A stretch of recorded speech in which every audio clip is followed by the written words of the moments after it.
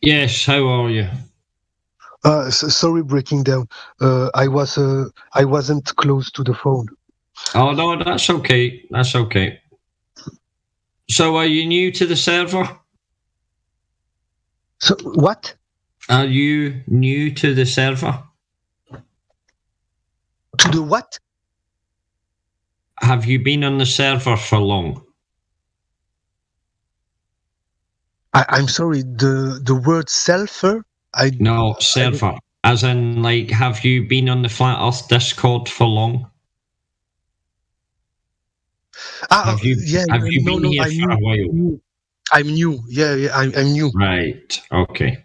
It's the reason why it's a little bit difficult for me to use the app. That's okay. That's okay. No problem. Welcome to the server. Thank you very much. Sorry, I don't remember the name of all the person I talked before. But did we talk together before, or it's the first time? No, this is the first time I have spoke to you. Ah, okay, Yes. okay. And did you hear me speaking with the other person? Some yeah, maybe 1 hours ago. No, I wasn't here. No, I've just joined in about the past half hour. Ah, okay. Uh, yeah, to present myself because Yes. uh, I'm new and I don't think I think like scientist. I think the Earth is spinning and is round. No, we say square. Rond. Yeah, the Earth for me, I think the world is not, the Earth is not flat. Um but I'm very open-minded, and I like to speak with everyone about everything because it's good to to learn. Learning is a good yeah the every yeah learning is the best thing, and uh,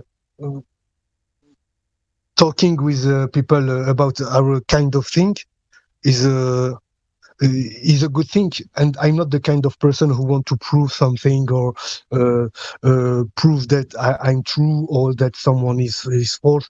Uh, I just like to exchange. I like to change to share my opinion, and talk about different opinions. Did That's you good. hear me? Yes, I heard all that. Yes. So, do you have any questions? I mean, what makes you think you are on a ball? Uh, yeah, I have a lot of questions. Uh, uh, One of them is I'm thinking now is why yeah, if the world is not flat, if the world is flat, why um, why it's the reward to the people who why they don't say the truth,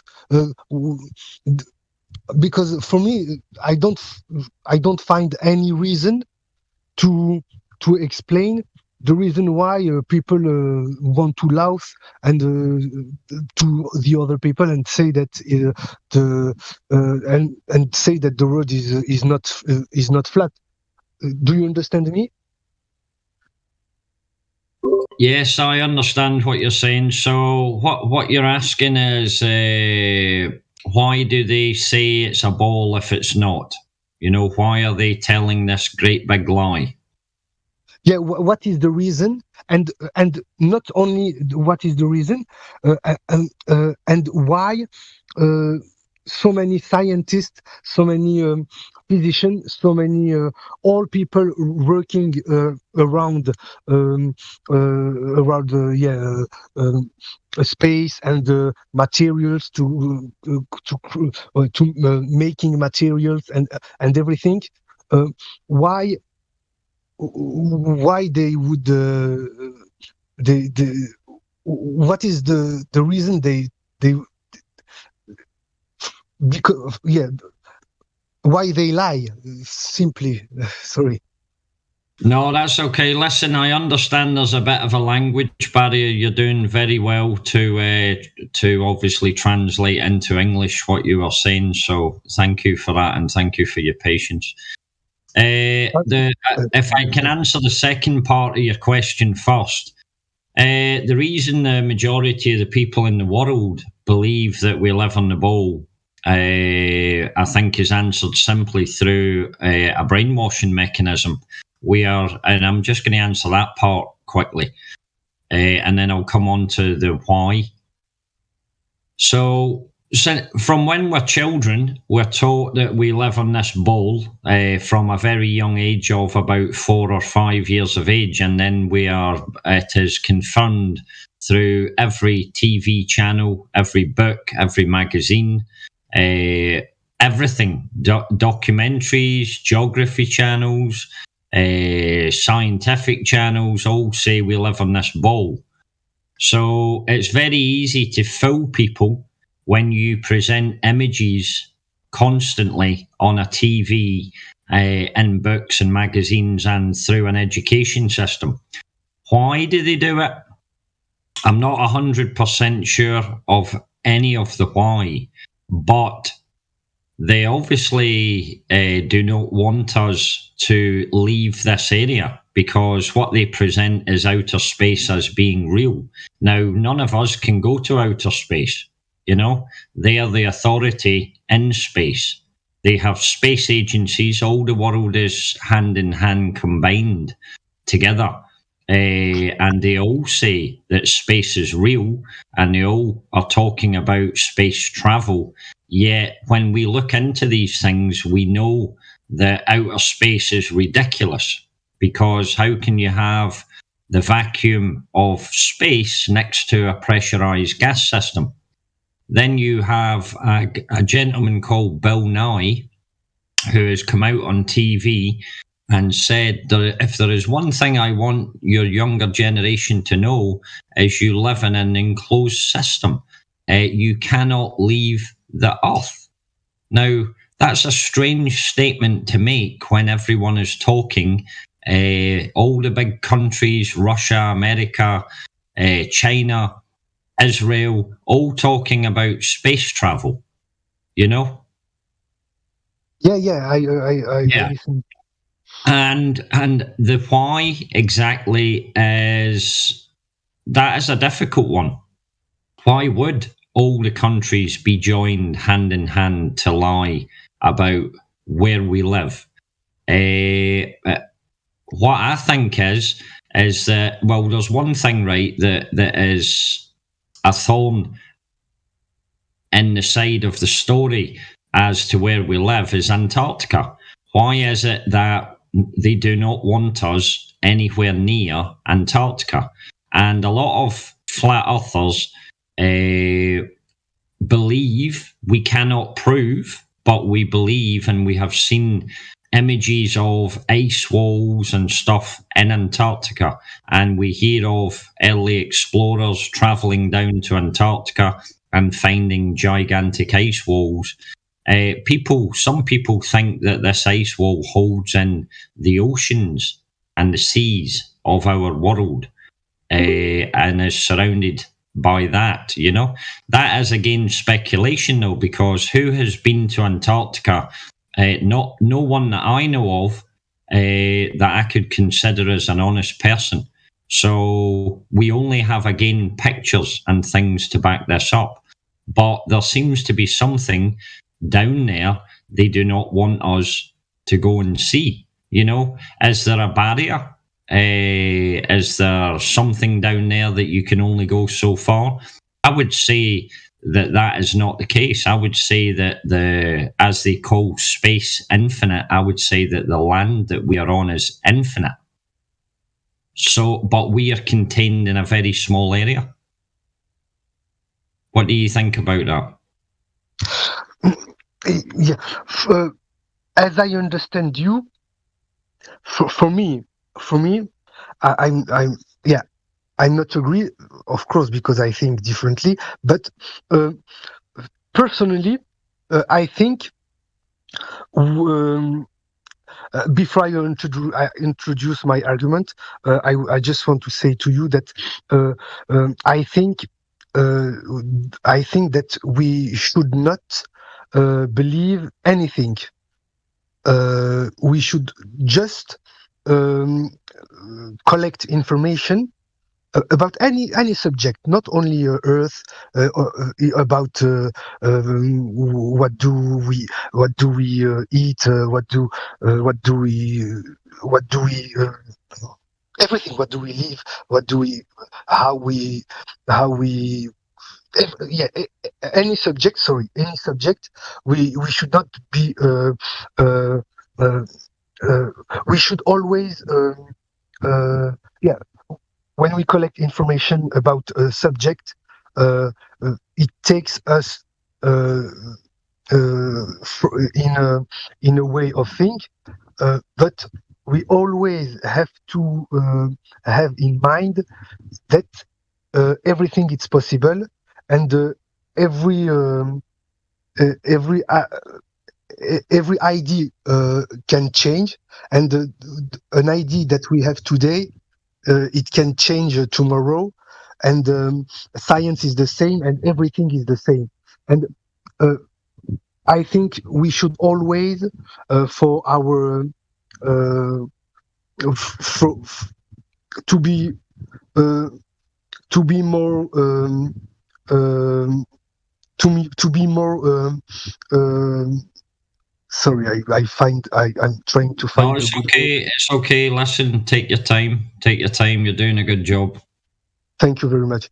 Um, yeah, we should always have in mind that our kind of thinking could be bad, could be wrong, and another kind of thing could appear in the future, or could or could be here, but we don't think like that. You know, I think. I think I'm true with my opinion, and you think you are true with your opinion. And the best thing is to, yeah, firstly it's to, yeah, just share a conversation is very good. And um, uh, it I always think in my mind that the other person in front of me could be true, or if he is not true, he could be close to the truth, and my opinion can be close to the truth. And uh, a simple exchange will help us to arrive in maybe in another kind of thing, another idea, or can you? Yeah, I can prove. I can not prove. I can convince you to an idea. You can convince me to an idea, and I always try to be very broad, yeah, open-minded, to be sure to collect all information, and with all that information, I can take my own opinion, my final idea. And yeah, now about what you said. Um, when I understand you, and I think you ask me why. No, you don't ask me why. You ask me how how they uh, how they trying to lie to us, but I don't understand, or you don't give me, for me, the reason why they lie. What is the reward? Um and it's the reason why I'm not I'm not totally agree with you. And the second thing is about the truth. Between 60 and 70, they went to the moon. United States went to the moon, and if it was a lie, and if all satellite, satellite.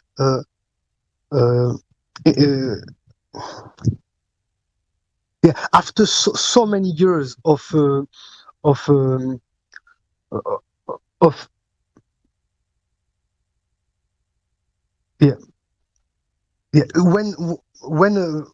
a government lie in like 30 year, 50 year, we know that.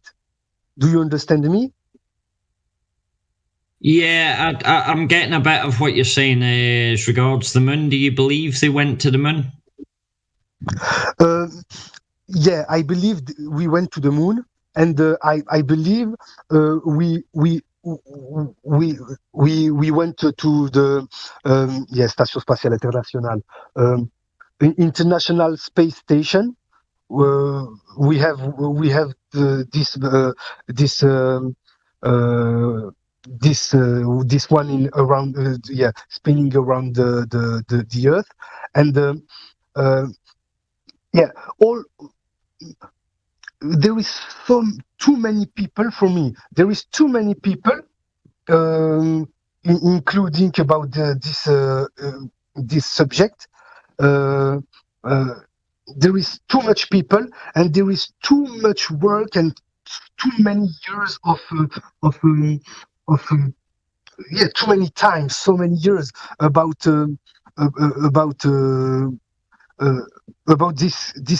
this subject, that if it was a lie, now we would know, like all lie governments said before. Like for example, the war in Iraq, to let people go to the war in Iraq, they said that Saddam Hussein is preparing nuclear weapons, and it was a lie. And there is so many examples like this, that after like 10 years, 20 years, 30 years, we found that is a lie. But about the spinning of the world and about this subject we're talking about, no one said one day it's a lie. I talk about scientists. No one say one day it's a lie. No physician, no scientist, no people, astronaut, no people who went to the work in NASA. No one say that it is a lie. And if it was a lie,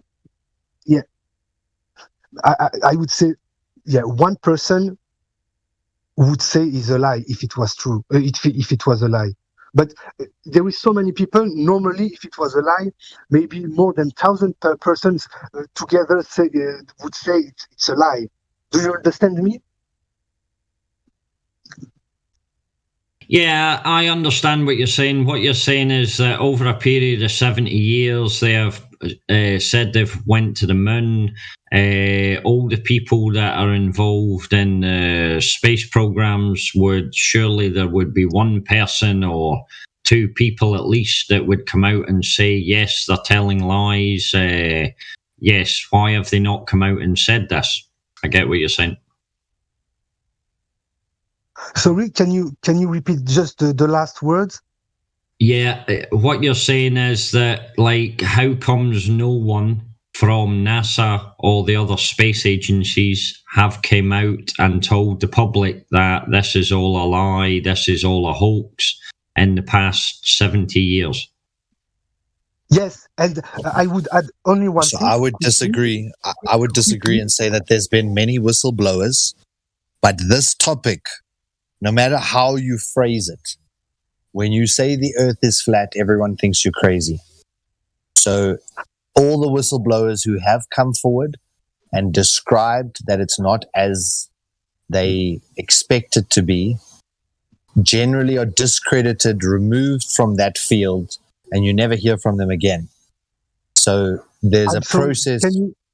Can you repeat slowly, because I understand just a little bit, and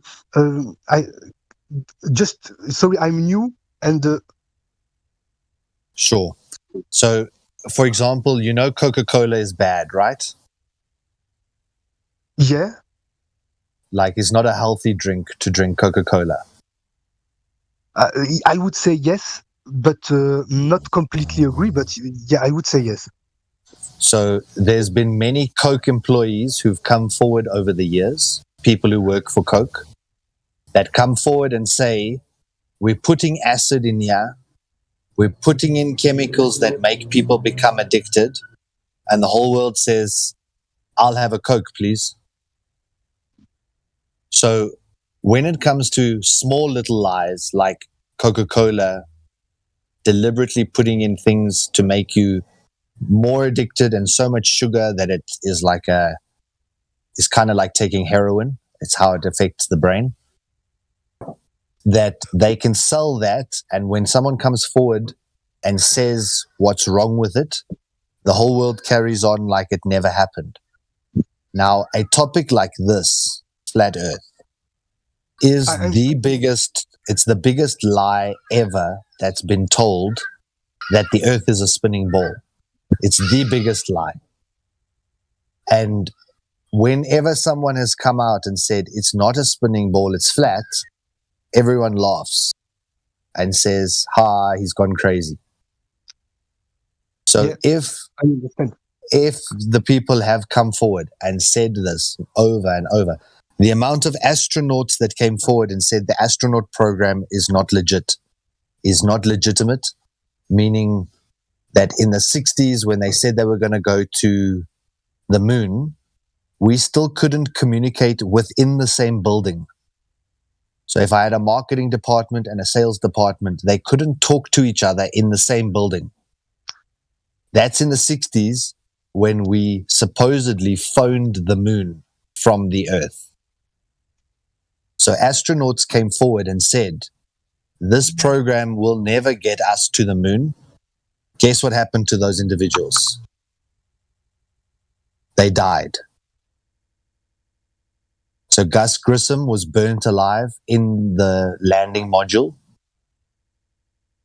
And anyone else who raised any objection to NASA was disposed. They were murdered. One of the other guys got hit by a train on NASA's testing grounds. So they made sure that anyone who speaks up against this is either laughed at or murdered. Fortunately, now there's more than enough evidence to prove it's not a spinning ball.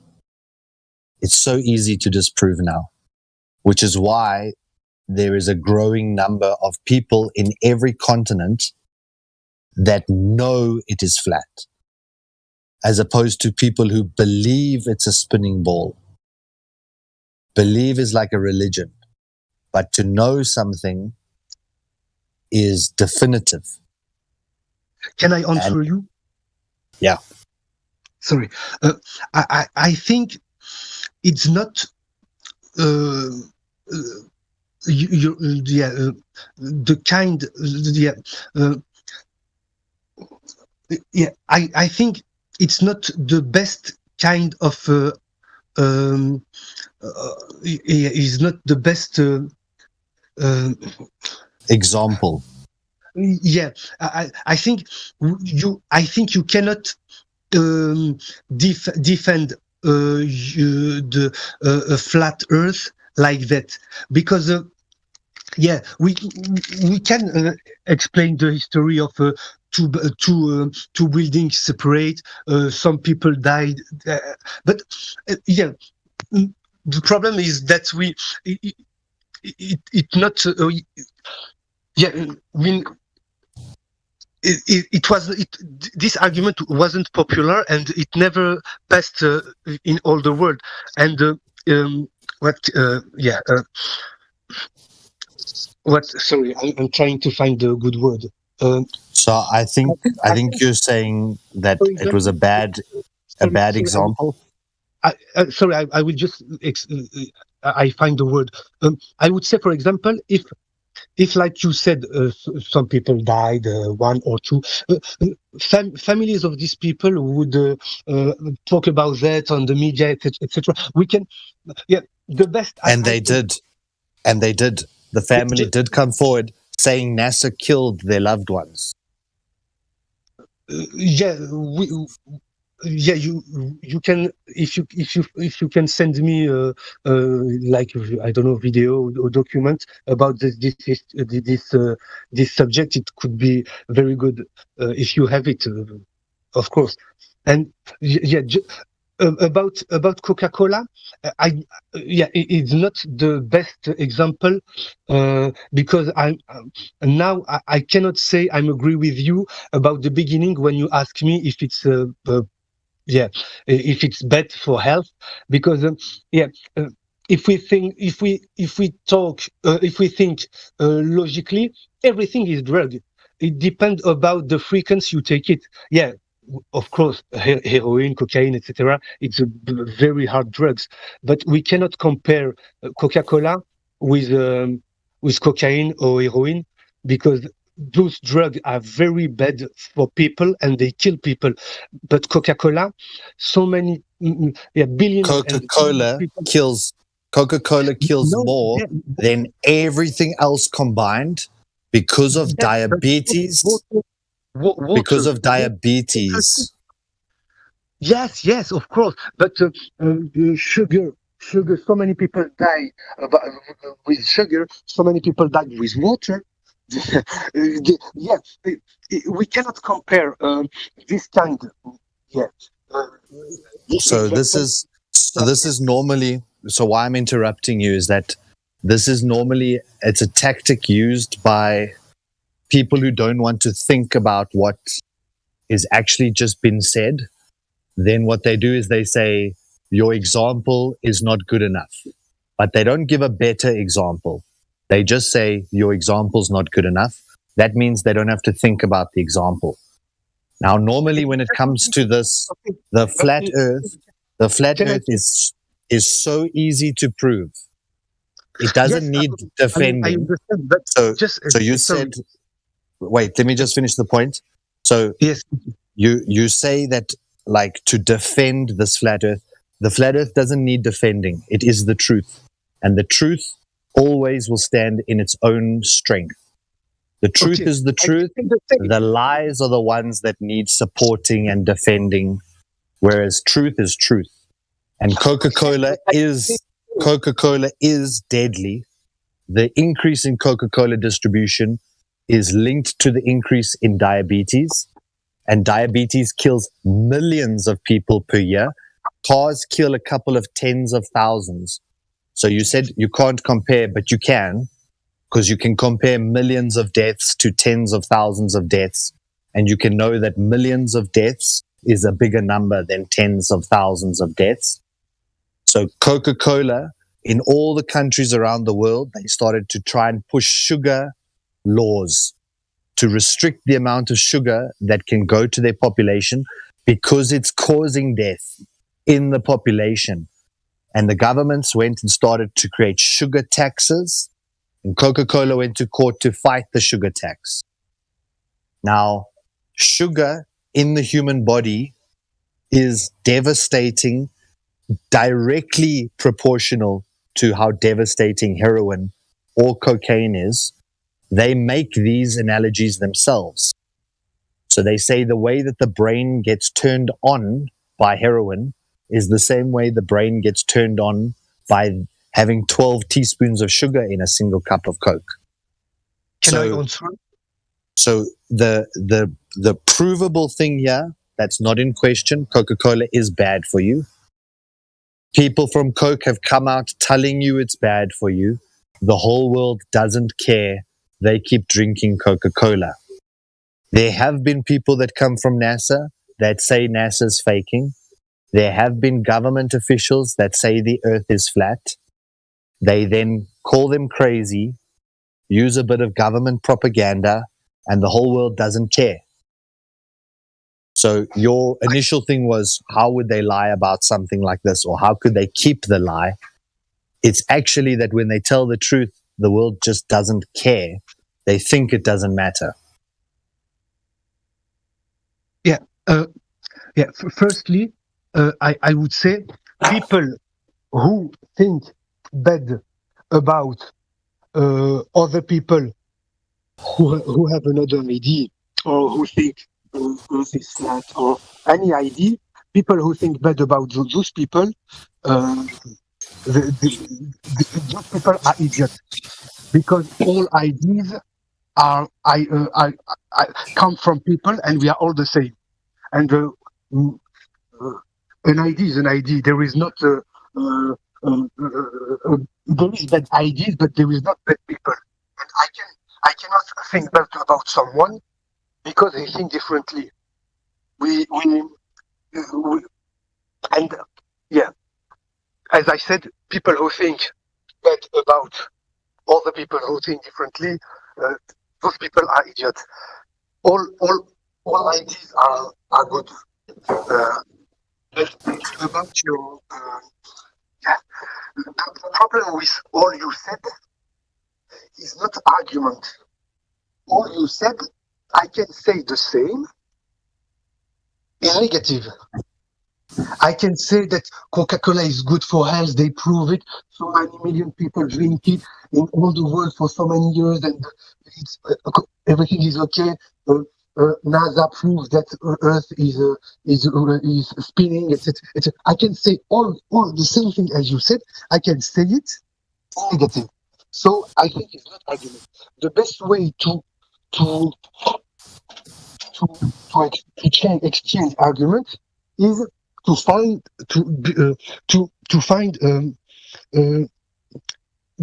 problems in our ideas. For example, if I ask you why if Earth is flat, why I don't know, or why the sun and the moon stay in the sky, for example, and with that question you can explain me, and I will understand your idea, and etc. And I can give you my idea, and we can exchange it. But the argument Working hard or hardly working? you defend. You Working hard. should not defend your argument like you do, because it's not argument. It's just for you it's the truth, and with the truth we cannot speak, as I understand it. But I can say the same with my idea. I can say spinning Earth is the truth. We cannot speak about the truth. Do you understand me? Yes, I would actually love to have a conversation with you. Thank you. I think you're quite intelligent, and I think that it's a bit of a challenge that we've got this language barrier. But keep coming back here, because I think that you've got something to add. The thing that you just described now, I disagree with the that you could just say the opposite, and that it would also be equally true. In the world, we have opinions. Everyone has an opinion. Opinions are not true. And that's why we have something called the scientific method, which uses experimentation to prove true. The way that people think now is if I say the sky is red, is my opinion, and I can keep it, is fine. And you say the sky is blue, is your opinion, it's fine. So it doesn't matter if I say the sky is red or you say the sky is blue, is opinion. How could we ever know which one is true? Now, there's a little thing called experiment, and you could go do an experiment which shows the sky is blue, which would make you right and me wrong. And it doesn't matter how much I say my opinion matters, it doesn't, because I'm wrong and I've been proven wrong. When it comes to this topic, obviously you don't know the information which I'm talking about.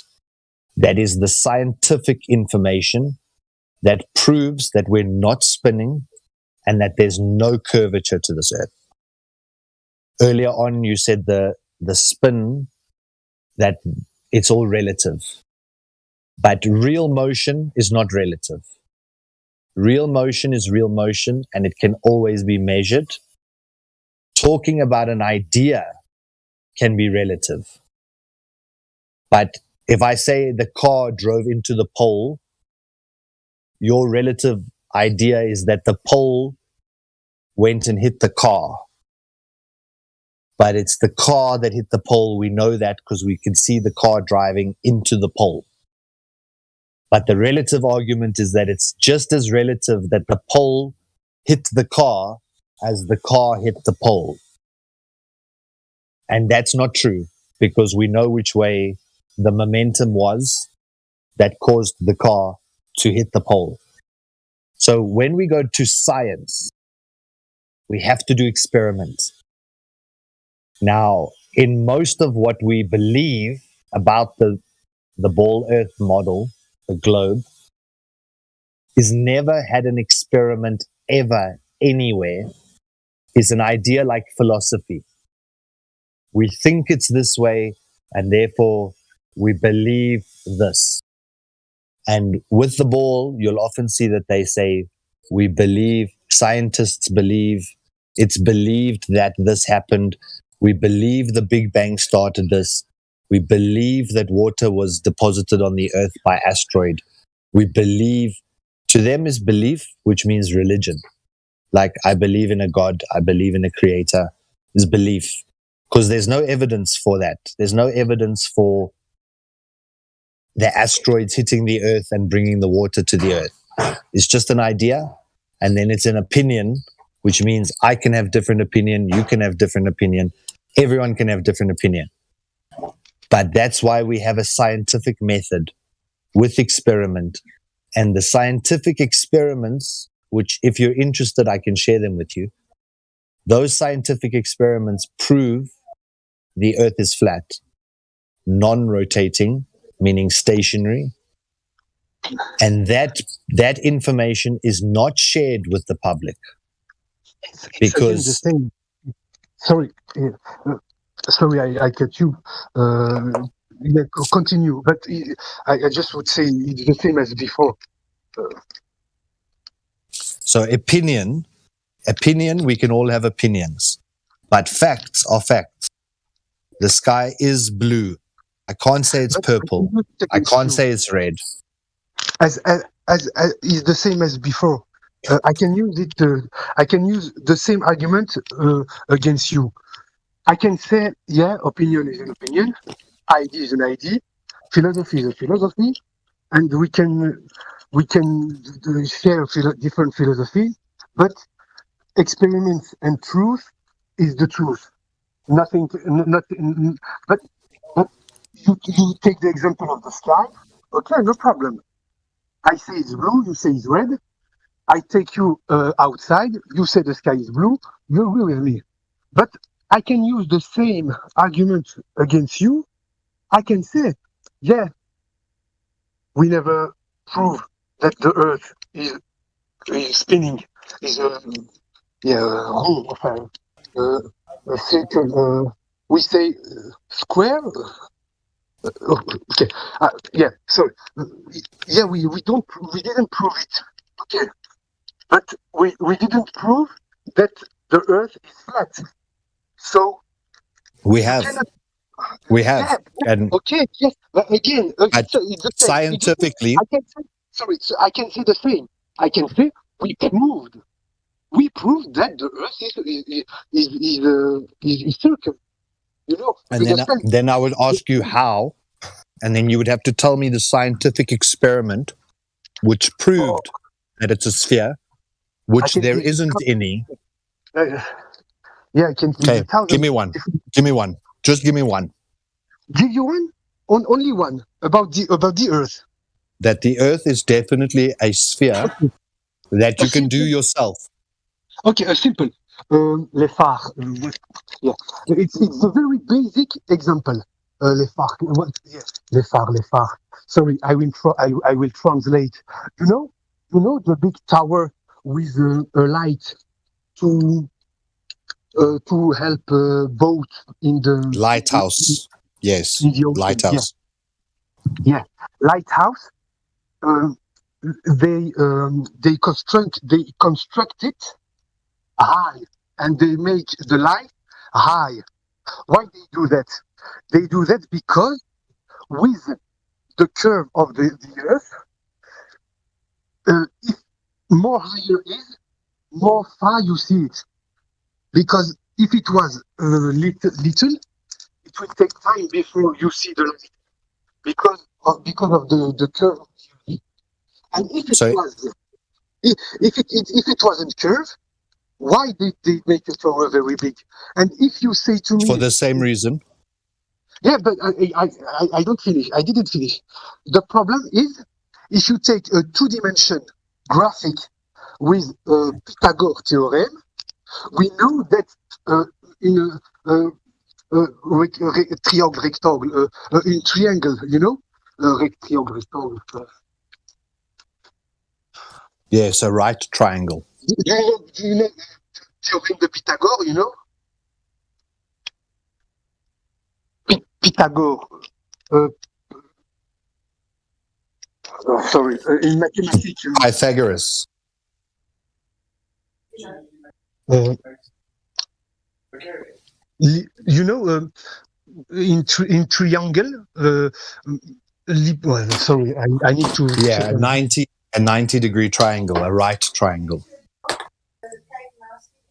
Yeah, angle droit, triangle, rectangle. Yeah, yeah, there is hypotenuse, and there is côté opposé, côté adjacent. You know, there is three. Yes, I will check.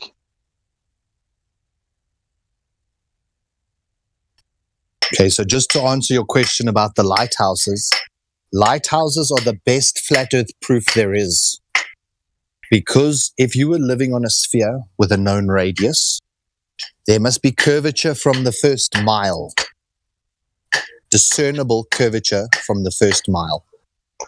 As you go out certain distances to which we know the lighthouse can be seen.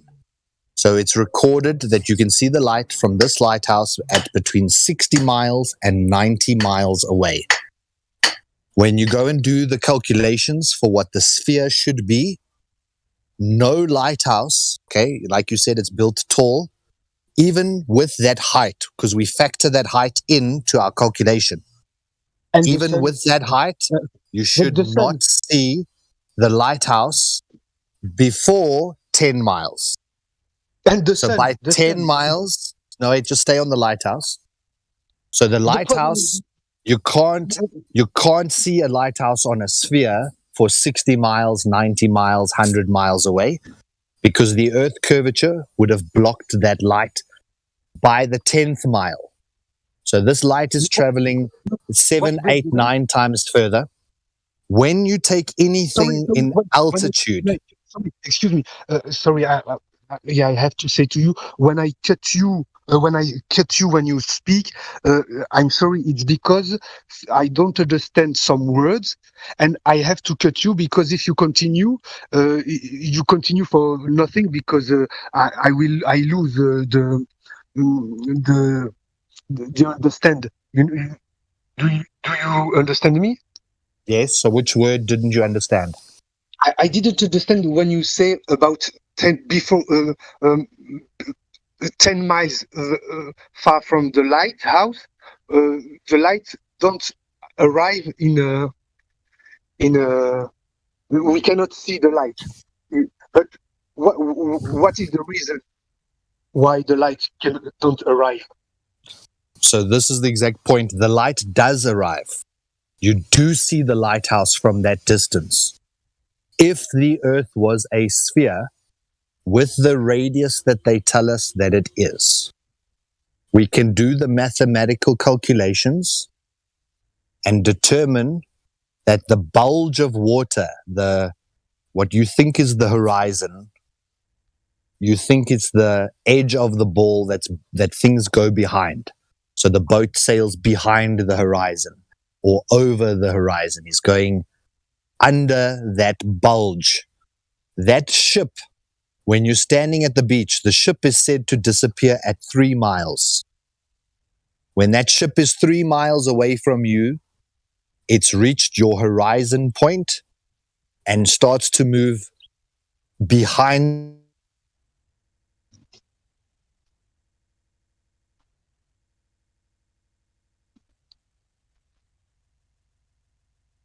I don't hear you.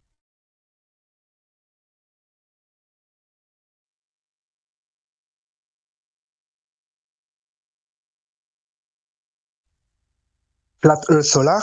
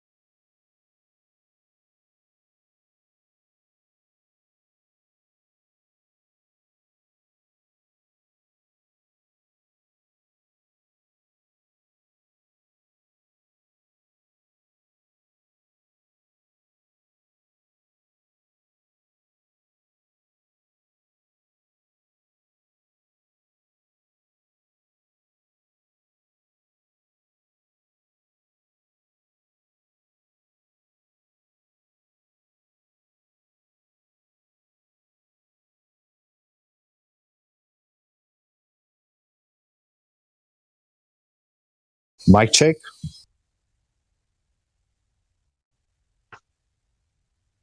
Yeah, are you here? Sorry, I got a phone call and it kicked me out of the chat. Oh, okay. No problem. Yeah, you continue? Okay, so why I said to you the evidence, the real scientific evidence supports that it always measures flat. Water always lies level, which is flat.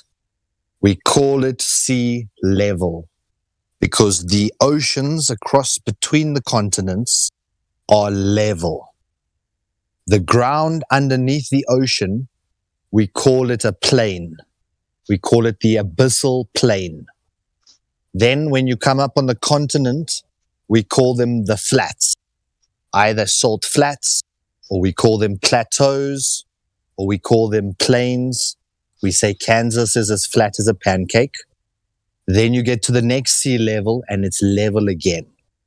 Water always finds or seeks to find its level unless there's a fall. If the one side is lower than the other, the water will rush towards the lower side. That's how the Romans created the aqueducts, which fed water for hundreds of kilometers from the mountains to Rome and various other cities, is by understanding that making one side lower than another makes the water flow towards the lower side, always. So water, which makes up 70% of this planet, is level and flat. When we go out and measure this, do you know what the longest distance photograph ever taken is? The world's Guinness Book of Record photography?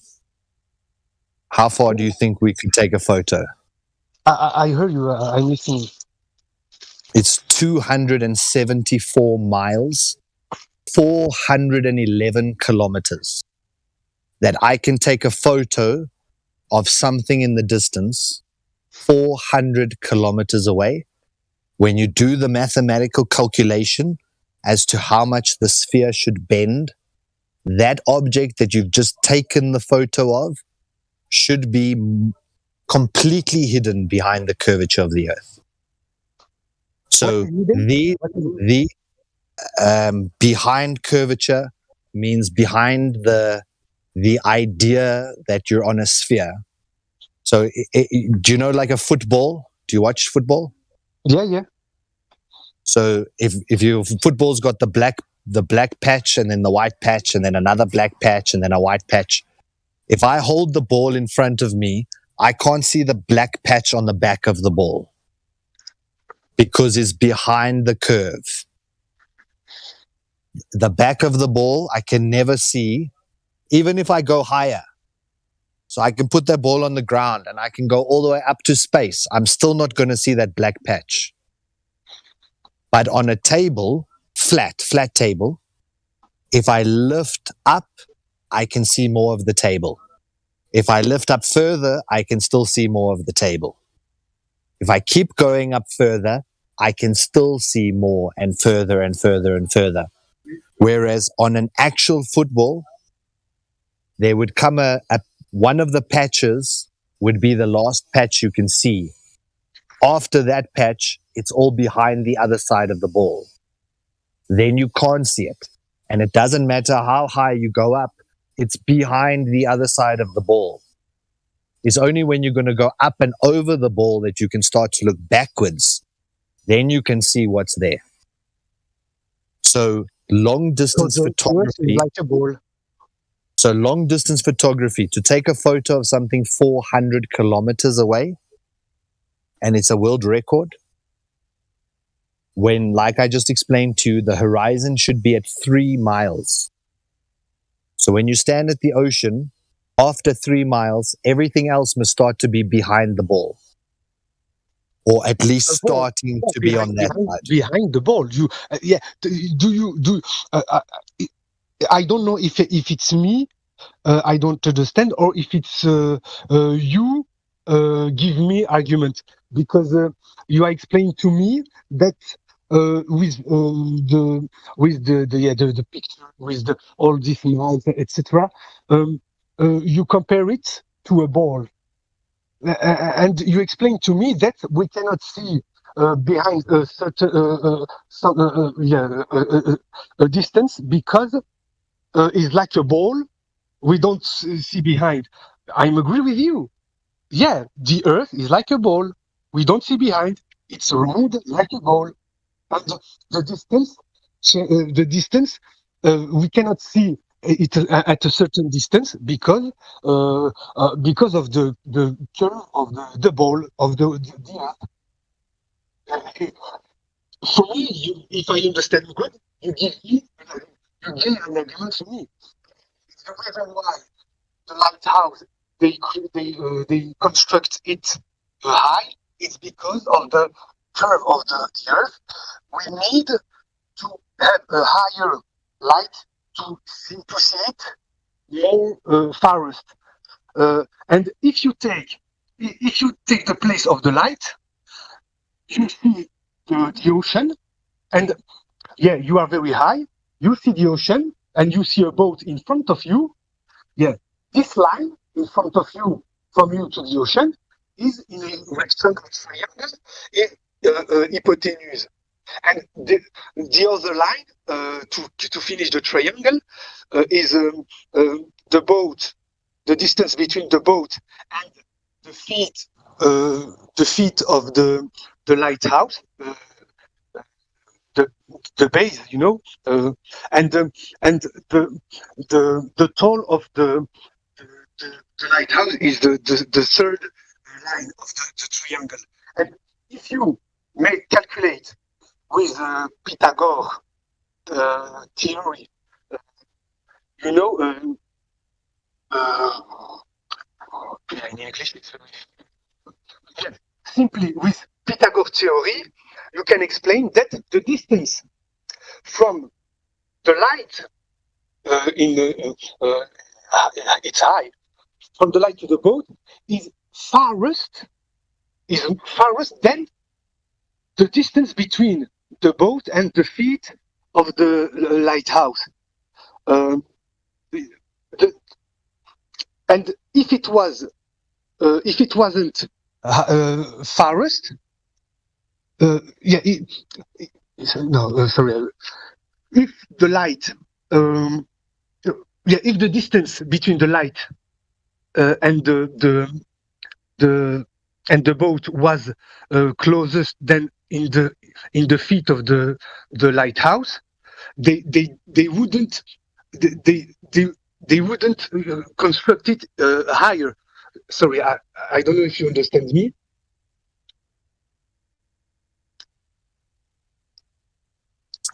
Sorry, I was talking to mute. Yeah, I understand you. Like I say, you have to go and do these numbers yourself. Take the height of the lighthouse, put it into a curve calculator. Yeah, we can calculate now. Yeah, I can easily calculate with you now. Okay. We can take. So this is why I was so keen to say to you, it always proves to be flat, because I don't care which lighthouse you give me. You choose the lighthouse, you choose the height of the lighthouse, and you tell me at what distance we can see the light, and I'll take you through step by step why it can't be a globe. And like you said, building the lighthouse taller, like I said to you with the football, it doesn't matter even if I go all the way to space. Even if I built that lighthouse 10 million miles tall, I cannot shine the light on the backside of the ball. The back of the ball is the back of the ball. If I'm standing in front of the ball, looking at the ball, I can go up to infinity. I could go to Jupiter. I'm still not going to see the back of the ball, where when you take these measurements, you will see that we're always seeing the backside, but it's still looking flat. It's still on the horizon, on the level plane that we live on. But in your model, you say, it's because we went a little bit up in feet. Now, most lighthouses are 20 feet, 30 feet. So let's say 30 feet, that's 10 meters. By adding 10 meters, you think that it can cast light around the back of the ball by adding 10 meters? No, it's not that. You cannot you cannot compare the Earth with a ball, because if you compare a football ball and the Earth, you will necessarily make mistake, because the Earth is so big. No, so the Earth is not a ball, which is why you don't want to compare it to a ball. Okay, yeah, I would say simply that if the light wasn't of the lighthouse, if the light was constructed high to see behind the ball, and that's impossible, of course, I understand. We cannot see behind something. Sometimes, but if it was, if I was agree with you, I have to say that the Earth is flat. Okay, but if it was flat, the problem is that the light can be seen in more than 1,000 and million kilometers far, because we can see we can see like sun, moon. We can see we can see a lot of things with light very far. And if I have to be agree with you, with your opinion, with when you come. No one has to agree. That's why we do the calculation, and the calculation tells us if the sky is blue or red. It's not opinion. This has got nothing to do with opinion. And what you must keep in your mind is that we're told that at the seashore, when I'm standing by the beach, I see a ship disappear because of the curvature. Then when we show you there's no curvature, you say, yeah, but the Earth's so big. And then when we say it's not so big... What's the curvature? The curvature of the surface of the Earth that you claim is there. Like, here's how many angles of view must be seen. Like, how many angles of a circle do you have to be able to see to be able to prove that the surface is arcing? Because it doesn't arc in one way. It arcs in all directions. You understand that, right? if it's a sphere. Do you understand that? I'm listening, but I don't understand. Have you ever looked at a ball? You notice that the surface of the ball is curving away from your eye in all directions at the same time.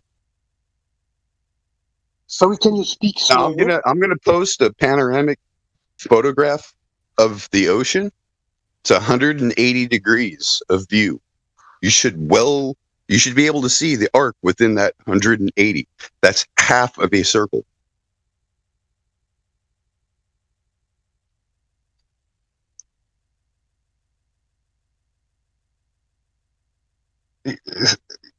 Are you still here? Yeah, I'm still here. Okay. But did you hear the point that the guy was saying? Why I brought up the football is because I thought you're French, so maybe you watch your La Liga or one of the leagues, so that you would at least know that when we're talking about something that's round like a ball, that's bending away in all areas.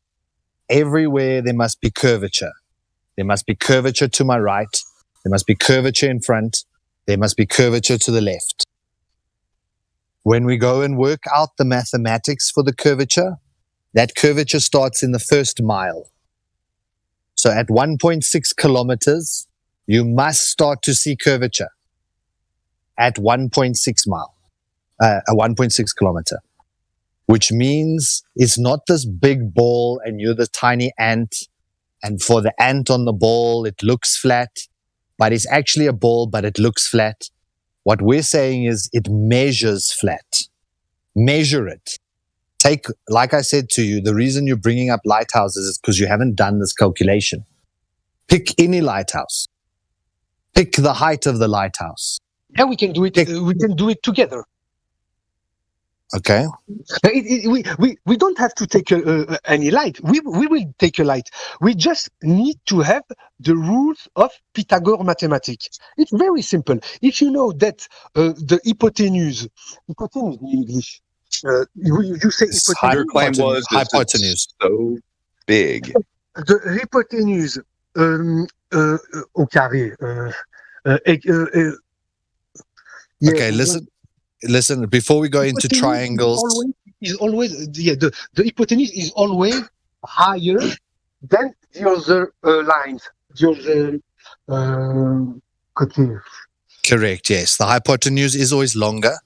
And to have a triangle, you need a flat base. The bottom of the triangle has to be a straight line. It can't be a curve. Otherwise, you don't end up with a triangle. You end up with a different shape. Angle. No, you don't understand. You can't. Right angle. Listen to this now. No, listen to this now. Okay. You cannot get 90 degrees unless the base is horizontal. If the bottom line, so the very bottom line of your triangle, you say we're talking about a right angle triangle with the hypotenuse.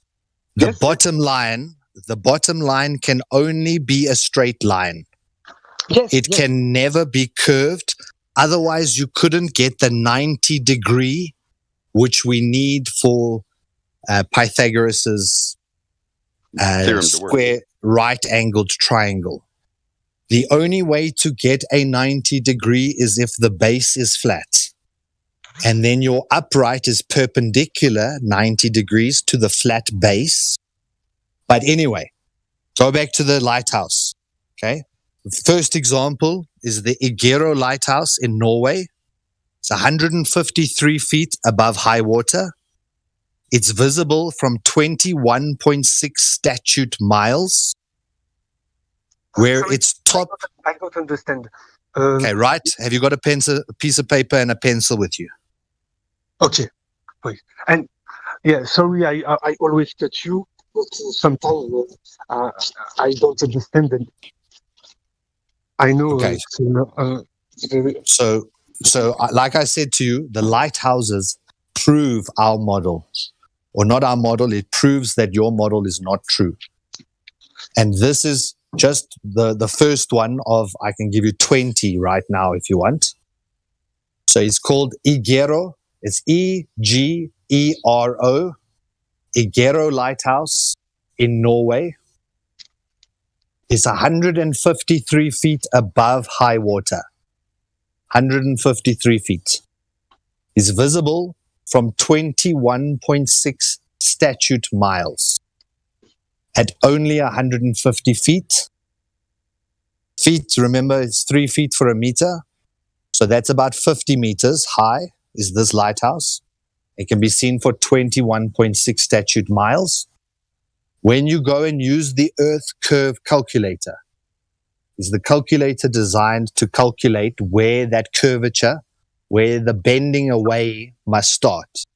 Sorry, can you repeat your experience and explain me again, because I don't understand your experience Okay, so this is not an experience. We're talking about a calculation, so that it's not opinion, it can be fact. Yeah, but okay? we write experience. All right, so then let me get to the punchline. This lighthouse is only 153 feet tall, and it should be 158 feet below the horizon. So it's only 153 tall. It should be 158 feet below the horizon at that 21 statute miles. How many feet? Sorry. From tall is 150, and you talk about the tall is 153. How far you can see it is 21.6 statute miles, which is nautical miles. It's over water, so it's the longer mile. 21.6 miles. When you work out 21.6 miles with an observer height of 153 foot, you get 158 feet. That should be below the horizon. So you shouldn't see any of that lighthouse. Okay? Next lighthouse, the Chennai lighthouse in India. Sorry. Okay. Can you repeat? Because I understand nothing. Sorry. Basically, what he's saying is the math that is used to explain the globe Earth is not correct. Meaning, it's not a globe. So that's basically what he's saying. He's trying to break it down so you can do the math yourself.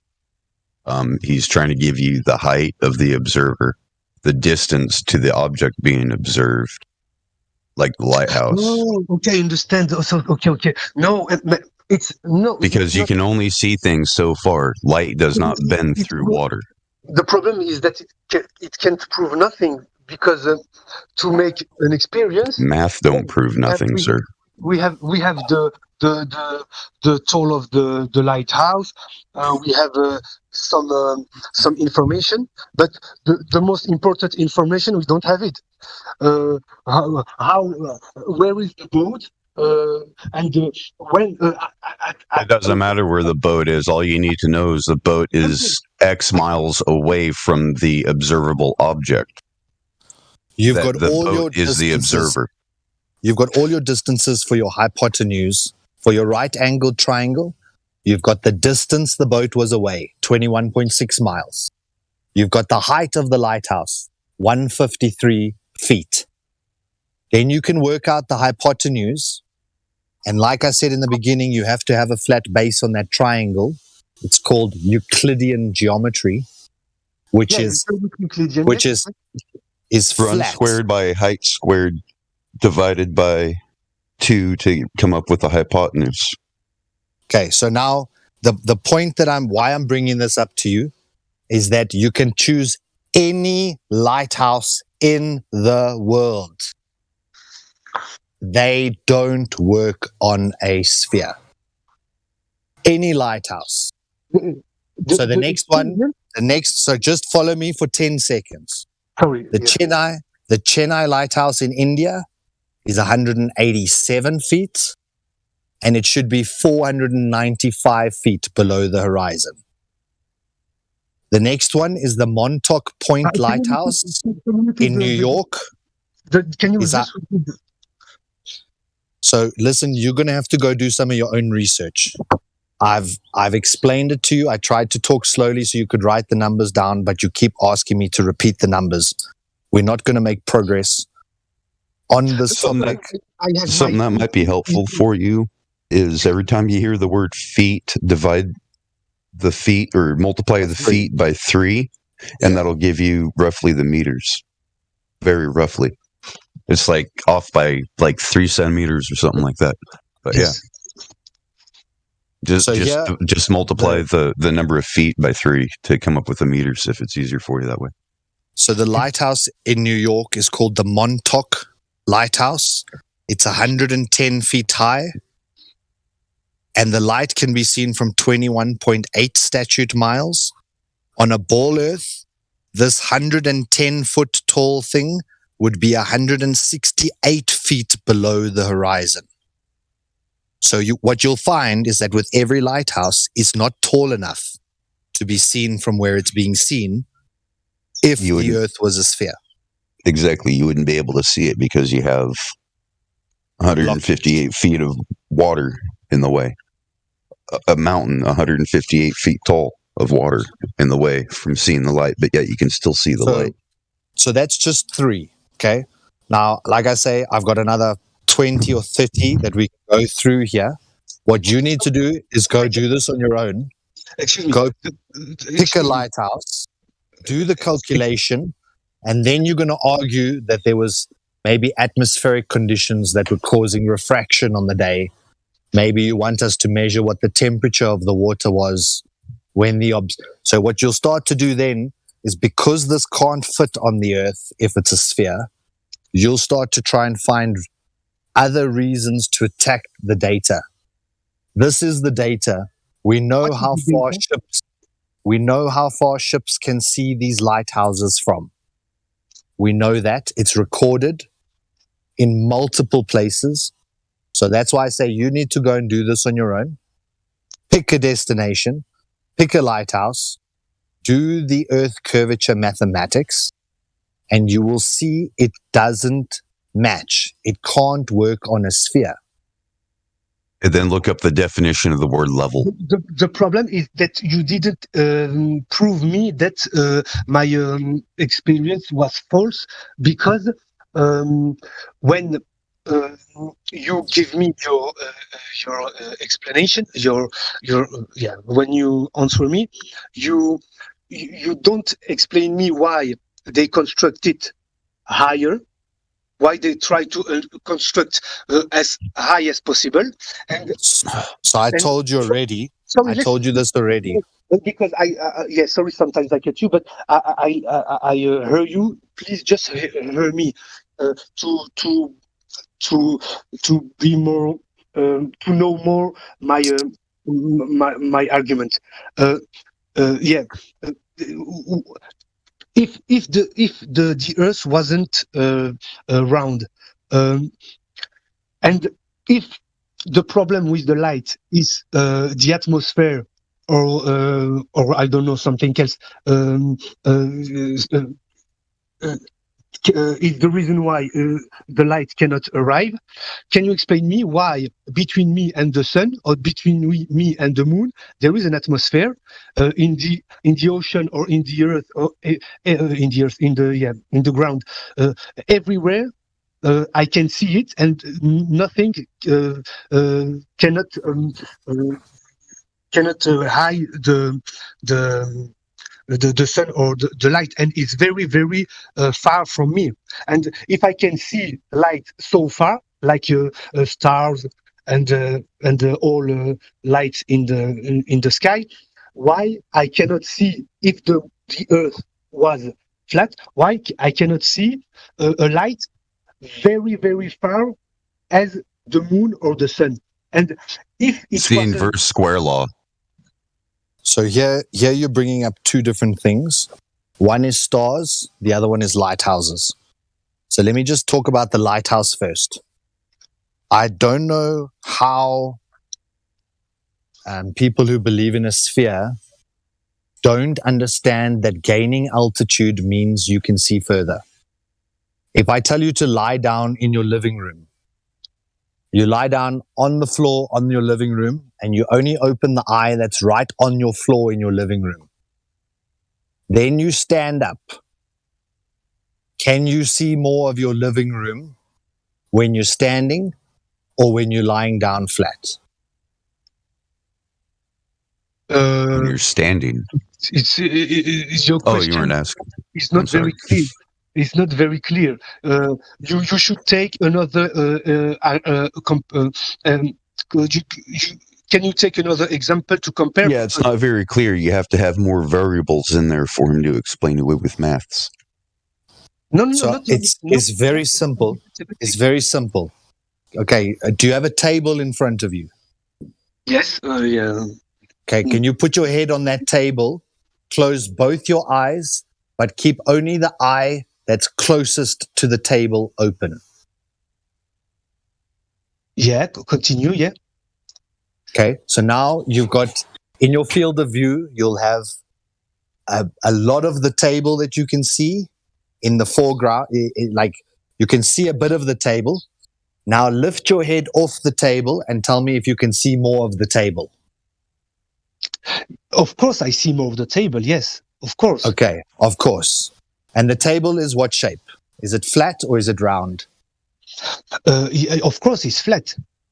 Okay, so by lifting the observer on a flat surface, you can also see further. My table is flat, and it's also a circle, so it's also round. The problem. Okay, don't complicate it. No, I no, just so on a flat surface, when you get taller, you see further. It doesn't matter for sphere or flat. If you get higher up, you see further. Now you asked me, why would they build lighthouses higher? So why would you lift your eye off the table is to see further, right? You said, of course. No, obvious. I not agree with you, because your experience is totally different. That the example with the boat. This is not opinion. This is not experience. This is common sense. Yes, I'm asking. I asked you. You said yes, of course. Of course. And this is how the real world actually is, by the way. Of course means I don't have to say yeah, but of course means yes. So if answer is yes. I understand you. The problem is that you don't listen me.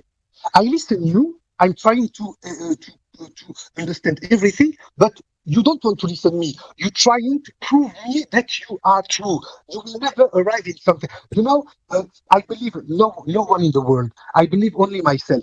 And I take information and I take my own opinion. Then why are you going based off of what other people before you have said? No, if you listen to me, you will understand what I say. The problem is that, yes, of course, your experience with the desk, with the table, is good. It proves that the desk, the table is flat, but it's totally different. That it's nothing for the flat. Finish, please. See, a lot of people think that the curvature of the Earth has been measured a long time ago. Your eyes in a table. Your eyes is from horizontal, vertical. Comment on dit? Vertical, horizontal. Yeah. Horizontal and vertical, yes. Okay, so it's the same. Yeah. Your example is a vertical experience. I see the table, and when I go, stand up, I see more of the table, of course. But with the light of the lighthouse and the boat, horizontal. Sorry, I think it's fine. Horizontal, yeah. And the light the light is the same everywhere. In the air. So yeah. So yeah. Can I ask you a quick question, real quick? Do you know what? I finished just that. The distance of the lighthouse, from a high position to the boat, the distance is bigger then the distance if the light was in the ground. So if it wasn't, if the Earth was flat, or they didn't construct the light high, because the distance is higher. But the Earth is flat. Yes, but the problem. Now, do you know anything about the height of sea waves? The height of sea wave. You're talking Yeah, because remember, these lighthouses, they're not for stationary land. It's meant for something that's moving around, bobbing up and down on the sea, right? It's meant for ships to navigate by. So, one of the things is I've been in seas to where it was like 20-foot seas with 5-second intervals between the swells, and that was a very rough sea, and it was constantly up and down. And when you're down in the valley of these swells, you look around you and it's just nothing but water. Like you're surrounded by water, like water's all around you and above the ship by like 20 feet. And then the other time is you're above everything. Now, the reason why these lighthouses have to be elevated is so you can see these things, these lighthouses, when you're in rough seas like that. Otherwise, you'd be transitioning so fast between the high and the low of the swells that you wouldn't be able to get a pinpoint lock on the dead reckoning of the lighthouse, especially in rough seas, which is where they're most needed, because they're telling you, if you come this way, there's reefs this way, danger, rough seas. If the sea drops by 23 feet, your ship could run aground. Don't go this way. They're there for a reason. And in rough seas is when they're really needed the most, not on glass conditions, right?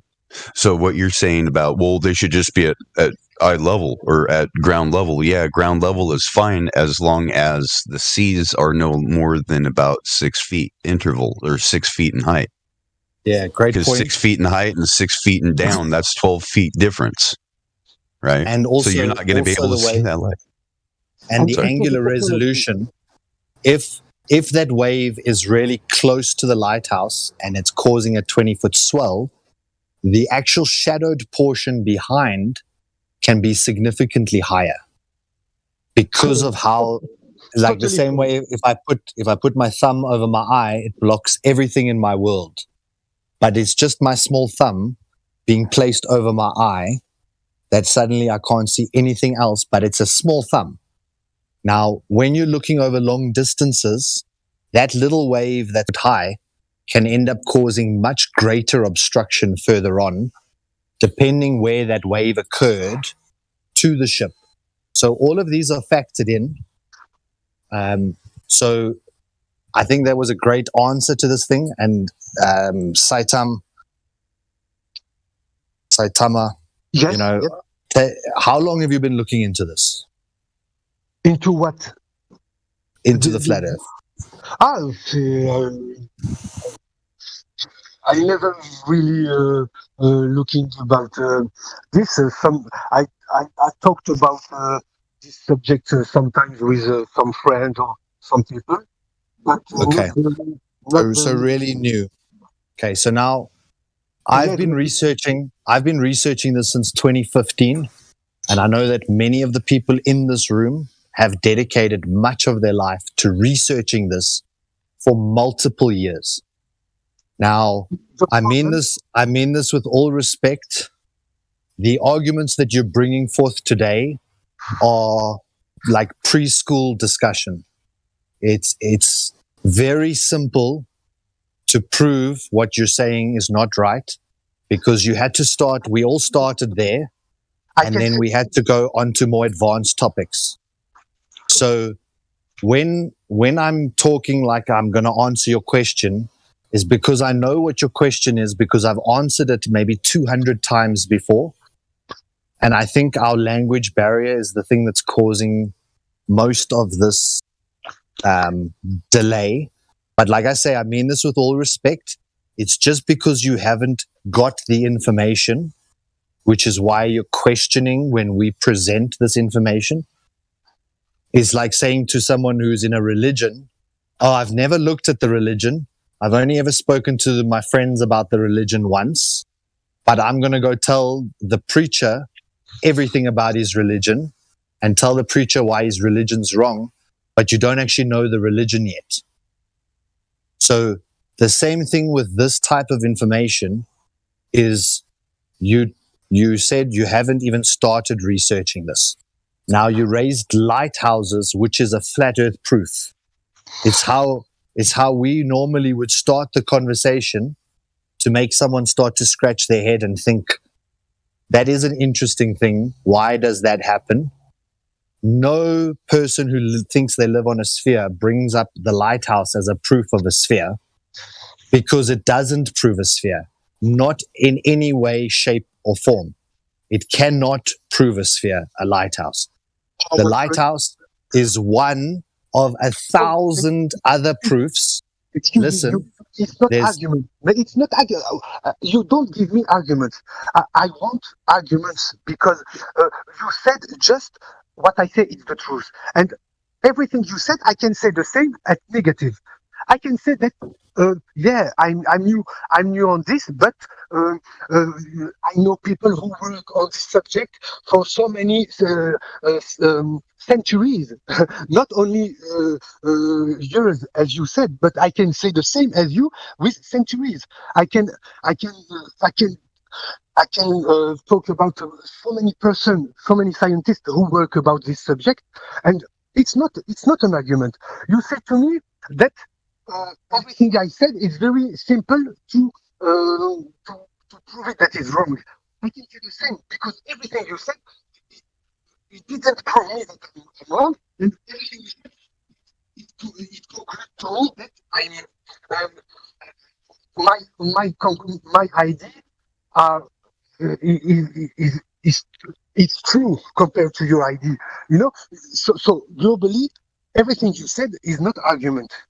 You just say you have the truth. I am wrong, because but it's not argument. It's always it's just like you talk me about the universal truth.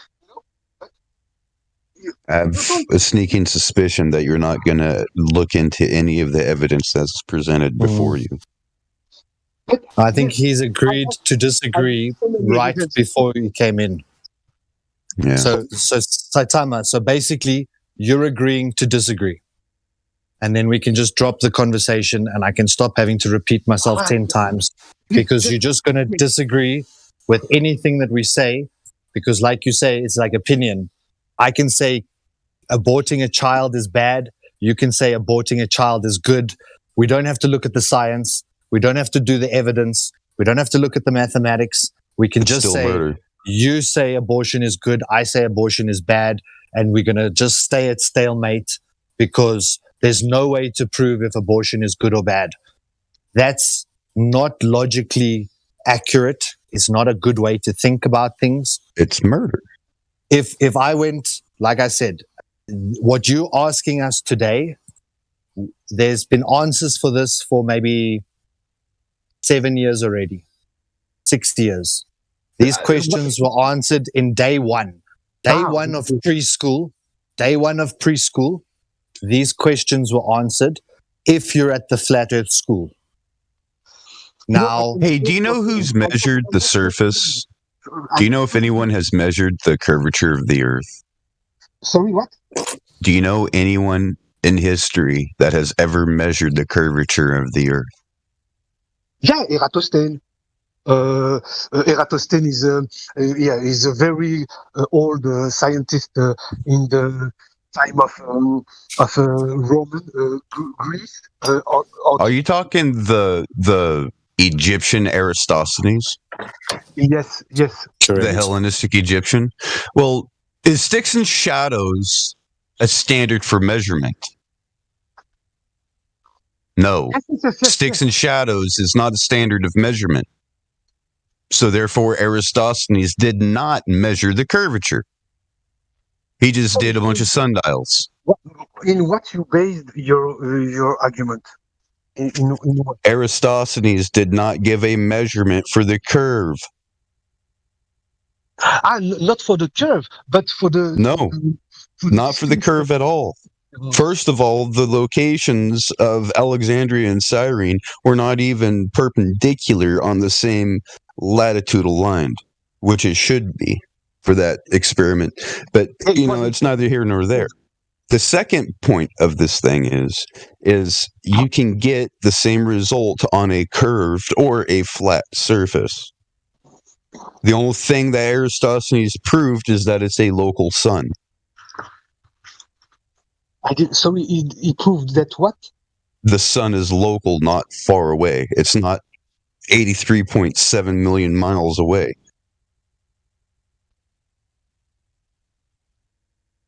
Sorry. Now, do you know what the distance between the Earth and the sun is? It's called the astronomical unit, otherwise known as AU, right? They call it AU, 1 AU. Yes. It's now. Do you know what else in science is known as AU, Aurum? Scientists, yeah. It's called gold. It's the atomic, or it's the elemental symbol for gold, AU. Why are they considering the sun golden? Could it have something to do with Kabbalism? Could it have something to do with ancient Egyptian sun worship? Possibly, but I'm just gonna lay these things out before you because I understand that there's a large language barrier here.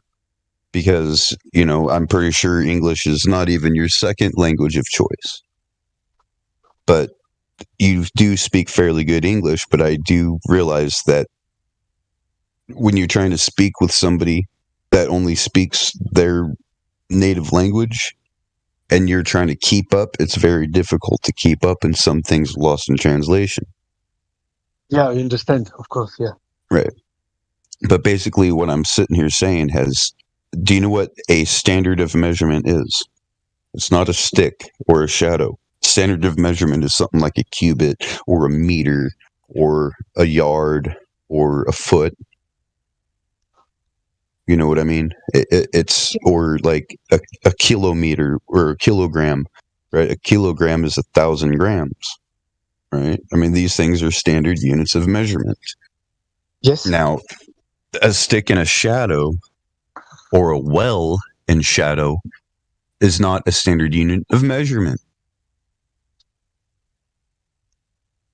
So I'm simply asking, do you know of anyone that has measured the curvature of the surface of the Earth?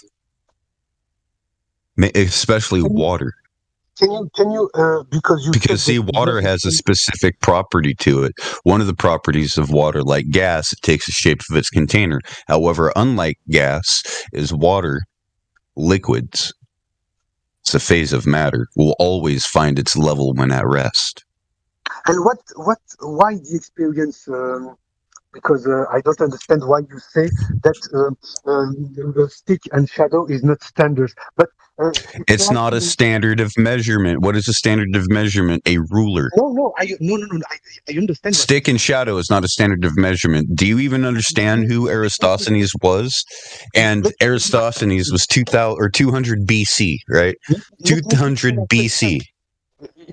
Let me give you my question. Because and 1700s planet was known as a wandering star. Do you hear me? Hello. Speak. Yes. I was saying. I don't know if you heard me, but I was saying. Let me give you my question. And with my question, you can answer me about specifically. Yes, about my question specifically.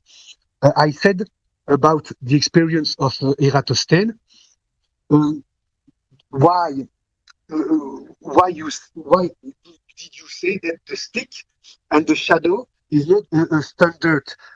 I don't understand, and I would like you to explain me the experience and how he did the experience to arrive in his conclusion. Well, were you not the one that said Eratosthenes was the one that found the curvature of the surface of the Earth?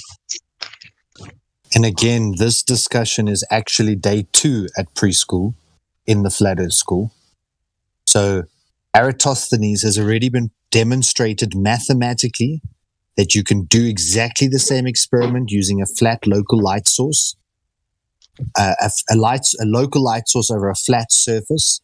If I hold a torch above something on my table, it's going to not cast a shadow on that object, but something on the other side of the table is going to cast a shadow. So measuring shadows, like the previous guy said, is assumptive based. It's based on assumption. So if I can demonstrate the exact same experiment on a flat table, then I use the same mathematics to prove my flat table is a ball. That's already been demonstrated. Your Neil deGrasse Tyson did an interview where he actually described that Eratosthenes doesn't prove it's a sphere because it can be done on both a flat or a round surface.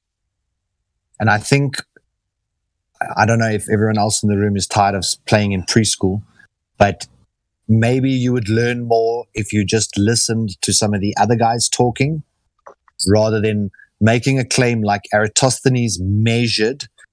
Measured means actually went out and took the measurement. Doing a calculation on a piece of paper is not measuring. You measure, you write the numbers on the paper from your measurement, then you can calculate. Can you explain? No one's ever done the first measurement. They only ever do the calculation. I'm sorry, you didn't answer me. You just say to me, to be simple, you just say to me, Eratosthenes didn't work good, his fault. Stop. But it's not like that. We can answer. Oh, holy cow. I will be more, I will give you precision. Can you please give me, step by step, all the step Eratosthenes used to arrive on his conclusion? Do you know simply the experience and how he arrived in his conclusion? What he did? Simply, can you explain me with all step about his experience? Hey, buddy, you're the one that claimed Eratosthenes was the one that discovered the curvature. So therefore, you should know what his experiment was about. You should know what his. Well, it's kind of like the Ares failure. You know, it's one of the same. And if you actually go and look at the historical accuracy of the story, some stories say it was 2 wells, some stories say it was 2 sticks, some stories say it was 1 well and 1 stick. There was no way of communicating between Egypt and Cyrene to be able to say, all right, at this time, conduct your measurement. Okay, stop conducting your measurement. Now we're going to work it out. So the point about this is that experience, because if you don't have the experience, you cannot say that he's false. You can say that you are not agree, but you cannot say that he's false and I'm true. He's getting angry. Because when you give me, for example, when you prove me that the Earth is not square because of that or whatever. If you cannot say if my argument is false, automatically you have the truth. You know, just ask you. You said that Eratosthenes is wrong. Okay. Hey, Chad, we're getting some feedback.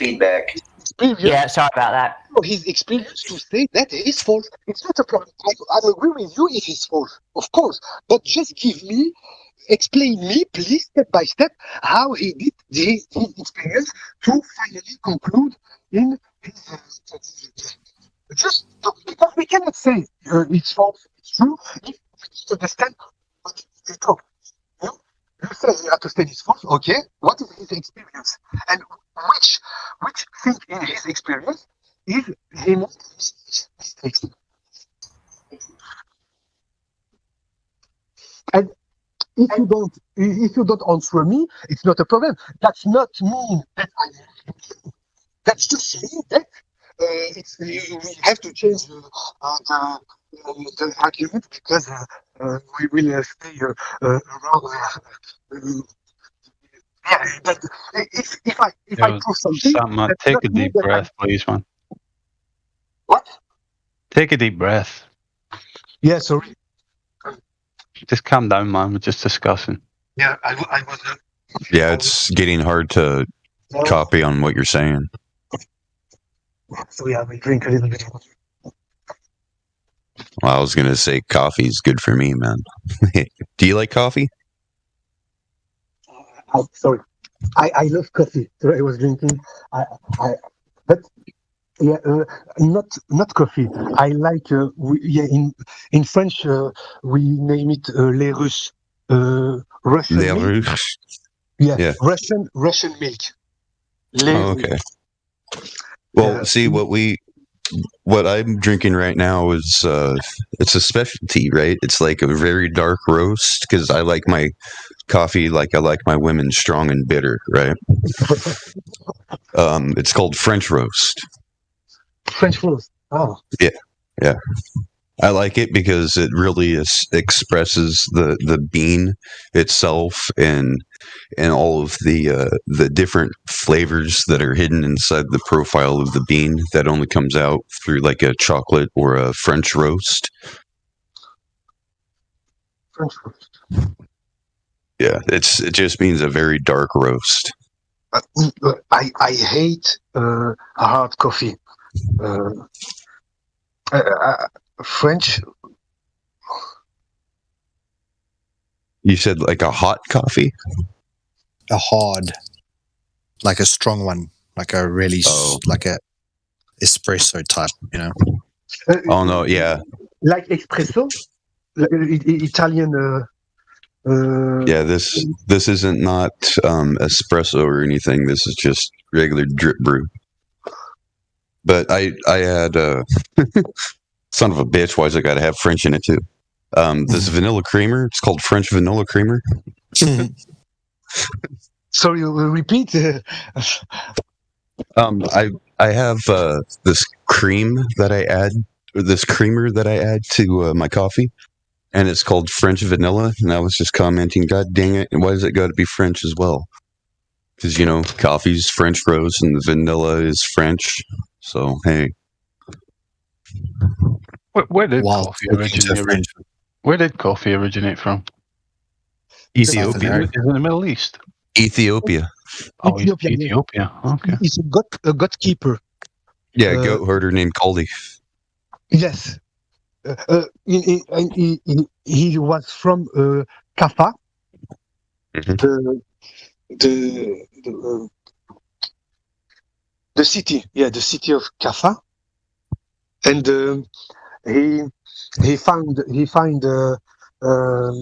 coffee with his goat because he watched them. The goats were eating the berries and noticed or the cherries from this tree, and noticed the goats were jumping around and acting like fools. So he went and he ate one of the cherries and found it was sweet and energetic. Didn't do anything with the seeds until somebody threw all the seeds in the fire, and they pulled them out and said, no, this is good. And all the flesh was burnt off of it, and then soaked it in water, making the first crude cup of coffee. Now, however, that is the Roman story of it, or the Romantic story. There's a couple of different things, but that's the most common one, is a goat herder named Kaldi who was a Kefre, right?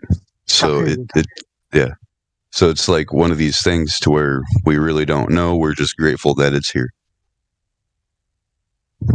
So we don't know what?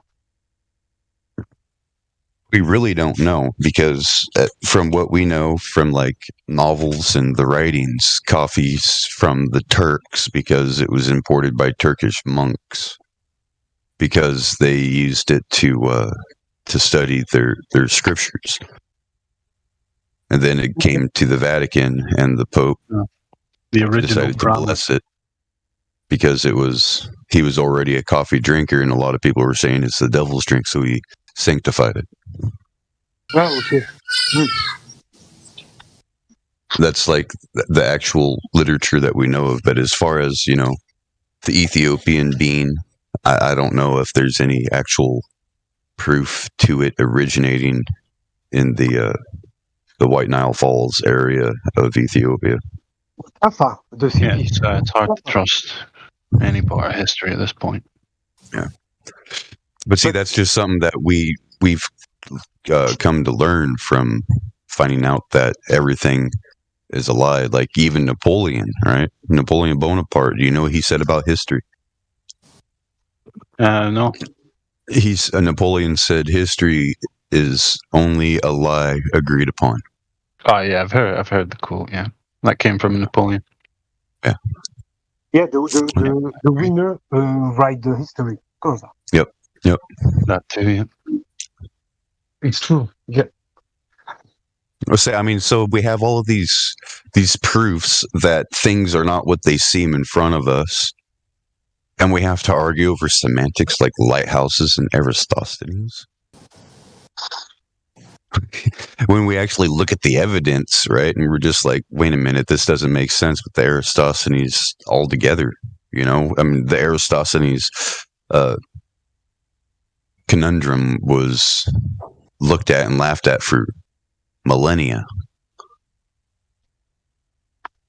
Sorry. I think it's just the conventional outlook on flat earthers he's got here.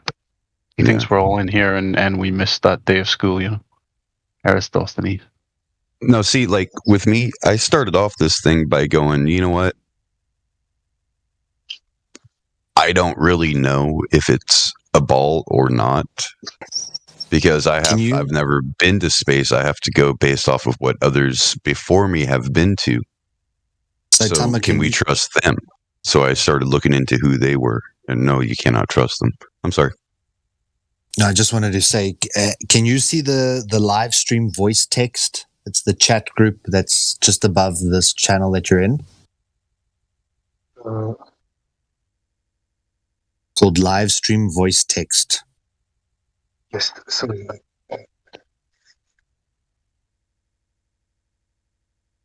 So while people have been talking, people have been posting the evidences and the pictures and the proof to support what's being said at the different times. The last picture I've just shown you is the Eratosthenes experiment, looking at longer shadow lengths on a flat or a spherical model, and that they get exactly the same angles, exactly the same shadow lengths. The only thing is that... Sorry, Flash. The only thing is that he took that assumption that he measured a shadow length and then assumed it was the spherical version. But they've demonstrated mathematically you get the same answers if the sun is small and local on a flat Earth, or if the sun is large and far away on a round Earth, you get the same answer. Are you looking at the picture that I posted? Yes, but I don't understand when you say the same answer. Basically, Eratosthenes doesn't prove anything. Can you see those 4 sticks that are on the ball and on the flat Earth? Can you see those 4 sticks standing upright? The last picture. Okay, so look at the very bottom line that's sticking towards the sun, and you see that the line with the arrow on it is indicating where the sun rays are hitting that first stick. That first stick costs no shadow. You agree? Yeah, continue. Yeah. The second stick costs a smaller shadow, which is effectively, I think that's delta 3 and delta 2, and is it alpha? So alpha 3, alpha 2, and alpha 1. Yeah. All right. Now look at the piece on the left-hand side. You'll see the first stick on the right-hand side has no shadow. The second stick has an alpha 3, an alpha 2, and an alpha 1, meaning those angles are identical to the angles on the right-hand side. Okay, I understand. Yeah, even if it's square or flat, the angle change. Is it that? Correct. The angle changed exactly the same as what he measured. Okay. So, yes, I understand. So yes, when we take flat surfaces and do this experiment ourselves, we can prove using Eratosthenes' maths that the flat surface is a sphere. I can prove that my table is a sphere if I do this exercise. Real quick thought experiment. Why do they call it sea level? Just a thought experiment. Just think about it for about a day. Sorry, you talk about sea level, but yes. Why would they call it sea level? Just think about it. We talk about sea level because it's the reference. We take a reference. Do you understand reference? Well, just think about it. Why is it called sea level? Hold sea level. I think we should just stick to Eratosthenes right now. So, sorry, you say cold one thing sea at level. a time. Yeah. You talk about basically like the water. Well, no. I'm sea level is the level which the sea is at, right? But anyways, it's a play on words. Like, why is it sea level? Because what you see is level. It's zero. The level. Yeah, 0 degrees elevation. Yes. But yes. Anyways, so I wish this had a little bit more information so that we knew what the angle was of the ray. But we know that alpha 3 is the same as alpha 3 in both illustrations. Same with alpha 1, and alpha 1 is the same angle, right? It's the same angle at the top. Yes. Right. See, that's where the angle is. That's why it's indicated with the arc, or the radii, I should say. So basically, the thing is Eratosthenes did not prove the globe, and he did not prove the plane. Basically, his observation was in vain. Yes, I understand. But yeah, I'm agree with you. Are you still in the live stream? Are you still in that voice text? Yes.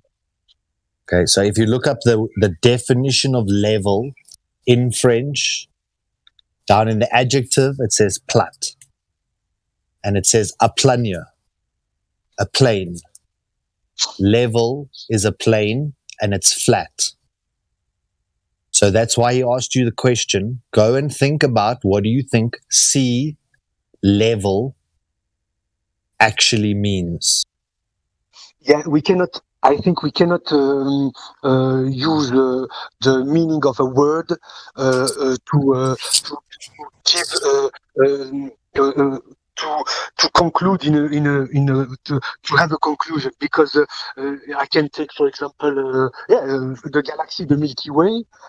The galaxy is not a way of milk, but if I analyze, if I take milk and way, it's Milky Way, but it's completely false if I conclude that our universe is composed by milk and Coca-Cola. So what I would say is that. Okay, but you get confused. Let me just respond to that. The Milky Way is a name. The Milky Way galaxy is a name, like Saitama.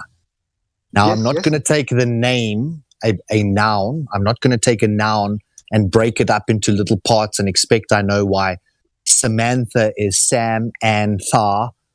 I'm not going to break it up because it's a name and the name was given to it. But when you're using descriptive words like adjectives, they are used with a purpose. If we're talking about an arc, we call it an arc. If we're talking about a tangent, we call it a tangent. If we're talking about level, we call it level. and those things have definitions because they're adjectives and not names. I agree with you. You can't just take a word and then jump up and down and say, look, I won because it says that. But when you look at how that word came about, the horizon is horizontal. Horizontal is the 0 on the x-axis. Yes. Or it's actually on the y-axis. Sorry, it's the 0 on the y-axis, the upright axis. So that means it does not deviate from 0 on the right. It doesn't deviate from 0 on the left. It is level, meaning not any side being higher than another.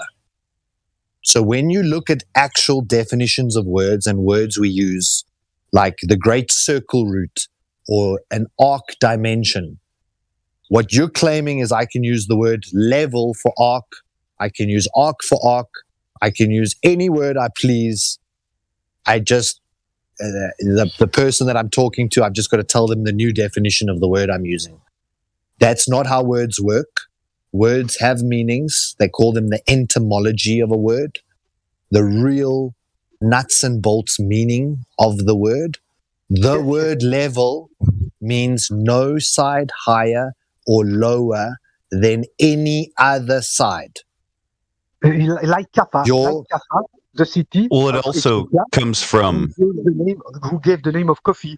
The same. The etymology of Kaffa, Nivanu, of coffee, is Kaffa. So it's proved that coffee comes from Kaffa in Ethiopia. Okay. Did I understand? Again, you've used a noun. Coffee is the name of that bean. It's called coffee. Okay. So it's a name. If I say my level, adjective. If I say my level of comfort is very low, that means that I'm very,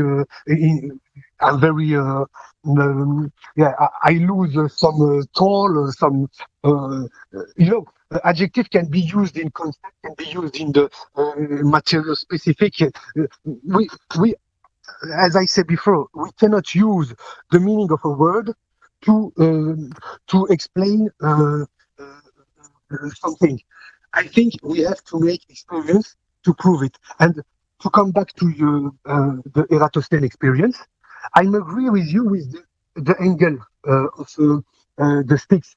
It can change with a flat Earth or with a round Earth, but it's not the experience of Eratosthenes. Eratosthenes made the experience very preciously, and he was very. Everything was clear. He didn't take only one stick and shadow.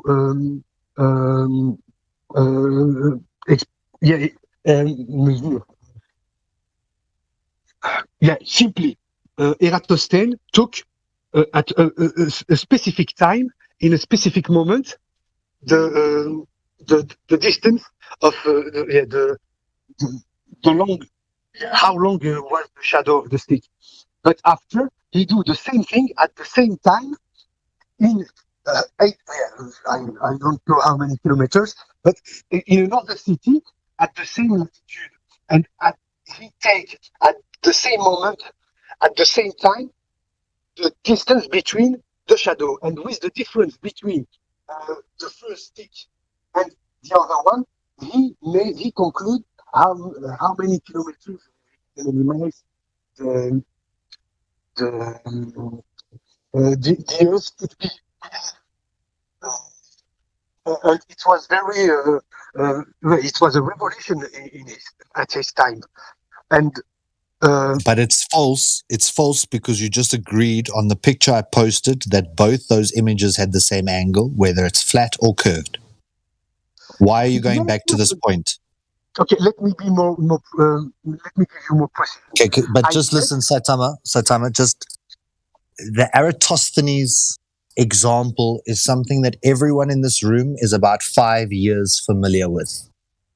You're not teaching us about the experiment, which is why we asked you whether it was 2 sticks, 1 stick in a well, or 2 wells, because if you actually go do some research after this, you'll see that every story that describes this describes it differently.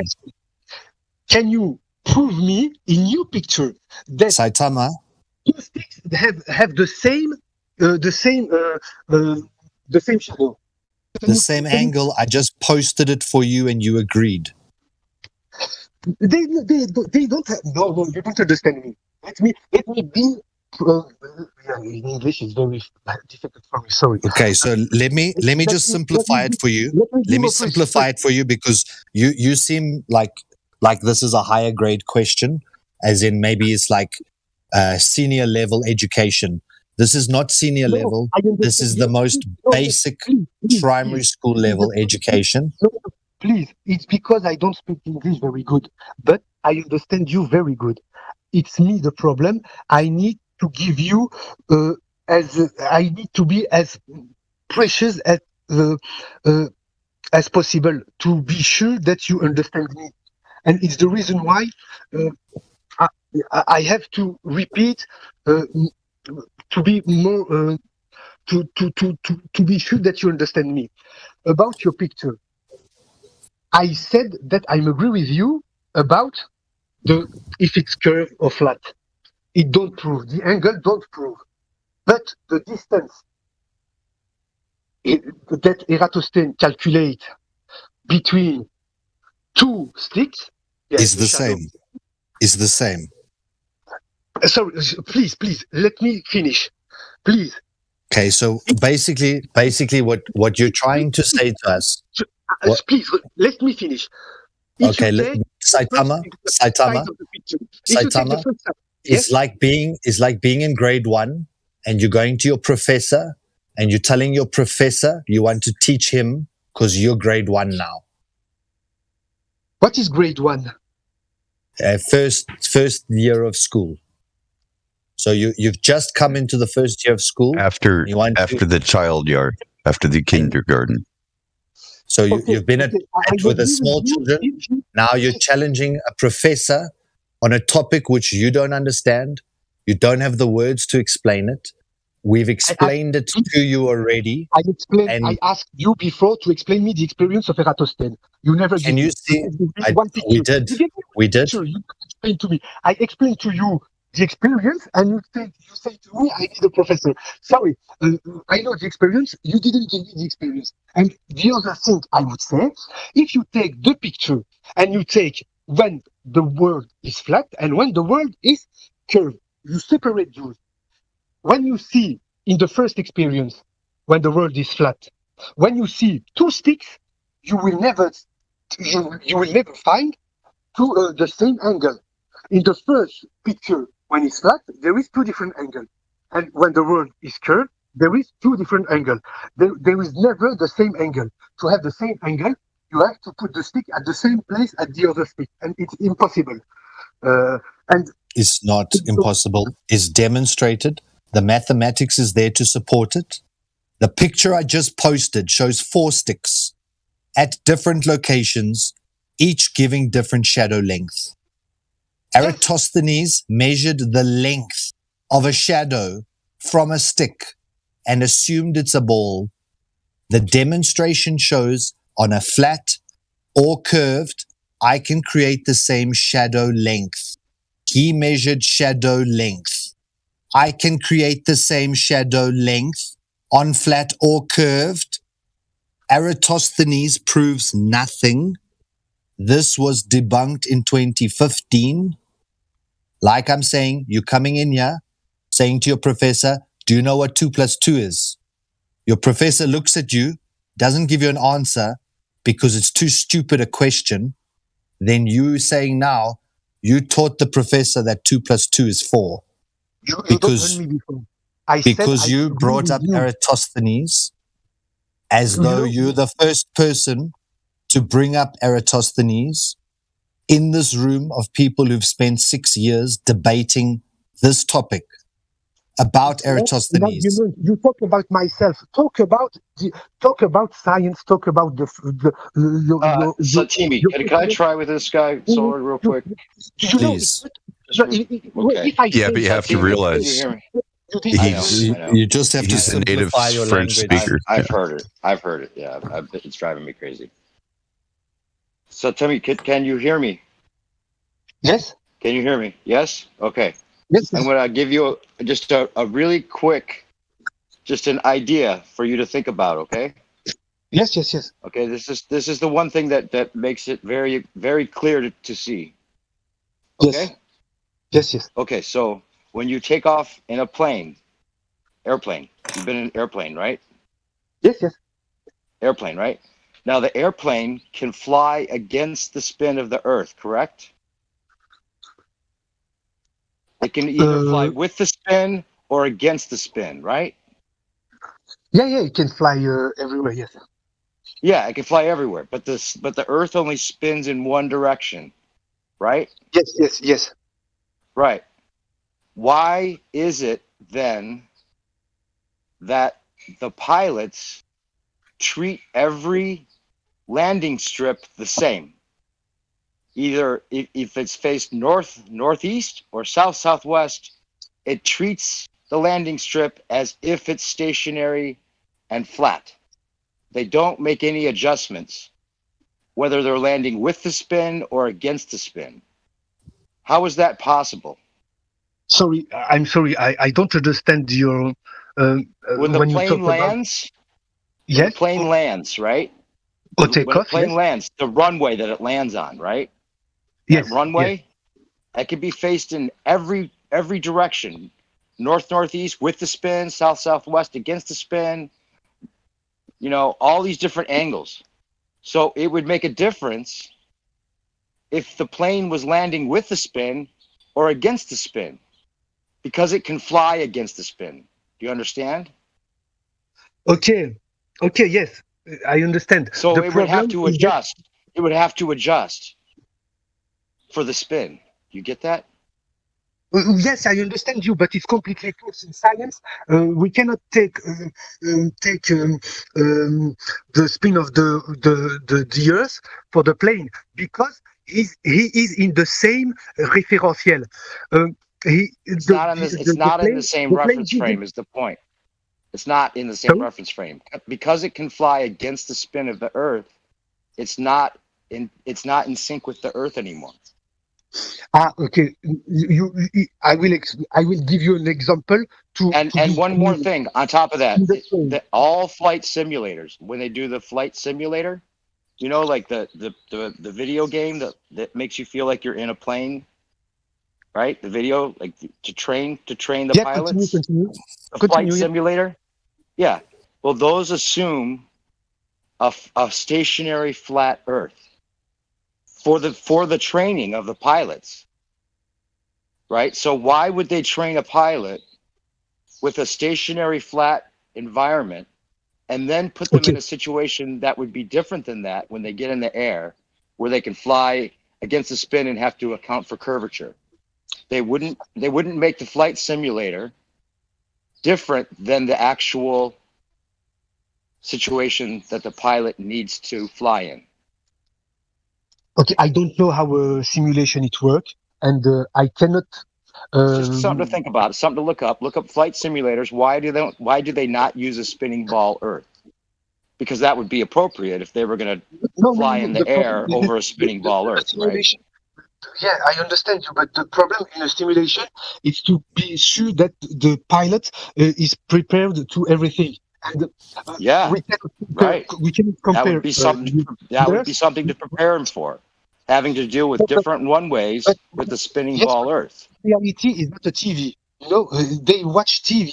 Yeah, I can say yes. The screen of the TV is flat. You know, we can say everything. It's not an experience to conclude for something. I think. Yeah, about what did you say just before? About the screen of the TV being flat has nothing to do with what I'm talking about. Because if we don't finish an argument, we will never turn around for nothing. About the plane, to be simple, when you are inside of the plane, but the flight manuals, like the instructions and the manuals tell the pilots to treat the Earth as if it were stationary and flat. The manuals tell them that. Okay, no problem. I never watched a manual, but it's okay, no problem. Well, it's a big contradiction. It's an experience you've had that you can look down out of the window of the plane, and the Earth is not spinning separately. It's stationary. It's a direct experience you could observe. About the plane, when you are inside the plane, you can go against the direction of the plane, and you can go at the same way of the direction of the plane. You can go everywhere. If you want to stand up and go to the toilet and come back to your route, to your seat, Right. you can on the plane. Yeah. And Right. because you have the same référentiel as the plane. The plane. But that's the same reference frame. Yeah, that's Sorry. within the cabin of the plane. It's within the same reference frame. It's not the same. Your référentiel is you personally. You are a référentiel first. You are first. And the second référentiel is the plane. You stand up from your seat and you go to the toilet. You have the same speed as the plane, and you add your speed of walking to the toilet. And when you come back, it's the same. You have the speed of the plane, and you don't add. You diminish. Negative. Sorry, guys. Well, let's say the plane is shaped like a donut, like a big ball, but it's like a donut, so you could be inside of it. And let's say that plane is spinning, right? And you're trying to walk to the bathroom, right? Or trying to jump and then land on the same spot on a different angle of a ball plane. You have the same different. It's one linear direction, and it's one enclosed environment. It's not. Or describe it on the wing of the aeroplane when you're no longer contained inside of a closed cabin, preventing air movement from allowing you to feel any motion. Go do that same experiment on the wing of the aeroplane and tell me that you won't feel which direction you're traveling in. How many miles is a plane can speed? 500. Did you hear my question about the wing of the aeroplane? When you're outside the aeroplane, would you expect to feel some difference then? It was a question. Sorry, if you're on the outside of the plane, he's saying if you're on the outside of the plane, would it be the same as being inside the plane? Inside of the plane, the problem is la force de frottement in English. The power of frottement. Frottement.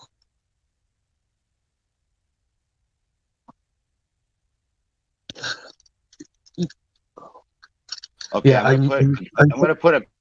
Yeah. Let me just say to you, can you see the live stream voice text? I say that a plane can speed. Look in the live stream voice text. Look at the picture I just put in the live stream voice text. Do you see how the plane would crash if the Earth was moving separately from it? Look at the GIF. You know, I just checked your picture, and I'm completely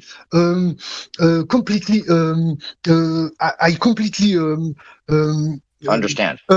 Thank you. I completely understand what you say, and I'm just trying to explain you how it falls. The problem is that you have the référentiel of the Earth is moving, and the référentiel of the plane is moving at different direction in the picture. The problem is that different angles. Yeah, totally different. Yes, but the problem is that is false because the plane have the same référentiel as the Earth. I will explain you with a train. In a train, when you I understand the example you're about to give. I understand it already. Okay. That's true. But I'm telling you that no, it's not. No, it's not, because you're talking about being inside the train, inside a closed cabin, and you're in the same reference frame as the train if you're inside the train.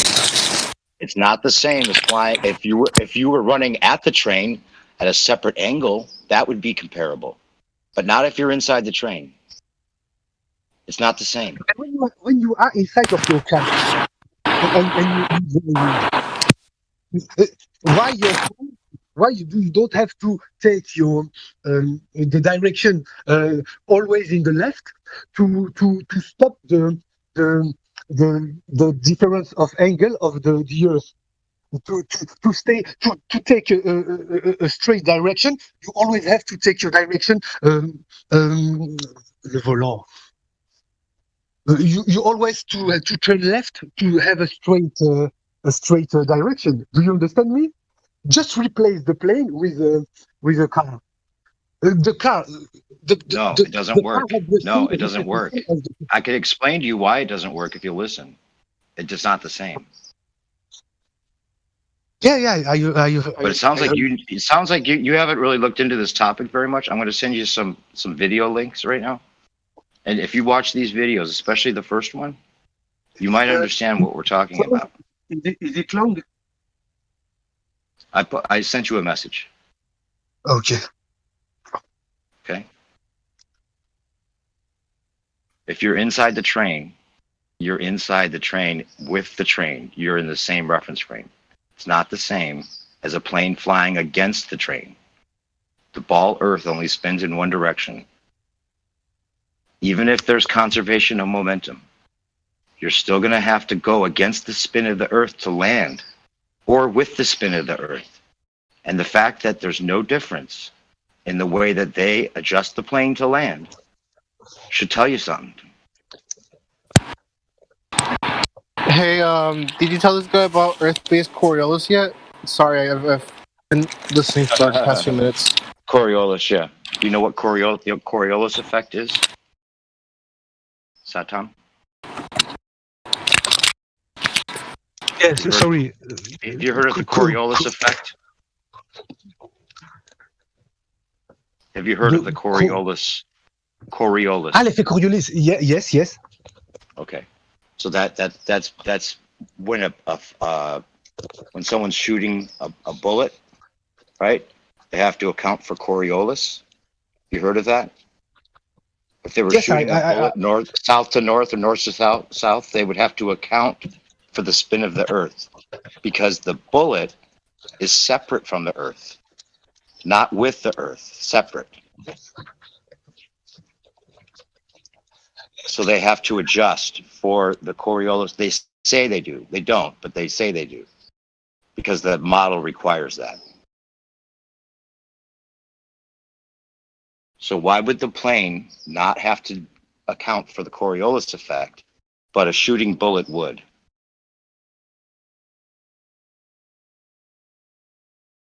Yeah, that doesn't make sense, and it never has for me. No. It doesn't make sense, because it only makes sense if the plane treats the runway the same, because they're actually flying over a stationary Earth. That's the only way it makes sense. Have you ever played with a ball on a train and on a plane with someone? This is an example. This is an example I've been giving. You understand? I've been given this example already. If you throw a ball to somebody else on the train, it's just the same as the plane landing somewhere different on the Earth. It's not the same. It's not the same. No. It's not the same. No, completely different. No. You know, how is it different? We have yes. Okay, I will start simply. At the beginning, the plane is in the ground. He have the same referentiel as the Earth, and when he start flying. What do he have? He have his speed, and you add the speed of the Earth, the referentiel of the Earth he have in the beginning. That's mean he have the same vitesse, the same speed of the Earth, and you addition his speed. That mean when he arrived to land, he have his speed, and he have the same speed as the Earth. He have the same referentiel, and it's the same with you when you are walking on a train or a plane or a car. You cannot walk, but it's the same. When you are on your plane, you stand up to go to the toilet and come back. You have your speed, and you add the speed of the plane, and you add the speed of the Earth. So we take only two reference. Yeah, and in the train is the same. So I can't talk long, but you're not getting it. You keep repeating the same thing as if I didn't get it. I understand what you're trying to say. Okay. It's not the same. It's not the same though. Breaking down walls live. Breaking down walls lies. Do you have a mic? Somebody's hot mic. Yeah, how you doing? If whenever New Perspective can't go anymore, you seem to know the language he speaks. Well, I guess you're not. Well, all I'm doing is someone speaks French. Yeah, I wish I could speak French. It would be a lot easier, but yeah, the gentleman, obviously there's quite a language barrier, but I've tried having a little chat with him. I think earlier on, Flat Earth Solar was having a chat. Now, obviously, New Perspectives having a chat. It's the gentleman's very stuck in his ways. He believes a lot of things, but obviously we're trying to get through to him. That's why I was sort of translating some of the basic facts in French. But yeah, bit of a problem. Right. Hey, can you explain to him that time to think about it? Yeah, I can certainly take over. I would basically say to Saitama, are you there? Saitama, hello. Yeah, sorry, I'm a little bit far from the phone. No, that's okay. That's okay. I'm listening. Yeah, what I would say, Saitama, is I get the points you're arguing from, but these are points that we have covered, as I think Flat Earth Solar was talking to you earlier on and saying that we have done lots of research over a period of 5 years, some even more. And these arguments that you are putting forward, we have dismissed them easily. They are not even an argument to us anymore. These are just simple points that we have covered many times over. You know, I think the best thing that you could possibly do, if you haven't looked at the 200 proofs that Earth is not a flying spinning ball, which I posted earlier, and you can get that in a French translation. I can put the page up for you. You could have a look through those and see what you think, because a lot of the arguments you are putting forward are dismissed within those proofs. You know, what do you think? Sorry. Yeah, I understand. And the problem is that I'm okay. If you send me some documents to read or some video to watch, thank you very much, and it's a pleasure. But the problem is, simply, I think something because I have some reason to think. But personally, I cannot think something. I cannot conclude to something without argument, and not argument like we easily prove that it's false. We easily prove, because I can say the same thing. I can say we easily prove that the Earth is curved, and we have satellites. We have the general relativity. We have all the law for so many centuries. You know, I can say the same thing, but it's not a conversation. You know, for me personally, because it's the first time I take with a lot of people about this subject. Is the first time, and firstly, I thought I will have argument about why you think, all of you think the Earth is flat, but until now I have argument to trying to prove that curve is wrong. It's not a problem. I can have all. I can understand and listen all argument about why the Earth is not curve. It's not a problem. But I thought I will have like scientists about curve Earth. I would like to have argument about how. What experience? What kind of experience? Who did it to conclude that the Earth is flat? Not to prove that the Earth is not curved. You know the difference of what I say? Yeah, well, you can't prove curvature because nobody's proven it. Hey, Saitama, can I ask you a question? Yeah, please. All right, so Saitama, if something is not curving, then what is it? It could be like a donut. It could be like a triangle. It could be like a polygon. It could be like everything. It could be like a feet. It could be like a shrimp. And feet still curve. That's all speculation. You need to stay calm and not spiral. Even if it was a frickin' donut, there would still be curvature.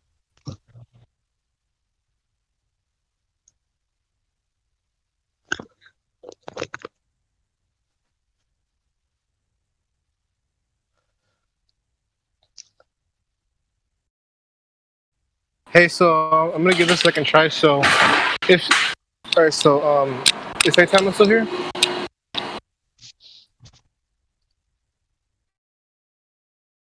I think he was trying to talk, but we couldn't hear him.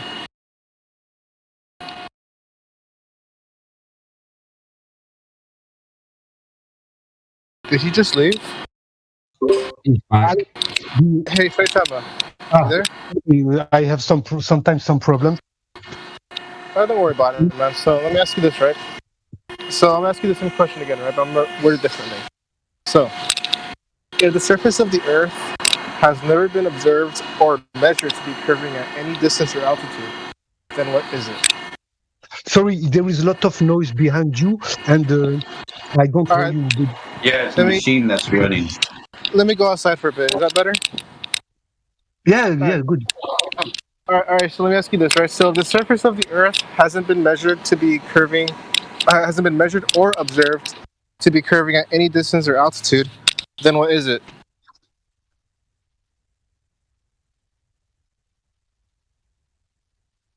Hello?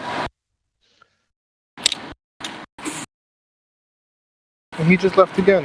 I mean, like, he has problems, as he says. Hey, Saitama, I can't hear you.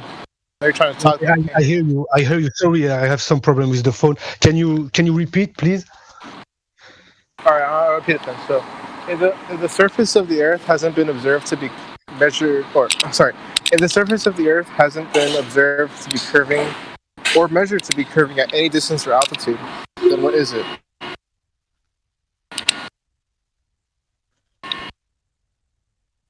You ask me what if we don't prove that it's curved, what could it be? If the surface of the Earth hasn't been measured or observed to be curving at any distance or altitude, then what is it?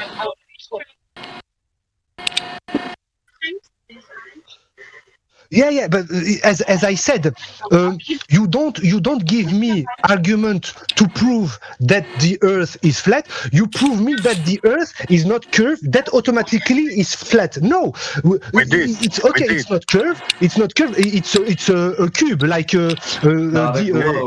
like to play a game with. Slow down. We do have a flat E core. FE core PDF files with laser test measurements, long distance over large bodies of water. Laser test measurements. We do have proof, so you don't have for the globe. Yeah, I'm here. Yeah, I'm here. I'm here to know other people and to talk with them and to have argument about subject, about our subject. We don't care much. We don't care much about arguments. What we care is about natural science and facts. Yeah, I can say the same thing about my opinion. You can't, because you make and I can add that my opinion is the majority in the world. So I'm true. You know, it's not like that. I cannot say I'm true because the majority of the world think like me, because we have all technology. Wait one moment. Let me give you a simple example. It's not argument. It's not argument. It's not fact. Let me give you a simple example. In your heliocentric model religion, you make the claim that it's a big globe that you can see the curvature. It's so big. Okay, I can agree with that you cannot see it, but you can measure. You must be able to measure it, and we have proofs, measurements, empirical facts, which show that there is no curvature.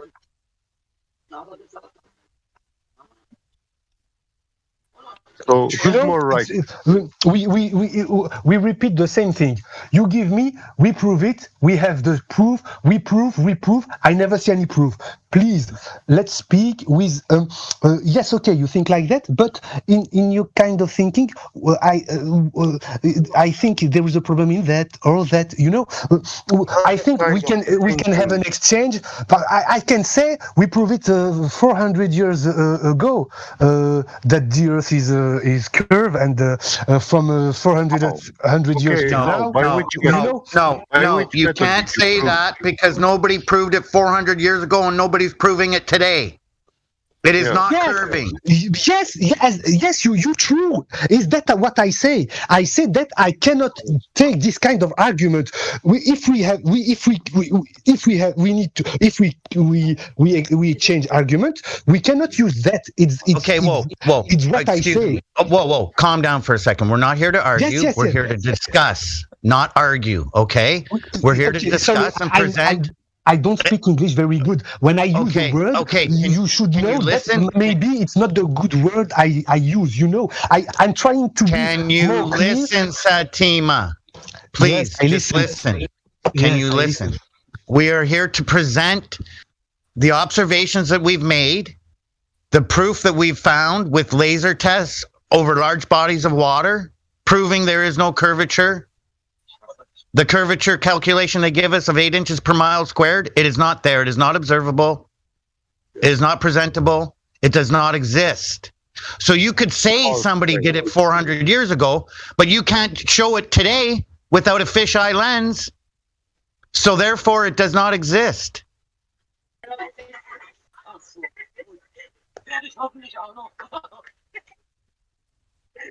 Now, if you want to present proof, your own proof of the curvature, we're willing to see it and look at it, but we've been waiting quite a while, and no glober is bringing any modern day proof of curvature. Okay, can I answer you? Go ahead.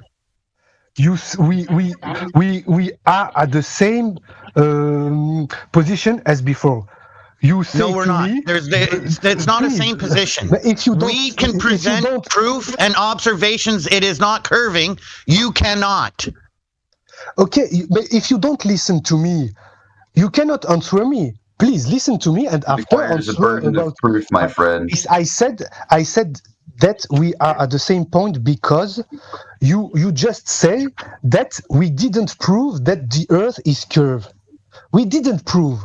Okay, no problem. I agree with you, but I don't want that. I want to know what argument, what experience, what proof you have to be sure that the Earth is flat. I don't want you to prove me that the Earth is not curved. Okay, I want you to prove, and don't repeat to me that we prove it for a long time. We have so many arguments. I don't want to know you have argument. I want to know the inside of the argument. I want you to know. And I told you the evidence. Long distance laser tests over large bodies of water. The fact that ships can see the fact that ships can see a lighthouse at over 100 nautical miles away from the shore. A nautical mile is longer than an Earth mile, like a mile on land. A nautical mile at sea is even longer and further away than a land mile. So at 100 nautical miles, you're over 100 land miles away from the shoreline, and you're seeing the lighthouse light. There's no way that would be possible if there was a curved water. The light wouldn't bend that far for the ship to see it. Yeah, before we I just want to say this real quick. Before we talk about that. Hang on. Sorry, I didn't hear you. A claim requires a burden of proof. So if you're claiming it's a sphere, that there's curvature, then where's your proof? We've given our proof where there is no curvature. And all we're saying is it's not a globe. Yes. You know, you said to me, all the words say is not the globe. Yeah. Okay. Can you please simply? Yeah, because I can say this. Just give me an example. The positive claim carries the burden of proof. That's simple. You talk about the distance with about the light, but you talk about 100 miles. Of the greatest philosophers in the world. Why do I see the Earth? Why do I see the sun? And he is so far from me, and there is the atmosphere. Why I see it? Don't know the distance. And the light. Close your eyes, you don't see shit. Sorry? If you close your eyes, you don't see shit. I don't understand the meaning of this. You see the sun and you see the earth, right? Yeah, continue. Yeah, but if you close your eyes, you don't see any of those.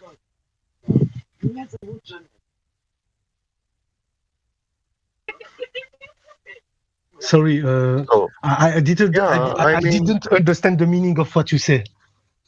Well, it's something that you just previously said. You said that you can see the sun and you can see the earth. And I told you, if you close your eyes, you don't see any of those. So what's your point making? What point are you making when you say that you see the sun and the earth? He's assuming the sun is 93 million miles away, and therefore light can travel infinitely far distances without any kind of obstruction. That's where he was going earlier, and that's what I tried to interrupt now, is by saying we see the sun and we know it's so far. We don't know it's so far. It's still in the realm of speculation. The way that they assume a distance to the sun is by making other assumptions, the same as Eratosthenes did with his stupid sticks, assuming it was a sphere and then making all his calculations fit that assumption. It's the same with all of these. You asked, how can we prove this? When we shoot a laser and the laser is parallel to the ground, we know the laser is straight and level. We can then deduce logically the ground, which remained parallel with the laser, is parallel to the laser, thereby being level. And who knows? They call it sea level. The whole place is level. We use sea level for all elevation distances. Your guys' assumption is that your curved surface is a level without elevation change. So when you see a light traveling parallel to a flat surface underneath it, like a large body of water, we can then logically infer that the water surface is level like the laser, which was leveled before you shot the laser beam across the water. So very simple demonstrations prove unequivocally the ground does not fall away based on distance from the observer, which it would have to do if it was a sphere. And we also have a laser test made in Hungary on the Lake Balaton. And this laser test has been certified by governmental experts in surveying and engineers. So, yeah, it's officially recognized.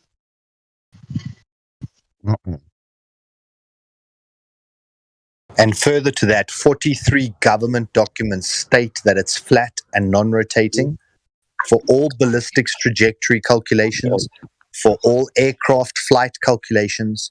We are always assuming a flat stationary plane so that we can only factor in our vectors. These are government documents. Even the software for autopilots. I have thousand document and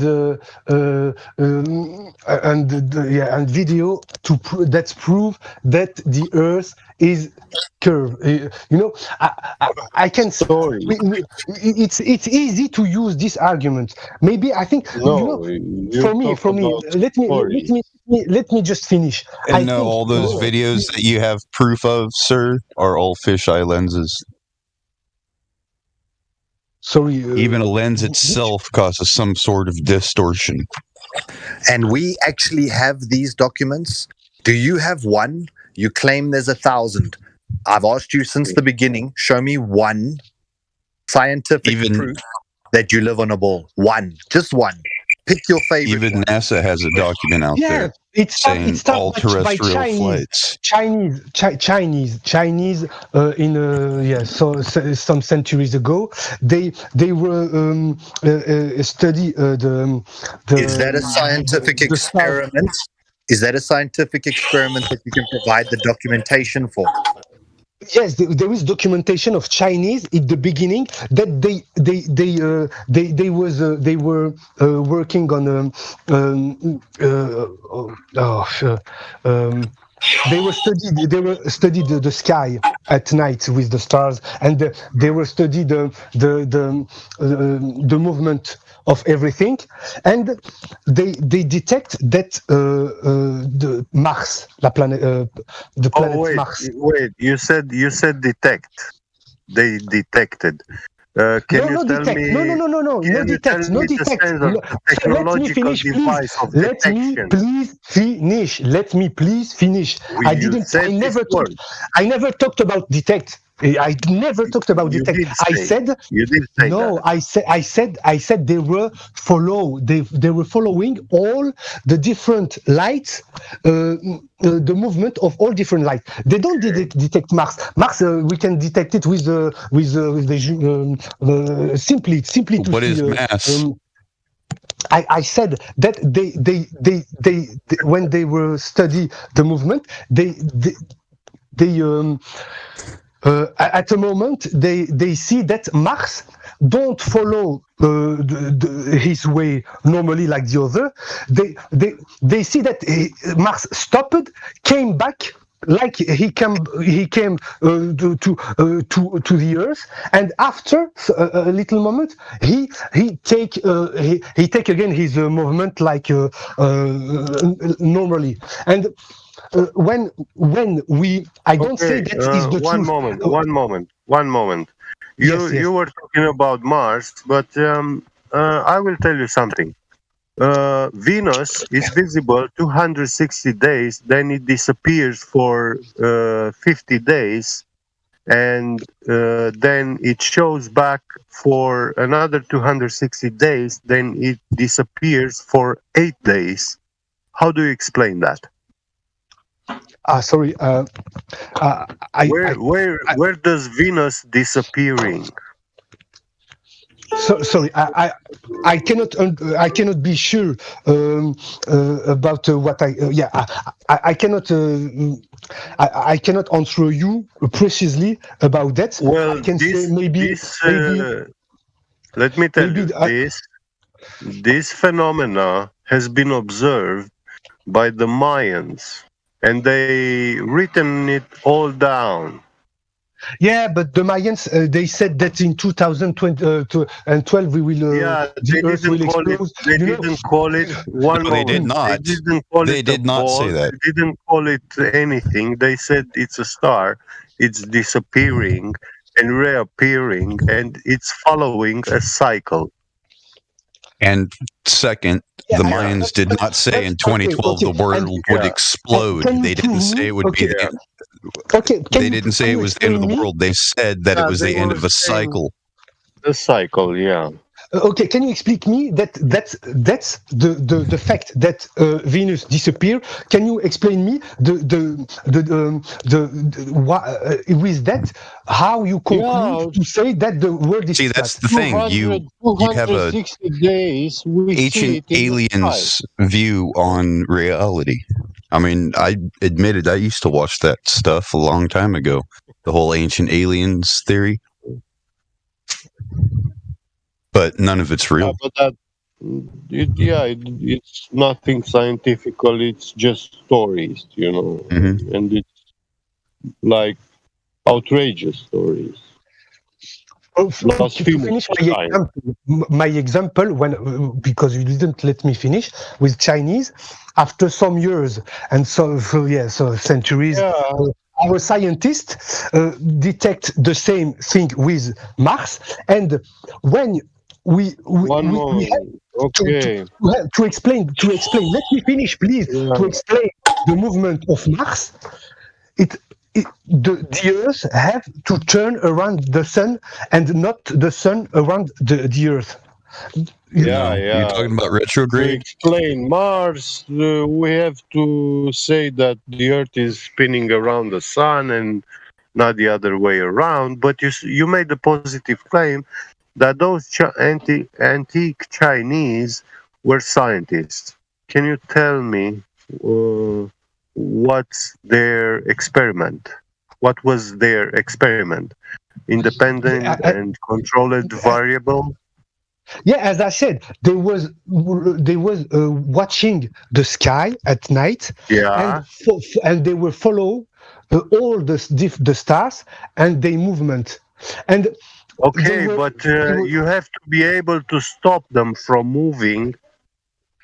Yeah. Otherwise, it's not an experiment. No, you don't understand. No. Yes. Every day, you don't understand what science is. It takes years. Can you define science? You cannot have a conclusion when you see only one night the sky. It's so many years of the movement at the period. Please. I've seen these video documentaries. They are very nice stories, but before debating about them, can you define science? Can you explain me the GPS when you have to go somewhere?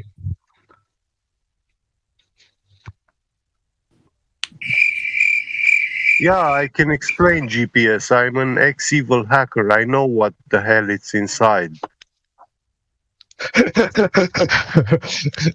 Sorry. What's so funny? No, sorry, excuse me, because I did triangulation stuff, geolocation and stuff like that. What? I did it. Does he even know what was used before GPS? Did you just say?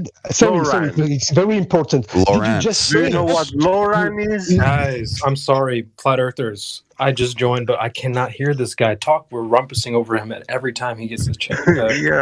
So let him finish what he's got to say. I want to hear what he has to say. Thank you very much. Thank you very much. Ahead.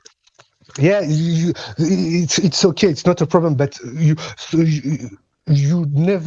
always not let me finish what I say.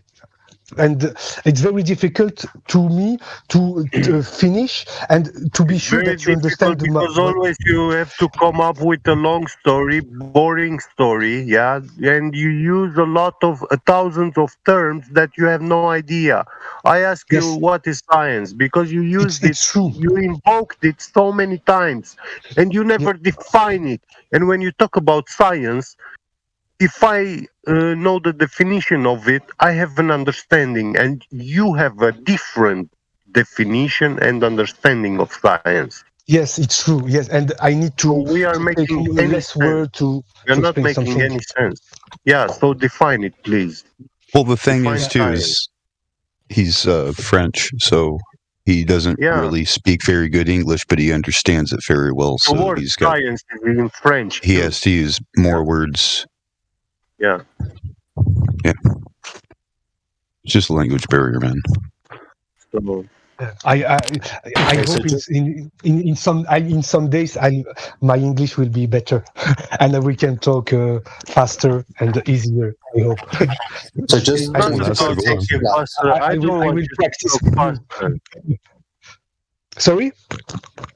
I don't want to talk faster, but you are a guy that likes to talk fast.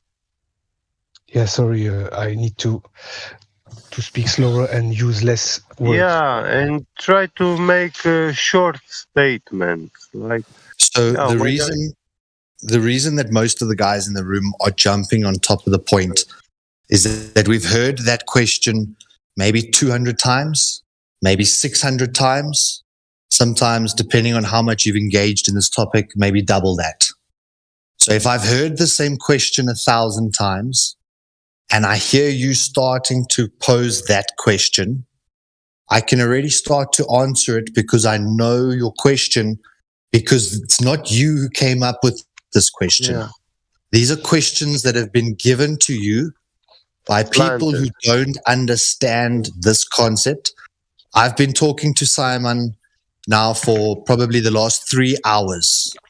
I've been as patient as I possibly can. You are saying to me, you don't need my question because you know my question. That's not logical. To say to me something, to answer me about something, you have to listen to me. You cannot say to me like you said now. I don't need to listen to you. I know for so many years about a discussion what you will say. No, it's not logical. Let me answer you, or let me give you my argument, and after, when you listen to me and you understand me, you can answer me. It's exactly what I say with you. If I listen to you, please let's do listen to me. test. Let's do one test. The next time that you want to ask me a question, I can send you in private message what you're going to ask. Then once I've let you say it, and you've asked the same question I said you were going to ask, and I've provided the answer to you already. We will not play this little game. We are here to. I'm here to. I like to talk. I like to discuss about different things. And I don't need to prove something with. You will show me like magician. You know what I have in my brain. You know, every people have an idea, and there is as much idea as people. You can take 1,000 people. They will give you 1,000 different ideas. Are you this way with your professor? If you go to someone who spent the last 5 years teaching the subject, would you go to your professor and tell him there's not a single question that you're going to ask that he doesn't know the answer to already? Would you assume that your professor wouldn't know the answer to your question? I don't understand. Because you don't want to understand. So no. I say that because I want you to repeat to be sure that I understand. You cannot say to me, I don't want. You act like you are in my brain and you're trying to prove that you know what in my brain. Please don't play that game. Please give me argument and I give you my argument. Simple. Because I know what is in your brain. You know, I know what you think in your brain. Before this, you were talking about I cannot say that mechanics. I know what you will say. You were talking about the mechanics of the heavens, the sky, how Mars is spinning in the sky, and because of that, you say those ancient Chinese made the positive claim that the Earth is spinning around the sun.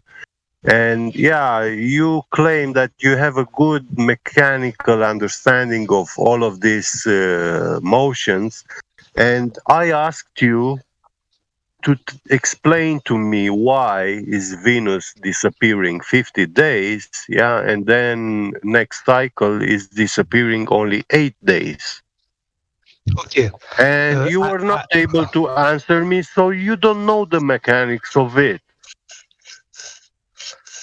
Okay, I will just say that, as I said before, prove me your argument, prove me what you said, prove me that it disappeared. I never heard about that, and I cannot talk about something.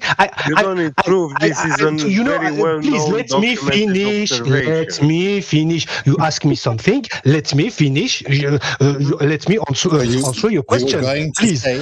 You were going to say that you can't answer a question to which you don't know that specific topic well enough to answer it, correct? And you are saying now that what I'm saying to this person. I can say the same game as you. You're trying to say what I'm saying, and I will trying to say what you say. It's like a game. We should not do that. Your answer was false. Your answer was false. And if you let me finish to answer his question about the Venus, it will be perfect, because you didn't say what I will say about Venus. You just said you don't know the topic, so you don't want to talk about a topic you don't know. Now you say can you please I have a mouth, I have a tongue, and I can talk to myself. Please don't talk to myself. Okay. I will not talk to yourself. Can I ask you a question? Do you know what the word planet means? With pleasure, you can ask me a question, but please let me answer all question. There is a question about Venus. I didn't have the time to answer. What? Can you repeat the question on Venus? Because I didn't catch that one. I might have stepped away. Yeah, my question was to explain the mechanics. Yeah, he answered the question. The new guy, repeat your question?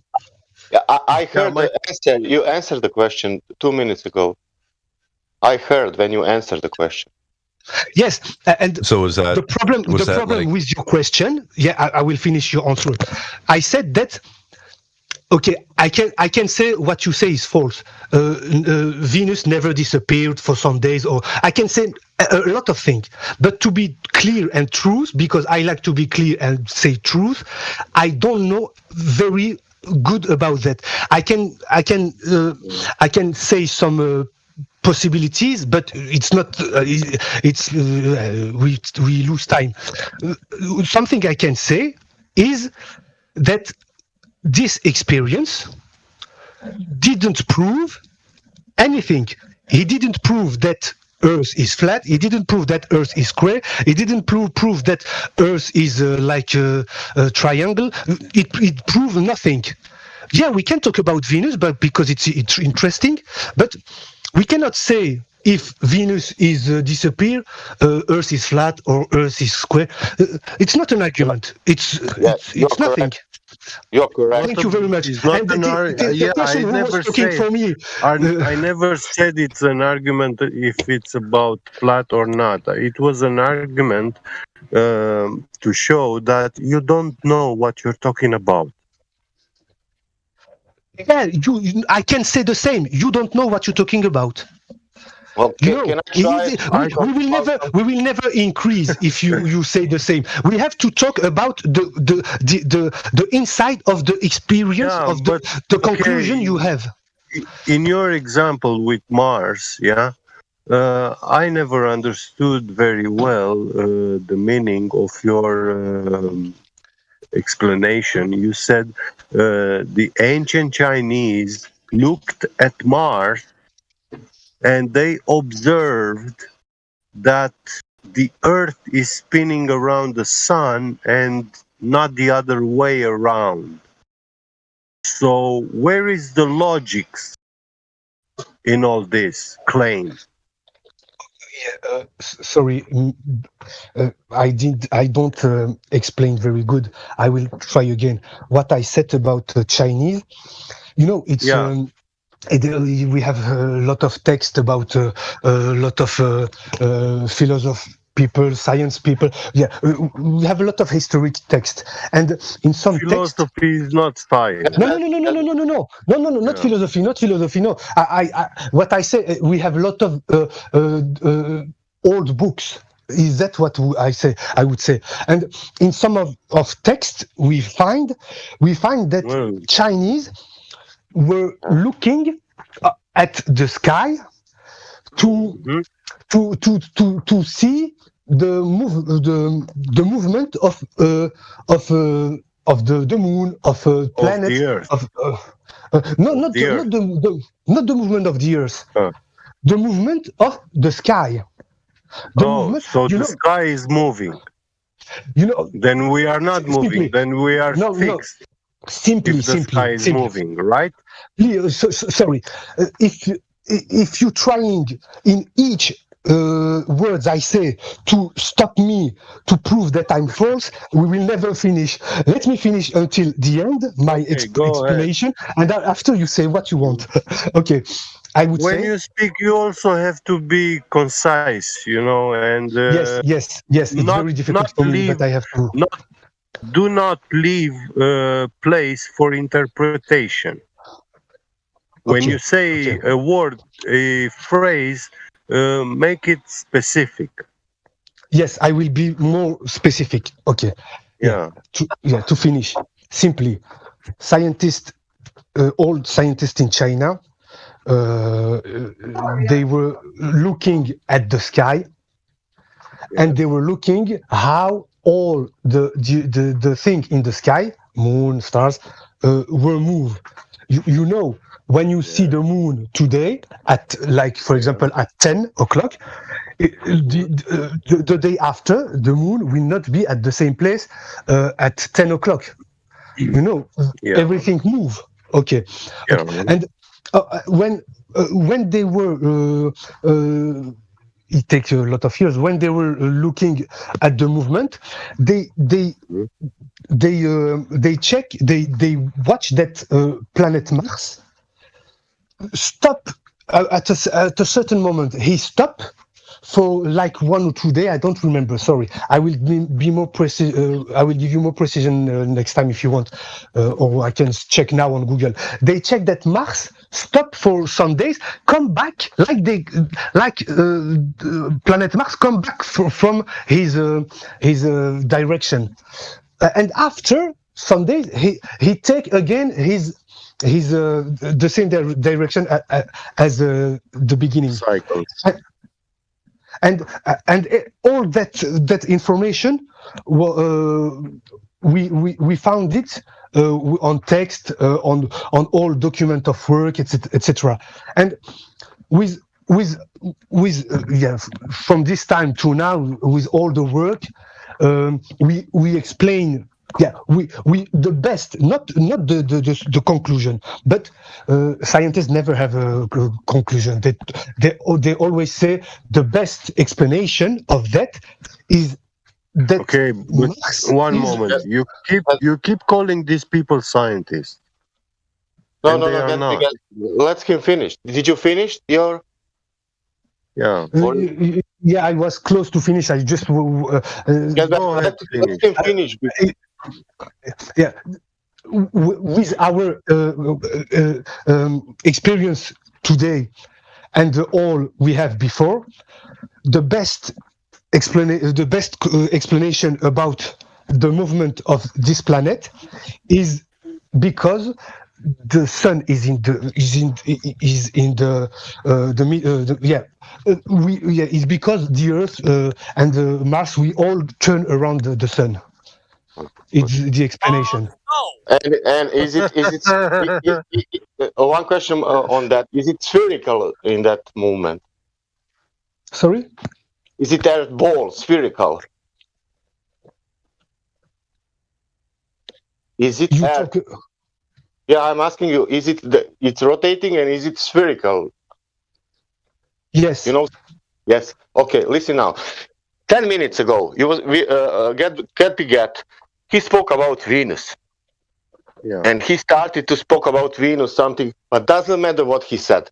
But you know what he said. And you said, I don't know anything about that. And then you said, what on the Earth we can speak about that Venus and whatever, and how that can, you said something, how we will arrive to the shape. it's Mars. Sorry, it's Mars. No. Sorry. Listen to me. Listen to me now. Listen to me now carefully. 10 minutes ago, you said how we will do that. We will speak about Venus. We can speak 1 hour, but we will not arrive to have a shape of the Earth. It's not flat or spherical. If we speak about Venus, we cannot find out if Earth is spherical or yes. You said that. But now, listen this. Now, if we do that with the Mars, then we can do that. No, let me be more. Let me give you more precision. I said that to explain why Mars come back and after some days take again his way. You cannot explain that if you take the Earth in the middle of the solar system. It's impossible because in the middle you cannot see this movement. But if you take the sun, you see the movement. You explain this movement. It's an explanation of your supposition that the Earth is a ball turning in space, right? Yeah. So every ancient civilization, everyone, right? They knew that the Earth was flat and level. And they had their explanation about the wandering stars, right? So you cannot come here and claim that it is impossible, right? Yes, but our civilization don't have technology that we have. 1 second, sorry. Right? So in your paradigm, the heliocentric model, you have an explanation about what the wandering stars do, right? And every ancient civilization, right, from the Babylonians to the Mayans, everybody, right, they knew that the Earth is flat. They knew it, right? Even the Greeks. They had their explanation about what the wandering stars are doing. So your conclusion that it cannot happen on a flat Earth is ridiculous. Right? It is your assumption that it has to be on a ball. Have you validated the radius? Have we gotten that? No? He didn't. He didn't. How can we be on a ball that doesn't curve? Saitama. How can it be a ball if it doesn't curve? How can it be what? A ball, a sphere, a globe. Yes. You know what? How can it be a globe if it does not curve? In nature. If it does not curve. Curvature, yes. I don't understand the... So, curvature, if it has no curvature, what is it? It's not a sphere, I know that much. You said you start by saying if it has no curve, but you cannot start with me like that because I said there is a curve. you trying to say you said there is, but you have no proof. Wrong thing. 1 second. Saitama, where is the curve? Can you show us? Where? Saitama. You can look at 180-degree panoramic photos of like ocean shots. And you can take a straight edge or a ruler, put it up to your screen, and lo and behold, it's a straight line. 180 degrees of panoramic shot should show a curvature. Saitama, where is the curvature? Where? Show us. Yeah, we have to yes, we have to make experience together. We have to be together. So it's impossible to say. I can say if it's flat, where is the proof that it's flat? You know. Well, so I can show you, Saitama. I can show you, right? So, are you in the live stream voice text, Saitama? I'm live stream. Yes, live stream voice text. In the text. Yes, so you sent a lot of things. Sorry, I have to come back for some. The latest picture I just showed you. The latest, yes, okay. Okay. With petrol. Oil? Yeah. So the Earth, right? They gave us a dimension. They told us it has a radius of 6,371 kilometers, or 3959 miles. Okay, if the Earth was a ball with that radius, then every distance to the horizon must be no more than 1.225 times the square root of the observer height in feet, right? So if we are on the beach, lying on our belly, 30 centimeters above the water, the horizon cannot, right? It cannot be further than almost 2 kilometers. 2 kilometers at 30 centimeters above the water. And we here have an observation, right, where we see the horizon beyond 9.4 miles. That's approximately 16 kilometers, okay? That's almost 10 times further than the globe geometric limitations. Do you understand what I'm saying? Perfectly. And okay. I have a lot of things to say about that. Okay. Firstly, Earth is not a ball, right? The picture is false. The picture is a false picture. Why is it a false picture? Thank you. Thank you for the question. Simple. The picture, I don't know where it's from. It's not a problem. Okay. But let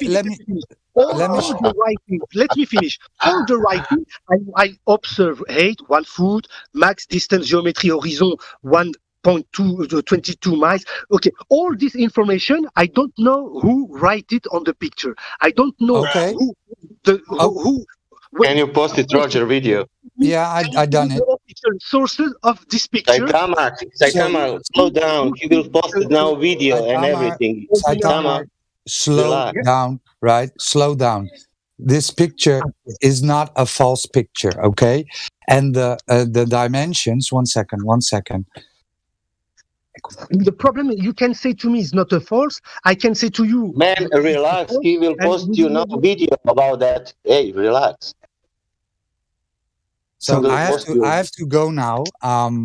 Saitama, it's not a false picture. It's not created, right? I showed you the video. You can check it, right? And all the numbers that are on the picture comes from the globe, right? These are the globe maths, okay? I'm not lying at you. I'm not lying to you. Why would I lie to you? Okay. Let me say the same. I will say the same. All pictures of NASA about the Earth with satellites, with astronauts, people who go to the space, they are true pictures. I'm not lying to you. But the problem, Saitama, sorry to interrupt. The same as you said, but with my opinion. We will never, the difference, Saitama, I'm sorry to interrupt. But the difference is you could actually go and verify this location. Can you go to space and verify those pictures are true? Yes, every time we send a satellite, every time we go to the Station Spatiale Internationale, every time we see the Earth, But the point I made is that you can go to where this photo was taken yourself. You can watch on streaming. Can you go to space, Saitama? Because that's the difference. You can go to where this photo was taken and verify its location and all of this stuff that's posted. But the pictures you're talking about from space, we can't go there to verify and check if that's even real. So there's a difference between what you're saying and what we're saying. And what is the name? Apollo, Ariane. Sorry, I don't know the name of the engine. So many years of work of you need to repeat that what he said 1 minute ago. Yes. Does he need to repeat that? You can go on that beach and check yourself. You cannot go to the space and check yourself. That it's 2 different things. Do you understand that? I understand, but do you understand? You don't have to accept. Do you understand that? I can go to check that. You can go to check that. Everyone can go to check that. But in the space, nobody of us can go and check it. Do you understand that? Yeah, but you too. You cannot check that is flat. Why you say that is flat? It's the same. You can. Man, listen to me. I can enough to go to the beach and to do the math, If I can see more what the math is giving to me, that means it's not curving. That means it's not a globe. That means I can check on the ground, man. You can do it that. And it's not only that. That's only one point, man.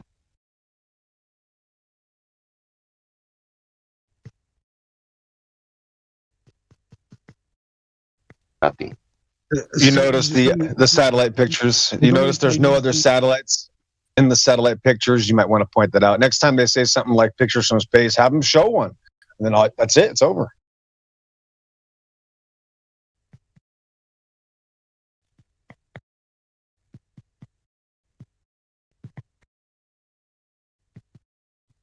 Kind of funny how people will be so quick to deny just a basic video or a photo of here on Earth, but will quickly accept pictures from Narnia as real and with no questions asked, you know. But if we present some evidence, oh no, that can't be real. And listen, this amateur video, what is made, Black Swan, it's made so good, you know, because it's made so good that it's the Earth is look flat, and he's faking that. Can you imagine that?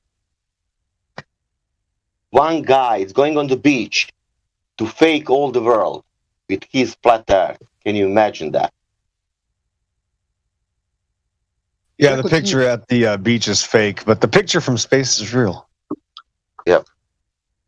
No, I use this argument because you use the same argument. What I'm trying to say. This isn't going to work. This isn't, sir. This isn't going to work, sir. Let's do it. No. Are you in That's France? not going to work. Are you in France, Saitama? Are you in France? Are you? Where are you living? Are you living near? Yeah, it's French. Okay, Belgium. Great. If you have possibility anytime to go to the Belgian beach, you don't need to go to that oil rigs in US. Try to, or ask some friends for some good photo, you know, and try to measure that 8-inch per mile square drop. If you find that, come back here, you know. With that and with the NASA pictures together. When I see the horizon when I'm in front of the beach, I'm sure all science, all law. That's not a science. That's a measurement, man. I'm the normal guy. I can measure. I can calculate that what is every time value. When I start to speak, you will. Man, that's not a science. That's a ball. You don't need the science to measure a ball. You don't understand. Yeah. When I'm in front of the beach, you are the one that doesn't understand, Saitama. And I see the sun so far from me. Saitama, you're not listening. You're not getting it. Yes, I see. Yes. Yes, you don't see a globe. I know. Hold on. I know, guys. Okay. Guys, okay, real quick. Okay, Saitama, yes, that's the point. We don't see a globe. We see the sun, moon, and stars on a flat Earth. That's why it's called the horizon. We're trying to figure out why you believe it's a magical ball when we don't see magical balls. Sorry, you speak too fast for me.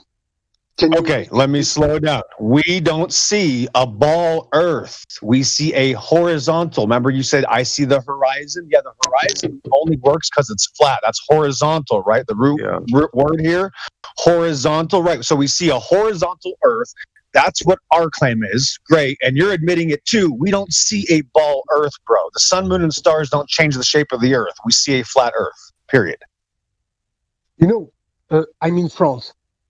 Yes, it's true. No. The pictures from space are fake. Bro, they lied to you. They lied to you. Listen, bro, they lied to you. You have to have evidence. You can't just say no and hand wave dismiss. They lied to you. You don't have any evidence. You don't have any space pictures. There's no space travel. The moon landing's fake. It's all a lie, bro. I'm sorry. I used to work for them, bro. I was part of the American government. It's my government. They're liars, so I can make the claim. If you want to believe them, that's fine, but don't just hand wave dismiss everybody.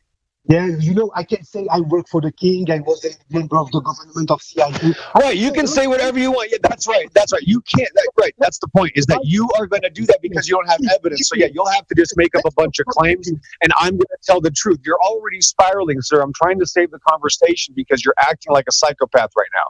You have to relax and let people talk. Yes, you're acting crazy, bro. No, you're just going crazy at this point. Yeah, you're just going, I can say whatever I want. No, that's the point. You can't say whatever you want. People in here don't allow people to lie continuously. In fact, there's moderators here that are not going to allow people to lie. I have credentials, sir. I have credentials, sir.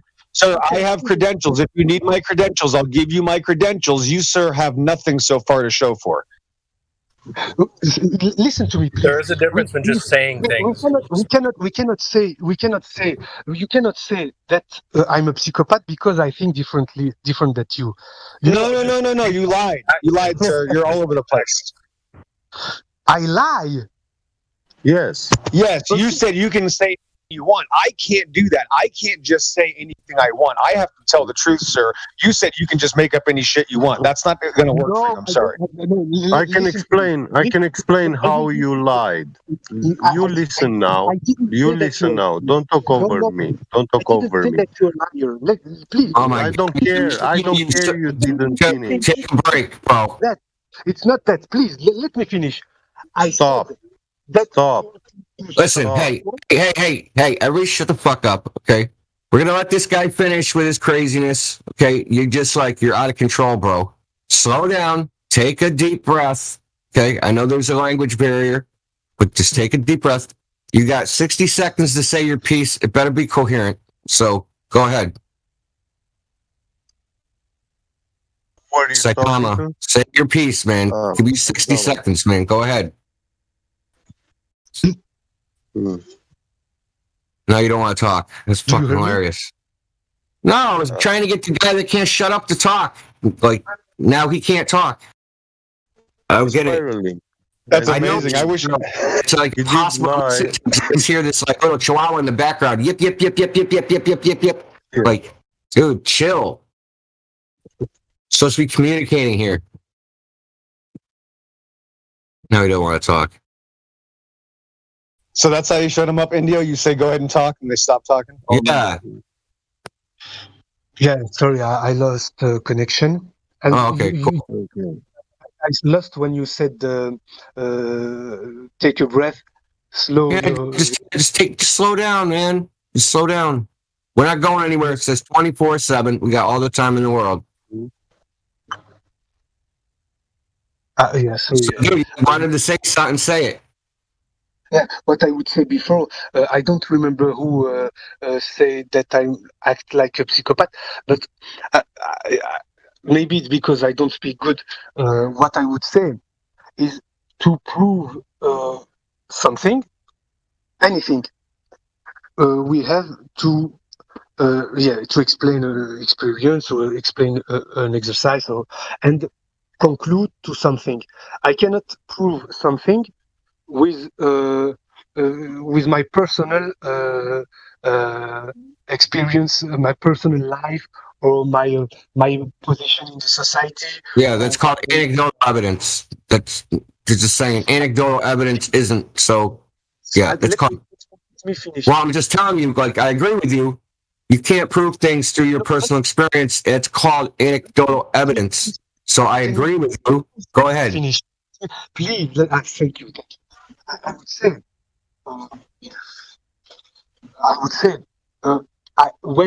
when you say to me, trust me, the picture is true. The problem is not about you. You never say that. I repeat the same thing as you by negative. I say yes, my picture, I true, trust me, because it didn't. It's not about you lie or I lie. No, it didn't make sense. We cannot prove something without hard argument. You know, I can say trust me, the Earth is flat, or trust me, the Earth is curved. It's not an argument. You know, it's the reason why I repeat the same thing, just to make you understand that it's not an argument. But I'm not trying to lie to you, or I'm not saying that you are here. I just say that we stay at the same place. We want to grow up, to increase our knowledge. I say what I think, you say what you think, and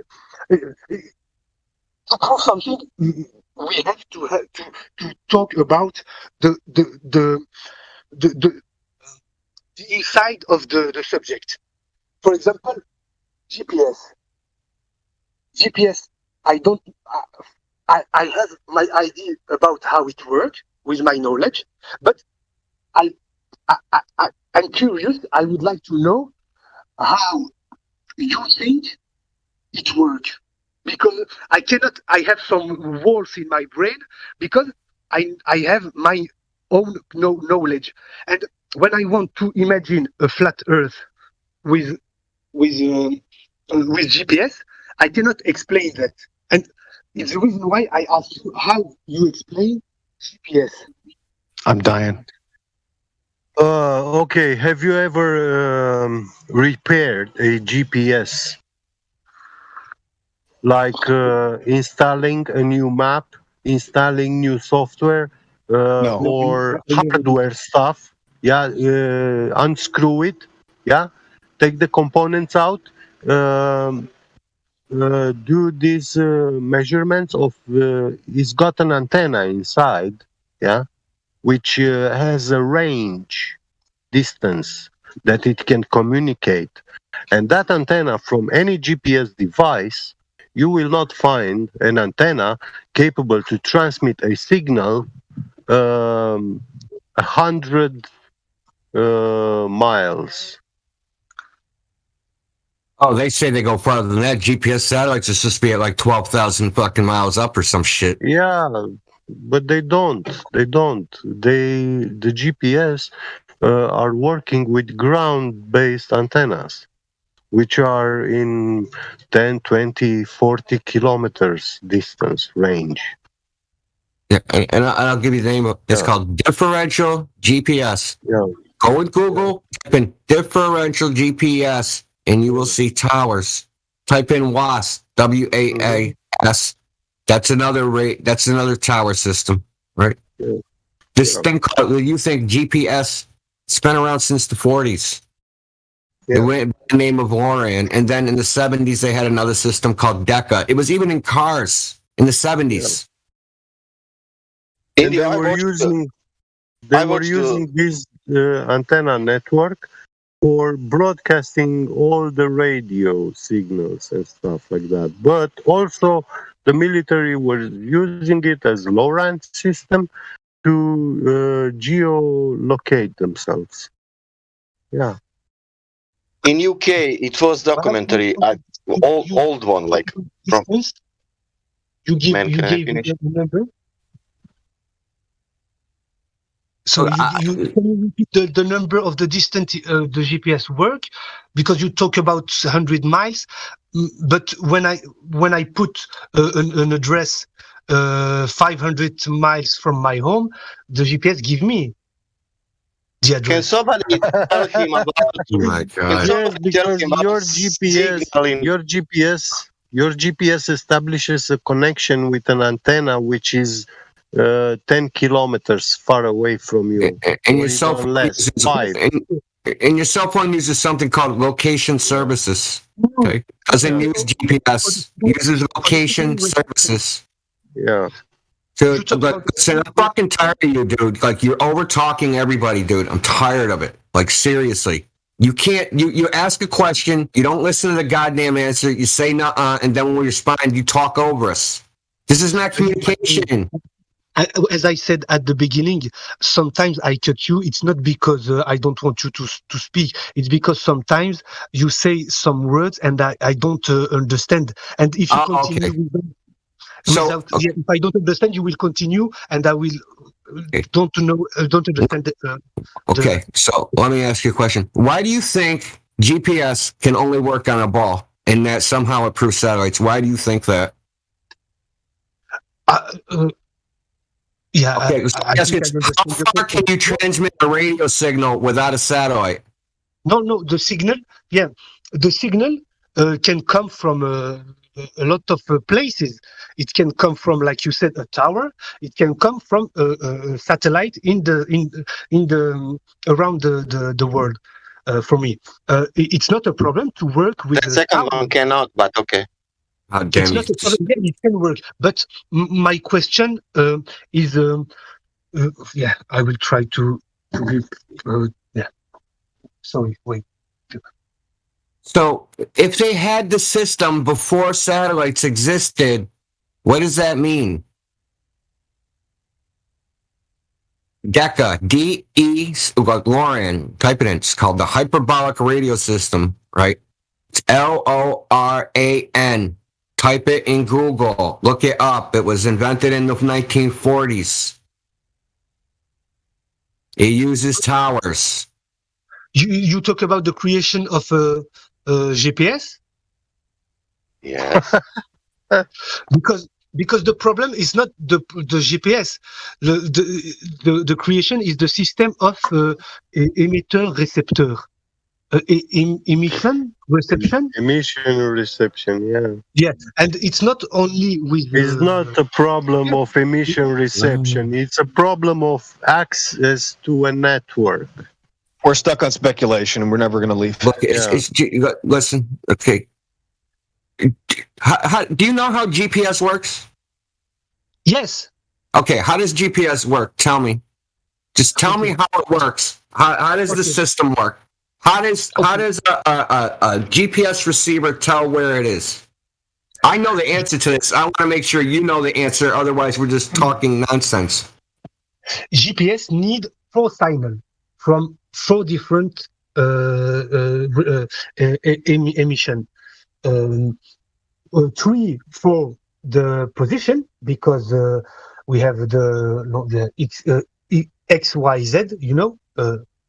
And the last one, the 4th, is for the time, because when bullshit. And to take a position of yourself, you need only 2 antennas connection. Explanation. Sorry. Not 3. You need only 3. Or you need 4 if you want elevation data. Yeah. The 4th is elevation. Okay, simply, the GPS need a signal. Oh my this gosh. Signal comes from a tower, like you said.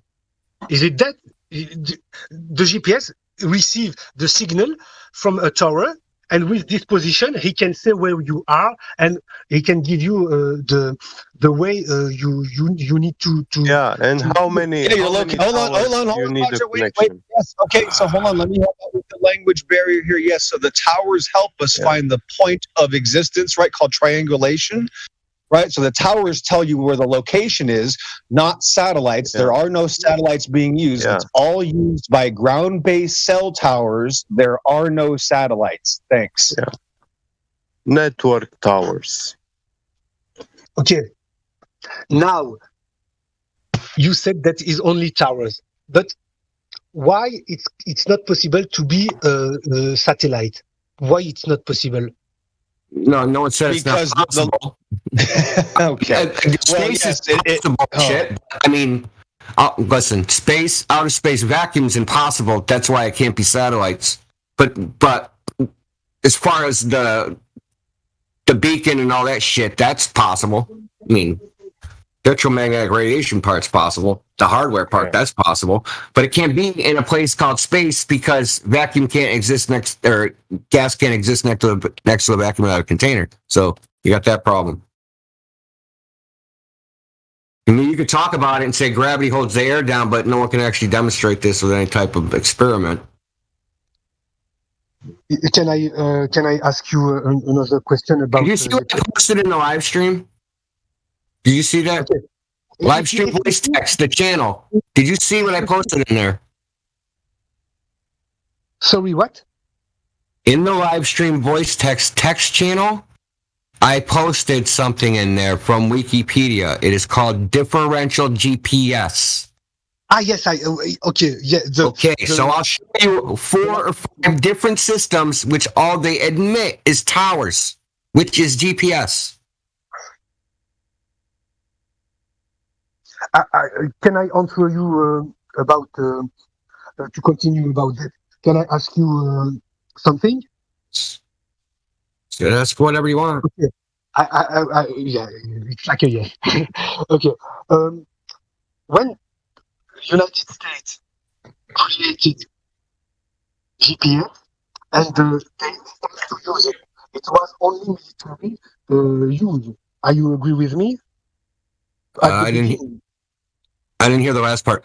GPS, the so-called GPS system was first called Transit. Was developed by the Navy in 19. Dude, Jesus Christ! I hope this is lag and you're not just rude. Sorry, can you repeat? GPS, Global Positioning System, used to be called Transit. That's what the name was before they renamed it to GPS. Yes, and first Transit. Firstly, who the first who used the GPS was the United States Army, the United States military. Are you agree with me? No, because the system existed as a system called Lorian, and I'm going to post a link to that, in the 1940s. It was a commercial positioning system. Commercial. And I'll post a link to that. Okay, I didn't... Lorian, do you know what that is? Lorian. It works the identical way GPS works. Lorian. So I post that. Live stream voice text. Lorian. DECA. Yes, I didn't find firstly this picture. DECA, that's another system. All these systems exist, admittedly, without satellites. Let's clear this up, people. Satellites are not necessary to do so-called global positioning. Do you know why? Because we can send radio signals 10,000 miles. So in 1918, during World War I, right, they were sending radio signals from the United Kingdom, Cornwall, UK, to Sydney, Australia. It's 10,000 miles. How are they doing that on a globe of 24,000 miles circumference? Sorry, I don't understand. What did you say? You talk about everything that is important to understand, you never understand. I will try to repeat and say me if I understand. I will not say always repeat. You know Sydney, Australia? Sydney what? Sydney, Australia. Sydney. Australia. Yes, okay, Sydney, Australia. Cornwall, United Kingdom. Those are two places. During World War I, they talked to each other before satellites. This means radio signals go 10,000 miles. I don't know what that is in kilometers. What's that in kilometers? Yeah, 1.7 kilometers. 1.6, I think. But it's not a problem. 16,000 kilometers. Yeah, and what? What is radio signal went 16,000 kilometers? That's the point. That's actually because waves can travel around curves. So this would work. No, really. Yeah. Show it, Rabbi. Where's the radius? Yeah, you can try this at home. Line of sight propagation. Where's the radius for you to claim that radio signals can curve over it? Where is it, Rabbi? Sorry, we need a radius for that. No, that's more about just the nature of waves. How they behave. That's show us one at a time, guys. Let Roger talk. Wait, guys, let Roger talk, please. Let Roger talk, please. You presuppose the globe, and then you claim that radio waves. Oh no! This is not about the globe. This is just you do. About that. There's a problem. You got a problem. It's not about the globe, Roger. He's already hiding. Oh, okay. Okay, can you give us a citation? That electromagnetic waves curve around shit. Give us a citation. Because I actually know what these are called, and you need a special thing to form them. Okay. So tell us, show us the citation. Technically, it's called an airy beam, right? So these are only existing, you have to send it through what's called a nonlinear optical medium, and the air is not a highly nonlinear optical medium. So I don't know what the hell you're talking about. The problem is that now, hey, Frenchie, ask this guy why he just lied. You ask why would they lie? Ask this guy. Why did he just lie and make shit up? Yeah, sorry. Yeah, that's right, dude. You lied. Can you speak slower and not you, Sai, Rabbi. Yep. Not me? Not you. Ah, okay, sorry.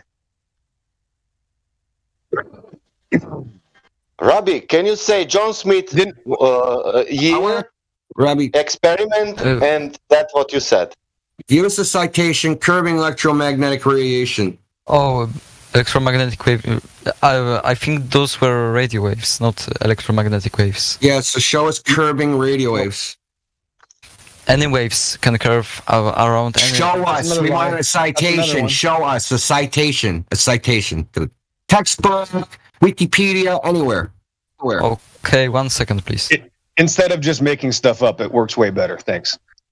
Excuse me, can you Look, and I don't mean a fiber optic cable or a waveguide. We're talking in a free medium, dude. That they're going to just curve in a free medium. The wave of radio? This fucking guy. Yeah, sorry, I don't know. Yeah, sorry, dude. Yeah, listen, an image. I will stay. Yeah, just DM me, man. DM it to me.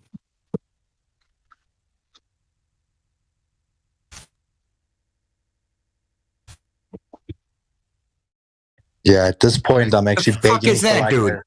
a Zanuck or a Kosho to come in here just so that they can make more sense than these incoherent babblings from these other two. It was amazing that when the Frenchie was really angry just now, he was super fluent.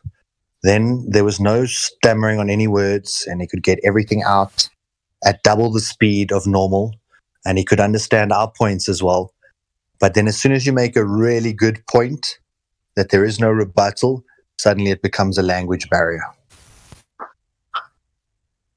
Are you talking You're talking about diffraction. This is not bending electromagnetic radiation. This is diffraction. So there's knife edge diffraction. No, radio waves. Any waves. Bent around. Yeah, diffraction is not bending.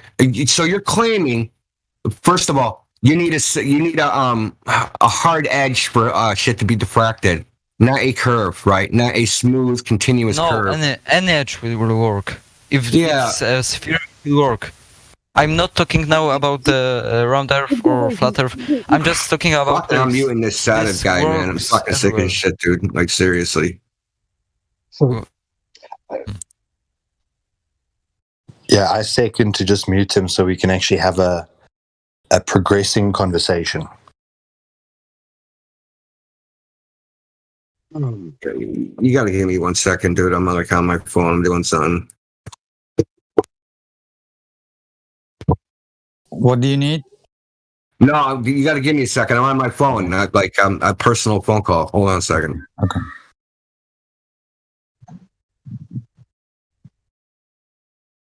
Did the Frenchie rage quit?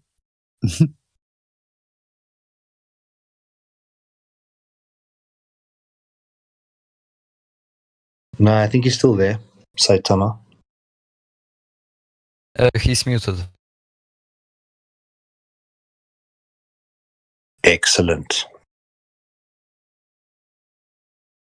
Yeah, he came into the room claiming that lighthouses prove that the Earth's a sphere because there's no other reason to build a lighthouse so many feet tall except but to bend light around a curve. I then explained that lighthouses are actually our favorite proof of a flat Earth and started to list off the 20 or 30 lighthouses which are considered at least world-renowned that demonstrate that you cannot see them from the distances which we do see them from if we were on a curved surface. Then it became about Eratosthenes, where we asked for a measurement of the Earth curvature, and he said sticks and shadows prove that. We completely thoroughly dismantled Eratosthenes and how it can be on both flat or curve. But he kept claiming it can only be on a curve. And the more that we try to explain these things, then it goes to we don't understand. So I think Frenchie actually came into the room to educate all of us,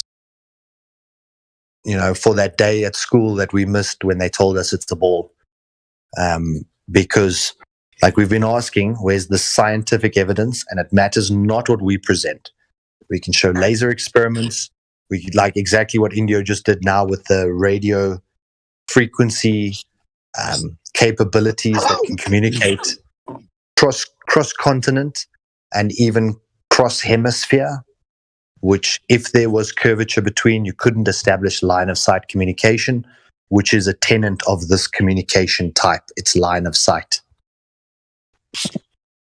Explaining him also, Roger, that Black Swan example, he can check it, that we cannot go to the space and check the photos what NASA made, but doesn't matter. He said that that photo is fake. That means somehow that we, dot earthers, are going out and making videos to convince people that planet is Earth, but with our lies. Do you understand that? Can you imagine? That's right. That's right. Yes, that's right. He's claiming. Sorry, go ahead. No, I'm just saying that he's claiming that flat earthers are faking pictures. Yeah, that the flat earthers have got together. They have a CGI campaign going on or something. Yeah, it's pretty amazing. So the Black Swan was a fake. Wanted to say NASA could never fake a picture. We have the best reasons, the flat earthers, to fake pictures, because we are being paid trillions of dollars. Yeah, by you to make people believe. By aliens. One second, we have Nebula in the room. Nebula. So, have you presented any working globe model? Right to Is the there point. any? Well, it's common sense, really, that a globe model would work. This saw it on TV. Okay, great. Okay, wait a minute. Okay, yeah, go ahead, Rod. Particularly myself Nebula, presented. Which sense do you use to experience the Earth as a globe? Life. Wrong. That's not a sense. Sorry, that is not a sense. You're just making stuff up. So it would help. That was easy. It would help, Nebula, if you would be honest. Correct? Well, yeah, but I'm eating noodles, so one moment. Okay, Nebula. So I ask you again, which sense do you use to experience the Earth as a ball? Yeah, and the answer isn't purple. Go ahead. What sense do you use for flat Earth, though? He can't do it. He can't do it, Roger. He can't do it. Yep. He's not. Roger, you're giving in though. He can't. He can't do it. And to polish your knowledge, list them, please. So why are Globers don't understand their senses at all now? Is that what's going on, guys? No, I've just left school and I'm enjoying life. So they forgot to tell you that purple and life is not a sense. So Nebula. Again, sorry. Which sense do you use to experience the Earth as a ball? Practically every one. Explain how you see the Earth as a ball. How do you see the Earth as a ball? You don't really see it because so there you go. Right? Because the horizon exists exactly. So you're making shit up, right? That's what we're at, right? So how do you? To be honest, you are though. So Nebula, how do you feel the Earth moving? Spiraling early. Feel the Earth moving. You don't because gravity is pulling you. So you don't. So that's two senses down. That was easy. Yeah, because okay. We're already at magical gravity. Go ahead, Creation Bear. Okay, what is gravity to you lot? What is gravity to you lot? No, that's not how this works. No, go ahead, Roger. Yeah, Nebula, you came here and you told us common sense, okay? And you then conceded that two of your senses, they don't, you don't use them to experience the Earth as a ball, right? So nobody experiences the Earth as a ball. Okay, Nebula, you don't need to breathe like that. It's okay. If you want to throw, you can go out. I mean, no, man, it's all right. Shut the fuck up, man. Bro, you shut the fuck up. You won't do it. I'm mute. All right, order in the court. Okay. Order in the court. Thank you. So, I've muted Nebula, right? On the base of he was spiraling and wasn't honest. Correct. Good assessment. Yep. Correct. 100%. Well done. I want to try it one more time. Okay, for the sake of it, Nebula. Yeah. So can you concede that none of your senses are used to experience the Earth as a ball? Can you at least be honest? Nebula? Wow. No.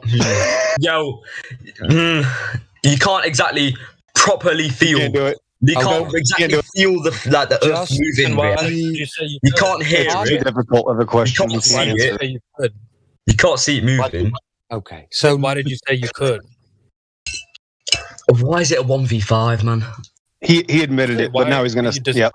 Alright, so I want to jump on you if you're dishonest as you go along. But first off, you said all my senses, and then we asked you about two of them, and you're like, "Well, no." So pick one, dude. You can't have it both ways. What? Who just spoke? It was creation. Did you hear what I said? No, you just sound like a retarded globfish. Oh, there we go again.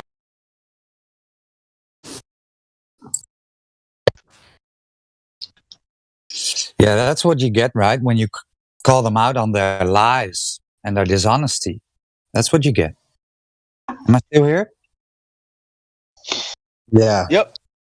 So for the audience, right, this is the perfect example why Globers need to lie and squirrel around, right? And then go out and insult people, gaslighting. And the word common sense is your common senses, like sight, like hearing, like sensing. Now, exactly like you said, which one of those can we detect? None. On the flat stationary realm that we live on, pretty much everything, I would say, except hearing, would demonstrate that this is a flat realm. Demonstrate, as in physically you by yourself can go and prove this. Not needing to believe someone else. Sorry, Raj. Yeah, it's all fine. It's all fine. Some people need to learn to control their emotions, right? We just want to have a civil discussion. And if Nebula decides to first be dishonest and then throw out insults, yeah, then it's pretty much done, right? We just want to have a civil discussion. And the most important part will be being honest, right? So everybody here on this Earth experienced the Earth as a flat, non-rotating Earth. That is just the base axiom, right? We don't see curvature. We don't feel the Earth move. The Earth presents itself as flat, non-rotating, right? So then comes the question, why do you think it is a ball? And the only answer you can give me is because they told me, right? They told me, the teacher told me it was a ball with the water sticking on, turning and turning, hurling through space. This is the only answer you can give me. They told me. And then they told me the Earth is curving, but it's so big, you can't see it. It's actually so big. But then again, they gave the dimensions, right? They told us, well, it's a ball with the radius of 3959. And with these dimensions, you, Nebula, you can go out and test this claim. You can test if the Earth is actually curving, right? Which I think everybody here in this room has done so, right? They tested the claim of the ball Earth, and it is not curving. It is a level plane. So I'm pretty done with Nebula. Maybe do you want to continue with Saitama? Is it something we want to do? Where's Indio? Is he here? I'd highly recommend that, due to a language barrier and him being very new to this topic, it's going to be like basically we got to the point about 3 or 4 times where we had to agree to disagree, where he says what I'm saying is my opinion, what he says is his opinion, and therefore neither one can prove the validity or the accuracy thereof. To which I then explained the scientific method whereby you can do experiments to prove who's telling the truth and who's not. And then that's when it gets to language barrier, doesn't understand. So it's, you guys are welcome to. Like I said, it wasn't a really productive conversation. And his greatest proof was Eratosthenes' sticks prove that it's a sphere, which can also be wells or sticks or one stick in one well or whatever you need it to be. So, yeah. The lighthouse one, we demonstrated that the actual total height of a lighthouse, from the distance it can be observed, all lighthouses are generally below the horizon if there was curvature present. So I don't know, is there anyone else in the room that wants to actually ask a question and then listen to the answer? Because the most peculiar thing is that I've never walked into a lecture hall, started a debate with the professor who obviously knows more than me on this specific topic, and then just argued with them for 3 hours, and then at the end decided, well, it's just your opinion versus my opinion. If someone teaches this or does this every day and has done this for multiple years and has heard pretty much most of the arguments be presented previously, then it's quite arrogant to think that you can enter the room for the first time and that you're going to teach everyone here. Yeah, exactly. And these guys, they sorry. And Roger, he will not listen. He will not listen what we have to say. If somebody, I said Black Swan, and somebody presented, I think you, yeah, and he said that could be fake. Oh man, it could be fake. Let's put it also that like a question. It could be fake, but let's fucking watch it and see what is going on with that fake video. Let's say, you know. And why is that not his first response when we show him a picture of a globe? It could be fake. That could be fake, but it could also be true. Why is that not the pre-program? If all images should be scrutinized the same way, with the same level of accuracy and honesty, then any photo presented should be addressed as, is that fake? But if it's a sphere with a black background, not fake. If it's a real world sea with things floating or things at different distances, well, obviously must be fake. How do you get to that reasoning? Yeah, that's the point. He didn't even go to the argument. He don't know what is the argument. What we want to present him. I call this selective skepticism, whereby it's only what I present that you need to be skeptical. Yeah. Let's move on. My knowledge that doesn't matter. That I will show them now what I need to say, or whatever they have to present. That doesn't matter because I have knowledge. Man, you need to look into that. And if it's that bullshit, okay, it's bullshit. For us, it's not bullshit. We will not be here if it's bullshit.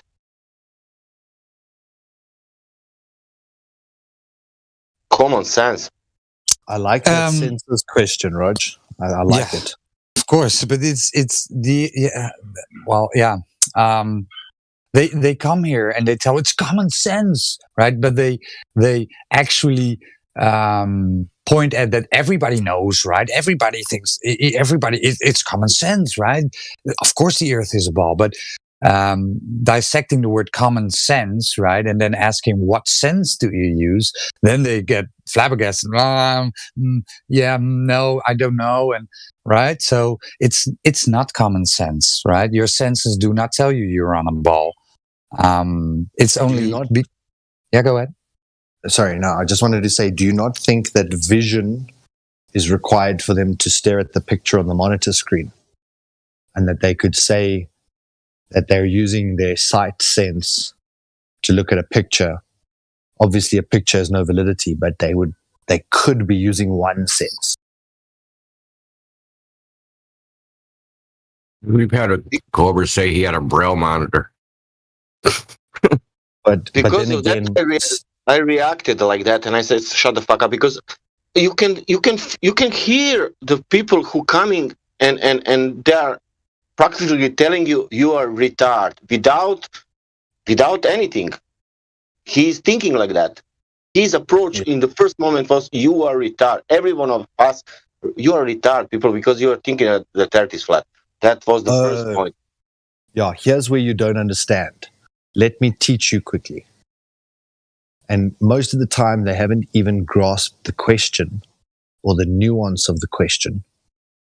And they start to recite a pre-programmed response which was provided to them, which is what I was trying to explain to Saitama earlier, which I think he took more offense to than he should have. In this topic, we were all indoctrinated with those same responses. Where is the edge? Naturally, our common senses tell us this. It can't be. Why would all the scientists lie? This lie's too big that no one would be able to keep it under wraps. Those pre-programmed responses were given to all of us. But yet everyone who enters this room acts as though it's their reasoning ability that brought them to these epiphany-like questions. And that we probably haven't heard this in 6 years. So if we can just stop talking long enough so that they can repeat their piece of original wisdom, whereby it's not wisdom and it's not original. And it was the first things that we had to ask ourselves to be able to dig deeper into this topic. It's just, I can't think of another subject where this would apply. I'm going to arrive at first year accounting and I'm going to walk in there and think that everything I know about accounting before my first lecture, that I can now question everything about master's level accounting, about PhD level accounting, about every aspect. I can start to question it because I have no knowledge of this at all. Like, is there another subject that you could do what they do here and that it would be considered acceptable? That's good, Rod. That's fantastic. Yeah. It's only this.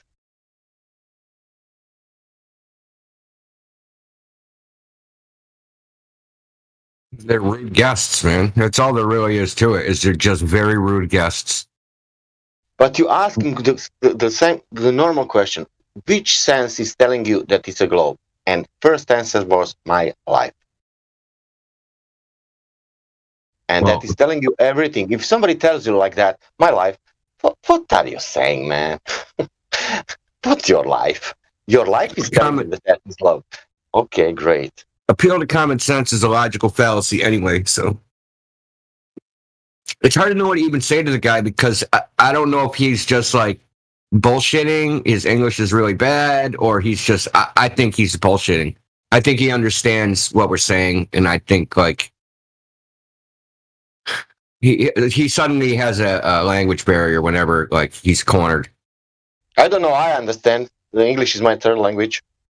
Yeah, the amount of people in this room that speak other first languages and I didn't study English in school or whatever, you know. This is my English from life, you know, and it's third language, and I understand almost 90% what you are saying. Yeah, everyone. Only some UK accent I cannot understand. That's it. Yeah, and I'm talking from personal experience. I speak English. Yeah. But I'm talking from personal experience, as in how I experienced him when talking to him.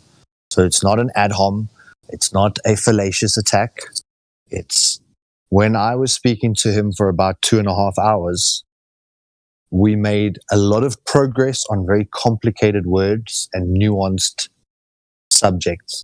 And I even commended him and said, I almost wish I could speak French so that him and I could have a discussion in his language so that I could hear his reasoning in a language that's fluent for him.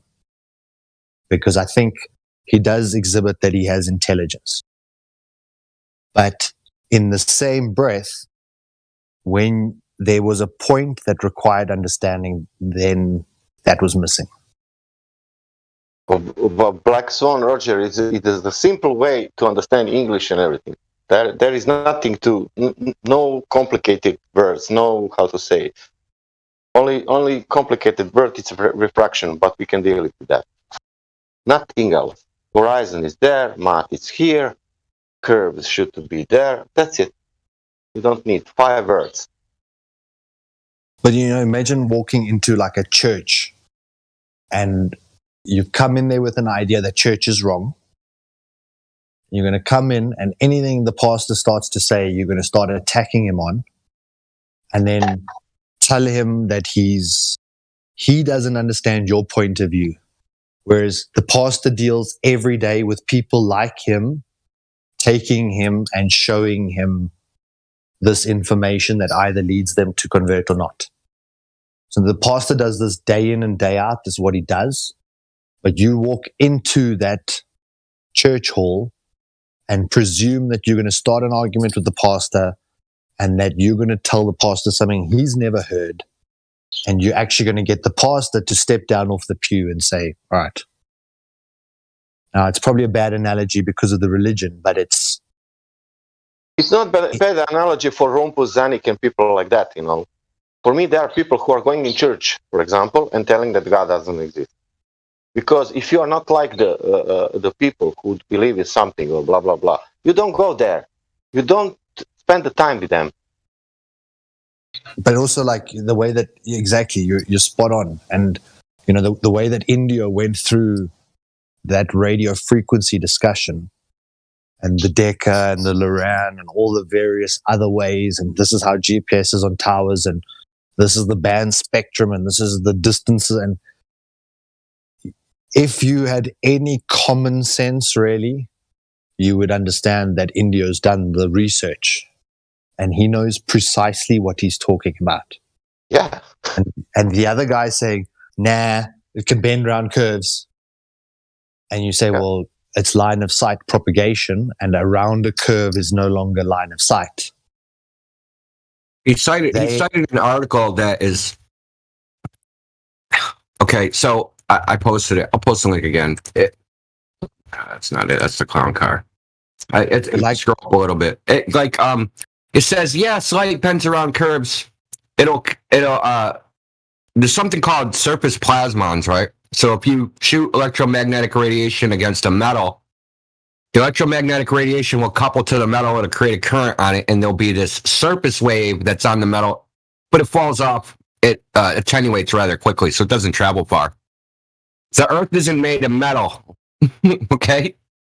So it isn't, and this isn't curving electromagnetic radiation. This is an actual current that's on the surface of the material.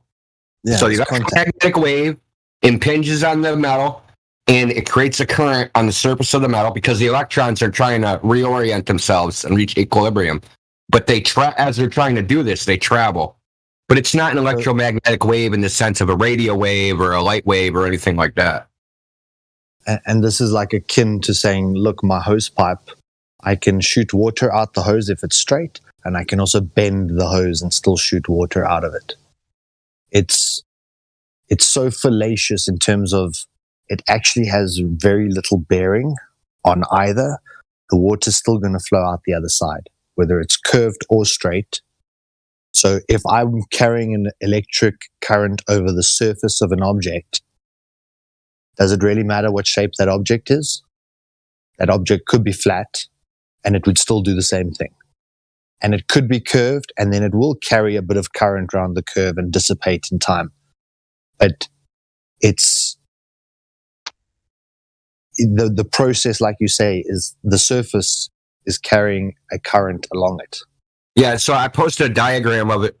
I actually know a lot about this stuff. Anyway, so when I saw that, it's just like, if you look at so there's two images. There's the first image. It shows how the wave. It's basically the electrons trying to reorient themselves.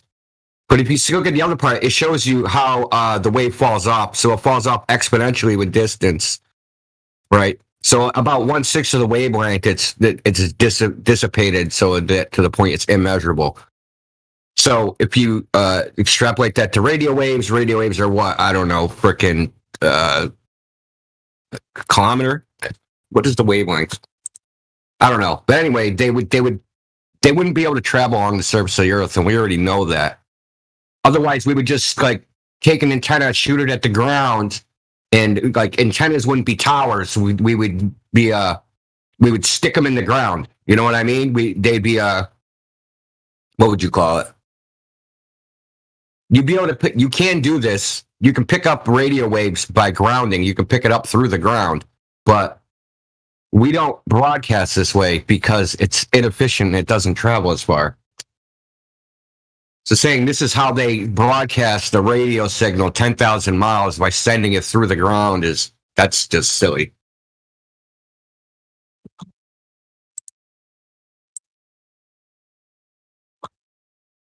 Though this was the premise for the magnifying transmitter. Tesla's magnifying transmitter.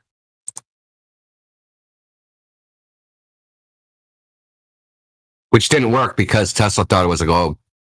I just had to throw that in there.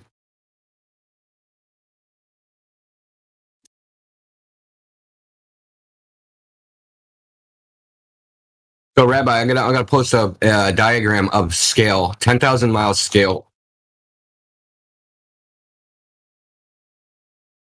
Just give me a second here.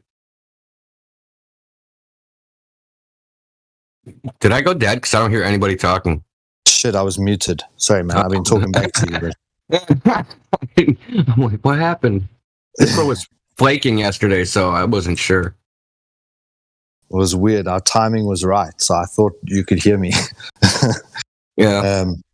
So Rabbi, this is a scale. So this is like 2 scale of the UK to Australia transmission.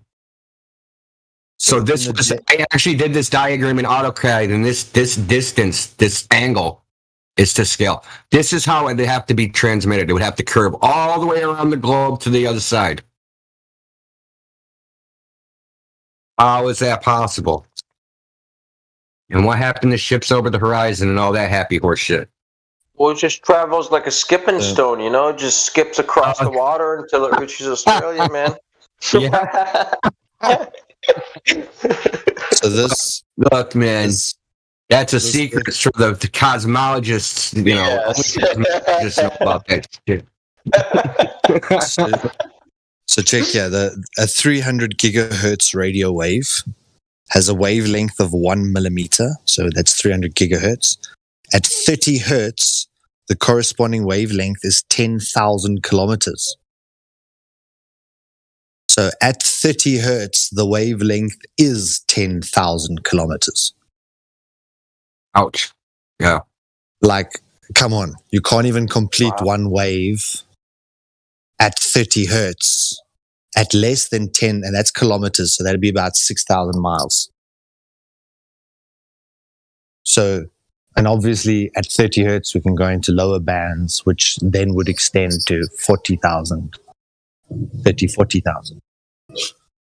So even just the wavelength is detrimental here. You can't have a wave that hasn't even repeated once, then be bending around a sphere. Yeah, you need the oscillation. It's got to go back and forth at least once.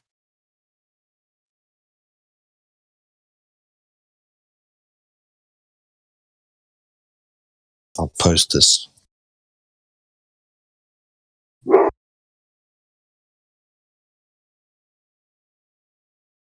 Hey, you guys familiar with Kinikabine? That one? I love the Kinikabine.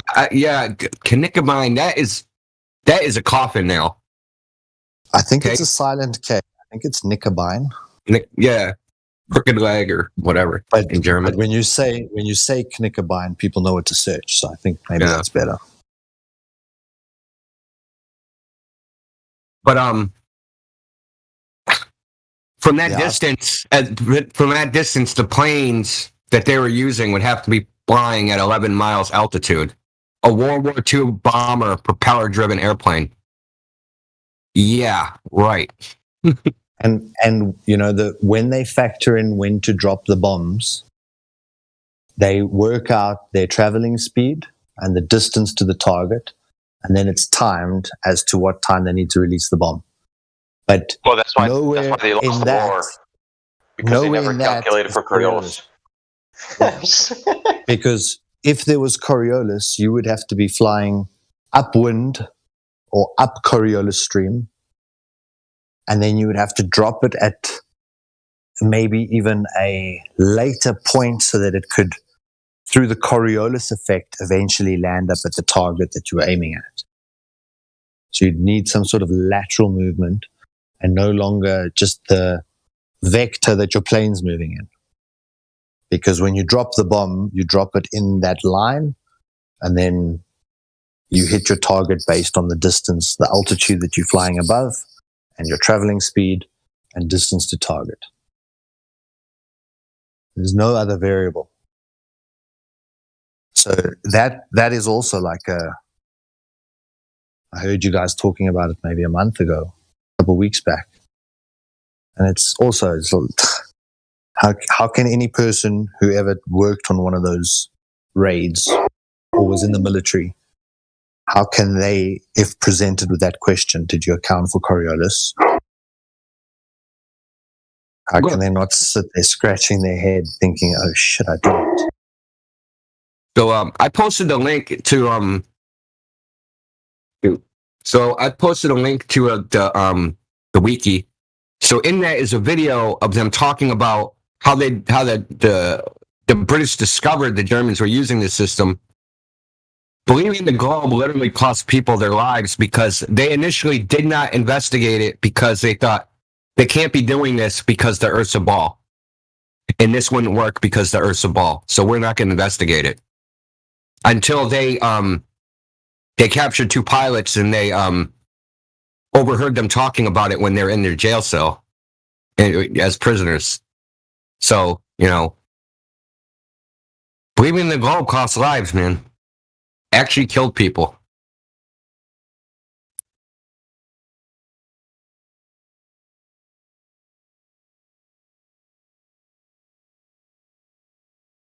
But it's deeper than that. It leads to nihilism. What specifically happened in World War II that they thought it was a globe and it cost lives? I missed that.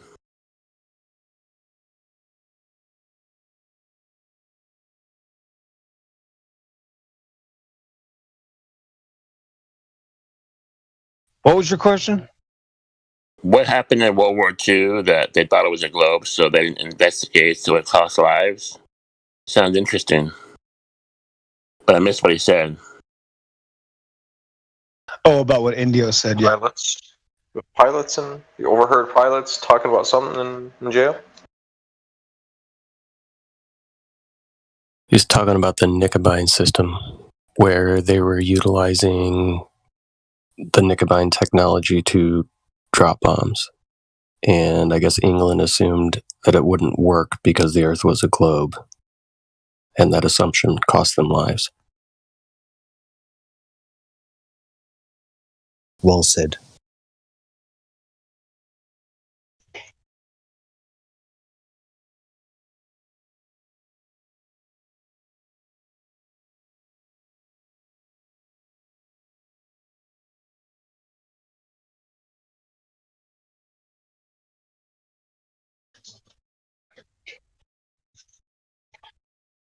But like with typical ballers, hey, they didn't need to prove it or go do any research about it. They could just dismiss it without needing to investigate. And then when it cost lives, then still deny it can occur how it did. Has to be around the sphere now.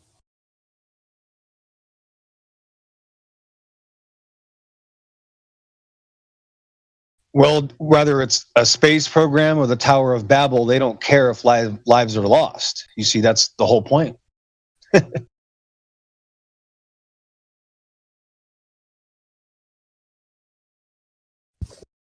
Yeah, and why would Satanists perform any human sacrifice? Now you're talking.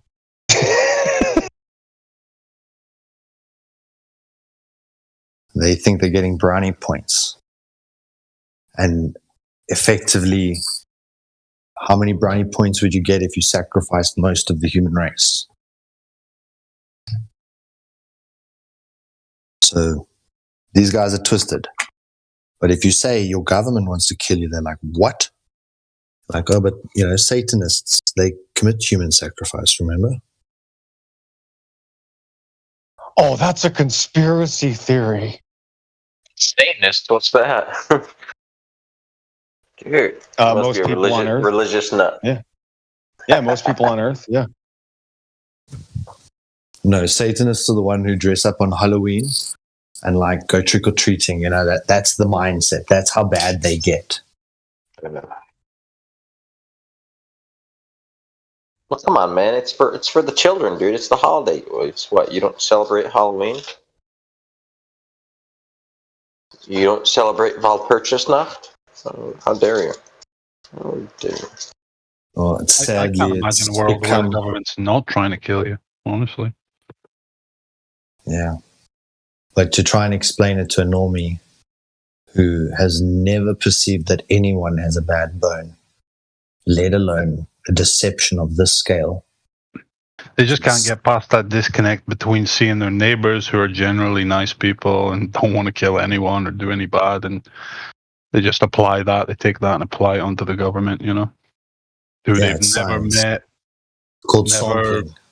I sampled my neighbor, and now I know how the world is. Yep. So it's like accurate sample. People don't realize it's like governments are just, they are saying they're just people as well, but they are this special little clique of people that have their own interests, and that's it. It's not complicated.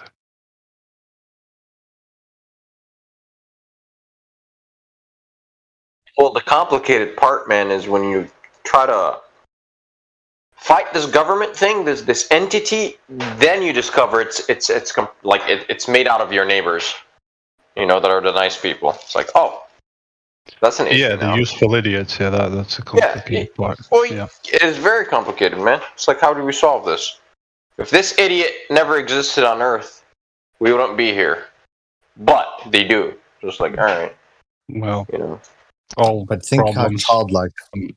We've noticed how quickly your neighbors can turn into Agent Smith over the past 2 years.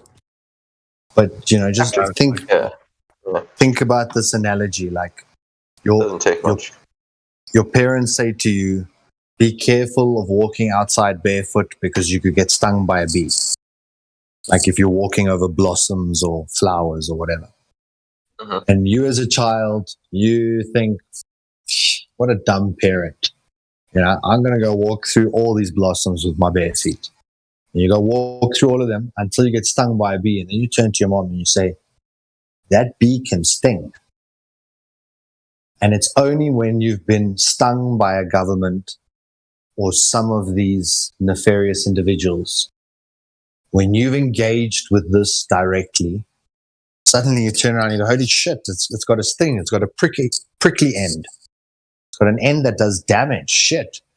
When you've been gobbled up by corporatism or been fired for something or whatever, whenever you've been wronged by the system, you suddenly know or discover that there is a system and that the system's not there for your best interests.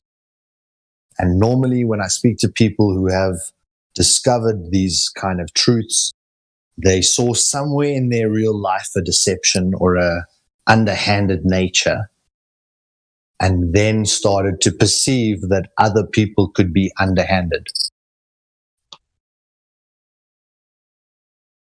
But until that bee stings you, that little kid's going to go running through every blossom he can thinking you were wrong. Turn off your TV and start reading books. Something.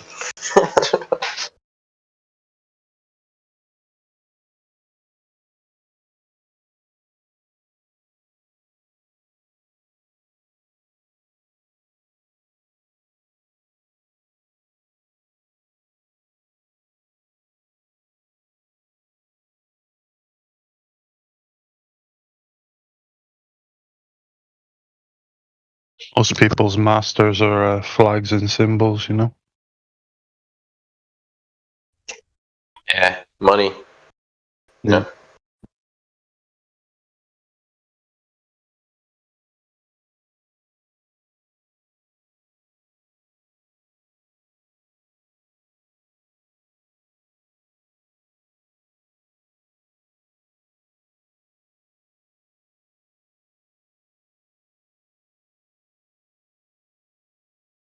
Everybody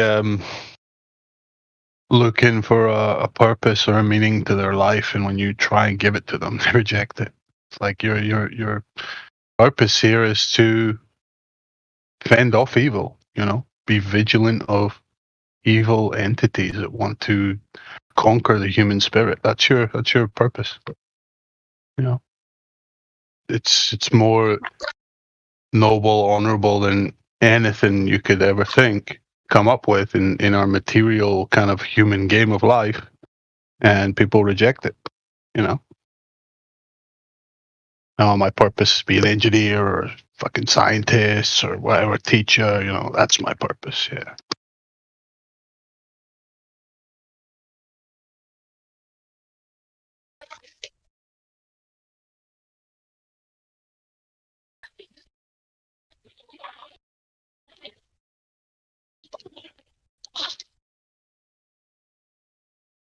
Pretty much only two types of people in the world. Everybody asks these big questions to themselves, you know, meaning of life and all this. And there's the people that want to hear an answer to it, and then there's the people that want to ask it but don't want it to be answered. Just want to keep it up in the air constantly, forever. Well, they want exactly up in the air because they don't want an answer. I think, like they just want to talk about it. Because once you get to make your own purpose, you know what I mean? You know, endless rambling, back and forth, never getting to a conclusion. Conclusion is pretty straightforward. Yeah. Hey guys, have we looked into the supposed spin of the Earth on the equator will make things weigh less? Does anybody know the math on that? How much less do we weigh at the equator? Yeah, we can calculate it. Is it like, I heard like 0.03 or something like that. Is that correct? Yeah, but I never actually ran the calculation to believe those guys on it. And I wouldn't believe them anyway. Like I would have to do it actually. I mean, Xanax. You can get the math. I want to see if I can, because gold is $2,000 an ounce. So I will take like a pound or 2 pounds of gold, and I will buy it at the equator and then sell it like at the North Pole, dude. Yeah. Exactly. More like buy it. Obviously, it doesn't work that way. Buy it in Egypt and sell it in New Zealand, right? Close enough. Wouldn't you buy it wherever the moon is highest in the sky? But Godric, I just warn you that this argument about the weighing objects thing is the same type of argument as walk 10,000 miles and then turn 90 degrees, walk 10,000 miles, turn 90 degrees, and it's going to come back and join as a triangle. It's just as fallacious. The human body is always in a dynamic flow. So if you weigh yourself multiple times in the same day, you're going to weigh different amounts. So you can't weigh a human, which is variable. You can only weigh a static object where the mass or the weight is known. When the weight is known, then you could find out if there was variation because you've isolated one of the variables. So they always pose it like you can go weigh yourself, and it's a really fun experiment for you to do. Weigh yourself twice in one day and you will differ. So have you changed location? Is that what that proves? That if your weight changes, you've definitely changed location and there's a different centrifugal force? No, it wouldn't. So it's the same kind of fallacious thing as that triangular walking 90 degrees. Okay, so what I'm gathering is I'm not going to get rich trading gold from Egypt to New Zealand. Yeah. Not much. It's not going to work? No, I don't think it will. If it does, just let me know, man. Just DM me, be like, "Hey, works well. You should get into it." I can get a good price, man. Yeah, I was going to bridge to solar. But thank you, Solar. I think I got that. Oh, man, I don't know. It's retards with the whole scale thing, the scale argument. How about weighing yourself like on the top of like a high mountain? Is that also the same thing? Because you're farther from gravity, so you're lighter in the top of I don't know, mount. You should. Whatever. It'd be quite a bit. Right? Or is it that you sweat going up the mountain and then you weigh yourself, and that's the difference? So okay, hold on. Let me see. It's divided by r squared. Oh, okay, so it's not divided by r squared. The f of g, right? Only I was going to say if you we could can isolate just the weight. So if you could be in both locations at the same time and weigh yourself in both locations at the same time, then yes, because then you would know that your weight was the same. But if I start off scales, if I start off at the bottom of this mountain and I weigh myself, and then on the way up I just happen to drink 2 liters of water, and then also sweat out 1.7 liters, I will have still gained mass just due to circumstantial things on the way to the summit. So that's why I say it's fallacious. Couldn't be an experiment. Okay, wait. Okay, I got it. Has anybody weighed themselves in an airplane? That would work, right? 35,000 feet? Just bring a scale, right? Get in an airplane, weigh yourself in the ground in the airplane. Gravity is supposed to be weaker. That's how they do the atomic clock. That's how they prove the atomic clock has gravity, right? Now that would be a lot closer. So you could weigh yourself in the boarding queue and then weigh yourself once you reach cruising altitude, which, you've at least not waited 4 hours to get to the top of a mountain. I think there'd still be, and all that is affecting it. Yeah, there could be turbulence because remember this is a spring system if you're using a scale, and that spring would be so. If the airplane just accelerated or went up or down, you would throw off the scale. I just thought about that. Even if a wind would throw off the scale, so that's not going to work. You have to weigh yourself 1,000 times on the airplane and then average it. Yeah. Mm. But what will it? And that would prove what exactly? Yeah, it's the same. I had the same question. What will it prove? Gravity is heavier on the Earth and lighter in the sky. Why are you trying to find gravity, Godric? Okay, so let me ask this question. What if you weigh yourself and you weigh more in the airplane? What if, you take 20 measurements, you weigh less, but, the 21st measurement, you weigh more? Say 1 out of 20 is the reverse. What is, what conclusion can we draw? That would debunk gravity is strongest at the surface. That would debunk science. So have you seen the NOM measurements? The NOM Current Precision Scale Company took one of that garden gnome thing and sent it all over the world. They sent it to CERN, Edmonton Station, Lawrence Livermore Labs, all these scientists, and they weighed it.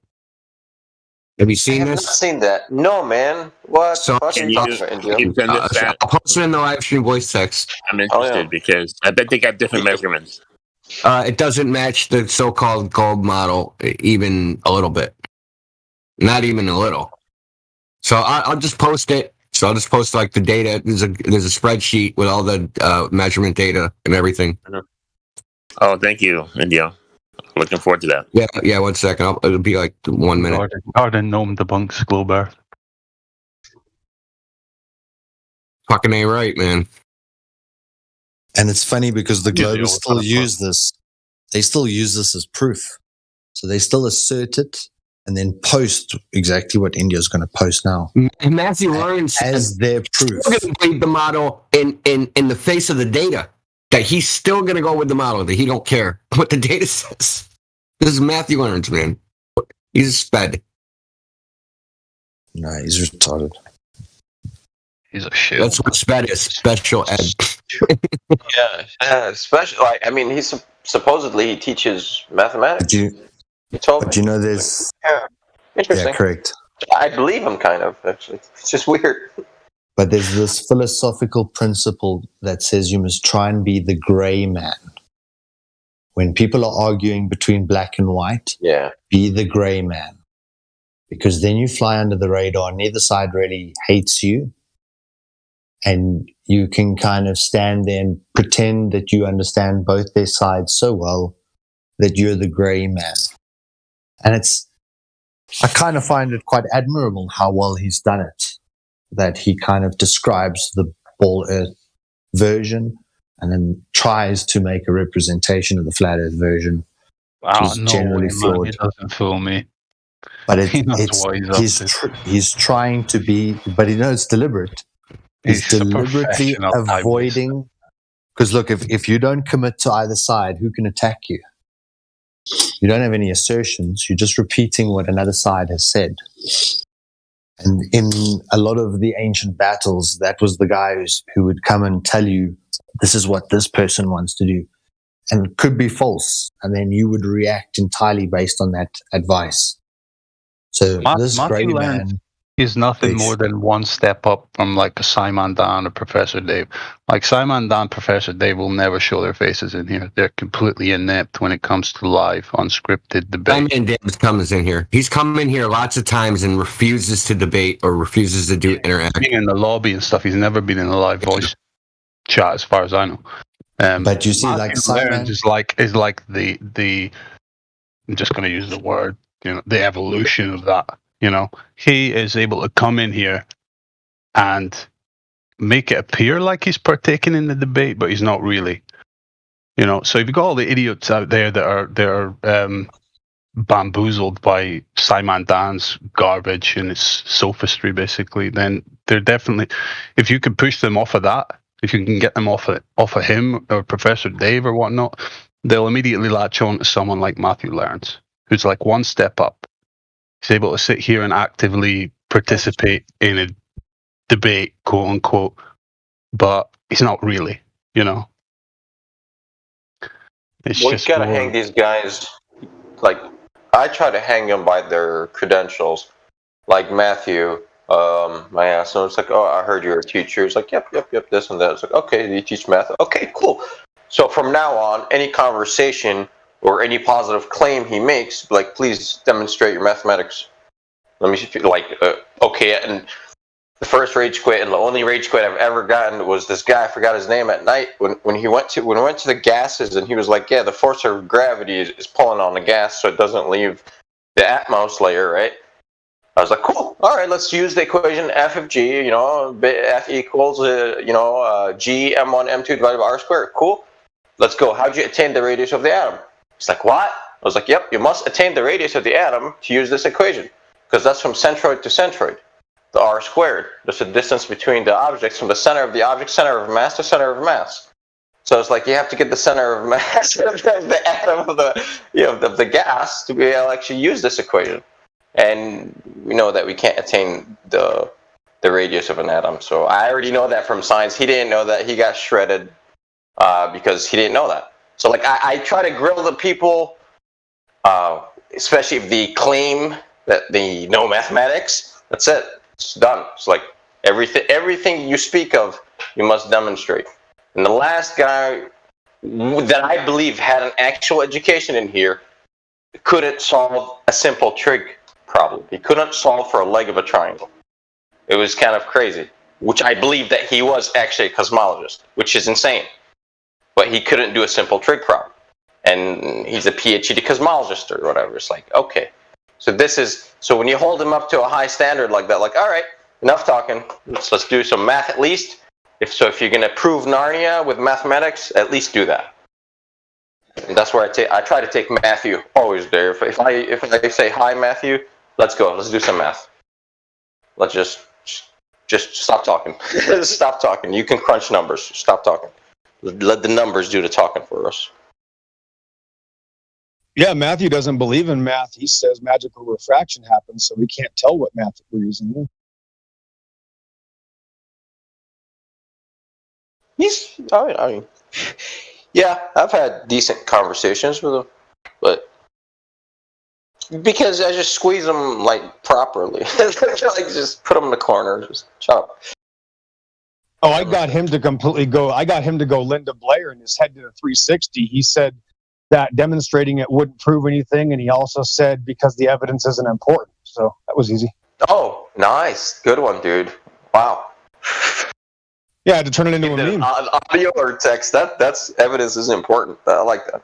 Solid, man. It's a Golden Globe right there.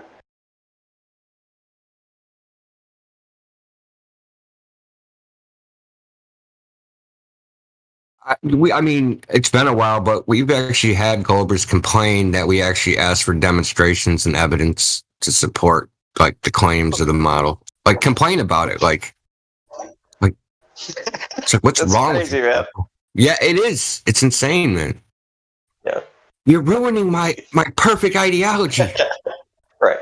My imagination, man. You're fucking shredding it, man. Get away from me. So, but listen, let's have one of these Friday nights. We're gonna have a drinking game. Even the non-drinkers, suck it up because you're drinking too. Every time a Goldberg says "imagine," gotta take a shot. And the word every single time a Glover says "if" would be another one. Oh God, Coleman. Hey, the hospitals are finally going to fill up properly after that night. If the Earth was flat. Yep. My favorite. Yep. Famous last is still when they said definitions are meaningless. Listen, who was it? Brenda. Brenda said the Cambridge Dictionary and the Oxford Dictionary are not authoritative. That they're not actually giving out scientific definitions. They're like, you realize, Brenda, that Cambridge University is who publishes, and this is Oxford University. Like, so, Brenda's obviously a confused individual. What was her that person is beyond help? Was it Wikipedia? Well, whatever definite. Brenda just was making up definitions out of her head, his head, whatever. I don't know how to address him, her, it, he, she. I think we just covered it. Deranged. That's their pronoun. The domain. The other word would be model. So you can't even put genders on a roulette wheel. If you just replace the gender with one of the numbers, man. All the genders won't fit. Just combine them all, Indio, and combine she, he, and it, and you end up with shit. I heard it described today as, in our generation, we were taught about the birds and the bees. Nowadays, you get taught about the birds that like birds and the bees that like bees, and the birds that want to be bees, and the bees that actually feel like they were birds in the first place. And it's like, fuck. Did that come straight from curriculum? Because I wouldn't be surprised if it did. Yeah. Have you guys seen the video of? Have you guys seen the video of? It was in Seattle when they were doing their little riots in Portland, and a cop starts searching a woman, and she's like, "I want a female officer," but she's screaming, this, that, and the other thing, right? And these are like, Antifa weirdos. He's like, "Well, I identify as a woman." Shut her right the hell up, man. Oh, I gotta find that video. It's so awesome. Backfired. It's great when it turns around on them like that. Yeah, complete backfire. Yeah, because that's what she's there protesting. They just want it both ways. They just want whatever it is that benefits them. No principles. Yeah, the principle doesn't benefit me. Hyper irrationality. Yeah, like I'm all for benefiting yourself, but damn, not that way. Like, fuck. It's like they'll whichever way possible, as long as they get what they want. So, all right. I hate this topic because I am empathetic to people that have troubles with stuff like that. And I'm sure there is genuine people out there with that. These sexual identity problems. But it's gone to the point. It's in the DSM, right? It's in the psychiatric, the Diagnostical Manual of Psychiatric Disorders. Yeah, it's in there. Yeah. But the way the mainstream is took it and pushed it, it's just pure mental illness. Nothing short, you know? I posted the video. The guy is presenting 60 genders in Germany. It's starting like that. They want to say hello to everyone. Are there 60 pronouns? Yeah, he's telling he want to start a speech or something. For he's in I don't know where, and in Germany, some politics. And he's starting, and he want to say everyone good day, ladies and gentlemen, you know. And then he's starting with all genders, and he's naming 60 of them. You know, in 100 years, when there's essentially infinity genders, they're going to be working on a unifying theory of gender. It's fucking hell. It's like infinite gender. Good one, man. The unifying field theory. Well, not field though. What is it going to be called? Yeah. Unifying gender theory or whatever. No, you missed the punchline. You missed the punchline. He said the unified field theory of genders. Yeah. What happens with you got web forms, and sometimes it says Mr., Mrs., Miss. Do you really want a drop down box that has 60 items in it?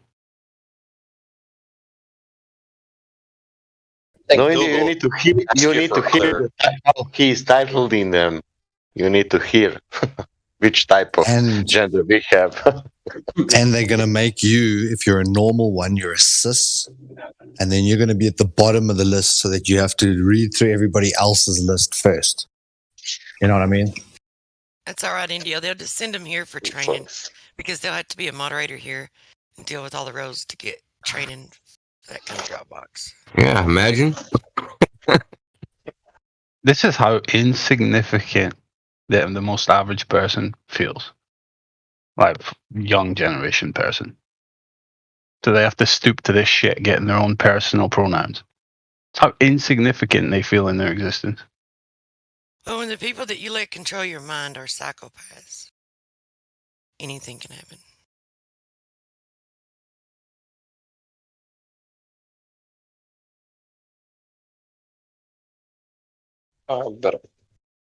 I gotta give an estimate for this, so I gotta do a proper estimate of the drywall and square footage. Oh yeah, let me assume curvature. Since the building should be out of plumb because it's on a ball earth, so both vertical walls cannot be parallel. Yeah, exactly. You're gonna have to buy trapezoid pieces of sheetrock.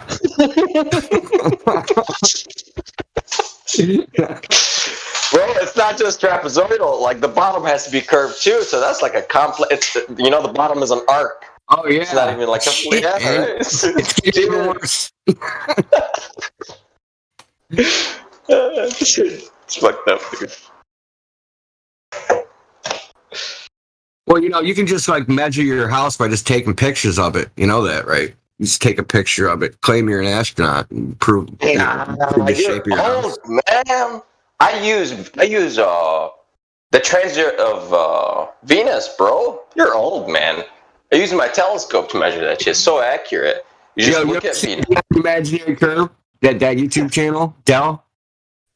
No, I haven't seen it. Oh man, he did a kind of a troll, I don't know what you call it, a parody video. So he hired somebody to do his house, do stuff on his house. The guy brings a telescope. And starts yeah, dude, I have. It's old, right? Yeah, it's funny as fuck.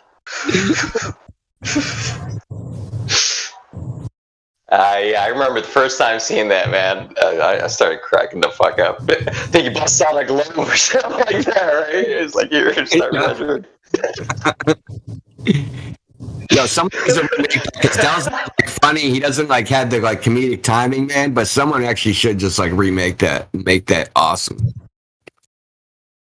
That's something you know, if we really want to promote this like topic, man, like, you know, comedy's the way, man. Comedy and like, you know, drama and stuff. We got to get creative, man. Satire, everything, yeah. It's the because let's face facts. A lot of people aren't nerdy and they don't want to do technical topics, so you kind of got to make it lighthearted in a way. Yeah, you got to reveal the retardedness of it, basically. Yeah, it's called the reduction to absurdity. You know, prove something wrong by reducing it to an absurd conclusion. Yeah.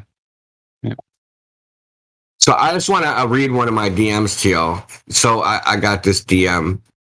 The guy DM'd me, I don't know, like a month ago or something. I never answered him. I really wasn't. So he says, explain David Scott's hammer and feather experiment. How did they falsify that? You can't fake that experiment on the flat earth. You know, the Apollo where they dropped the hammer and the feather. So I told this dude, said that it's been done on Earth. This is old news. But that experiment doesn't work on Earth. It quite literally cannot work with an atmosphere present, but it worked. How does Flat Earth explain it, lol? No answer, because I was busy. I was doing something else. So I said, okay, this is wrong. It's been done. Feather and hammer. They hit the ground at the same time. Was done 3 years ago.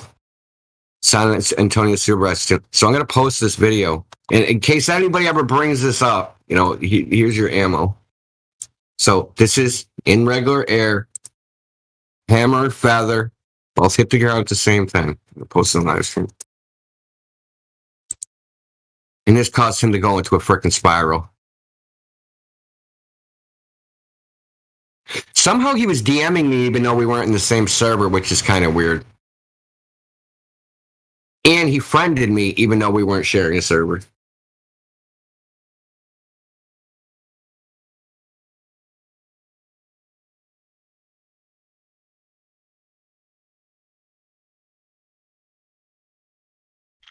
That kind of rhymes with hacker, I think. Yeah, that's you wanna unfriend that guy quick. Like shit, dude. Yeah. So this is the thing. He says it literally cannot work with the atmosphere present. So he just believed something, right? He's sitting there telling me that this is impossible. Just it goes to the psychology. I mean, we should do like a psychology of the globe. We should do like a whole day-long episode of just like the psychosis of these people. And knowing who these people actually are, I would want a demonstration of what that feather actually weighed, and if that bowling ball really is a bowling ball, or whether the feather is just an object that weighs the equivalent of the other object that they're dropping. Because we've seen countless times that they start with their outcome or intended outcome, and then they just work backward from there till they get that outcome. Yeah, confirmation bias.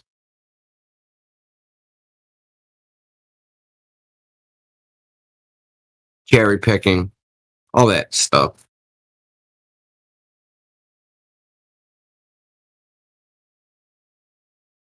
Now let's suppose Eratosthenes never existed, right? Like nothing ever, like there's no such thing. No one ever thought the Earth was a globe. But they invented cannons and they started shooting them, and that they noticed that the cannons were like hooking. Do you think that this is the so-called Coriolis effect, right? Do you think that if they were like shooting cannons, they like somehow discovered that the Earth was a globe, but because they were trying to explain this phenomenon, right? This is one of the things that like these guys kind of believe. I shouldn't even say these guys. That's just crazy generalization. Anyway, the point is that the Coriolis effect was not discovered. It's never been discovered. Can't even be demonstrated. But they talk about it like that, right? Like they discovered the Coriolis effect, and it just happened to be like, oh my God, it's a globe. No, someone came up. If you look into the history of where the idea came from, someone just did the math, came and said, hey, we should observe this. And you know, and then they went out into the world and, you know, concocted a way where they think that they can observe it, like Foucault's pendulum. And Foucault's pendulum has so many problems. That's almost an endless freaking list. I have a thought to present. If you're done, Indio. Oh yeah, go for it, man. Right. We can all agree that this sophistry involved with the heliocentric model is pretty in depth, you know. Like they've attempted to cover almost. It's the messed up part. It's literally the foundation, I don't know how to put this, but I mean, just imagine like the thousands upon thousands of pages on Wikipedia and the endless equations and formula that's supposed to support this thing. You know, that's what I'm talking about. And I had the thought that I wonder if this is like a back pocket thing for the powers that be that have kind of skipped resets. You know, that's why it's so well kind of thought out and fleshed out. You know, to the layman at least, if you don't look into it, it looks that way. And it's like maybe it's like a religion that has they've used multiple times. You know, if we're to go down this the rabbit hole of you know, civilizations, big resets, cataclysms, and stuff like that. Yeah, so that was just a thought I had. What do you mean? What do you mean? I'm kind of. I mean, I follow you kind of. But like, what do you mean by like a reset? What do you mean by the back pocket? Like, well, like from the Earth side or like from what side? Well, let's say like how the powers that be, you know, they if there is like some cyclical cyclical nature to cataclysms that kind of wipe out a proportion of humanity, they're always prepared for it, you know, right? Because they're waiting for it, or they already know they have the real information on history, you know, so they'll know it's happened before, and they'll be waiting for when it happens again. And of course, they'll be prepared with it with their underground bunkers, etc., etc. You know, they'll survive it essentially, and then they will continue to be the rulers of the humanity's left that does survive and repopulates, etc., etc. And I'm saying they'll have all this whole heliocentric model fleshed out to put it back into place. So I just had the thought that maybe it's so fleshed out because they've been working on it for a very long time, you know? Yeah, pure speculation, you know, just a shower thought type thing.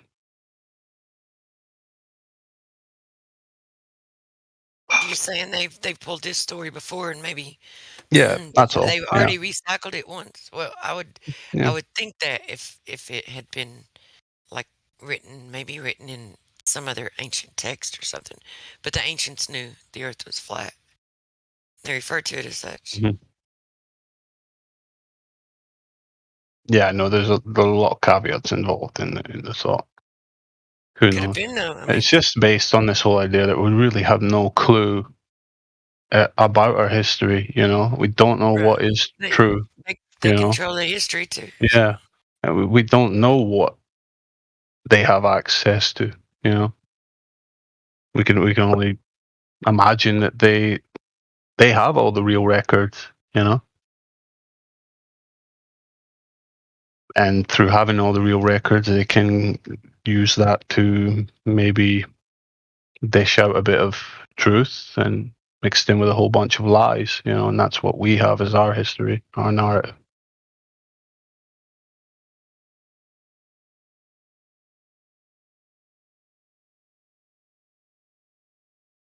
But at the same time, I mean, over the course of hundreds of years, you have the smartest minds in the world, you know, under your thumb, you know, trying to solve all this theoretical nonsense. You know, you can flesh this model out to the ridiculous length that it's being fleshed out to. Yeah. So that's completely plausible as well.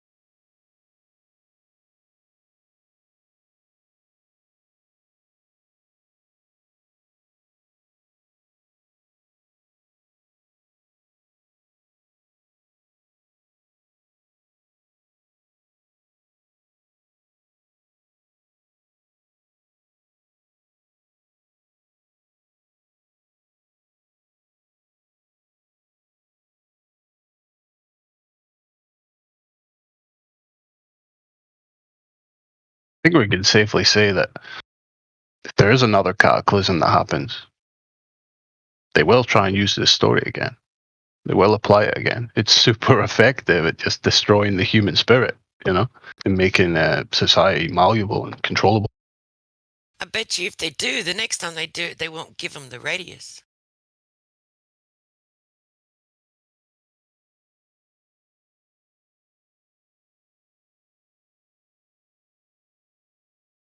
What was that, Truth? I missed that.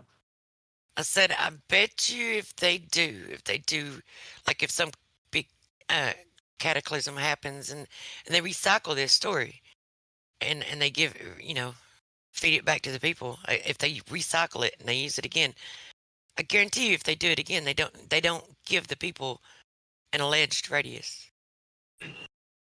They have to give the radius because that way nobody else will check it. If they don't give them radius, someone's gonna find it, and they're gonna find that there is no radius.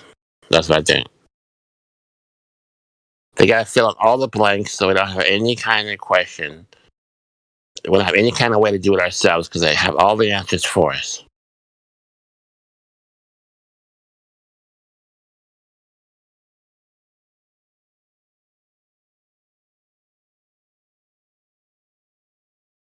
There is going to be one deception. I believe this would be like whatever comes out of this itself, or whatever agenda comes out of it, is going to be that one deception, because this is the one that's you don't hear. Like, this is the only one that seems not to have been recycled. Like, nothing new under the sun. This is the only one that it does seem to be new under the sun. Yeah, Go ahead. Sorry. Yeah, I just wanna expand on the point of Godric. Right? It's a double-edged sword, because by giving the radius, right, by telling us it is this big, right, they kind of shut themselves in the foot, because that way we can test it. They can test their claims. Go ahead, obvious. Roger, have you talked to T-Man yet? Anybody talk to the Tango Man? Tee him up. We? There's a T-Man. Well, there's a guy named T-Man. He's right under Sunny, right above Truality on my screen. Oh, he's called Thad. I don't know. Yeah, Thad Man. Yeah, T-Man. 6167. Well, green icon. Yeah, I'm seeing him right now. One second. Well, we can unmute him. 1 second. Just for.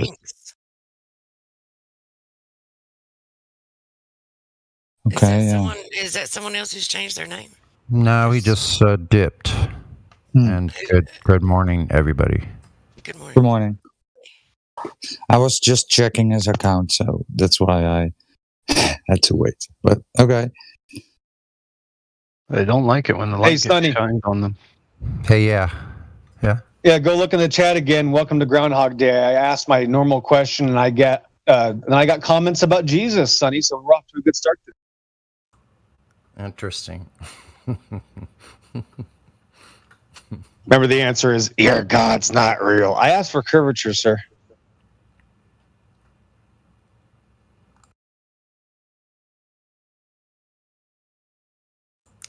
Yeah, that's always a head spinner. Yeah, their heads are spinning 360. Heads are spinning, but the globe isn't. What globe? No globe. Yeah, they just keep saying words. Yeah, these psychopaths in chat just keep repeating the same robotic mantra of Flurfs can't do this. Flurfs can't do this. Flurfs can't do it. When they obviously can't do any of it either, so they're just projecting themselves. So who shrinks? Who stinks?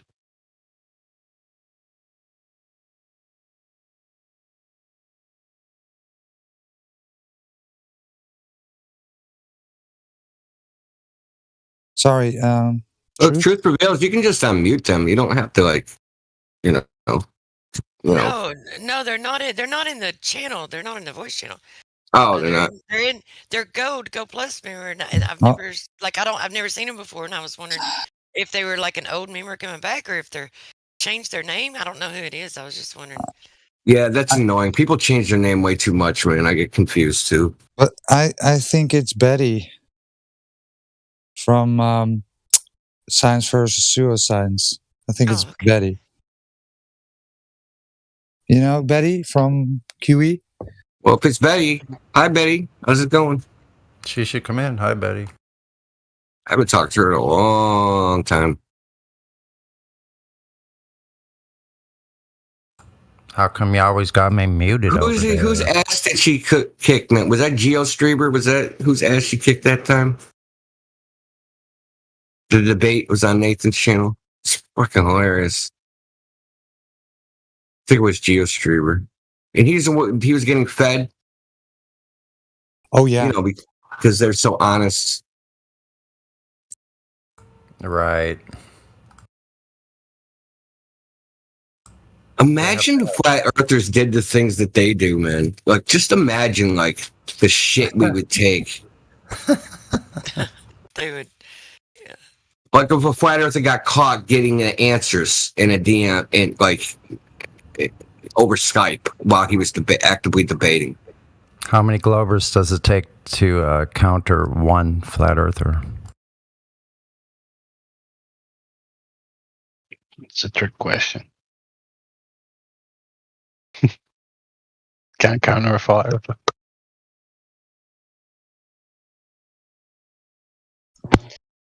Yeah, these people have lost their minds. It's too late for them. This is The Walking Dead. That's why they literally, like zombies, keep repeating the same thing. Yeah, that's really incredible. When you got to hear every day the same thing every day.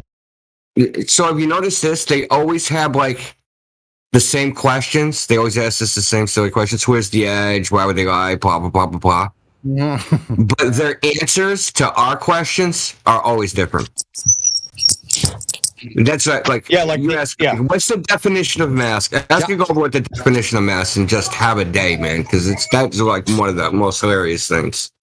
Yeah, you ask the definition of mask, and your answer is Jesus is Satan. That's thousands of answers for one question. But the ridicule questions are all uniform. What does that mean, right? They all have the same troll, but they don't have the same model that is in their minds. And they don't even get it. They don't even understand when you call them out for changing their answers or having different answers. They don't even get it, because then they turn around and they say, well, why do you guys always repeat the same stuff? And I'm like, because when it's true, it doesn't change. It's like they don't even get it. Yeah, like what are we supposed to do? Like, change it? But what color is the sky? It's blue. What color is the sky? It's blue. You're repeating yourself. You guys are an echo chamber. You all say the sky is blue. Well, that's because the sky, it's blue, Right. Like, it's just a freaking... They're just emotional thinkers. Yeah. Actually, I don't think you can be an emotional thinker. I think they oppose each other. I think they're just emotional. Yeah, they do. They're emotional reactors. They have an emotional link to this idea, and what seems to be at the base of it is dishonesty about it. Of course, there's a couple of things. There's a couple of things science had to change to fight the flat Earth movement. The first thing I noticed, all of a sudden there's no heat in space, so that way all the satellites don't melt. Everything's great. Astronauts don't get burned up, or they don't chill. They don't get frozen.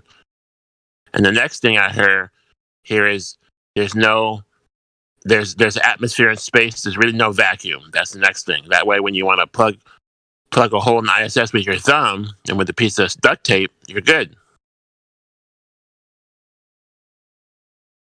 So they're making up stuff to combat flat Earth facts.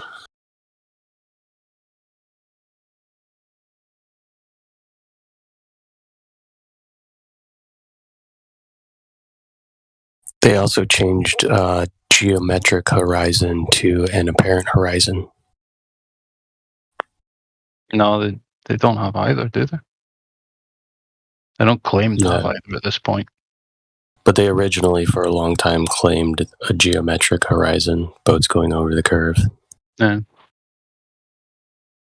I wouldn't be surprised at this point if suddenly NASA just pops up and they've like artificially constructed like a 20-mile stretch of land that accounts for 8 inches per mile squared.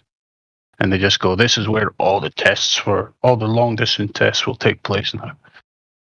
And if it's not tested here, it's not valid.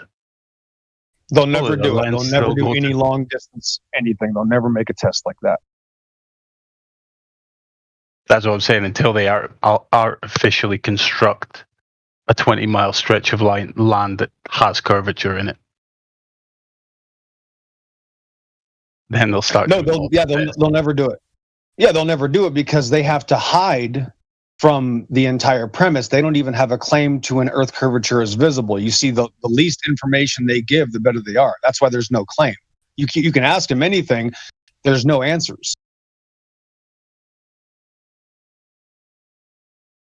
Like when I asked these psychopaths over at Brandon's, like the person we were talking about earlier, that's a he, she, it. And I asked this person because they keep bringing up model because they're a robot. And I go, okay, great. If you just answer one question about the model, I'll retire. I'll do whatever you want. I go, how high do I have to go above the model to see Earth curvature? And the answer is you can see ships disappearing over the curve in reality. So if you ask them about the model, they won't answer you about the model. If you ask them about reality, they'll talk about the model. You see how this works? Thanks. I know how it goes. Yeah, it's crazy. It's a level of psychosis that I don't want to understand. That sort of person is, beyond help. I know, man. It's terrifying. It's just dishonesty. Right. They're not being honest. Don't get frustrated though, because especially in this circumstance, when we're talking to people live, there's people on the fence that are going to hear that and see it and go, wow, I don't want to be that psychopath. And it's just on the morality basis, they're going to realize there's something wrong with this space religion. Yep.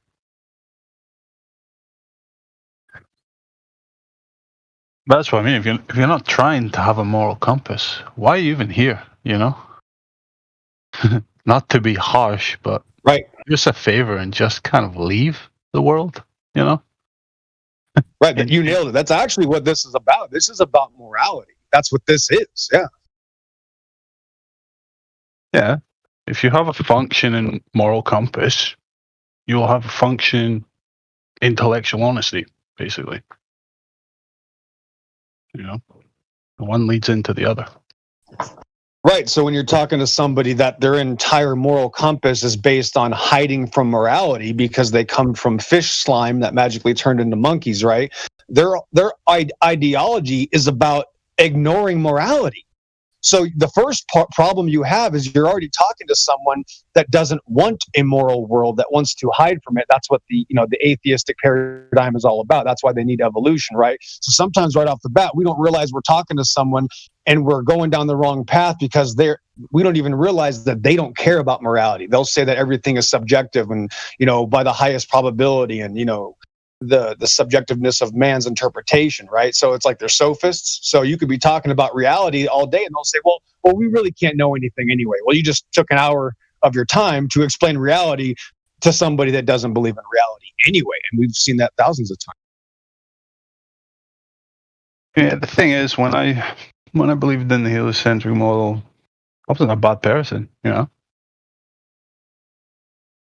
had a pretty I had some flaws, everyone does, but I had a functioning moral compass, Didn't try to steal from people, didn't kill people, didn't want to fuck anybody over, always wanted people to live in harmony, just get along, prosper, and I believed in the heliocentric model.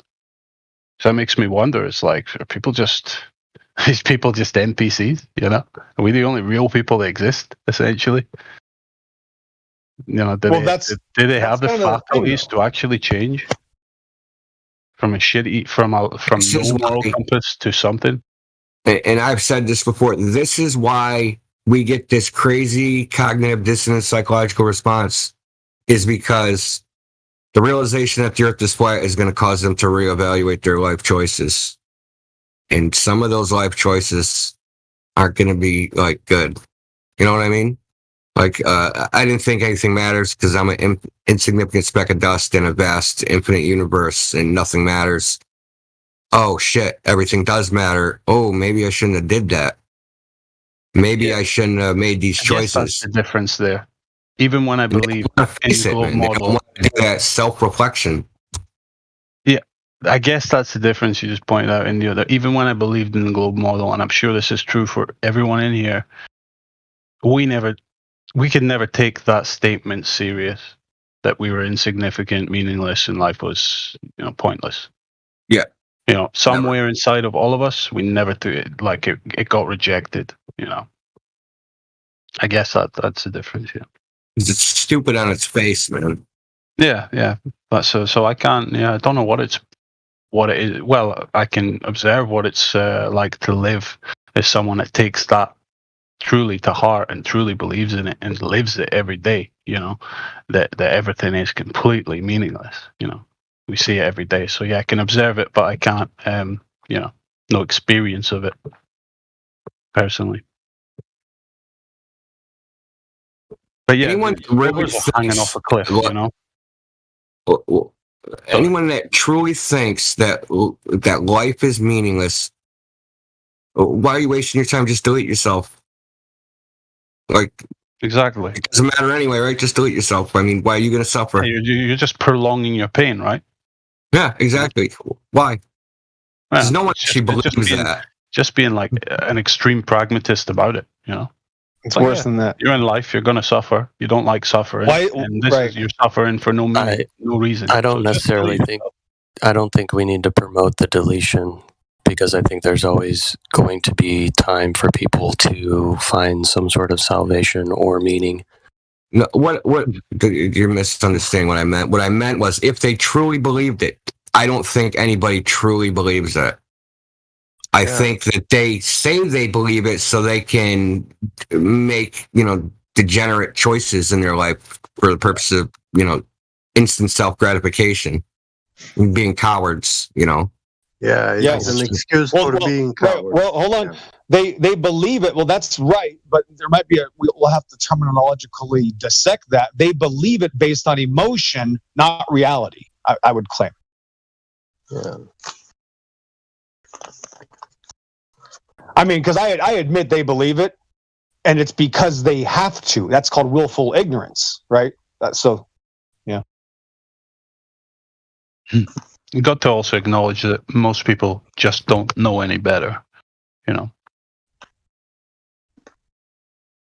They're living in this kind of emos. They're living in a vacuum where there is only one possibility, and that's the heliocentric model. Right, they're living in imagination based off of their television experience, so it's 100% emotional. Yeah, but they just don't realize there is a realistic alternative, No, I don't believe it's emotional. It cannot be emotional when you're going through brainwashing techniques which are so efficient in equal measure like real lobotomy, brain lobotomy. Yeah, that's my question. How did they make those people loyal to that idea? It's a philosophical idea. I can't say they have provably it's a philosophical. Well, they have an emotional attachment to this philosophical idea. Yeah. When you tell them that you see, they tell you that's not true.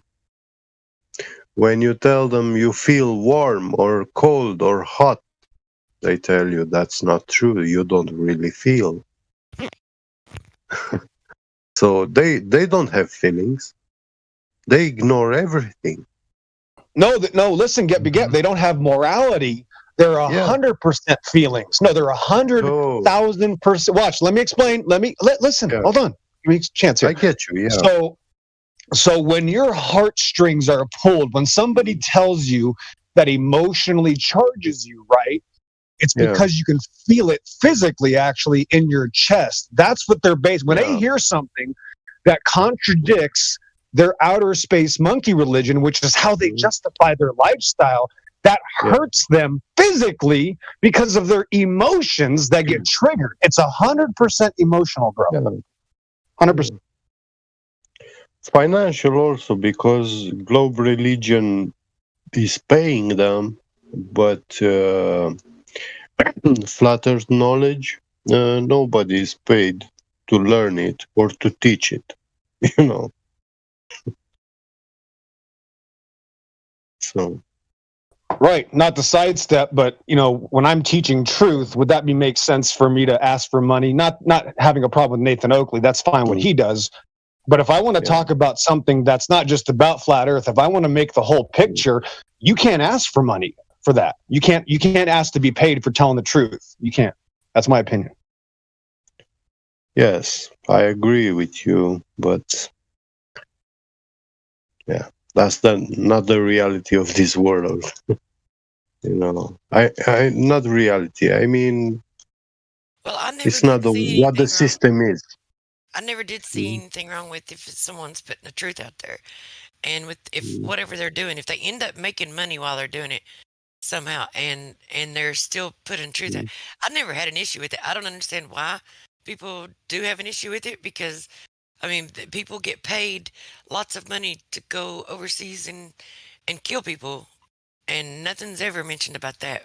There's people that makes money making pharmaceuticals, or I mean, there's a lot of worse ways. At least this is a dignified thing. At least it's for the good of the truth. I mean, so I don't know. I never. If you like change or alter the information from the truth in order to make more money, like that's where there's an issue. But I don't see an issue if someone is putting out the truth, and if they can make money while they're doing it, it's more power to them. It's only truth in truth in this system of life, where it's knowledge that's withheld from people. In a optimal society, this would just be regular information, be nothing special. Yeah.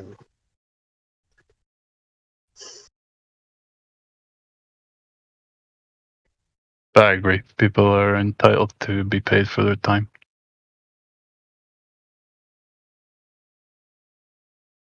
Ultimate cognitive dissonance is a sophist that has a daily diary. What would the point of that? Or not a sophist, sorry, a solipsist. My mistake. Solipsist that fills out a daily diary. What would the point of it? Because it doesn't matter, right? So, like, if these guys believe this stuff, the sun's supposed to go supernova in 4.5 billion years. Like, why does it matter anything we do? Why are we recording history? It's going to get burnt up in the cinders anyway. Well, it's not them recording anything. It's the people that know better that record history. So, destined to perdition, not to eternal existence.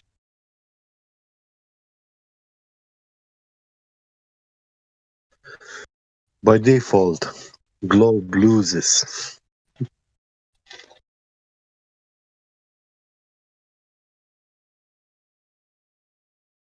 It's just laughable to think you can look at the entire world and everything that encompasses it and everything that's involved in the goings-ons of life and humanity and think that it was just created for nothing or came to be for nothing, And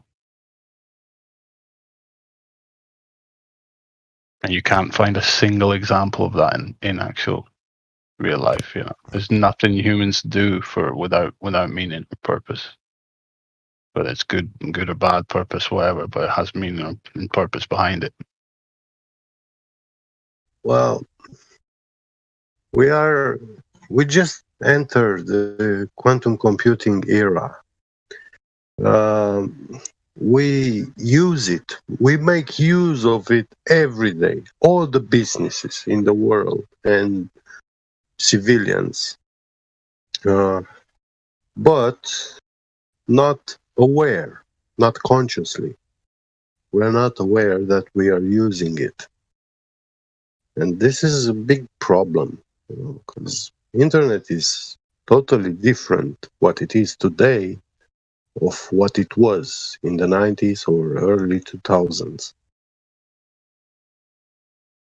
Yeah, the age of metadata, right? Yeah.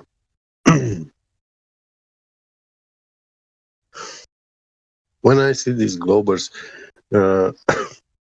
I always have to ask them, hey, define this word, define that word. And rarely, when I get someone intellectual enough to give me answers, vast majority of them, they avoid and they don't even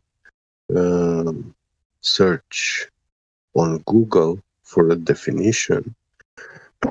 But if they would do that, I will be asking them, why do they pray to their God?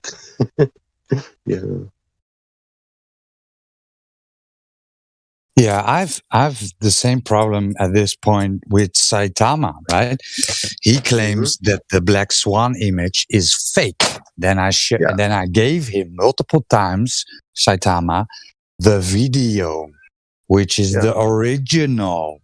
It is for you to examine. Go look at it. Go tell me that it is fake after you looked at it. Yeah. And I wanted to tell him that he was a liar because he was calling a CGI image a real photograph, and that's a lie. The NASA globes, digital artistry, CGI globe image. Why don't you unmute him for like 10 minutes? Nah. He's saying it's fake even before. Yeah. Go ahead, Indio. Shame. He seemed like he had potential. No. If you, so I get it, right? So we say NASA, right? NASA shows you images, and those are unverifiable. You cannot go to the Narnia and take that same picture as them. So of course, right? If outer space cannot exist, then every image they show you is not real, is composite, it's fake, right? But this you can replicate. So these globers come here and then chant, well, your photos are fake, blah, blah, blah, blah. Yeah. You can replicate them. Go do it yourself. Put him in cog this, and let him hang out with the other fanatists. I'm sorry, where was the black swan located at again? California. Yeah, it's in Santa Barbara beach called Miramar Beach, Santa Barbara, California. Thanks, Annie. But yeah, Roger, there's legitimate contention with anything NASA produces as far as images from space, with demonstrable reasons behind it, So yeah, they just turn it back on us. We call their stuff fake when it is actually fake, and we can show them how it's fake. And they just blindly claim everything we have is fake as well.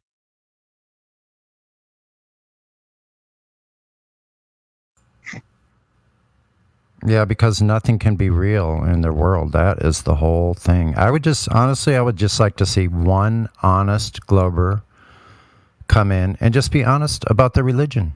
Be honest about the fact that it is a religion, and just say, yeah, can you imagine one honest glober? That'd be great. Yeah, it's a religion. I know it is. I know I have no proof. Yeah, it's totally on faith of my priest of scientism. Yeah, I know it's pseudoscience. Yeah. Can you imagine one One single honest one. Like, well, I don't know if anyone was listening. I think it was yesterday.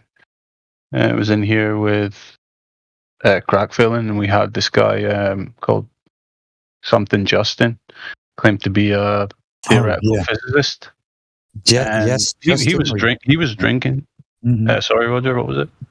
What was his name? Yes, Justin or Yep? Yeah, that was it. Yeah, Yep, Justin. Yeah, I think so. He was drinking. He was being really, really honest with stuff, and he's saying like he makes a pretty paycheck off of what he does. He's sitting telling us about that, and so maybe he's that one in 10 million or whatever. And he's deep in the indoctrination as well. But who knows? Could have just been the alcohol. Yeah. He was saying to me, "Why do I always ask the right questions?" Yeah, that's it. Yeah. Yeah. I always find this quote pretty poignant, and it's from Ken Willer. Nobody goes searching for the answers to questions they think they already have the answers to. Mm.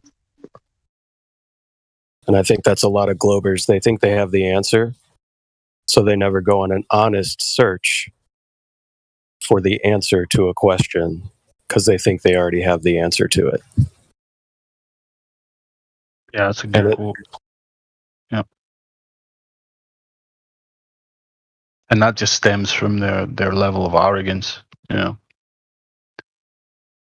to think that any of these questions really truly are answerable, origins of life, etc. Yeah, like the guy that was in here. Ever answered that? Yeah, you're over yourself. You need to reel yourself back in. The guy that was in here not too long ago was a perfect example of that, where he's like, let me just send a picture of how I look in my car, and I drive a Mercedes.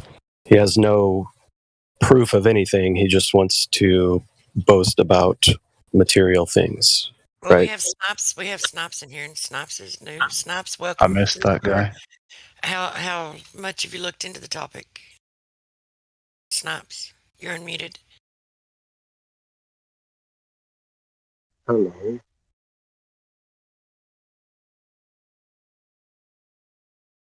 Snipes, are you distracted doing your tax forms right now? Why tax forms? Wait for it. Oh, Wesley. Wesley. What's up, bro? Wesley. Indio, seems like you've been dragged into Saitama's little bullshit thing here.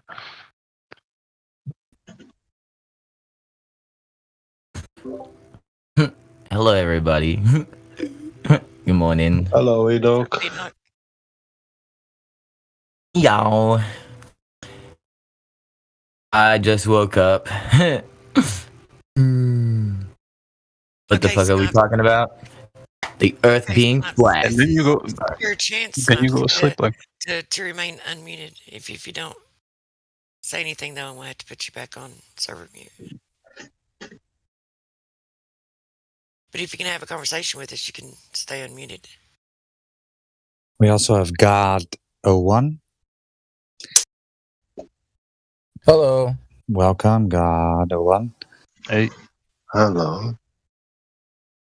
So you want to tell us, I've seen you around, so you want to tell us, because you're still VC verified, what your thoughts on the shape of the Earth is? Oh. Is this like something like it's going to be like asked every time I join, or? Well, we can give you a role if you can defend your position. I don't think my position needs defending, because it's like more so on like what I see, right?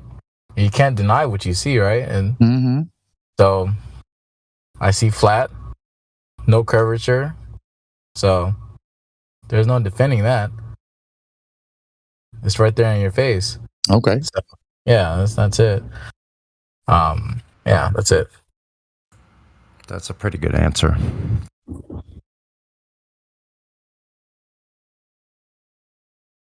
So you're a globe skeptic, or globe skeptic? What would I label myself? See, I don't know. Okay, look here. Try this, God. If can you give 2 other validations for how you know it's flat, other than just looking out and seeing too far? Other 2 observations, or other 2? Okay.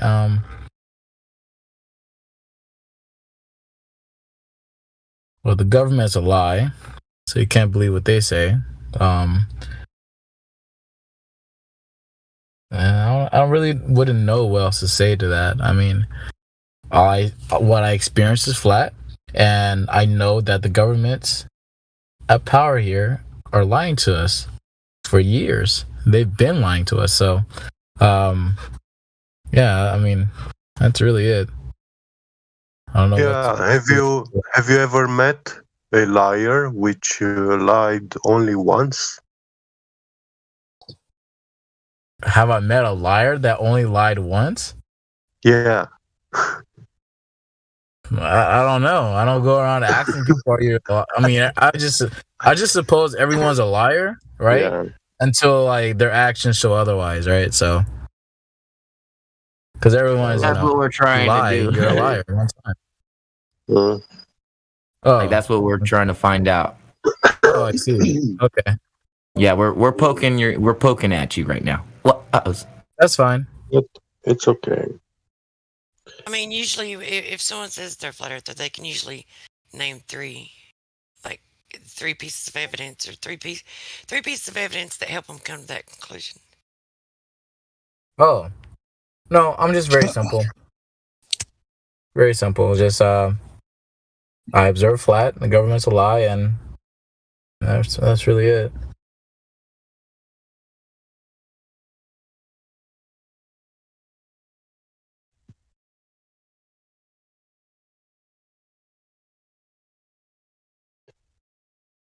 How long do you know about flat Earth? How long? Yeah. All right. 2019 for sure. Okay. Yeah. Growing up, no one had thought about a flat Earth at all. But until I done my own research, man, the theory was out there, but I never met people, or let alone a group, that really that's dedicated to this, So, but yeah, I've seen the information out there, the evidence for this.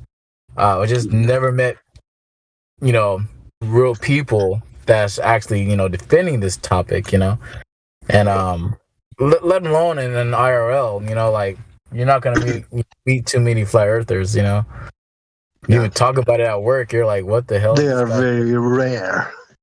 Yeah. In real life.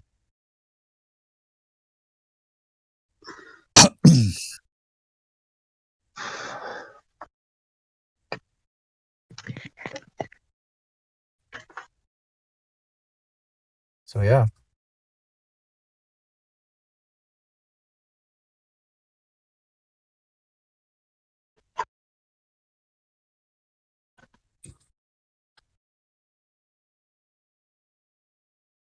Oh, I have a question. Where does wind come from?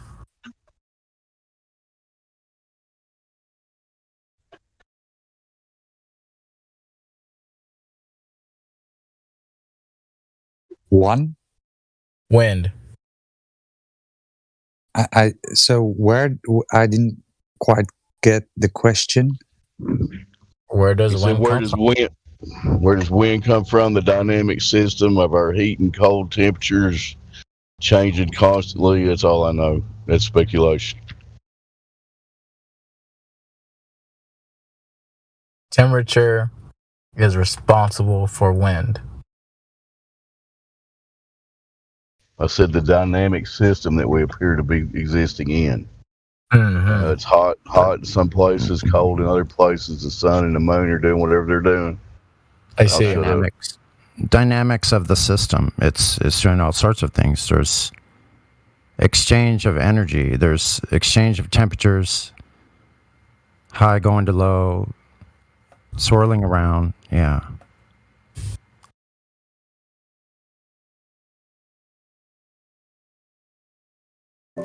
I think like asking that kind of question, like how does wind work or how does wind happen, is like asking, well, how do clouds form and how does it rain? It's like the same. It's like in the same. You know what I mean?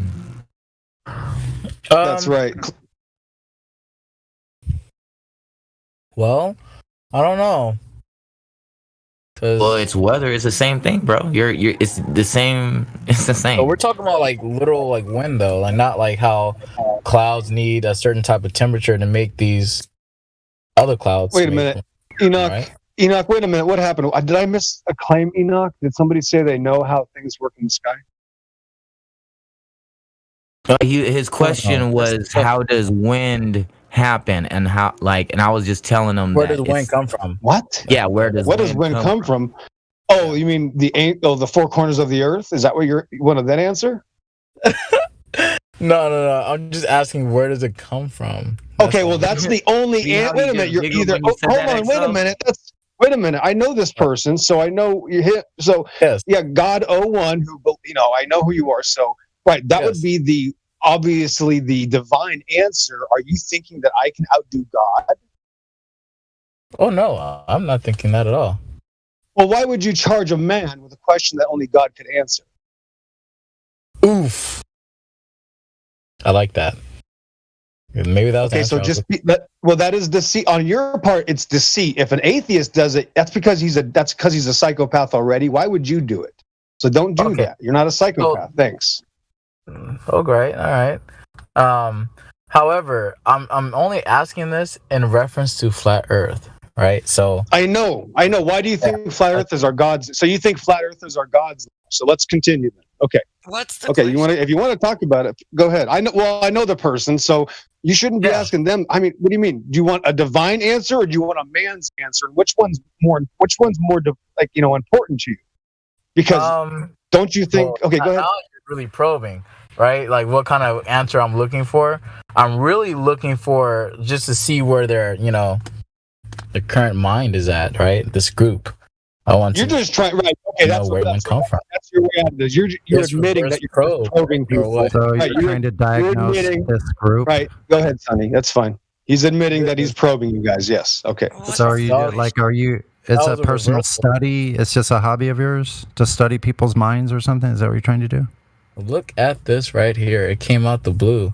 All right. So no, it's just more consciousness, right? That is trolling, though. I mean, that is troll. I have to be myself. I don't know. That is a form of trolling, though, isn't it?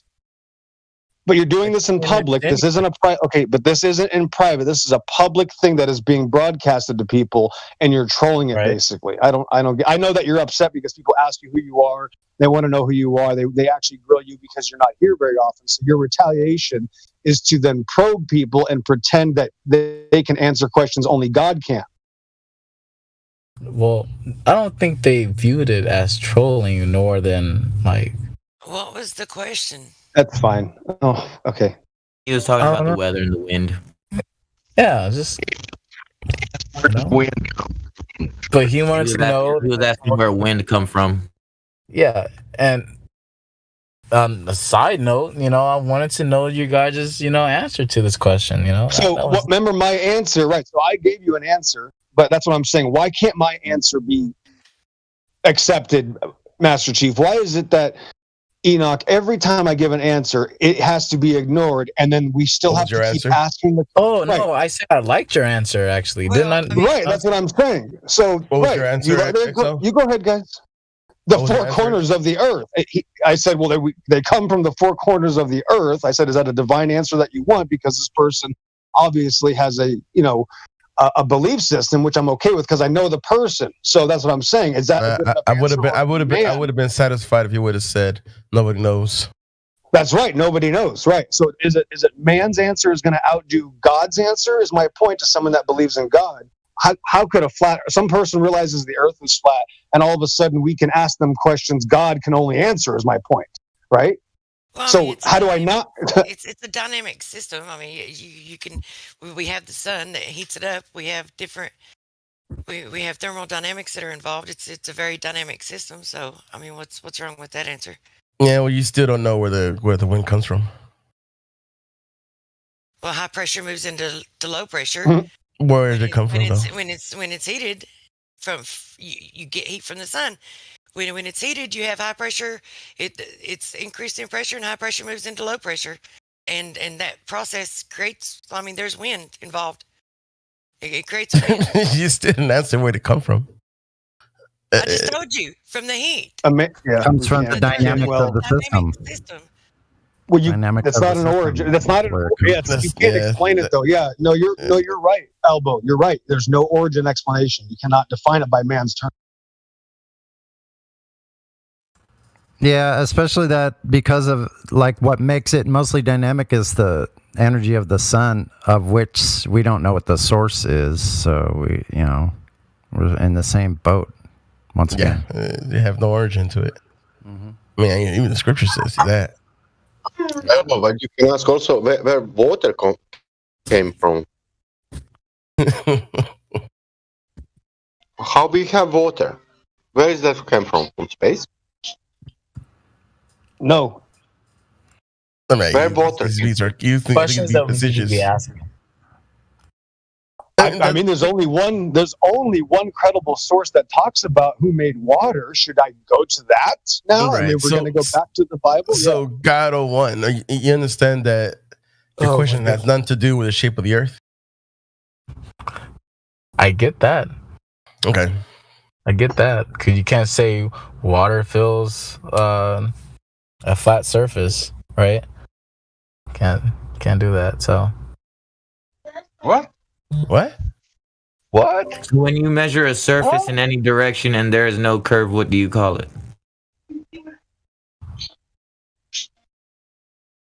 We got an anti-flat earther.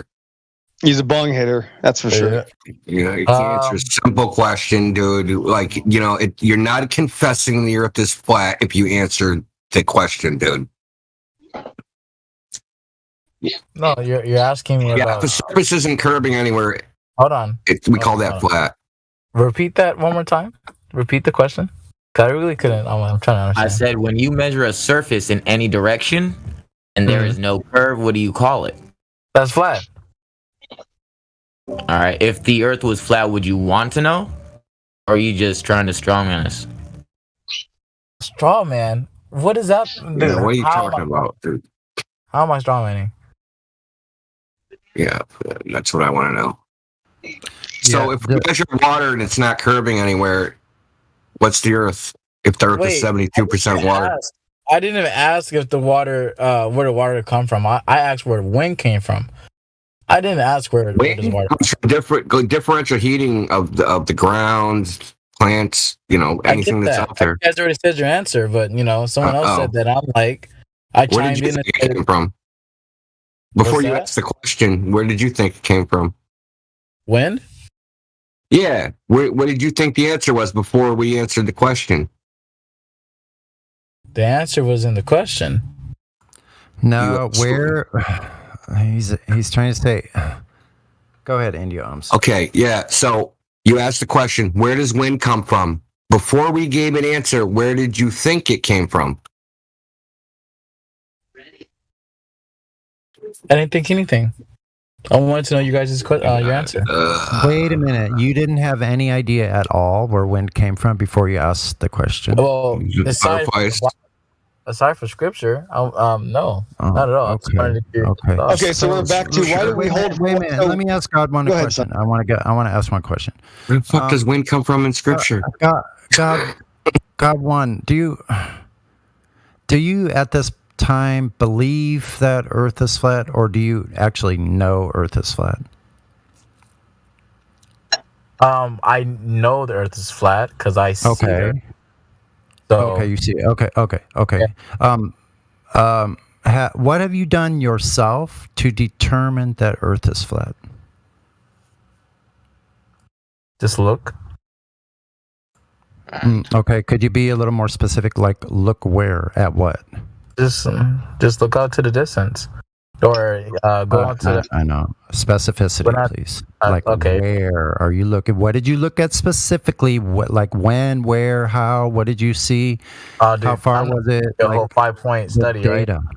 That, but at the same time, I'll just tell you what what I came to. I came to the conclusion that Earth is flat from my observation, just by looking around. Yeah, what I'm trying to get at is what those observations actually were, because just about everybody in here knows the time when they actually looked themselves at something, whether it be over water, that's long fine. distance, or whatever. Everybody knows that here. So I'm just trying to get what changed you over to the point where, oh, that was it. I was standing at the beach, because that's what everybody has, that story of how they discovered it themselves.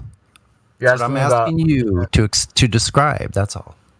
You're asking me about 100% flat Earth. Like, I believe 100% flat Earth. No, right? no. First of all, no, you don't. Okay, That's not what I asked, dude. That's not what I asked. I asked, what did you do yourself that you saw that the Earth was flat and made a decision? Boom, that was it. I was at the beach at this place, and I looked at this with my Zoom camera. That's what I'm trying to ask you. What was your experience? Did you have one of those?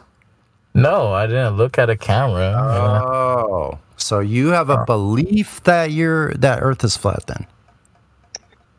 So me observing things as flat is not enough evidence alone. Yeah, because things. No, it's not enough. It's not any one specific thing. Okay. I'm talking about a specific thing. What was it? Everybody here knows what theirs is. I'm asking you what your personal experience is, and you can't seem to give me an answer. Mine, and it's not standard enough for you. So I don't know. We want specifics. Like, what beach was it? Was it the Atlantic Ocean, Pacific Ocean, Indian Ocean, freaking Southern Ocean? Good grief! I'm in California, bro. I went to the San Francisco beach. So Pacific, bro. Like, okay, so the Pacific Ocean. So you looked at the horizon and saw it was flat, and you said the Earth must be flat. Yeah. Okay. Curvature. Earth is based upon religious belief. You think that people believe? Do you think that people believe in a flat Earth because of a religious belief? Do I believe people? Do you think that people that are flat earthers base their claim on religion? Like 100%, like just undeniably religion. No, I don't believe that at all. Because there's some who have no type of scripture, no type of religion, no backing, and believe their flat Earth is flat. Nobody believes the Earth is flat, dude. Well, okay, all right. Experience a flat Earth. I'm not going to get into technicalities with you, right? It's not it's not a technical difference. Knowledge versus belief is not a technical difference. Just as the words are communicated, like, I get it. Belief and knowledge are two different things. All right, so I can believe there's $10 in my pocket and just believe that, or I can reach my hand in there and turn my pocket inside out and know that. The belief comes from somewhere. Hey, GOD. Here we go again. We started between belief and knowing. Well, hey, I didn't ask. They're different words. They're spelled different. They're difficult. Go ahead, XO. No, yeah, real quick. Right, so there you're talking about that. Why do you think flat earthers are the smartest people in existence that can answer this question, though, is what I'm trying to figure out, because you're holding us to this standard that nobody else in existence would be like. I don't know if you just go up to random people and go, hey, why does wind work, or what does wind do? But it seems to be that flat earthers are the only people that can answer this question. Why do you think that is? You think I'm not going to ask my coworkers when I get to work today? Where does the wind come from? You're just avoiding the question. You're making stuff up now. Yeah. I'm making stuff, bro. Going up in La La Land. You got caught. People don't like when they get caught, India. It's all good. I'm just saying, like flat earthers must be the smartest people on the plane. Like, I'm just saying, like, you're a whole. Okay, you got to let me talk. So, what's going on here? Like, I'm wasting our time. Yeah, of course. Done wasting our time, man. Go back to your freaking car. Go back to your coloring books, kid. Sorry, it sounds like XO has a history with him, so if he knows he's a troll, why are we worth dealing with? Well, I didn't know he was a troll, but I don't know if my mics work. I didn't know he was that trolly. That's what I'm saying. Is why is he acting like everybody else when obviously he knows who I am. We've had conversations before. It's an insult to my intelligence. So he's asking you guys because you're flat earthers. My question is, why are you flat earthers considered the smartest people on earth? I want an answer. I bet if I assume something there, XO, I bet. I love it when they ask you, why is the earth flat? What do you mean, why? Well, actually, I like that. How does that even mean? Why? Yes. I love that one. I love that one. Listen, because I just say, because God's not a retard. A dung beetle can make a ball. It takes a machinist to make a flat plane. And so I just ran it right there, man. A plane of existence is something that's far beyond just a ball in space. It's much bigger. They don't understand how special is it. That's the point, right? They literally lose this connection. They want an object in space. They want an object Earth. But this guy actually seems to be a flat earther. That's why I'm curious. You seem to be a positive in some sense, but right now you just seem to be at the antithesis as some sort of contrarian to pleasure yourself, I'm assuming. So it's just a weird thing. I don't know why you're doing it. That's what atheists do. So why do you have to do it as well? Yeah, I think we have generations of globe trolls that don't work. Then you change the character just slightly. So yeah, it's very interesting lately. Talk about a profile of human behavior. I think young kids just want to make themselves feel. They'll even go where they agree with people, and because it's the internet, they'll try to make fun of people even at places they agree with. Because the young generation is so rebellious, they have to get the troll out. They just can't not be a troll for a little while. Yeah, it's hilarious to me that they think they're here to profile us and figure us out. They're in the wrong place. We've been studying these people for a long time. I told you where he was doing. They're profiling us, man. It's like, dude, you're the zoo animal. Yeah. They're coming out of their cage. I told you what he was doing. We're on the outside asking those questions, and then they don't. My bad. Go ahead. My bad, Sonny. I was just kind of rambling on. We do have somebody new here. Yeah. Called T-Man, if you want to talk to him. What's up, bro? What's up, T-Man? Hey, what's up, T-Man? You have control of your mic. You there, bud?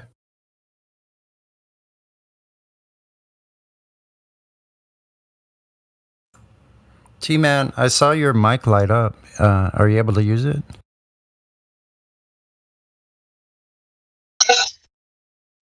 That was a little... that's interesting. That ain't gonna fly, though. Nice try. My God.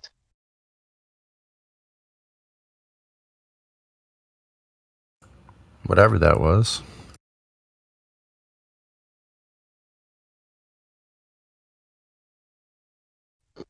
I believe the Earth is flat. Can I be in your community? So he's muted, though. I can't. Well, I never get an answer. I just want one question answered. God01, is he muted? Because I just want to know, why are flat earthers held to the highest esteem of knowledge on the plane of existence? Everybody thinks of this. They go to them. I see it all the time. I see these, whatever they are, go to these flat earth.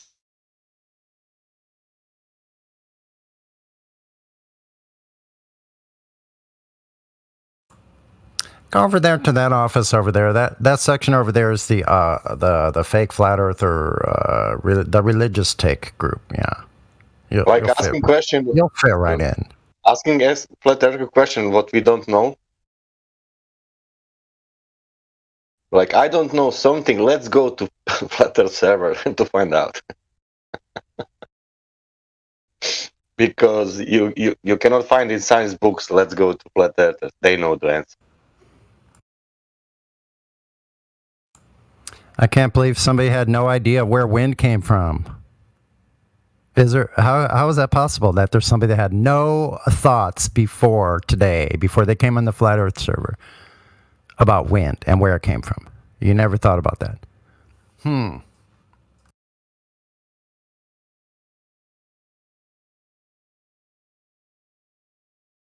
We still sitting there, God 01. What do you have to say for yourself? Oh, he's muted. Oh, they muted him. Okay, my bad. He's been muted. Can we One say thing I that? always wanted to ask God is why ticks? Why did he create ticks? I'm just kidding. Go ahead. Can we say that every normal flat earther will never ever ask that question?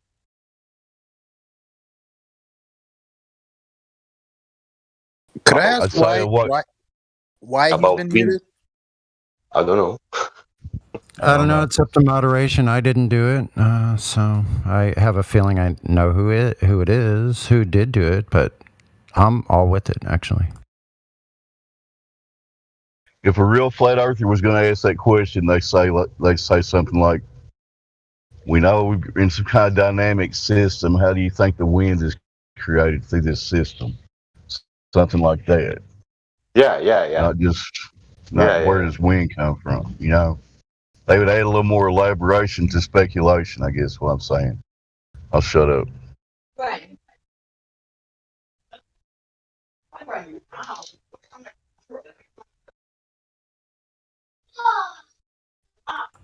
That's funny, Truality.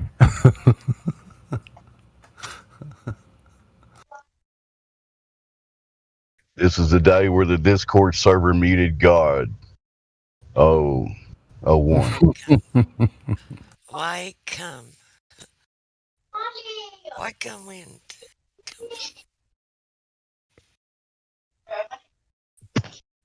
See, now you're sending me DMs. Why do I gotta get DMs? I get the weirdest DMs from people I've never heard from. I just block them. I'm like, I didn't even get an introduction yet, so.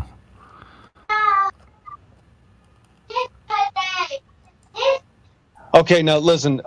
Right now, I don't know where the moderators are, but that's what I'm saying. This guy is at least not whatever. He's not being belligerent. I'm obviously at odds with his behavior, but he should probably try to at least be given the chance to answer the question. If not, I mean, okay, maybe. well, I mean, it's up to you guys, obviously. So, whoever muted him. Whoever muted him. Was it Indio? No, yeah, you might as well listen to him instead of me rambling. So I'm just saying though, I'll just again if he comes back though, I just wanted to answer. Unmute him. I'll unmute him. Yeah, I didn't mute him, but I'll unmute him. No pressure. I haven't heard from anybody that I shouldn't unmute him. So there we go.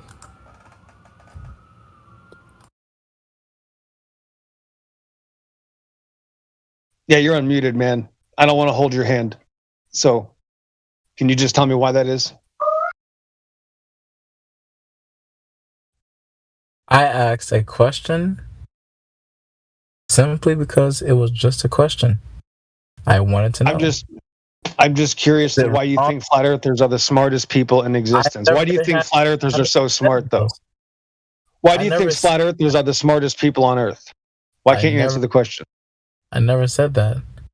No, you have implied it. They're able to answer things about the breathing system under the firmament in God's creation. They're able to answer you. They're smart enough to tell you how winds work and where they originate from. Why do you think flat earthers are so smart?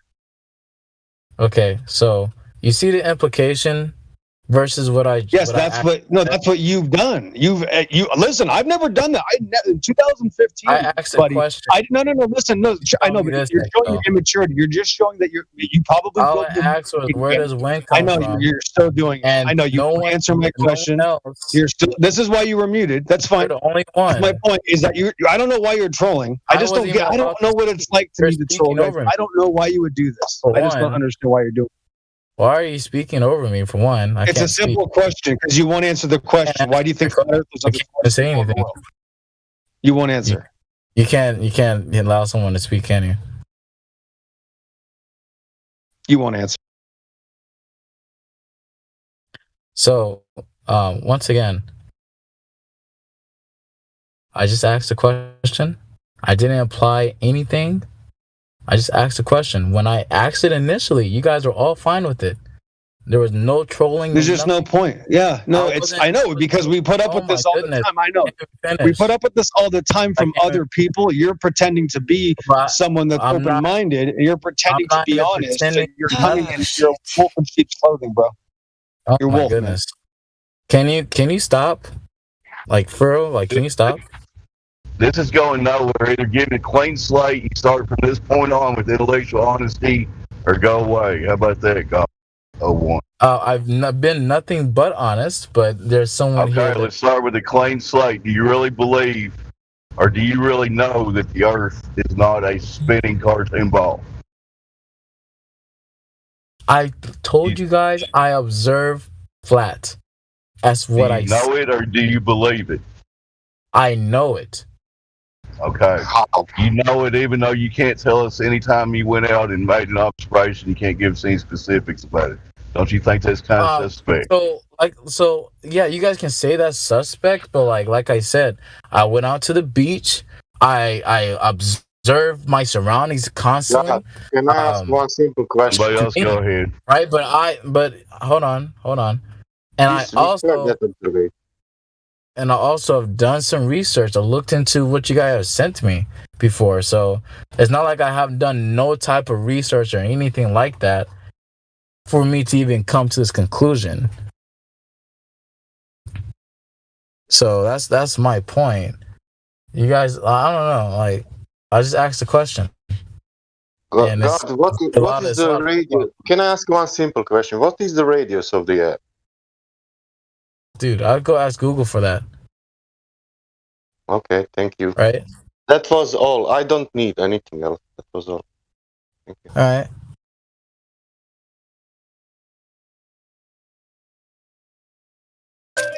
How fast did they say the Earth spin? Do you know, how fast do they say? Yep. I don't know. See, this is our problem. So when you're a flat earther, this is the things you learn. I mean, this information is the first thing you get flat smacked because, first of all, yes, you come in here not knowing these things. Like not knowing your ABCs. I didn't know I was supposed to be like, having for like a quiz or something. You guys are quizzing me. Like it doesn't work that way. I absorb the information. This is like knowing your ABCs, man. That's the level. Well, that's what you see it as. Before you can do an observation and determine whether or not the Earth is curving anywhere, you need to know the size that they claim it is and when and where it should begin to curve. If you don't know that, then how can you determine whether or not it's curving?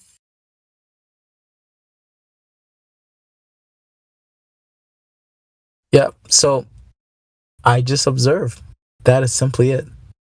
And everything else, I look at the research. Oh, this points to this. This is not even, I'm not even talking about my scripture side. I'm not even giving you guys what I believe in yet. I'm just telling you from what I know, from what I've done research upon.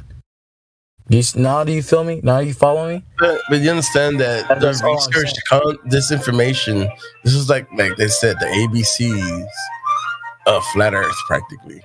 You have to know this information because they're gonna quiz you on it because they're gonna ask you questions. And people that are anti-flat earthers, that's who. So what? I wouldn't care what they think.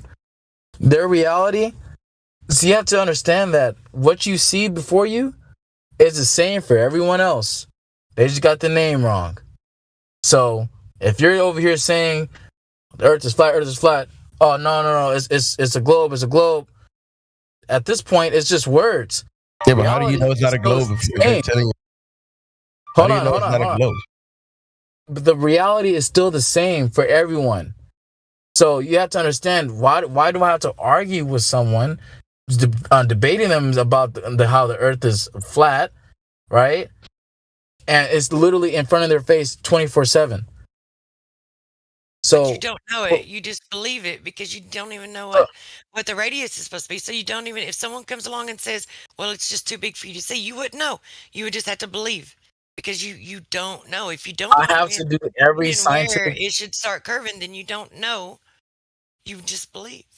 So do I have to do every type of scientific research or methods to know these things, right? Myself, personally. Or do no, I yes. look at just someone else's research and see what they've gone to and believe in that? So you even switched the word. That's what she said. You have to believe it. If you want to know it, you have to do one thing. If you want to believe it, you can do another thing. Yeah. Yeah, I get it.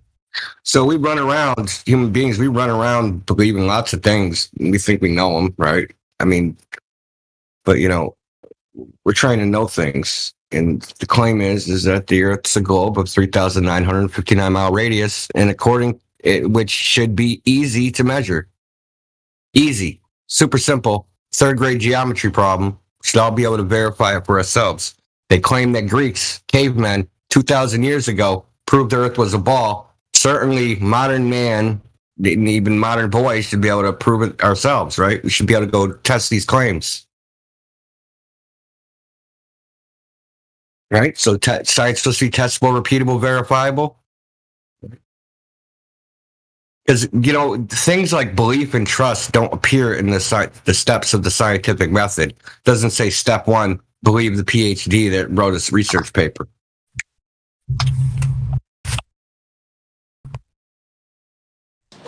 May I ask a question to God?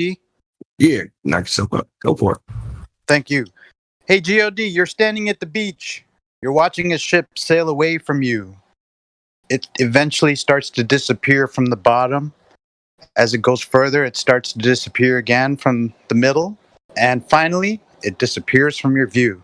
What just happened?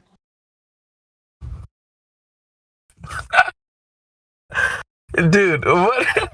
Hey, don't quiz me. Don't quiz me, dude. I look at it, right? I seen the black swans, right? That's what you guys call it, right?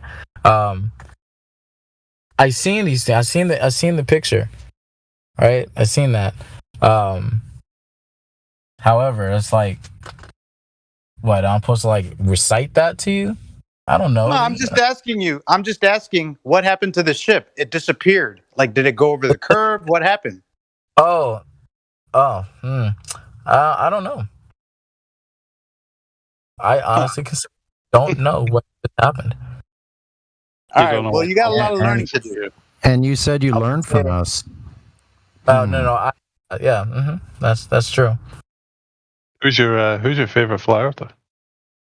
So look. At this point, what you guys have to understand is that I seen your information, took it into consideration, drew my conclusion. Now, okay, what did you take into consideration? Could you be more specific? What part of it? Because you didn't know what the radius was. Dude, I don't know. All I know is that I came to the conclusion that the Earth is flat, because that's it. Because you don't know. Okay. Yeah. I don't know if he's trolling or he's being genuine, but I said a while ago, eventually we're going to have a world filled with people that believe in flat Earth but don't understand it. So I guess it's beginning.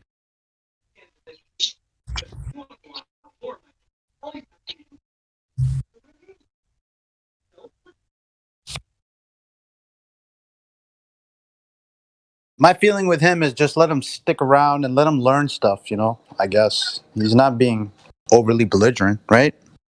Yeah. All right.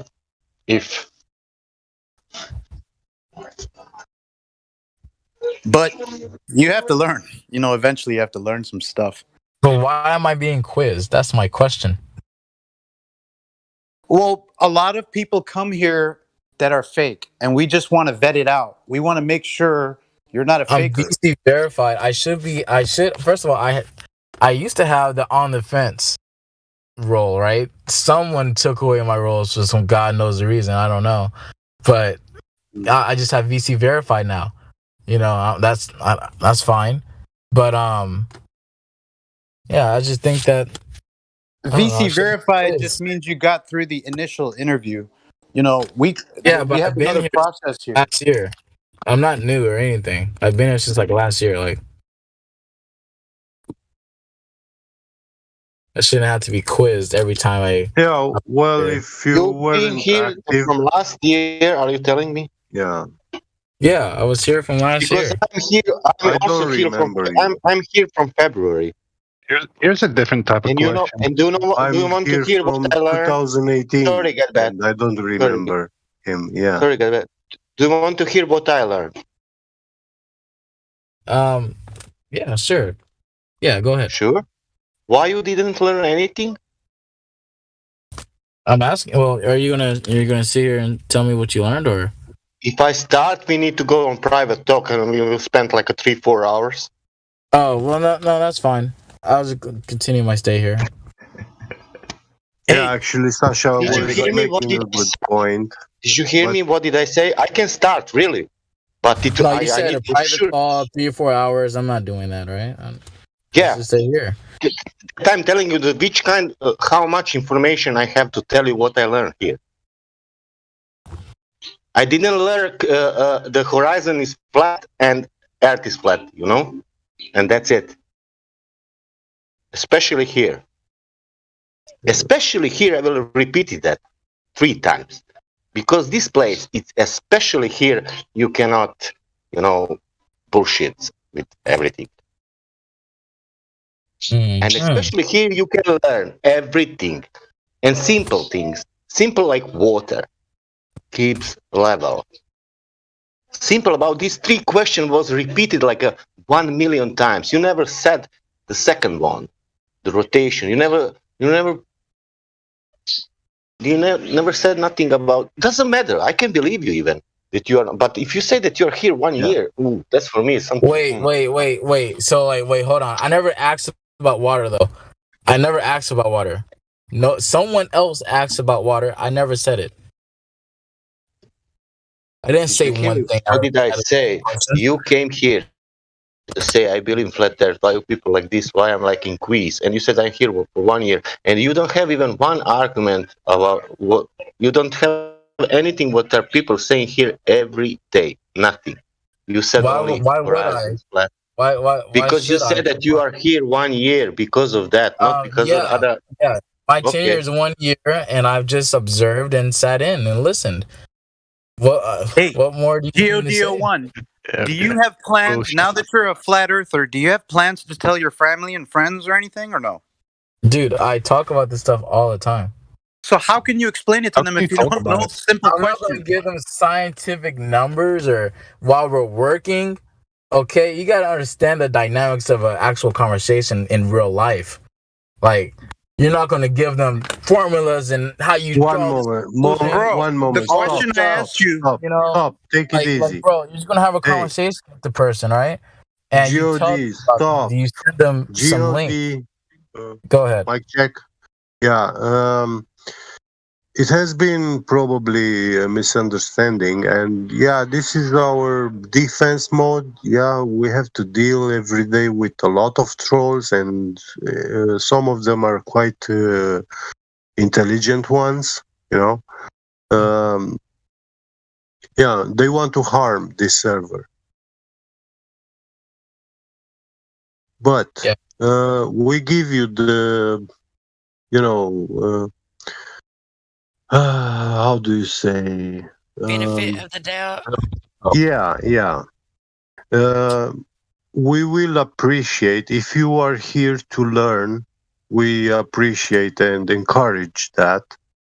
We don't care very much what your personal beliefs are, but yeah, when we talk about science and things that we know, yeah, it has to be. You'll have to provide citations and all sorts of stuff for your claims in here. Okay, so I would like to see that as a standard for everyone else here that are new. They need to undergo the same process. Yeah, but are you new? Are you new? No, I'm not new at all. Okay, why are you comparing with someone new? Because with someone new, we will give information immediately that first day even. Listen, we will give him information new that day. Sasha, one moment, please. I think, yeah, he probably joined 1 year ago, but should I understand that you had no activity inside the server ever since? Or No, he said that he collected all our informations. And that he made the research. Yeah, you. Yeah. Well, that sounds kind of crazy saying putting it that way. I didn't say it bar for bar like that. Okay, can you repeat it? How maybe I understand it wrong? Oh no, yeah, I've been here like since like last year, like what, October. And yeah, just sat in, listened. You guys don't always talk about flat Earth in this exact call here. I'm literally here. Has anyone, when you joined the server, one moment, when you joined the server, has anyone been through the 3 points questions with you? VC verified, so yes. Yeah, after VC verification, yeah, usually everybody goes through those 3 questions. So, do you remember any? Do you remember? I remember the questions. Not everybody. Yeah, probably. Yeah, I don't remember that. I don't remember the questions at all. Yeah, so you don't know them. Okay, it's no problem if you don't. Why would I need to undergo that again? Because everyone goes through those 3 questions to establish what they have in their mind is knowledge or is belief. Yeah, but it's generally though for someone who claims that it's who believes it's a globe. I am curious. How would you determine what the truth is? Like if you and a friend are standing at the beach and you just believe that it's flat, and you and a friend are standing at the beach, and you guys watch a boat go out of view and it starts disappearing from the bottom up, and your friend says, "Look, it's going over the curve." What would you say to your friend? How would you determine whether or not what he's claiming is going on is true or not? What curve? I don't see a curve. They're gone. Yeah, but you don't see curve because of the... Can I try? You cannot see it because of the boat is disappearing from the bottom up, is what he's going to claim, and he's going to claim that that's why. So how would you explain that? How would you determine whether or not that is what's going on, or not? No. Well, hey, no. I think the guy's wrong. That's it. Go on about my day. Why I'm wrong? Because you think the Earth is curved? No, I know that it's curved because the ship is going bottom up, bottom down. Bottom up, sorry. Oh, I saw something different. No, man, everyone saw that. What are you saying? Why lying? No, I think you guys are. I see Earth is flat. That's what I will keep. That's what I keep saying, and I will just hold my ground, call it a day. Because Earth is so big, of course it's flat. Neil deGrasse Tyson says that Earth is flat, man. Of course it's flat because it's so big. You cannot see the curvature. Because do you know how big it is? Do I know how big it is? What do you mean? Yeah. But because of that, you cannot see the curvature, man. What are you saying that is flat? That's stupid. Yeah. Say what you want. The Earth is flat. Say what you want. You can say whatever you want. You have any? You don't have any proof that Earth is flat. What are you saying? You know, God, it seems like if you're going around in your real life telling people the Earth is flat, you're not doing the truth any favors. I'll just say that. If you don't really know it for yourself, if you haven't done the research, if you haven't done the work on this subject, it's fine if you haven't. Just you don't come in here trying to say you're a flat earther. But do you see the dilemma, though? I want you to see the dilemma. If I present them this evidence, right?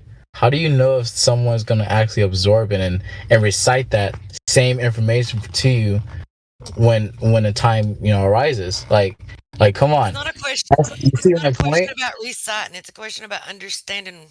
Understanding You can put it at whatever words you want. That's right. As long as you understand what's going on. That's right. How would you determine what's going on? So, like I said, that leads me back to what I said earlier about how I looked at you guys' information. Do you believe in gravity? One moment. God, you said that you looked at our information. Can you tell me what information did you look at? Yeah, I need that. Let's say this entire Discord server. This entire Discord server has a lot of information. So go ahead, tell me which one. Only one. What's your favorite? What's my favorite? Oh, I like the live stream voice text. Oh, great. Live stream voice text is not a source of information. Oh, why not? It is sometimes. Sometimes, yeah, but it's not always. You need to catch really fast. Yeah.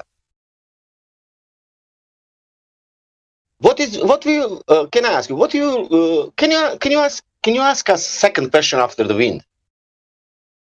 I didn't ask anything after the wind. Yeah, I want second question. Oh no, someone else asked about water. Where does water come from? About water, because I wanted to compare to you, but that doesn't matter. Can you ask now? I'm so interested. What would be your second question after the wind? Oh, so you're asking me like, all right, like, is there another question? Like I was gonna ask like that. If it is. Well, no, that was very spontaneous. Like that's what I was saying. Like it just came out of nowhere. Can you ask some another spontaneous question?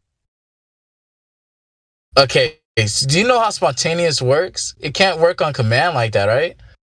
Okay, can you can't do it. You cannot do it. Never heard of freestyle rap? Give me. You can't make a claim still. Get. Rap. Oh my goodness. We're gonna go down this rabbit. We're gonna do this again, guys, and go out in the weeds. Get. That was a good question. Where does water come from? Yes, that would be if in their point of view. I guess everybody's a god. God-01, I don't think you are being honest. This is clearly facetious. You're just going down this path. Oh, okay. Now I don't know why you're doing it. You're just trolling. Why are you doing that? You're just trying to play this game like at best it's I'm smarter than people. Watch how I can outsmart everybody. That's at best what you're playing. Oh my goodness! Why? It just sounds ridiculous, man. You don't even have a claim. You're acting like a soft. Why are you? How much we will promote? You're acting like an atheist. This is just terrible. Do you want to be involved? I mean, you're boring people to death as well. You're boring people to death. I'm boring to take a deep breath and relax. What the hell's What's going on? Are you okay? Like unruly children. Continue. Ever heard of just speaking when spoken to? One at a time. God01, there's something that you said that you didn't observe ships sail away with the bottom first. And that's weird. Everybody observes it that way. So if you didn't observe it that way, either A, you're lying, or B, something's wrong with your eyes. I don't know. Oh, no, I said I didn't observe it going over a curve. I'm still waiting for the information you said you got from us. Yeah, I haven't heard one single information from us that you've stated that you've gotten from us. But you keep saying you've gotten information from us, but you can't tell us what information. I asked him that too. People have sent me many links. What's your favorite? Dude, I don't have a favorite link. Really? Like, which one was the best? Link? I didn't ask you for links. Can you name one? Information is not links. My goodness. Can you name one that you remember? Just one. Dude, I'm not gonna go from memory. I'll just go to this is incredible. If you don't honestly answer to these questions, I'm going to be asking for you to be banned. Come on, ban him, fucking die now. I honestly answered it, and it's not. That's the problem, because you're saying that you've looked at all of this evidence and all of this stuff, and yet you can't even tell us a single thing that you've looked at. I told you I agree. Not one, dude. I told you I agree with Flat Earth, right? And we don't care. You are one kind of a man who came in here claiming that you believe the flat earth, and flat earth is nothing about belief. It's not a belief system. Oh my goodness. I just said, okay, questions asked earlier. It's not a religion. I told you I know. I'm Romanian. I'm Romanian. Is that all right for you? Can I be Romanian? I am Romanian. Yes, Sasha. For I'm you, it's Romanian. all right. Yeah. Okay. And I believe that I'm Romanian. You know. You are, brother. Of course. And I'm Croatian. Of course. Living in England. Of course. But I don't remember why I'm Romanian. Yeah, but I know that I don't know why I'm Croatian either. Yeah. I know. I research my family and everything, and everything, and I know all information from my family, but I don't know why I'm Romanian. Yeah. If I could interject real quick, there's another VC verified in here. If somebody wants to try them. Yeah, you talk about Albie. Yeah, thanks, Dave. I saw that. Yeah, he doesn't qualify for the flat Earth tag for sure. So I mean, no, it doesn't get that anyway. But we can move on to someone else. If Albie, if you like to. I was into finding if he's truly honest, move. Yeah, it's better. Move, come on, we are spending like half an hour for one information, for only one small. He could say whatever, and we will say, okay, great, whatever, True. Well, I mean, some people require more. Some people just believe, and that's just another case of someone who just believes. Now, the 3 question points was unknown to him, and I didn't even mention laser test measurements and stuff like that. How we can get more of these people? Yeah, he doesn't know shit. Because these ones are like more. They are like Glovers, it's enough to say it's flat, and that's it. Like you said, you mentioned it to your family and friends. Like, I can't even imagine how that conversation went, because there's nothing. You got nothing for us. Yeah.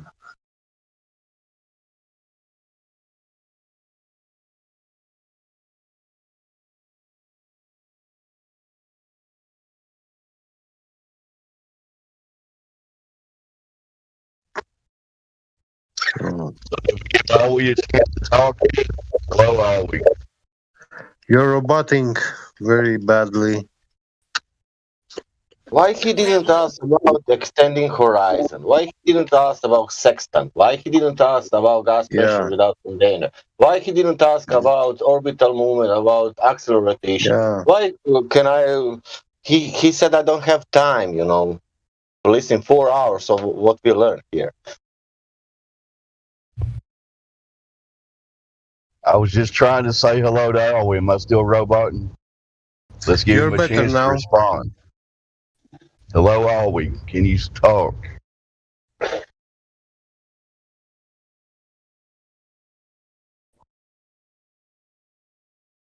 Jeffy, how do you say your name? LaJeffy, which one is it? How do you pronounce that? So you just stop it again. Okay. I didn't hear that. Can you say that a little louder?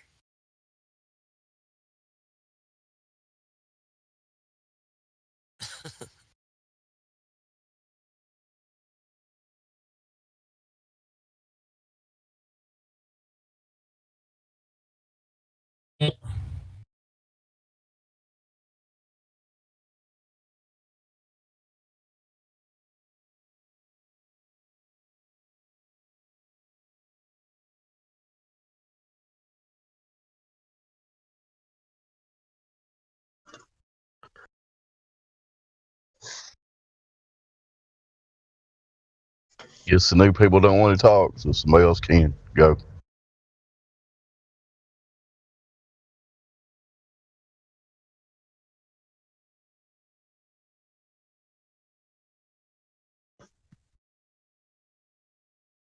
was still curious about how one of those conversations would go. Maybe you can share with us like one of the conversations that you had. Like how does that go? What do you say?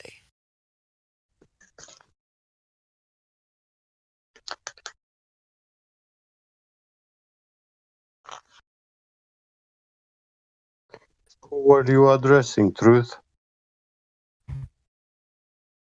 God one. Oh.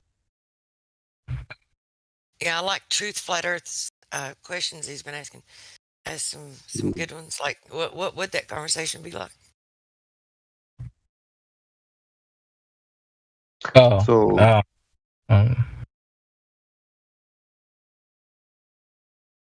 well, God. Okay. When you talk to your family, what do you say to them?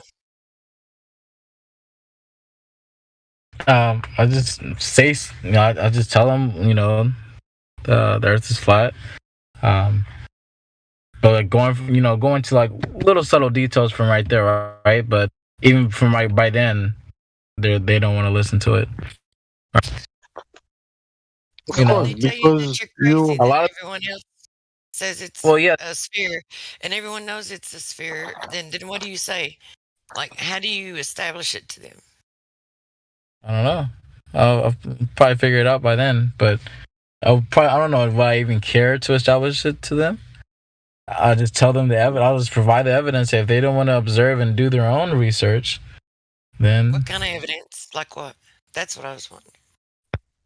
What kind of evidence do you provide for it? Okay, for one, evidence I get from here, from this server, right? This is the Flat Earth Discord. Two, I tell them, hey, just go outside and look. What do you see? Like, when have you ever observed?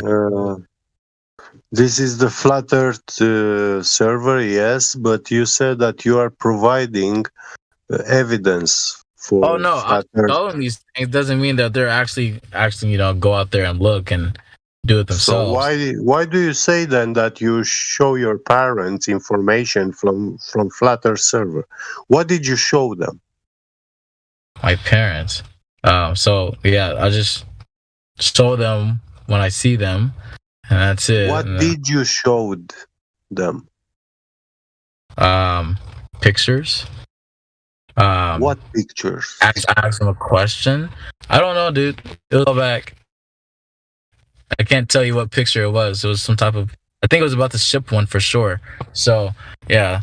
Other than that, I mean. What question do you ask them? I don't know. This is a lot of interrogating. You know that, right? Like, yes, it is because you make positive claims. You're making positive claims, and you carry the burden of proof for that. Whenever you make a positive claim. Well, That's why we have a problem with you. The thing is, I don't care to give proof. Like, you guys all know it's flat. I know it's flat. GG's. What more do you? What more? You don't know it's flat because you don't know how to prove it. Do I need to prove something? You believe it's flat. Yeah. Do I need to prove something to you for you to know it exists? Yes. When you tell me that the Earth is flat, yeah, you have to prove it to me. Well, I don't know. That's your dynamics of a human being, right? No, you're making a positive claim. Right? You carry the burden of proof. One individual that's not like that. When you make a positive claim, you carry the burden of proof. Do you get that? Yeah, I get what you're saying. Yeah, I get it. But that doesn't what mean did I say? Repeat what I said. Absolutely not. I didn't say absolutely not. I said repeat what I said. Yeah, I know that. Now, I'm not going to repeat what you said because I don't have to. I don't have to. Because you never listened, and you don't know what I said a sentence ago. You don't know what I said a sentence ago. So are you here for trolling us? No, that's you your. obviously see how you find that conclusion? Like, come on. I'm not even like that. I'm not even trolling at all.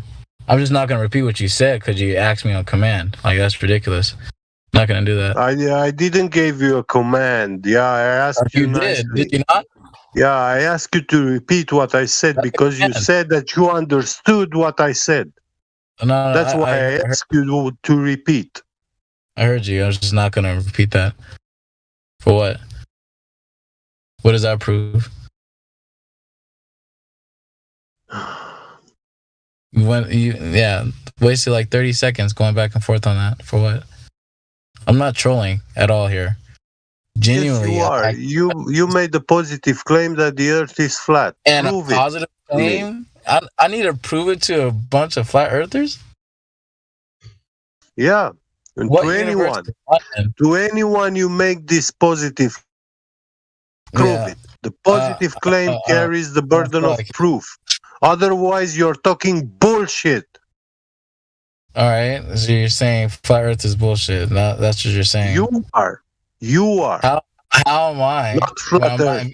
Just because I'm not investing the same amount of time as you, like what, absorbing and reciting this as second to your knowledge.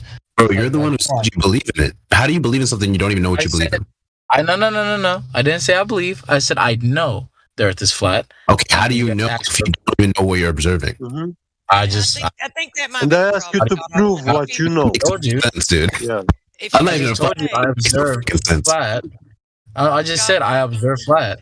Yes. Godwin, that's the trouble, because it's dishonest for you to say that you know when you don't know and you just believe. If you just admit that you just believe you're it's lying. flat, then that would be cool, because then you would be being honest. Right? But if you claim that you know and you don't know and you just believe because you don't have any validation to establish to yourself that it's true. You just believe that it is. What information is mine in the first place when it's already been established? That's my point. The information is here in the palm of your hand, and I'll just tell you, hey, just look here. I don't need to tell you all the look ins and where outs. where here for one, dude. Like, come on. Where is you know where here? you're at? Where is here? You where know where is you're at. Here? Bro. You're on a Discord for Flat Earth 24/7. On a live stream called to YouTube right now. Yeah, I'm in the live stream voice text. Like, bro, this is a good place to start if you want to know about Flat Earth. Okay, thank you for the advertising. Thank you for the advertising, but it's not good. Yes, that's not enough. Right. That's fine. The problem is you being dishonest. How do you figure I'm dishonest? Where's the lie detector? Well, I figured out by your. We are the lie detector, and we've objectively shown it. You're not being honest because you're saying you have information. Oh, just be quiet before I mute you. You're lucky you're not muted already. But anyway, yeah, you're saying you got information, but you have no information. You've got nothing for yourself. You can't tell us any specific data about what you saw yourself. You're just a believer. It's strange that you think you're being original, though. Oh my goodness, I don't know. I just told you what I said, and that's it. Like, okay, can I ask you something? If I say it, then I mean it. Do you not hear what I said? Can I ask you something? Okay. What is your profession? I work for Elon Musk. Let's just say that. You work for Elon Musk. What does that mean? Like, what do you do for Elon Musk? Do you you're not the FBI. You're not the FBI. Did he just say he works for Elon Musk? Is that what he said? Yeah, he said that. Okay. DI, data integration? What's that? You said you do DI, data integration? Oh, no, I didn't say that. What did you do? No, I said, what are you, the FBI? So no, I ask you nicely. What is your profession? Are you a doctor? Are you a surgeon? I can just tell you, a mechanic? You're a shitty fucking troll, engineer. man. Yeah. Oh my goodness. Okay, all right. So once again, like, I don't feel comfortable telling you guys what I do. Yeah, who Hello, cares? Ildika. Who cares what you care about? Yeah. You're an out and out liar, man. I never heard such blatant lies. Such dishonesty. Yeah. You can fly him off, Sonny. You have my vote for that.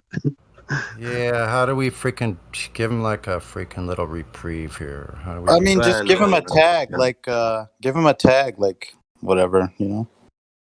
Well, now try it again, Ildiko. Yeah, hello, Ildiko. Hello. What's going Welcome. on? Thank you. What the heck is going on? Is there a flat Earth imposter? Fake flat earthers, like it's really weird. Flat Earth believers, like the guy keeps saying, "Yeah, well, you guys gave me information. That's what," and we ask him what information. He can't tell us any of it. What do you suppose the intent of a flat Earth faker would be? To muddy the waters. Just to muddy them up. Well, they pretend. What they do is they pretend to be flat earthers, and then they get accepted as a flat earther, and then they go out and make flat Earth look ridiculous and stupid. So they then become the make false claims, arbiters of the flat Earth information to other new people. I guess that's what they would do, right? He was here in the server for over 1 year, and he doesn't know the Miggy's 3 points questions, and all he knows that he can see the Earth is flat. That's it. Okay. Yeah. So you suppose these people come from what is that show? The Panda Show? Yeah. Or whatever it's called. He's trying to paint this show that's blurry. Yeah, the Panda Show. I've never heard it myself. I hear believers. You're not missing anything. That's why I don't go and listen. I hear it's terrible. So carry on with your investigation. This investigation is over. It's pretty much. Yeah. He hasn't given us one thing. I mean, he said he's talked about to his friends and family, but I can't imagine what he says. Besides, it's observably flat. If they tell him the ship disappears from the bottom, he'll say, I haven't observed that. I mean, he might as well be a glober with the way he believes. Believers switch fates real quick. So you have to know something, something that made you understand one of the most important discoveries of your life. But one would think that if they've been on the server for that long, that they could imitate a flat earther better by, at least adopting some of the logical points. It doesn't make any sense.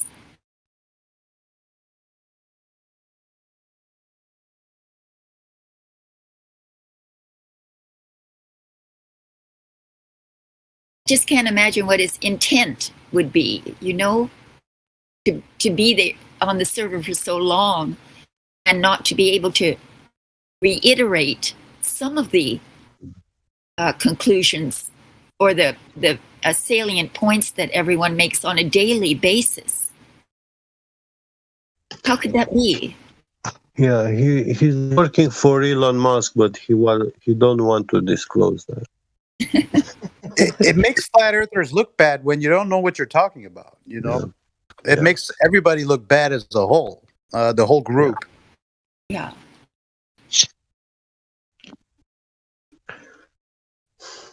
I haven't been on for a while. Have there been a lot of fruitful debates lately? About debates, but there's not been any debates, but there have been a lot of people seeking information. That's good. And the subscriber count is up, isn't it? I'm not sure. I don't keep up with that. That's above my pay grade. I see. Well, I guess all you can do is we can chat amongst ourselves about things. But, I think that people become educated even when we just discuss the subject, various aspects of the subject, just to keep the conversation going. People are listening. Besides being on here, they listen. Yeah, even that was educational because people listening in the audience, like on the YouTube, yeah, and so forth, they can learn how to suss out a pretender or someone who just I wouldn't even know. Look, I'm not even going to go as far as saying that they're a pretender or that they're fake. What I will say is that they're either dishonest with us or they're dishonest with themselves, and they believe and they don't want to admit that they just believe and they don't know. So the audience can learn how to discern that. Honestly, yeah, and honestly, I've been listening just in the background to all this, and I started asking myself, how the heck would I prove like flat Earth to like just a family member or whoever I'm talking to, because honest to goodness, like yeah, you have like the internet, you got to watch this or do that, but like ready on the hand, kind of like hop to like, is there any kind of like, other than looking around you and how the stars line up, in the universe, the same place like every single year, and is there anything kind of like go-to kind of stuff to have? Yeah, you'd have a little bit more than just I see it's flat. I mean, if someone presses you would have more answers than that. That there would be more. You would at least have to know what their claims are. Right. Well, how far you should be able to see. The whole thing with the claims about gravity and the universe, it's kind of like how do you disprove that? Because that's almost like way more work just to prove something that's false than something that is true. You can look around and see that, hey, we're there's a firmament dome, like that's why we have like we can see the blue sky, why we can see light all around us, but that's just they're telling us, oh, it's a star like 93 million miles away, and then then the rest it just doesn't make sense. But you have to like then re-educate just to for them to even begin to see. So that's kind of like what I struggle with a lot is I believe in flat Earth. I know there's a flat Earth, but I mean, what how is it regularly available to show people? Because it's almost like you have to teach them to a whole new system of like right and wrong and up and down and left and right. I know, yeah. Yeah, it's almost like being reborn and being like a babe with your thoughts, relearning everything. Yeah. So for me, if I might, simple is always the best. And so I always, if ever the subject comes up, I always say that water is the best argument.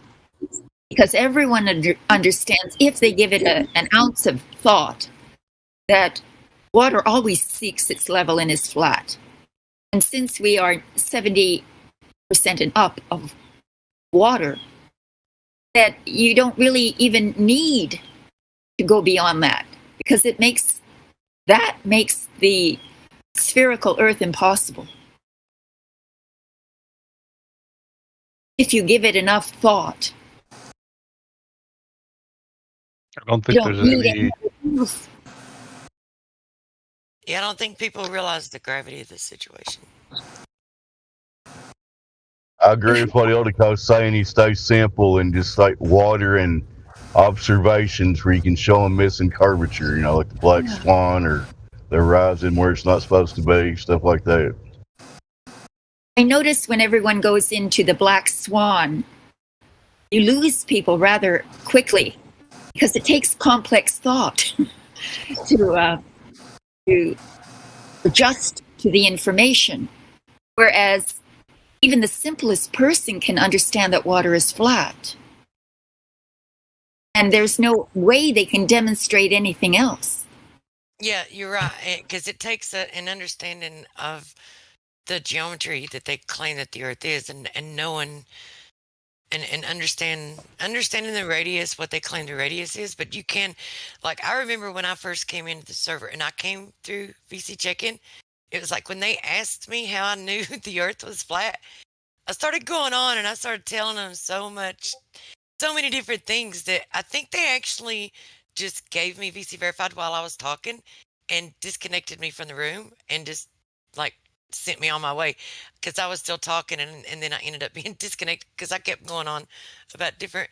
So it's not like, even in at the remedial level of it, first coming into it, you still have a lot of different observations and you have a lot of different, it's not just that you believe. I mean, you have these different observations that you can share.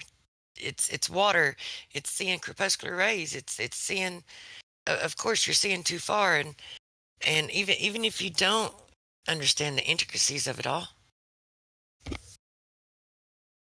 Most normies do not get the black swan because they don't know that it's supposed to be bending. They don't see it bending, so they don't know that it's supposed to be bending. So they don't get the black swan.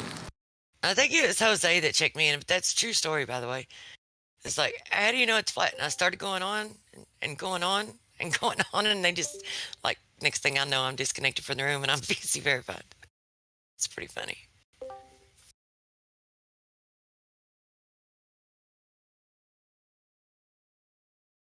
I think if you can demonstrate one lie to people, you can get their interest piqued, and they can, and then they go off by their own volition to search out more information, and you can point them to good information. That's an effective method. Images from space. Anybody that's familiar with digital artistry, how composites are put together, can see the fakery immediately. It's a good lie that can be easily demonstrated to someone that's they're open and they're honest. If someone's not open and honest, then it doesn't matter how much you try and show them.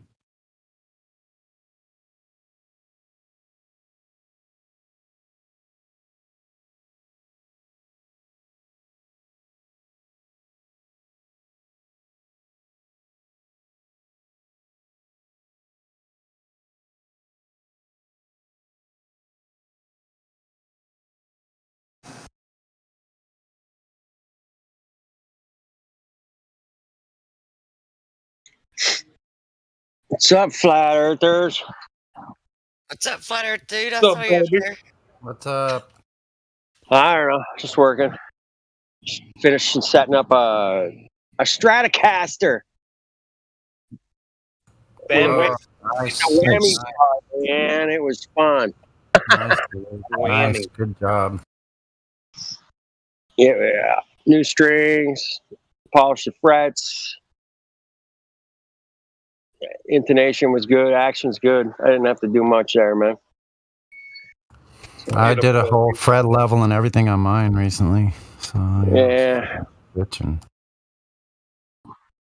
You got a crowning file and all that? Wow. No, I do it all by hand. Yeah, I've done it by hand too. Yeah, I do it all by hand. I just rub it out. Mm-hmm. Yeah. Tape it off, rub it out. I polish the shit. My fingers are sore for 2 weeks after that, too. Well, you do it like me every day, man. You get tough fingers. Yeah, tough fingers. Mm-hmm.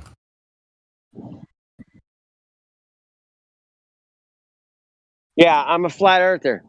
What do you like about flat earth? I don't know. It's flat. That guy was like, listening on that. I was listening. I'm over there like, dude, we got nothing. Water, you got nothing. Observation, nothing. I got nothing. Yeah, I was convinced my family and friends with nothing. I talked to my friend and told him it was flat. That was it. My mom, yeah, it's flat. Check it out. Go outside. I think he said go outside. Check it out. Look around. Anyway, good laughs. Yeah. Boys and heroes. I think it's just so indoctrinated into like society, just all these mechanics that we have to learn to understand, what gravity is, and then, in order to like show someone, hey, Earth is flat, you can look around you outside. It's almost kind of like they have to unlearn, well, gravity, is only a theory. All these other things that are all put into place and kind of like indoctrinated into us as little kids. Yeah. It's almost kind of like very hard to even start. Yep. Yeah. Start there's slow. A lot of mechanics, but I wouldn't say most people know them. They have their mantras, Yeah, let me just come in for a second, guys. As regards this God01, I'm not concerned trolling, you all know me. What I'd like to say, though, is, and just remind everybody of one thing. I'm going to tell you a little story. When I joined the server, I already had my YouTube channel up and running. I knew NASA was full of shit. I knew that they were lying about lots of different things, but I didn't know the foggiest about flat Earth. So I knew all these things, similar to a lot of people know that things aren't right. But when I came here, I was interviewed by Pantomath. I was invited into the server by Baba Yaga. I came into the server. Pantomath interviewed me, and it didn't go well. They thought I was a troll. So we have to be careful, guys. We don't make judgments quickly just because someone is put on the spot and cannot give the answers. That was me when I joined the server. And I think you guys know me by now. I've been here about 2 years, but I didn't have the foggiest about curvature, anything. And when Pantomath asked me all them questions, I felt under pressure, but I knew I'd only just came to the flat Earth, and I didn't know all the mathematics of it. I didn't know all the arguments for both sides. How did you know? He was here for a year, though. He claimed. Yeah, there's that too. Yeah, But how did you know? How did you know when you came into it? How did you know that the Earth was flat? Do you know something? I'd watched a couple of videos, Eric DeBay, etc. I hadn't really retained the knowledge. I just knew from watching the video. But see, if someone asked me questions on it, I wouldn't have had a clue. It was my performance when I came into the server was ridiculous. I was like, I had my own channel. I was What saying observations had you done, though? I'd done nothing. Well, then I would say when you came into it, you were a believer and you didn't know. Absolutely, I was. You've got it. Absolutely. Well, the also thing, Yeah. it's something And else, you though. only- You know why. You just gave Yeah. a concise answer of why you believe the Earth is flat. These guys don't even know why. Yeah. As I say, Indio, I'm not sticking up for the guy or judging him. Oh, yeah. wrongly. I I'm not understand doing what you're that. saying. It's a legitimate concern. Yeah, absolutely. All I'm saying, guys, is I think that guy's joined the server about maybe 3 months or something. I thought I knew a lot of stuff, but let me tell you something. I knew practically nothing about the arguments of flat Earth or the opposite until I came into the server, and you guys taught me the majority of what I know. But I was still a guy that I'd listened to some videos, I'd watched some footage, I knew NASA was lying, and I remember Pantomath asking me some questions, and I'm like, oh my gosh, I really know very little. But obviously, I'm just saying, guys, just It was an honest response, though, to say that you really know very little, and you admitted that it was just a belief. That's the difference. I think it's the honesty bit. Yeah, yeah. I mean, some people might be missing. Yeah. Maybe some people might be missing that aspect of this situation. Yeah. So, I mean, but it's already established. It's already established. He's, you Yep. know, that Yep. it is a belief, and whether he wants to admit it and be honest about it or not, that's what it is. What it is. Yeah, well, I've sent him a couple of the things, obviously a video, and I've sent him the 200 proofs off There's Not a Flying Spinning Ball. I've said have a read through it. But all I'm saying, guys, is there may be people come into the server and they think they know stuff. They don't realise that it is just a belief they've got at the moment. That's all, guys. I'm not getting on at yous. I'm just saying just let's not scare away people that might be in the first stages of coming to the knowledge of it's a flat earth, not the belief, because they'll get there eventually. That's all. Thanks, guys. Yeah, I totally heard what you said there. Yeah, I get it. Oh, as far as God goes, if I could ban people, I'd probably be the least lenient with potential trolls. So, and I listened to him for an hour, yeah, and he just wasn't saying anything. He wasn't answering anything. And it was just endless nonsense. So, yeah, you see, it appears very much to be trolling, but who knows? And then the Elon Musk and FBI comments at the end, it's like. Yeah, I missed half of it, you see. I came in on the back end of it, so that's why I wasn't making too much of a judgment. I was listening to you guys, but yeah. So if you guys judge a person to be like that and someone comes in on the back end like myself there, that's entirely up to you guys. You know what I mean? I've missed 3/4 of the conversation, but it just so happened I think I had conversation with this guy 3 months ago. I don't know if he joined the server 3 months ago. I have seen him before. I recognise his about me. So you could be right, but hey, I'm sure he'll get another chance at some point. That's it.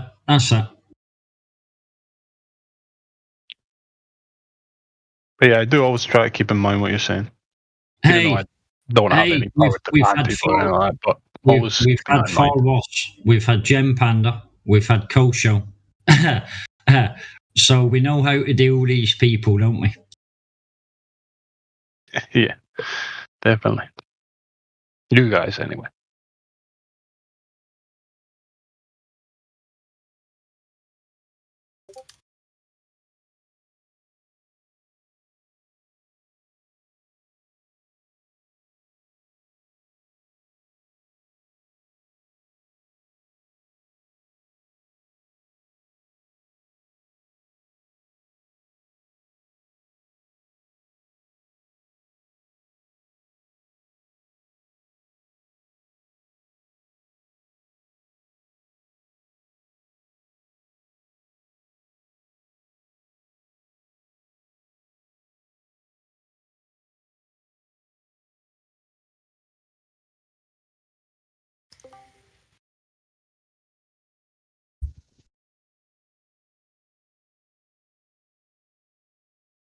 Mike check.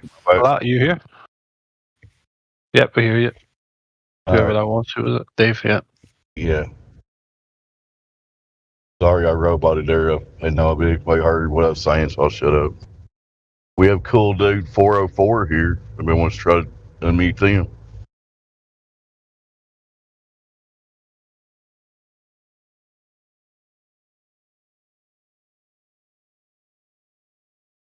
Cool Dude 404 is unmuted.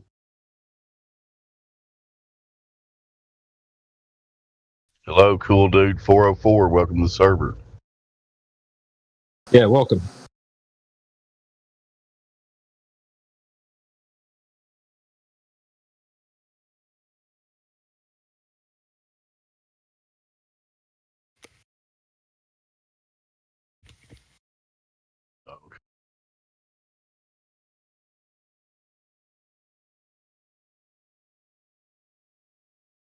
Talk right now. I was just supporting breaking there when I roboted out that we should exercise patience and give everybody the benefit of the doubt as long as they're displaying intellectual honesty. But that other guy wasn't, in my opinion. Is what it is.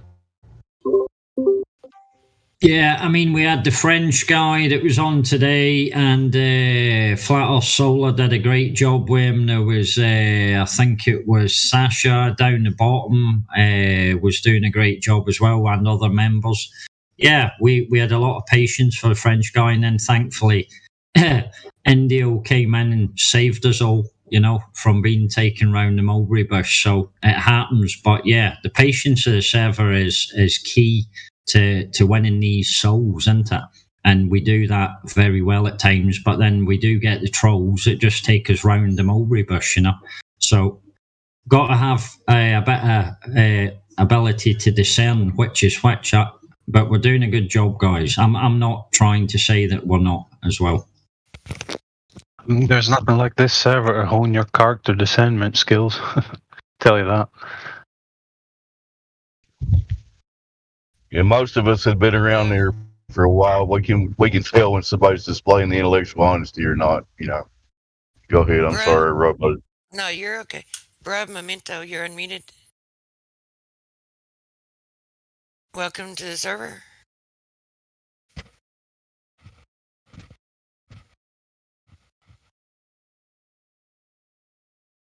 So what stirred the interest in Flat Earth for you, bro?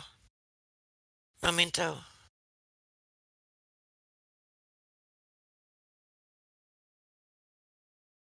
What about you, Brian Mabbitt? What about me? Hey, welcome to the server. What got you interested in the topic, Flat Earth? And how much do you know about it? How long have you been looking into it? That's a lot. Sorry, you're muffled. Can you, The phone. Is it crap? Come again? Can you hear me? Yes. No, you sound like you're in a tin can underwater. Sounds muffled to me too. I don't know. I need to reset. Hold on then. I'll call back in. Hold on. Oh, you sound better now. I think he had his hand over his mic on his phone. Maybe he's got a big beard and his mic was hung in his beard. I don't know. Yeah, it might have been on his shirt or something. Sounded worse than that, though. Mabbitt's from Gems. Oh, is he? Okay, good to know. So, hey, let's try this. Let's try it again. 1 1 2 1 2. You're good. You're good. So what brought you here?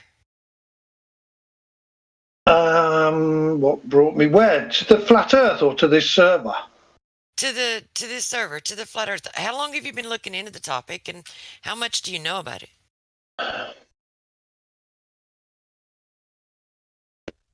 Probably about 4.5, 5 years now. And how much do I know? I know we don't live on a fucking ludicrous spinning ball. I know that much. How do you know that? Because there's no rotation, there's no curvature. Without them, you cannot possibly be living on a ball.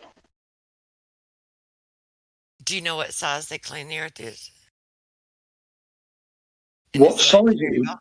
Yeah. Do you know what size they claim the Earth is?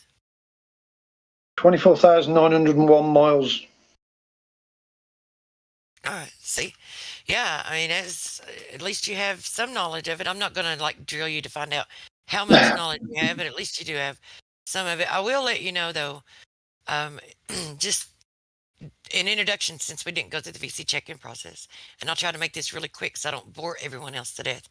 So if you can keep up and listen to me talk really fast, I can go over it really quick. You can scroll all the way down to the bottom of the server and you'll find an area labeled additional information. That's where you'll find links, resources, and answers to most all of your questions. Make sure you read the rules so that you know things that are bannable offenses, so that you're not caught off guard. We're not affiliated with the Flat Earth Society. And just make sure that you're honest. If you claim that something is true and it goes against what we all observe and experience as our objective reality, you will be asked to provide something to back it up with. And welcome to the server. So I guess it's open for anyone else. Hey, Truth, were you ever a flight attendant? You got the rhythm for it. Yeah. Yeah. Thank you for that. Thank you. if you want to share anything else about like your experiences or how you got here, that's cool. I mean, you don't have to just answer questions. Feel free to share. Okay. No, not really. Feel free to ask.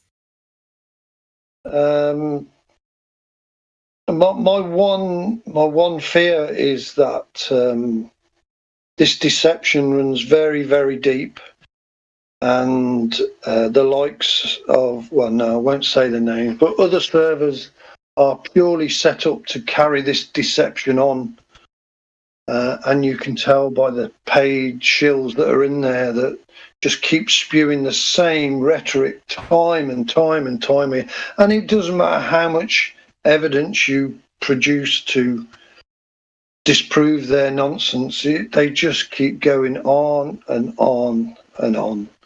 And that's what's worrying me. Not worrying me, concerning me, is that this truth, they're stopping it getting out.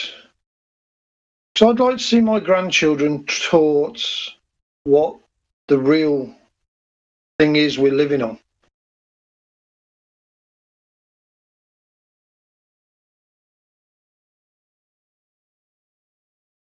Yeah, I think there is a spiritual effect when you have a disconnect with reality, a disconnect from reality. And I think the handicap and the hindrance comes from, individuals not understanding how to come to the knowledge of the truth themselves when they stop asking questions. They stop thinking critically. Yeah, so I've got into a lot of battles and lost my temper a lot of times and disproved their nonsense time and time and time again, and they just keep churning out the same absolute nonsense, and it is wearing me down, I must admit. It gets very frustrating, because they will not take anything. In fact, their own rhetoric disproves what they're saying. They say the pendulums, the Falcons pendulum processes, but nothing else does. Nothing. Only the Falcons pendulum. Yeah, they're not critically thinking. They're just repeating. They're just parroting. Yeah. If a pendulum, and only a Falcons pendulum, processes and doesn't retain the momentum of the Earth, how come everything else does? How can a plane travel over a moving surface and get where it's ever wanting to go at half the speed of the moving surface is going? It's just complete and utter nonsense. And you don't need many brain cells to work that out. Well, something else you don't need many brain cells to figure out is how come a helicopter can hover above the Earth, and the Earth is supposed to be traveling at 1,000 miles an hour. How can it hover above the Earth and not go anywhere? It goes straight down. They say it retains the momentum of Earth in it, but then what if the helicopter turned 180 degrees? That momentum would have to turn and come out the other side or the other end of the helicopter. It's just complete nonsense. But of course, a pendulum doesn't do that. Apparently, that shows the motion of the Earth. Now, they can't have it both ways. If the Earth turns under a pendulum, then it's got to turn under planes, helicopters, drones, and it doesn't. Absolutely. Yeah, you're preaching to the choir, man. To get them to understand that. I know. That's the trick. Get them to critically think about it. Yep. I mean, and Bev's been doing some tests over a canal where there's obviously the canal surface is level. It's got no curvature whatsoever. And it's 27 miles between two locks, and it's one length strip of water, and there's no curvature. Yeah, it should have hundreds, if not thousands, of feet of curvature in it. It's Bro lunacy. Memento, Bro Memento, I'm going to give you another chance, another opportunity to speak up and introduce yourself before I put you back on mute. You want to go for it? Give it a shot?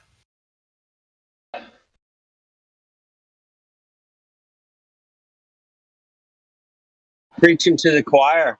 La, la, la, la. I'm just kidding. So Brian, how come it took you so long to come to this server? Someone said you had been on a Gem Panda server a lot, or something. I didn't want to mention that name. It sounds like you really done your head in over there. Putting up with What that annoys me, mate, is we're all human, you know? We're on the same side at the end of the day. Yeah. And surely, for us to sort of get anywhere, we need to put our heads together on this, because there is 100% evidence that we have been lied to. Now, don't get me wrong, this, whatever it is we're living on, could be beyond our comprehension. It most likely is. You know, it's... I find it hard to put into words, but if I see a tiny little gnat, what does he think of me? How does he see me?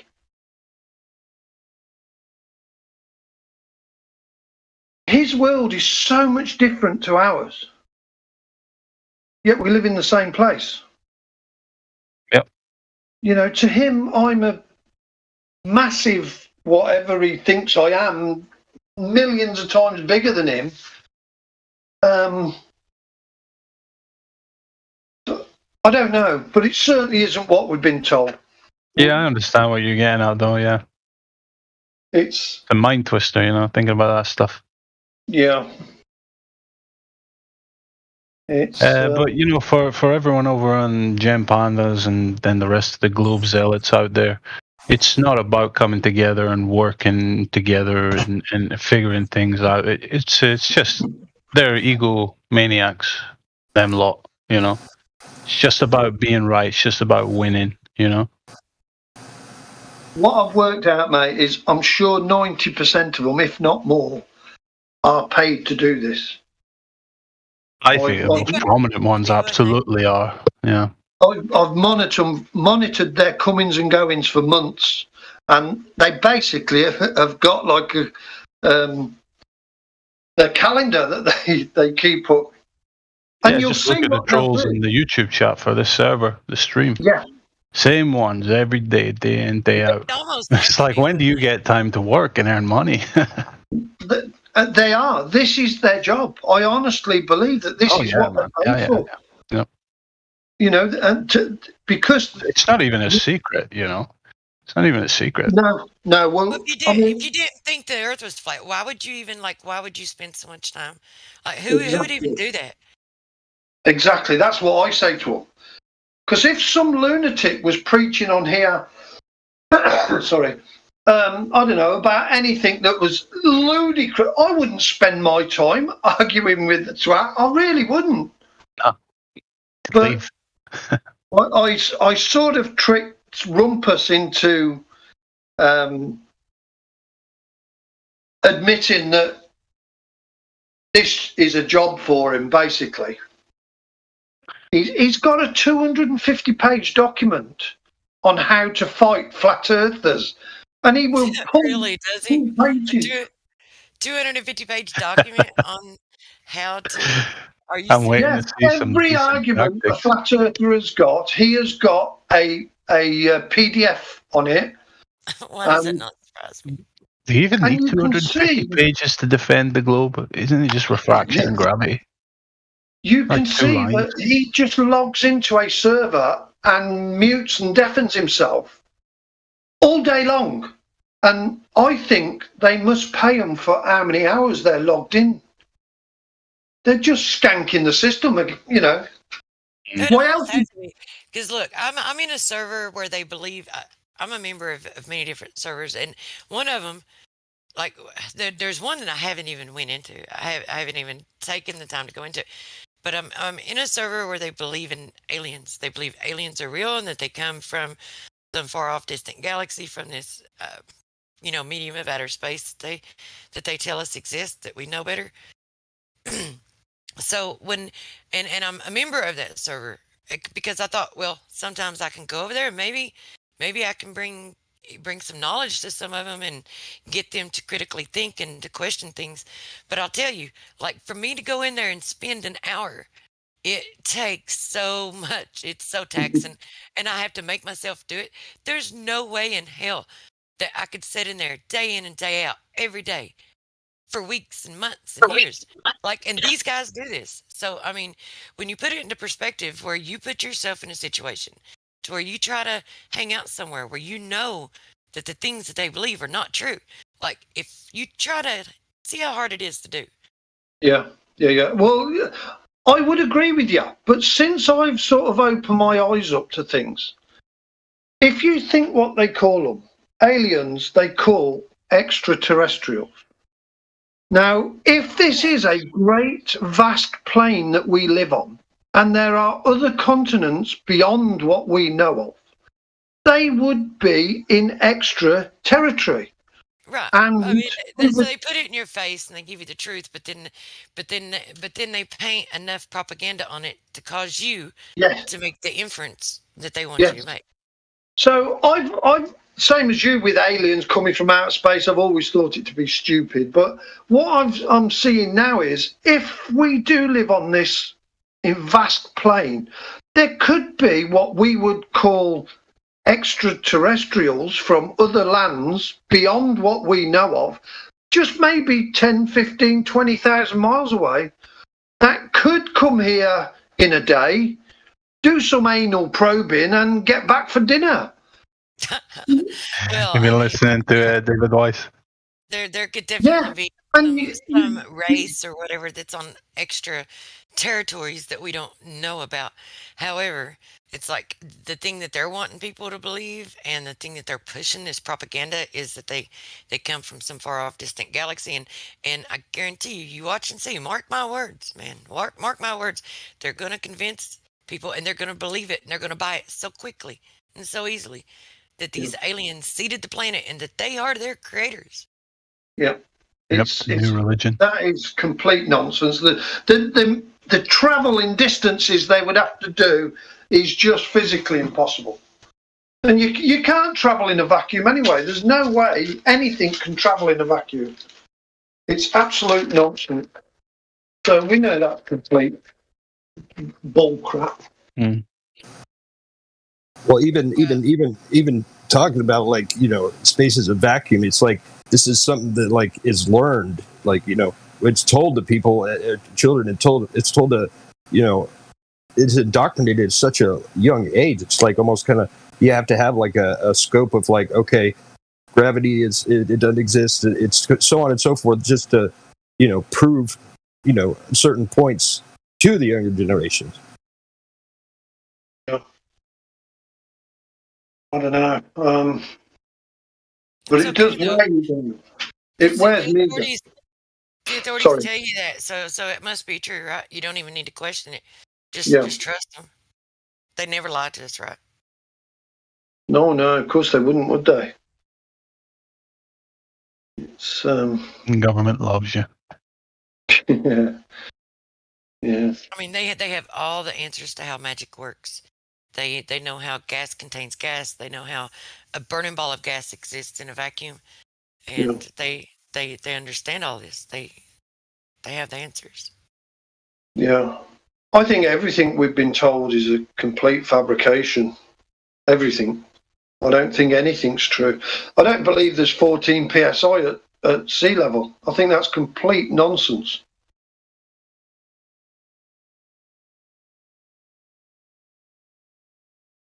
I don't believe we could live in that sort of pressure. Our bodies would implode, I'm sure they would. So I don't think anything's true what they've told us. Well, one thing about it, whether it's 14.7 or whether it's something else, or whether it fluctuates, in order to have it, though, you can't even calculate it unless you have a volume. You can't have a volume without a container. That's right. I don't think there is a pressure. If there is, it's pascals, which is like there's 1,000 pascals to every millibar, and our blood pressure is 120 millibars. I think it's minute, absolutely minute. Is it possible they made up the pressure to prove gravity?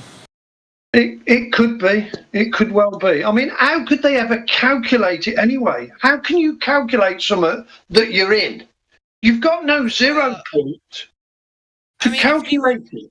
If anyone questions that, and if they want to, then they can test it, and they can test it in different areas, and then come back and make a claim whether or not it's true or not. I don't think it, like, I don't know. I mean, isn't that pretty established? Hasn't that been tested already? I don't see as you can get a 0 point if you are constantly in a pressure. Where would you go to get your 0 point? To work out the pressure you're in to start with? It's impossible. I don't know. And if you just look at our bodily functions, high pressure, we know, always goes to low pressure.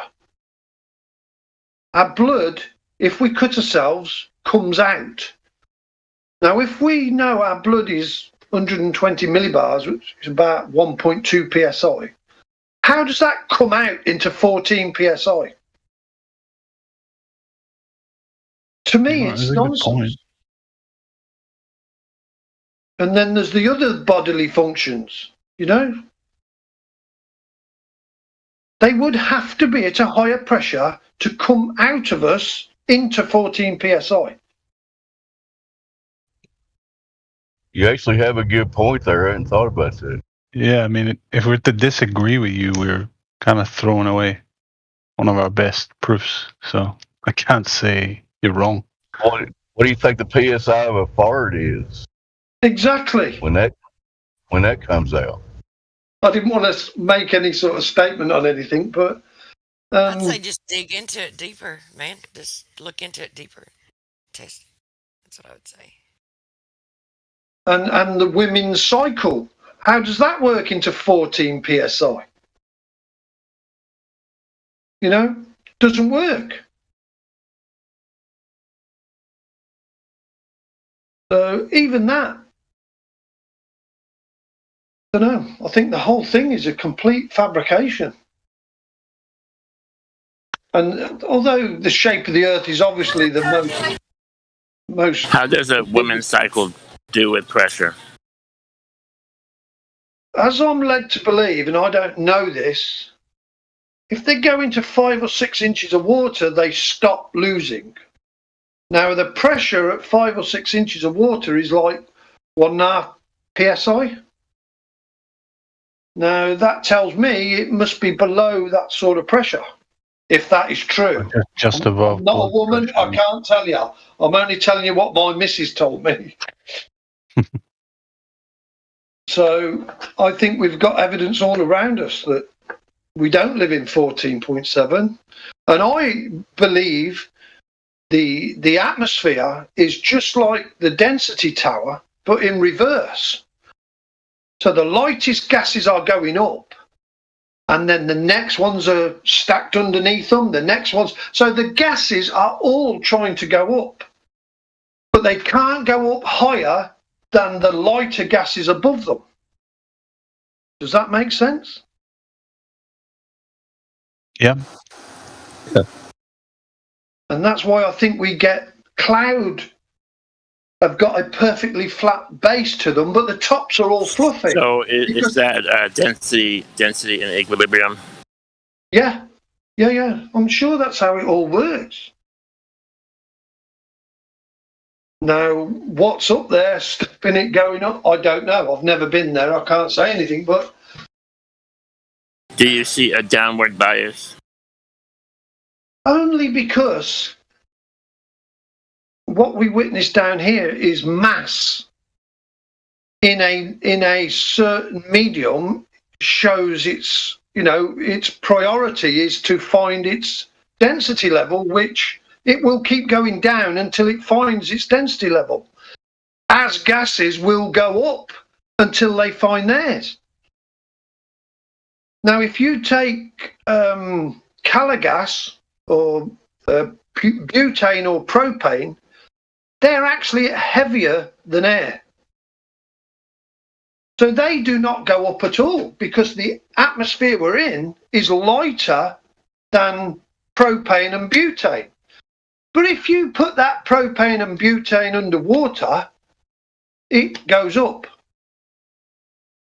because the medium it's in is more dense than the propane and butane, but air is less dense than propane and butane, so it won't go up through air. It's all sorts itself out. I mean, there is this talk about the electric sort of, the Earth's got a negative, and that might have something to do with it. I don't know, but as I see it, it's just sorting itself out into density layers. And I think the atmosphere is doing the same. The thinner gases, the hydrogen and the helium, and they go right to the top, and then the next gas stacks underneath them. And this is why you can't breathe, or it's very difficult to breathe at the top of Mount Everest, is because the oxygen, obviously, you're getting to the edge of the oxygen level, I should think. But of course, it does get stirred up a little bit with the weather. But Brian, do you still agree that there must be some form of containment to have any pressure at all? Do you agree with that point? As far as I can see, there has to be something, because if there wasn't, then we could not have this density layer, could we? Right. I mean, that's the key point that we hit here, is to have pressure in the first place. There has to be a containment, right? Yeah. Okay. Yeah. I don't think it's a pressure. I think it's just the medium we are in. This medium we're in. And as we go higher, the medium becomes thinner. So what we say is the air pressure is dropping, or it's a layering of. It's not. It's just you're going into a lesser dense medium. I might be wrong, but that's how I've sort of come to fathom it all out.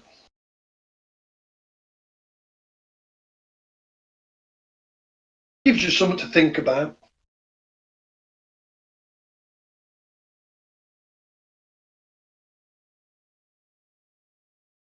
I mean, clouds are at that level for a reason, surely.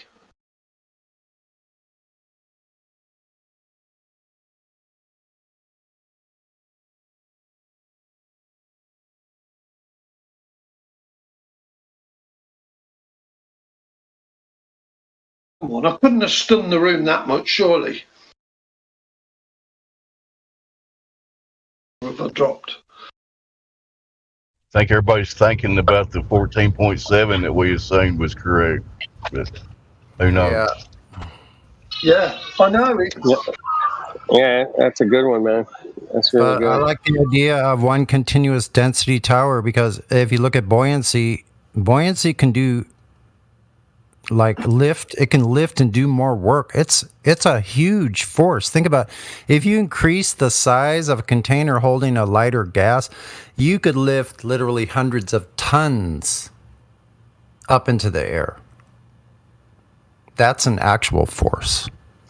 So no, it did get me thinking of the history of atmospheric pressure, like when and how they very first initially established it. And what I do find interesting though is when those 3 Italian scientists that were trying to detect Earth movement and establish like the equation for Coriolis force, like that began.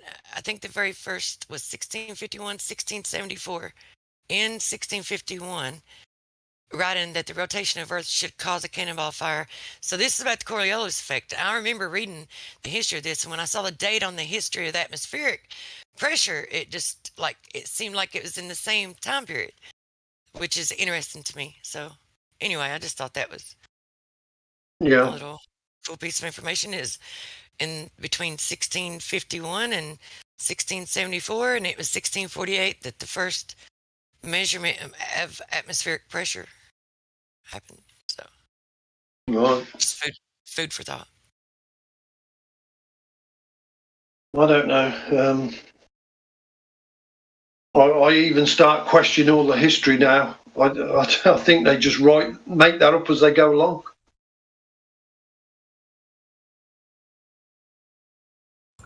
That's what Napoleon was saying. Yeah. And that was supposed to be in 1812. And remember, our history books tell us that in the 1800s we were using horse-drawn carts, and that we were using like copper pegs and stuff. Now, 200 years prior to that, they discovered air pressure. Yeah. What was it? A horse-drawn cart air pressure? Dude, we were so primitive we barely knew how to rub two rocks together, according to them. Heck, I know. That's how weird all of this is, because I don't know if you look at certain things about architecture.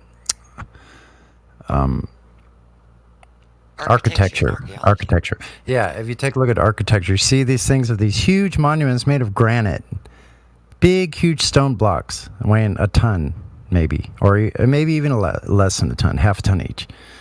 But you see the people that are around it are building these shacks made of wood with wooden stick fences and have carriages and horse-drawn carts. Doesn't make sense. And if you look at all those old photographs, honey, there's antennas on a lot of those buildings. Yes. Like they all have antennas on them. Yep. We even have a couple of Victorian houses here still that have that. They have this thing called a widow's peak, and what they say is, that because they would normally build up on hills, and they were captains' houses, so they could look out to sea, and the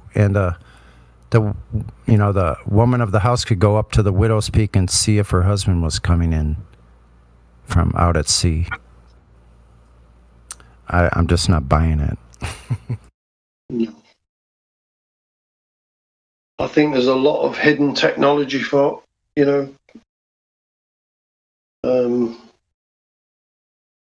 whether we'll ever get down to the truth. I don't think that'll happen in my lifetime.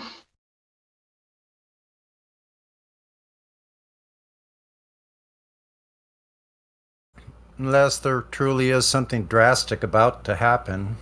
I don't know. Yeah, I don't think we're breathing air. What do you think of that? Cyber attack incoming. We're breathing the medium. It happens to have a certain density. Right. I think it's electric of some sort. So we live in a jello mold. Gases on top, solids on the bottom. Jello. That stuff's horrible. Anyway. I don't know if you've ever heard of the term breatharian, in the same way that you have vegetarian and fruitarians. Yeah, I heard about that. Breatharians who breathe to consume calories. Right. What an awesome concept, right? How could O2, little oxygen molecules, how could that actually provide sustenance?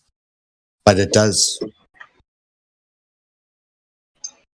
I heard about a guy I could sit outside, and when it was hot recently in this little place I go where the sun shines into this little end of a tiny little canyon. Really beautiful place. But I could literally, in a hot day, I could feel the hot vapor coming up from beneath me and all around me, going up, almost like a breeze. of hot air coming from the ground. Yeah, I think there's a lot we don't understand or know. Well, there was no restrooms in all the Tartaria buildings. So maybe they were all breatharians. So What the heck? that claim to be breatharians, how does that work for them? You just breathe and live. It's got to do with breathing and meditating, and that they just drink water, and that they go for weeks on just water. I've heard of these. Successful at it? Do you think it's legit? Well, I've heard it is. Yeah. When you start looking back at sort of like the history of it, it's also one of those things that was very quickly suppressed. And then they taught us that we have to have 3 meals a day. And then they taught us that it has to consist of this much protein, this much carbohydrates. Right. So there was an active re-education of the population. Well, breakfast was introduced by Edward Bernays, right? Didn't he? The bacon and the eggs and that whole thing, wasn't that? Yeah, Edward Bernays came up with that to help them sell, bacon and eggs. Consumerism. Mm-hmm. Yeah, I got a friend that only eats once a day, man. Drinks water, coffee. I've eaten for years like that at times. Yeah, me too. Dude. So there's research that they did on fruit flies.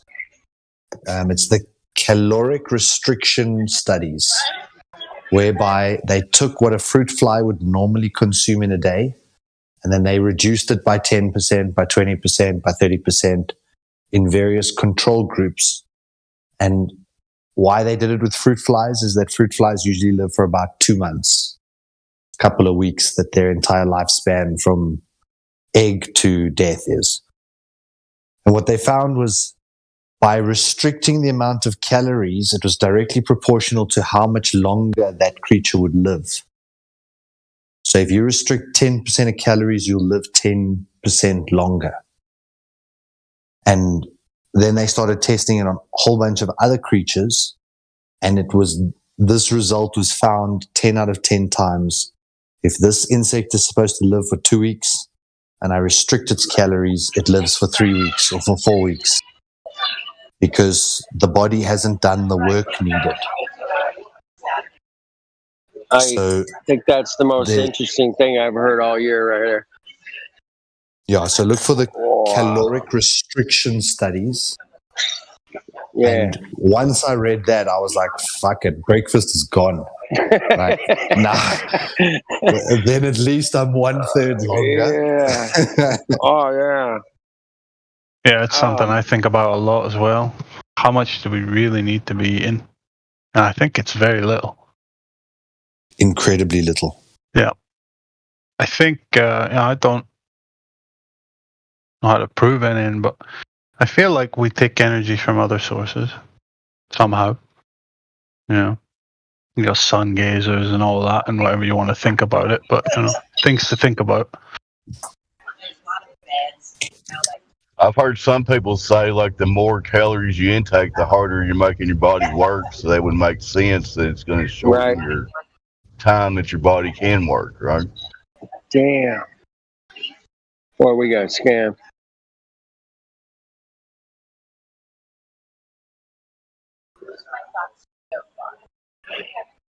Just another one of the scams, man. What's that? What's that saying? Food's a fucking scam, born bro. Every minute. Sucker born. Yeah, sucker born every morning. And 2 to take them. And 2 to take them. 2 to take them.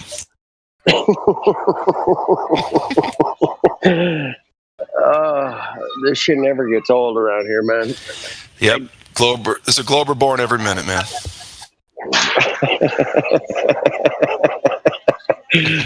Poor Clovers. Poor Clovers. Oh. Anybody here have any serious experience with fasting?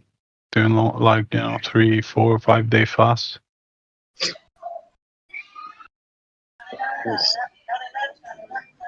Not me.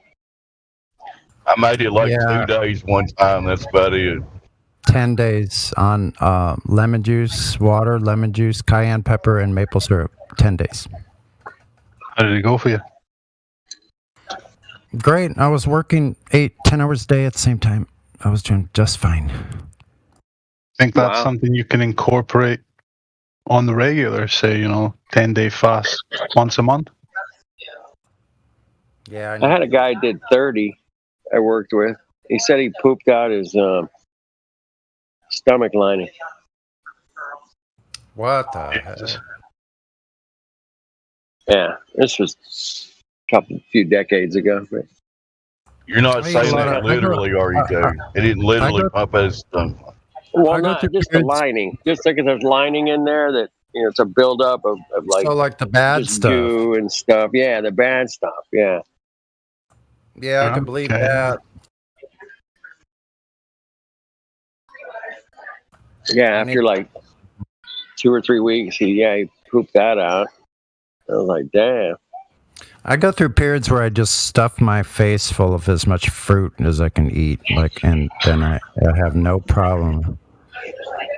And then I drink a bunch of coffee. Lately, I've been fasting in the morning. I drink coffee, I smoke a little weed, and I meditate. I listen to you guys, and I don't need to eat as much. Yeah, that's true. I can go out still, even I got used to working really hard before I even ate breakfast.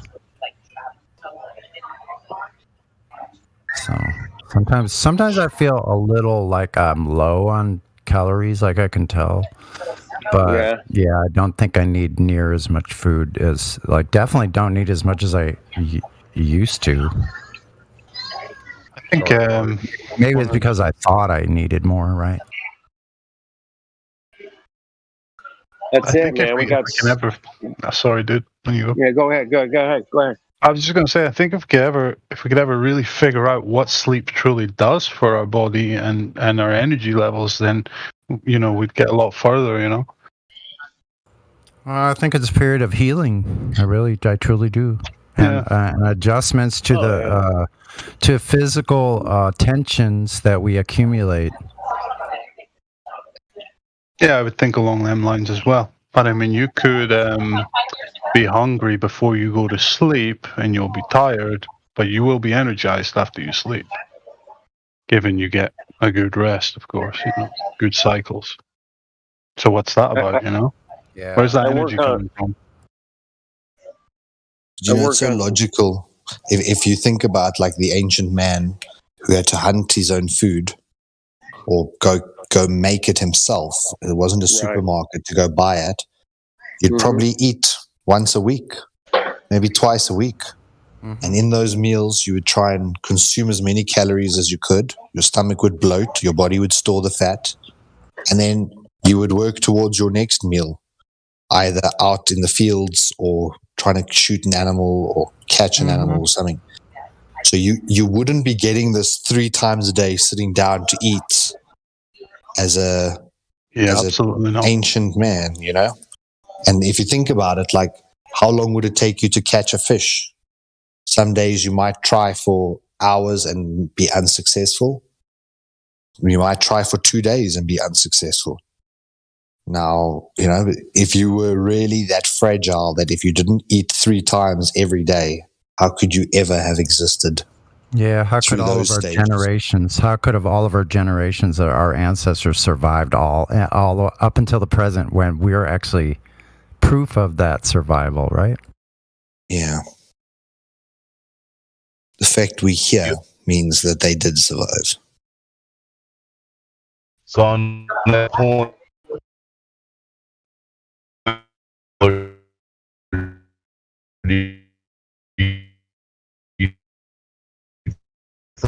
you're roboting bad, Dave. That when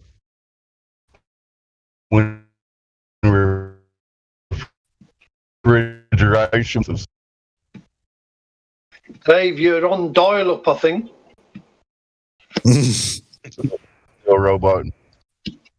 Yeah, we missed everything you're trying to say. I was just saying that's an interesting point Solar was making about having to go chase down your own meals. Like, so do y'all think that generally health of society declined with when refrigeration was invented? We started being able to store food. I would say so. Yeah. Yeah. Yeah. It's difficult because the research kind of suggests that health improved when you could eat a more varied diet because you could store it. Whereas if you only ate what you encountered, you only ate what you encountered. And then you could have deficiencies in certain things. So that, like, they talk about the discovery of using salt to preserve meat was something that raised the IQ. Okay, but this is the evolutionary paradigm. You know, that eating this meat now on a regular basis allowed the human brain to develop to a larger size. That's why the Neanderthal man had a much smaller prefrontal cortex, and then why the Homo sapien has this larger skull with all of this extra capacity. They could also just be unrelated and not necessarily one coming from another. But the idea of this eating too much, I think definitely did damage health. Whereas it's the same thing like with an animal. They always say a hungry horse is a healthy horse. A hungry dog is a healthy dog. That fat, overweight dog that can't even move is not healthy. Well, one thing we can be certain about is whatever the establishment is trying to get us to do as far as dietary routine, it's not just wrong, it's extremely wrong, because we know their game, you know? What is they want to limit our sort of lifespan? Then they would want you eating 5 meals a day. Oh, wait, they did suggest that already. Doesn't every religion have a fasting time? And it's crazy that most of the religions look at fasting as a cleansing, but also like as a what's the right word? Ritualistic. Yes, as like this ritualistic thing that you do when you really need prayer answered. So if you really, really need prayer answered, well, then you fast. Otherwise, you just go on your knees and pray. But when you read the Bible, Jesus fasted continuously. He was always trying to do fasting. What is really interesting is that the Bible places a lot of emphasis in terms of what you put inside you. Are you clean or unclean? Are you pure or are you toxic? And the more stuff we put in our bodies every day means that your body has to deal with more toxins. And most of the ailments that we see these days can be cured with fasting. There's incredible Russian programs and Chinese programs where for every ailment, there's a period that needs to be fasted. So there's Russian clinics that are curing cancer with a 27-day fast. They're also curing like certain degenerative diseases with up to a 32-day fast. But then you've got proper clinicians, proper nurses. A patient gets themselves booked into this facility, and then they know how the body reacts during this fasting time. So they know that on day 7, there's a dip in the glucose and it can cause headaches. So on day 7, they'll come and tell you, this is what you can anticipate. You know, so they're guiding you through the fast. And there was a Russian documentary where they spoke to the patients, and seeing the patients before and after, even just a 20-day fast or a 30-day fast, it's like looking at 2 different humans. It's a radical improvement because what you allowed the body to do was reset itself. you stopped entering toxins, the body could detox, and then it could basically like restart the engine from fresh.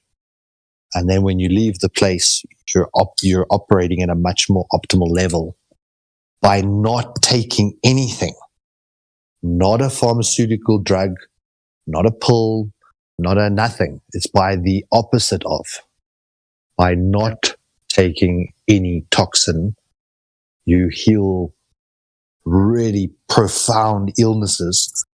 But yet in the West, we think, like I say, of fasting is just to give God a little bit of a nudge to say, hey, listen, we're serious about this topic.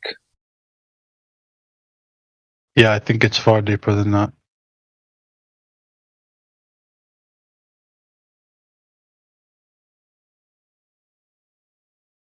And then that also links back to that placebo effect, or I think it's abiogenesis. No, that's starting from nothing. Effectively, it's how your body can create the molecules it needs from any other raw material or building block. So if your body needs additional magnesium, that day it can convert glucose into magnesium. But the next day it could be converting fats into magnesium. So your body has this ability to convert any stores into potentially the type of chemical needed for its own self-healing. But we've always thought, no, I have to, like a vehicle, I have to put the petrol in or the diesel in for this engine to now work. But it's like, for me now, when I see what mainstream tells me, I go 180 degrees the opposite and try and find a conspiracy about the opposite, because it's generally right.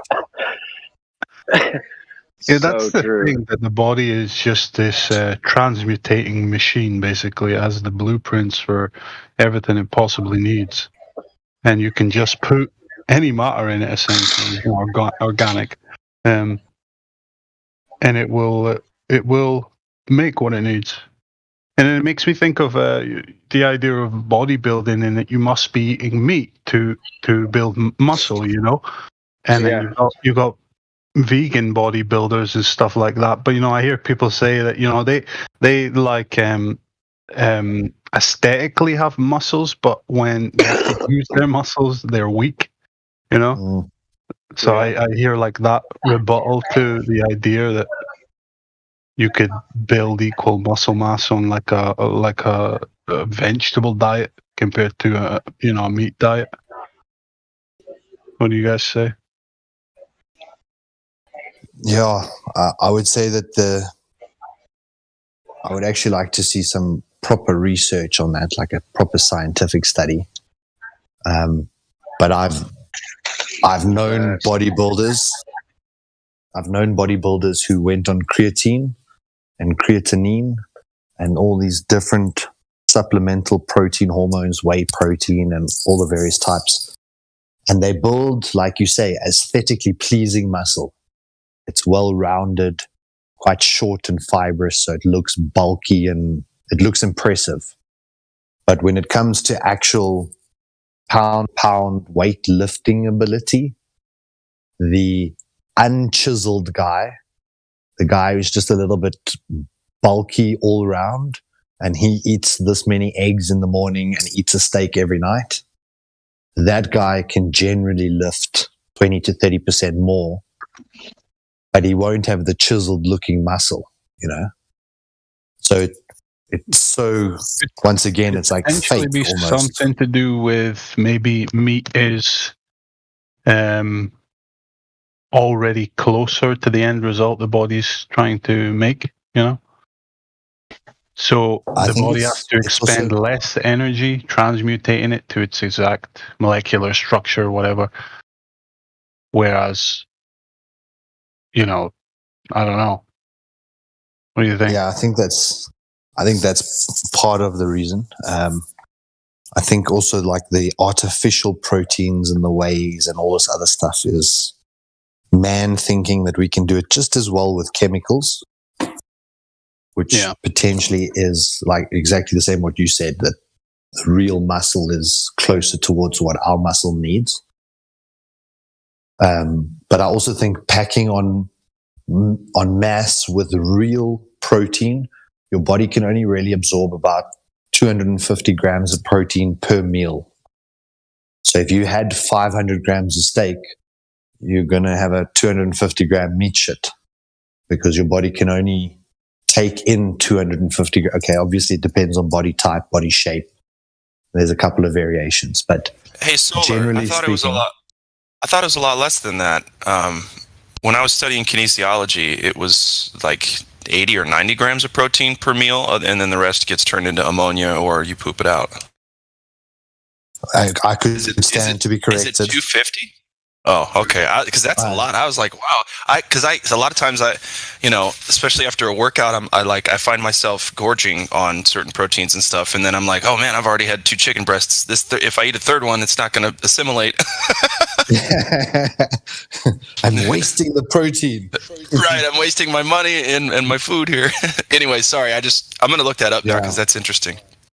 I think it was the whey proteins that were definitely 90 grams per serving.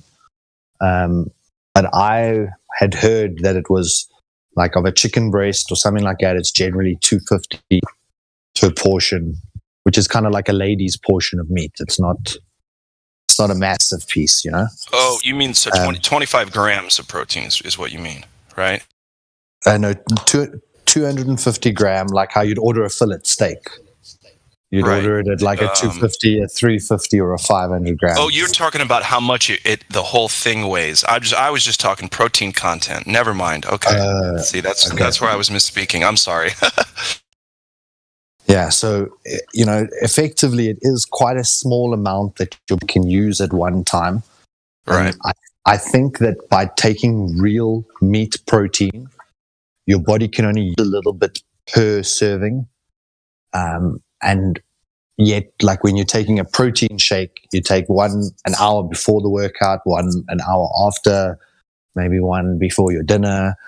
So you're taking multiple doses of this. So you might be getting more chemical protein into the body, which might make for the more chiseled muscle. But the slow gain, it's like in gymming, they normally talk about keep gains. You gain 3 kilos of muscle, but then you lose 1 when you introduce your cardio regime. So your keep gain was the 2 kilos that you kept on your gains. And it's the same thing like with real meat building, strength building. It's like slow gains, but you keep those gains. So the strength increases compoundedly, whereas these fluffy muscle guys, they'll be doing 1,000 reps of like an 18 kilogram. Yeah. Yeah. Well, the thing is with that stuff, those guys aren't very strong because it looks like they have muscle mass, but they don't have muscle strength because what they're doing is they're keeping their muscles sore and torn up all the time, and so they're swollen all the time. Imagine if you just keep punching your shoulder every day over and over for a couple hours.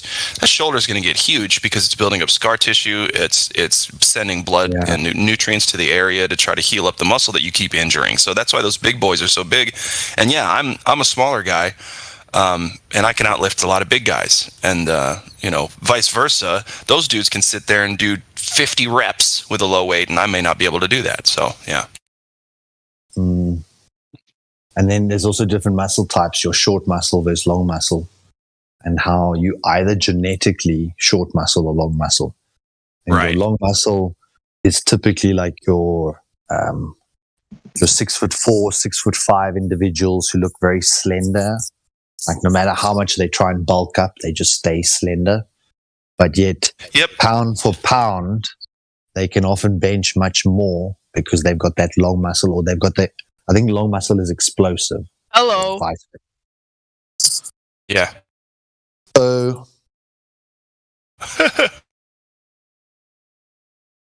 Yeah, dude, the reason I started working out when I was a kid, because I was getting made fun of for being so skinny, right? They were like, how can you be so skinny? So I tried to start putting on size, and the size thing didn't really come, but the strength came pretty quick because I'm tall and skinny, so I can put up some weight. But yeah, it takes a while to like build visible muscle. And so I gave that up a while ago. Flo. I'm just like you. I'm 6 foot. I'm 6 foot and full of muscle. I have 0 fat. Yo. Yeah. Yep. But we get, dude. It's easier for the smaller guys to build more visible muscle. Like I'm 6'2", like a 5'9" or 5'10" individual, lifting the same amount of weight, the same reps, everything. He'll look bigger than I will, for sure. Correct. Shorter definitely. Biceps. Yeah. Manama. Sorry. Inama. Sorry. But it's really it's interesting. There's some people who take this to such an extreme in terms of micro-dosing, micro elements to try and gain that extra bit of bodybuilding mass, or a little bit of cutting, a little bit of water retention loss. Like, it becomes quite a scientific thing of which drugs they're taking when. But with all human beings, we always anticipate or assume that we know everything, and therefore we can start manipulating. And what you start to find then is that you get these bodybuilders who are so upper body dominant, and then they've got these little chicken legs, skinny little sticks for legs, because they preferred to do a bicep. Because they miss out leg day, bro. Yeah. Every week. Yeah. Hey, it's a thing. And here's the other thing you got to tell those guys is squatting, especially heavy weight, but even just standing and doing standing squats with no weight, it increases the body's natural growth hormone production. Because you're bending in half right at the reproductive area. So what it does is it excites your reproductive area, and it starts sending chemicals everywhere from that area, right? Anyway, keep going. Well, that's something that always, I knew that. They told it to me, but you've explained it now that it's for the first time ever actually made sense. Yeah, it just releases all more hormones because you're using your whole body to do that movement, right? It makes sense. But like for us, they always said, your quad day, training your quadricep is so crucial for the mass gain on the rest of the body. And I was like, but why? Why that one muscle group? Why yes, it's probably the biggest muscle in your body. It is the biggest. Yeah, that's also why. Yeah. Besides the glute. But it's like, why would just simply working your leg muscle? But then if you think about it, like, you would work your thighs if you were running long distance. And if you were running long distance, your body would need to gain muscle mass to be able to cope with that. So whether it be long distance running or squatting, going to release additional testosterone, which is going to aid in all muscle production, which, like you said now, if it is reproduction area based and you're causing stimulation there, that makes a lot more sense. Yeah. Yeah, and that's what I like about it too. Because, I don't want to get too into the whole love making and reproduction thing, but it just makes sense if you're activating that area, right? There's going to be more things coming from that area. So, and it doesn't matter what type of exercise you're doing, if you know what I mean. So it's like punching your shoulder. You just got to punch your nuts every day, and then you're gonna have this giant, swollen. About that one, man. I've been in the ring to be punched in the nuts many times, and it's not fun. Yeah, it's not productive. Not reproductive, yeah. Not productive, and you won't produce anything. That's good. That's good. Oh my goodness, bro. I'm actually getting ready to go and hit the bag right now. Are you gonna put your mask on and go run? No, I'm actually gonna put my elevation mask and hit the bags. My body's I've already wrapped my legs already too sore, but I know I can stand and hit the bag for a minute. So So what happens if you double bag, Master Chief? If you put two masks on? He gets a better workout, bro. two mountains at once, and then put four masks on. Air. And that's called erotic asphyxiation. Oh my gosh. Yeah. How they get to do it out in public. It's so weird. Weirdos.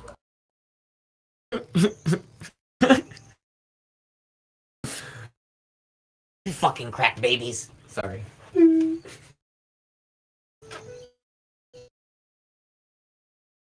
Mama hama. Poop.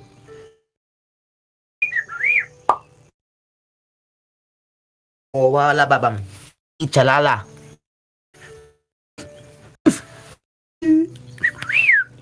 Ho-ohs. Inga habala. Fuck off, you wank. Sorry. Iyandaba. Sorry. Okay. Just go on mute.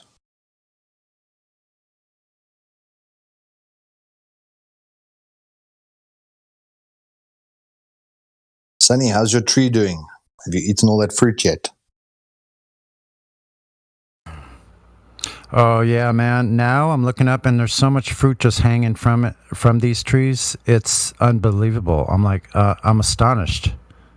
Take a picture and send it. I'm looking at several 100 pounds, 100 pounds of fruit or more hanging from these two small trees. It's like prolific.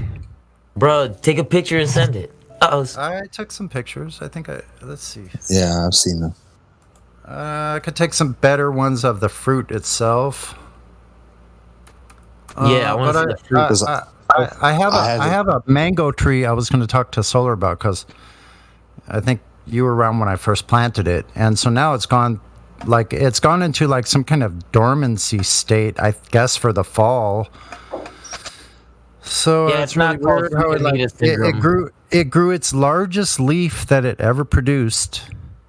And then at the same time, I was pushing out this little bud-like looking thing that I couldn't recognize. It looked like it was going to try to produce a bud, like a little flower. And then all of a sudden, it ejected the large leaf by itself. It just, like I was watching it, and it just fell off. And so it's kind of sitting there. It's not producing any new leaves. That little bud is still kind of just sitting there. It's kind of like dried out looking. So I don't know. We'll see what happens. I think it's kind of a sensitive plant to grow, but it appears to like my window facing south. So I don't know. We'll see what happens. So plants are very responsive. They're actually a fascinating thing to grow. They'll always tell you whether they're happy or they'll tell you whether they're sad. And they'll tell you what state they're in if you have the eyes to see, if you can actually look at them. And it's the same as like noticing when your friend's feeling a bit down. It's the same with your plant. You'll notice when the plant is really turgid, meaning rigid because of all the moisture that it's using. And then you'll also see when it's acting droopy, like it's depressed. Right.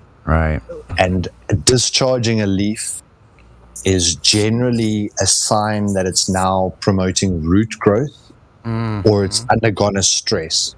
So did you move it anywhere in your garden? Like it was in this spot and I moved it to that spot and then the leaf fell?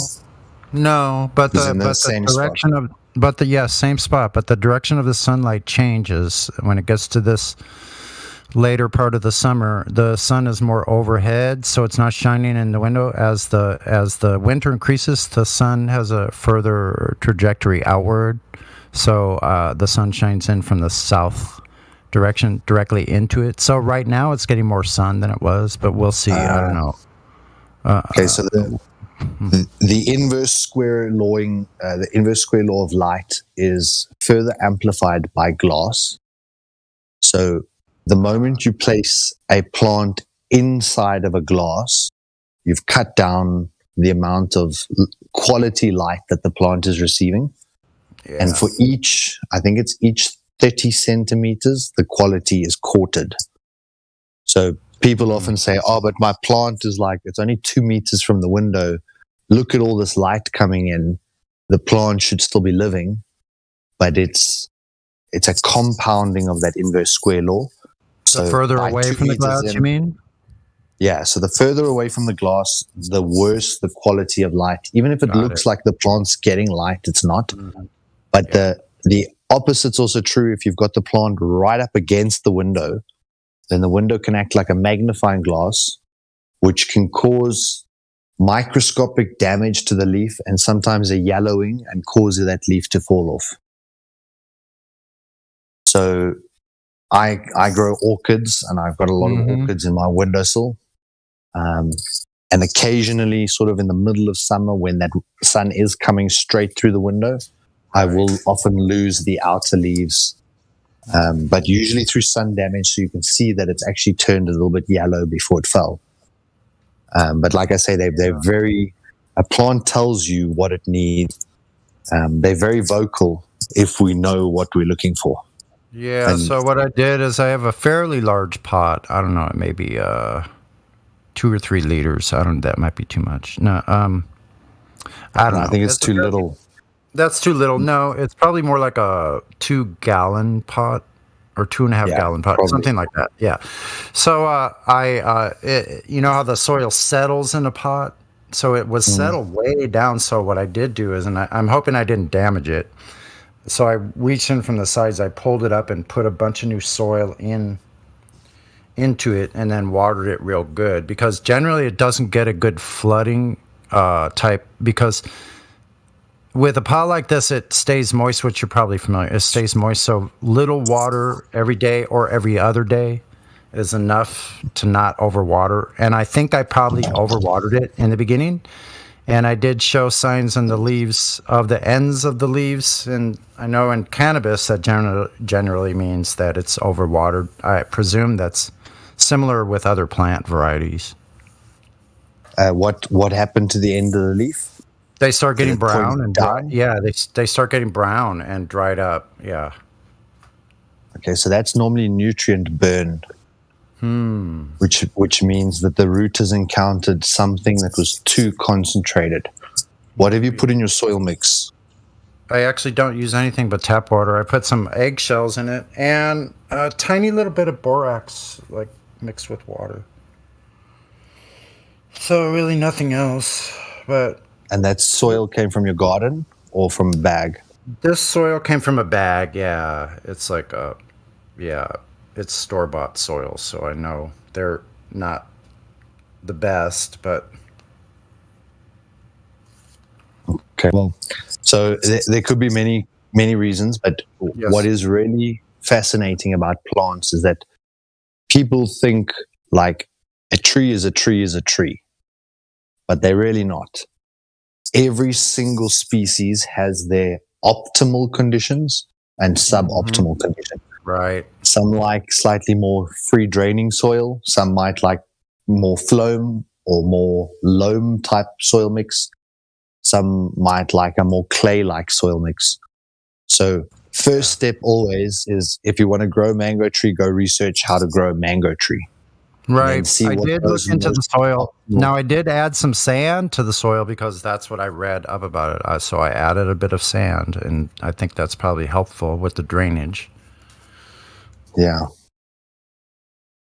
So what's really cool about the quince, though, is that I literally have 3 or 4 pounds of the seeds already, and I'm just saving the seeds. I'm drying the seeds, and they could be husked, and then that seed can be cut up and made into a really kind of a medicinal tea for stomach ailments. Seeds are, to me, like I'm like a child. If someone gives me seeds, because I love to learn, so I try and propagate every species I can. If I see a plant that I've never seen before, I try and buy it so I can learn how to grow it or clone it. Or to me, it's like I'm very scientific in that way. I like to see exactly what works, what doesn't work. I do 3 or 4 tests per plant, so I'll often. Like I number the plant pots, and then I know that plant 1, I did a magnetic test. Plant 2, I may be doing just pure water. Plant 3, I'm doing fertilizer and hormones. Plant 4, it's maybe a larger pot. Plant 5 might be a smaller pot. And then you run all of these side by side to see what's the most optimal for that plant type. Then when you start the next plant type, you go about the same process, determining what is, because like any moron can stick a seed in dirt and get something green to come out. Like it really doesn't take a lot of skill. But yet, when you watch someone take a seed to fruit, like if you've grown cannabis, I'm sure you went through that steep learning curve where your first batch was shit. And then the second one got better, and the third one got better, and the fourth one, the fifth. And then even after growing for multiple years, you're still improving grow by grow. There's a lot to learn about this, but understanding like where most growers become really experts is when they pick their strain. So I'm going to grow this type, and this type likes this type of soil. It likes water every fourth day. It likes, do you know what I mean? You break this thing down into exactly what it needs. Right. And when you give it that, you will have a plant producing 0.5 kilogram in under 3 months of really dense nugget. And then again, you've also got to know in the plant, the moment it turns into flower, there's a slight dormant period where now it's using up all its stored nitrogen. So it pushes out all this new leaf growth. And then the moment that those leaves start to bud, it actually needs intensive phosphorus for the flowering hormone to actually kickstart the whole flowering mechanism. And when you really are dialed in, you know that week 3, you defoliate, pull a couple of leaves off, you increase the TDS, the total dissolved solids, that solute you're giving to the plant in its water. You're adding as much fertilizer with as much phosphorus as you possibly can. They often call them bloom boosters, but it's effectively it's like sucrose and stuff. Yeah, I actually have some Fox Farm Big Bloom concentrate. Yeah, it's made from bat guano and earthworm castings. Good stuff. Lots of phosphate, soluble potash and iron, magnesium, kelp. Now, understanding the plant, like when you go and look at these advanced growers, they literally can go to the day. So they'll tell you on this day, fertilize with this much. Use this much TDS. Use this. And if you follow that precisely, you'll get the best quality you've ever seen in your life. But every moron who stuck a seed in dirt said, hey, look, I grew a cannabis. I'm a grower. Look at me, what I did. And then they show you this thing that maybe had 2 leaves and maybe 1 little bud at the top versus someone who grows a plant that's chest height out of the same pot, you know? So there's so much skill to this, but it's rewarding because for each little gain that you make, I was going to ask you about the quince because I also had a tree like that once upon a time. And when I got on my bike and rode down there, someone had gone in and pruned it and had literally lopped off every fruit-bearing branch. Horrible. I hope that never happens. For the next 3 years, that plant just grew up and it didn't produce fruit again for a while. So what's your plan B? Are you planting other quince trees in the area?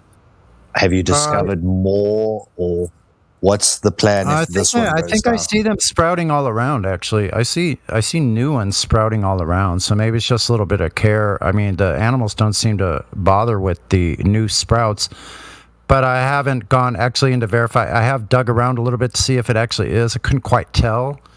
But I am pretty sure that there's been seeds from these trees dropping into this little stream bed, and it's a fairly moist area where the moisture settles. Doesn't have running water, only seasonally during the rains. But that's good. That's a good question. But the one thing, like I said, I do have a whole bunch of the seeds. So whatever this genetics is from this plant, I have a bunch of those seeds. I plan on keeping those for future use. But yeah, I don't know. I don't really I don't have an actual garden. See, I would be dangerous if I had my own garden. I could do all of those things you're talking about. I would. That would be awesome. Yeah. So it's more or less just having some house plants, and then just caring for plants is kind of spiritual for me, you know. Incredibly. It's what I love so much. Like, okay, you know, I grow bonsai, right? And the whole art behind the bonsai is you have to know who this partner is that's now in the pot in front of you. Mm-hmm. And the Chinese respect that plant.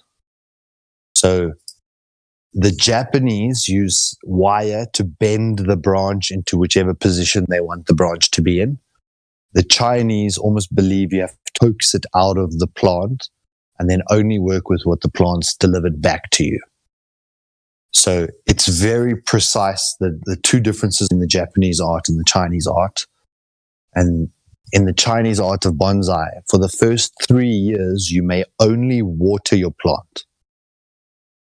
So for 3 years, all you're allowed to do is go and look at it, add water, and that's it. Now, the first thing every bonsai lover gets or bonsai owner gets is a pair of scissors, and they want to start hacking that thing like it's a grass head, you know, one of those like potato heads where you grow grass out of the top. Like they just want to go and attack this thing with scissors. But the Chinese say you've got to learn how your plant grows before you develop the right to start interfering with its growth. And then when you water, they describe that the first time you water, you're watering for the pot. So you add water, like most people walk up to a pot, water it till the soil looks wet, and they walk away. You go pull that soil mass out of the plant, out of the pot, and you'll see the entire soil mass is still dry, except for like maybe an inch at the top of the soil mass. So the Chinese understood this. So their first thing is you water for the pot. The second time you water, so you always water in threes in the Chinese tradition. First time you water is you wetting the interior of the pot. Second time, you're wetting the soil. And only the third time are you actually watering your plant. So it's a process of you wet it till it looks completely saturated. Then you wait 5 minutes, then you water again and you wait 5 minutes. And that whole process, like you say, is very, it's like soothing. It's very methodical, kind of like meditation almost. Here's what I notice about that process. It seems to be I'm kind of on the plant's time. Like, excuse me. Like I'm on the plant's time. Like my time now is like, okay, I see the plant. Today it looks like this. Right? And it kind of, like you said, it gives me this message. Okay. What is it displaying to me right now? Does it look like it's drooping? Does it look like it's needs some moisture? Is it? Yeah. So that whole thing, now I'm on the plant's time. Every morning I wake up, I see the plants, and then I have another message from the plant by what its appearance is. Exactly. And when you've been watching that plant daily, you'll spot it from across the room that it's unhappy. Like almost as though it just called you. Sunny.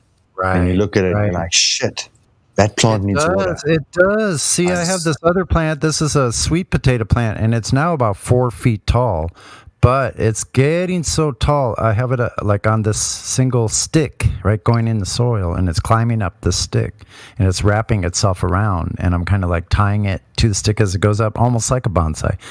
But I see it has kind of too much mass at some point, too high, and then the lower parts of the plant start suffering, and it's going, and like it dry. I have to let it dry out because I've had problems with these little mold nets, so I can't get the soil too wet, especially in pots. So that's been the hardest thing to learn, to stop myself from watering it if it doesn't need it, and yeah. A nice trick for that is using like a wooden chopstick or a wooden skewer stick, and you insert that all the way down to the bottom of the pot, just pick a spot anywhere in the pot, like generally not on the furthest arse end away from the tree, but maybe sort of 50% between the trunk and the outside of the pot. Right. So kind of centered where the equator would be on the AE projection. You stick this little stick down all the way to the bottom of the pot. It now becomes your dipstick.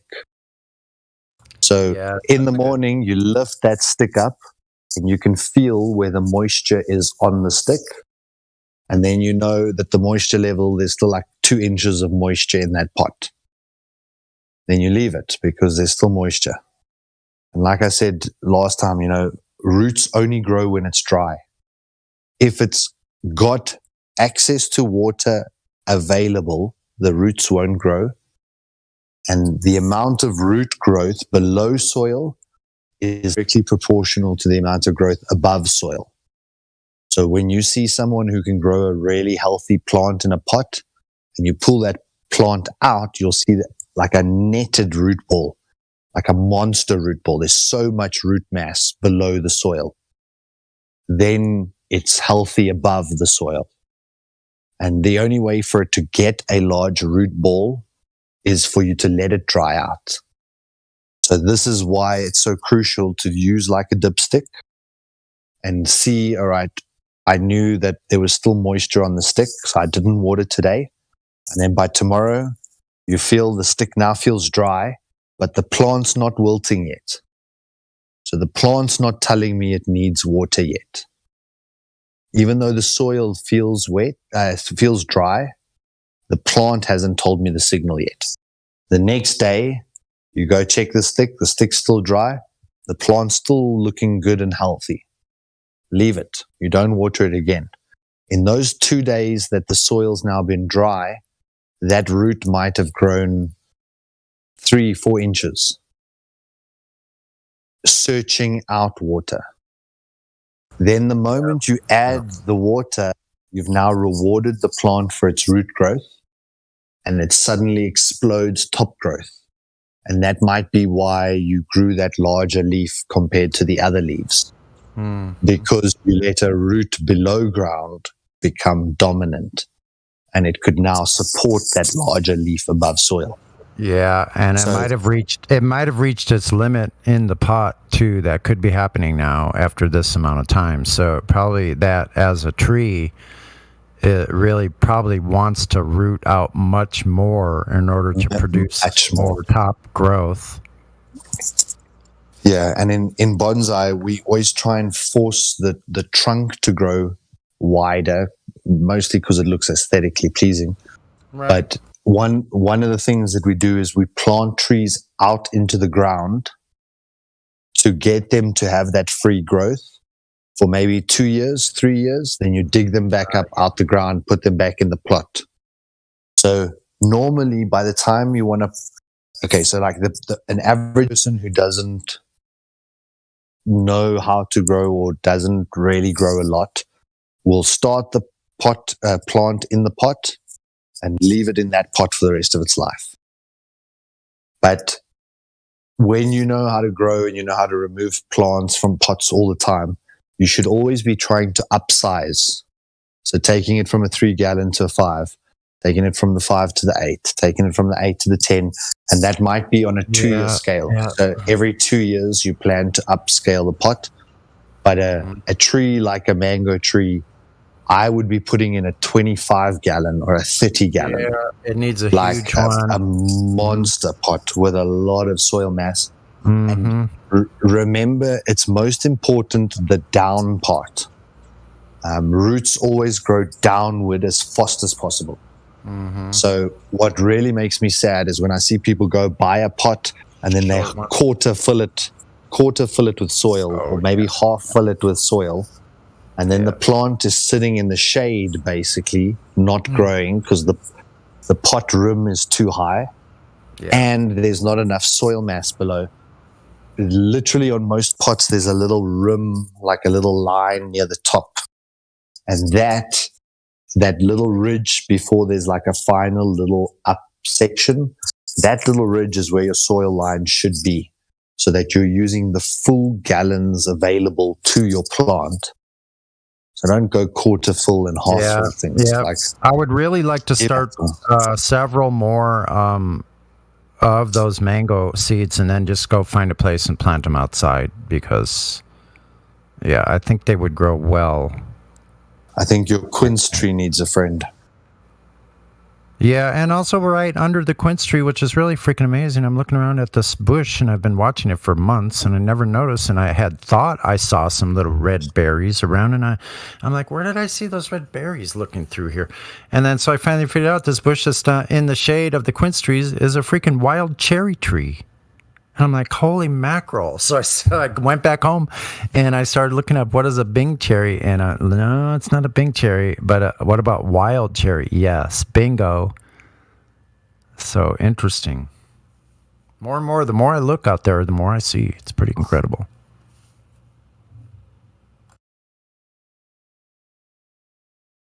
You know, it just makes me think about how the Creator provides.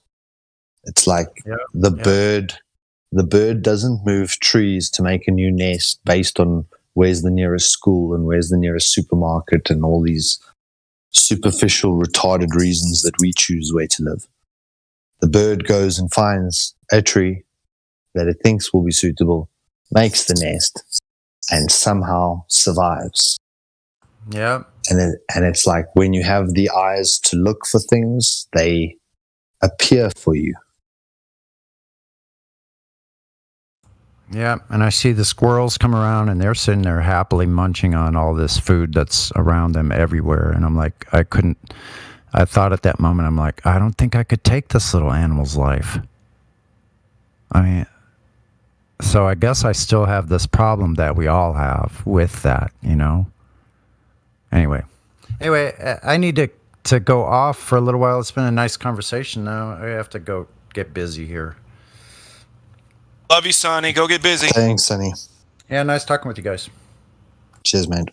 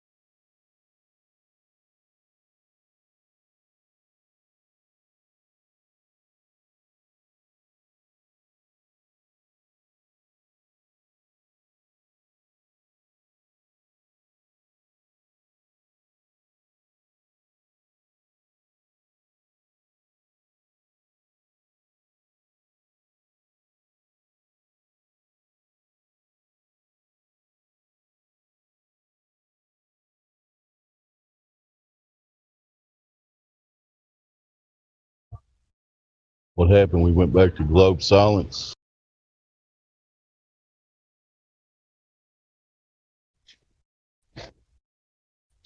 Oh, there's nothing for any glober or anti-flat earther to say at this point. They're not even arguments. They're just points. They're just facts, empirical evidence that, you know, we have a seemingly endless list of facts and evidence to provide to anything a glober says. So that's why we're seeing less and less by the day. We just keep destroying them. It's unfair at this point. So they have gravitational refraction. They have that argument. Oh, gosh, I've never heard that. What is gravitational? Sorry, hold on. What is gravitational refraction? That's the word you say when you can't explain an observation or something, and it just works, man. You just got to believe it. So. And you don't want it to be terrestrial, but then it's gravitational, right? Wait a second. So they're going off in the woods even further, because at least with terrestrial stuff, terrestrial it exists, right? Because terrestrial is of the Earth, it's out there. But gravitational, that's when it becomes fantasy, because gravity is magic, right? Strange.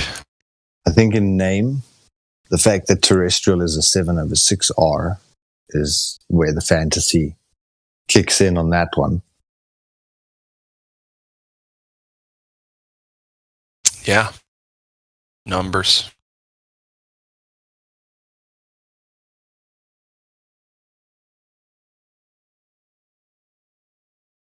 Equations prove unicorns fart purple.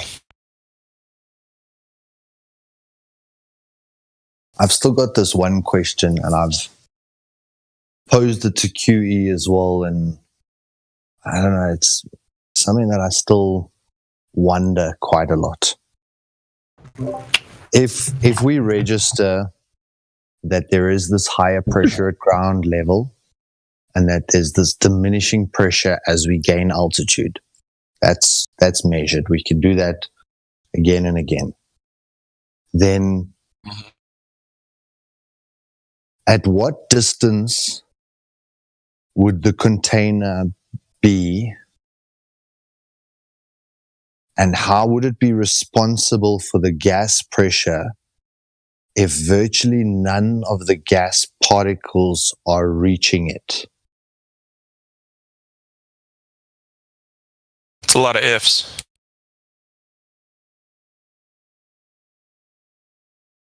But you follow in terms of that if it's thinning constantly towards the container, but the container should be the thing responsible for sending the gas in the opposite direction to cause that inward pressure, then there must be particles reaching the container to be turned around and be sent back. Right. But we're registering it so low at that point, and most of the pressure is still lower down. Yeah, it's hard to even think about, because so the fact is there is gas pressure, right? So it follows that the fact is that it's contained, pressing against the walls of a container. That's very simple. If one can't understand that, get out of the argument now. Get out of the debate now. You've got a lot to learn. Start over. But if you understand you can't have gas pressure without container, right? Then it doesn't matter how high the gradient goes up. Point, there is a container, and there isn't just nothingness and all of a sudden vacuum. It's impossible. If there's gas pressure, there is containment. So there's no such thing as zero gas pressure before you get to space? At least demonstrate that here on Earth, somewhere, somehow. And then maybe we can consider that, all these other fantasies that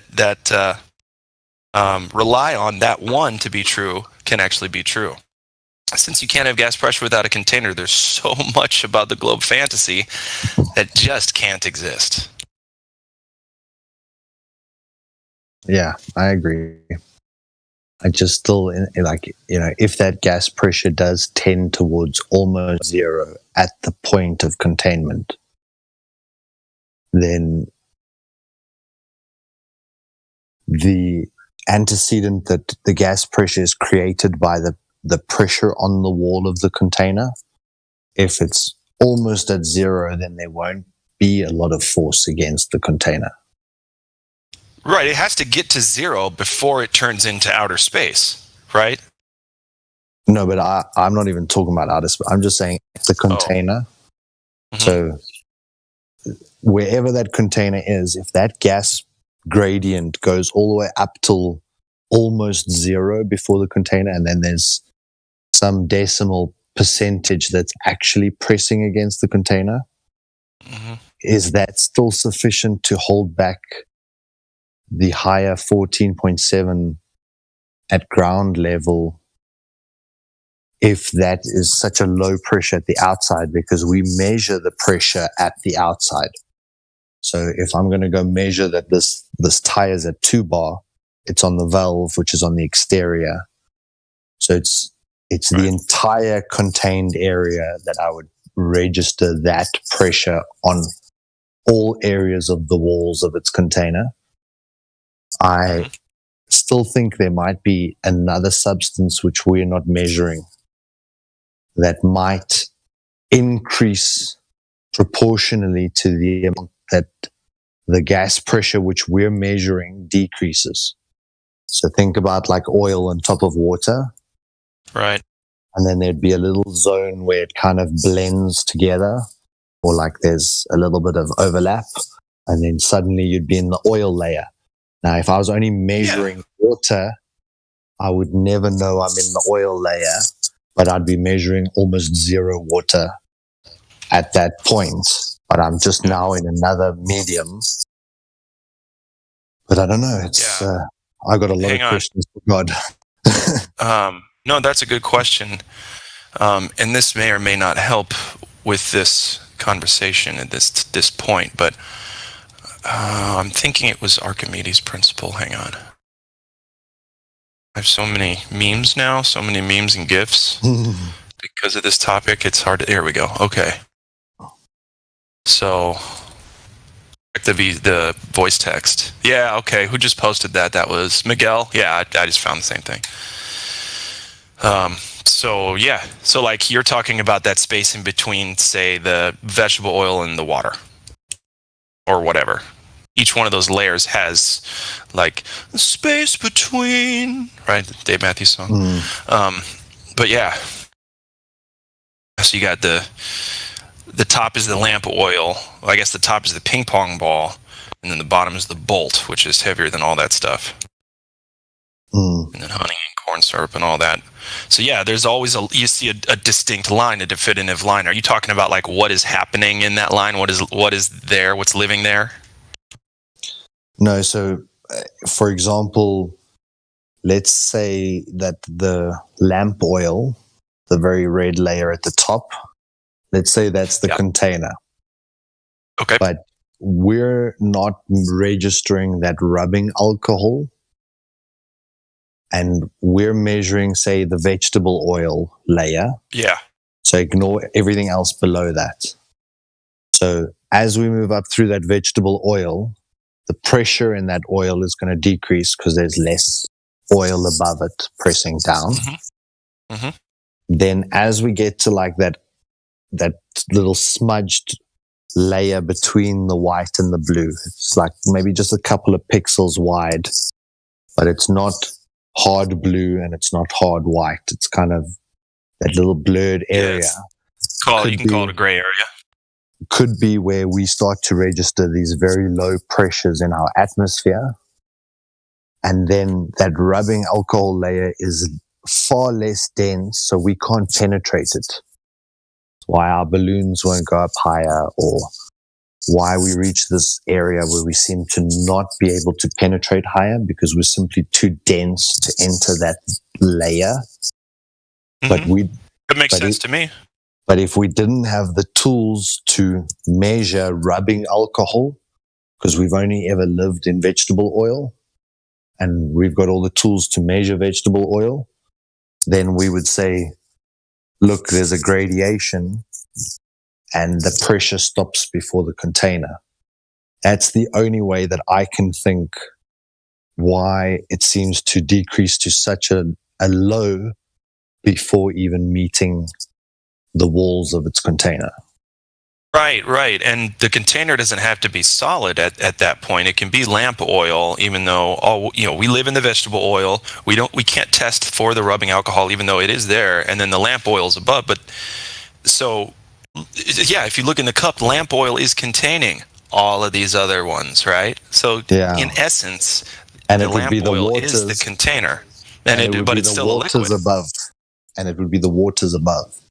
So then it could be liquids or gaseous liquids, liquid gases, whatever.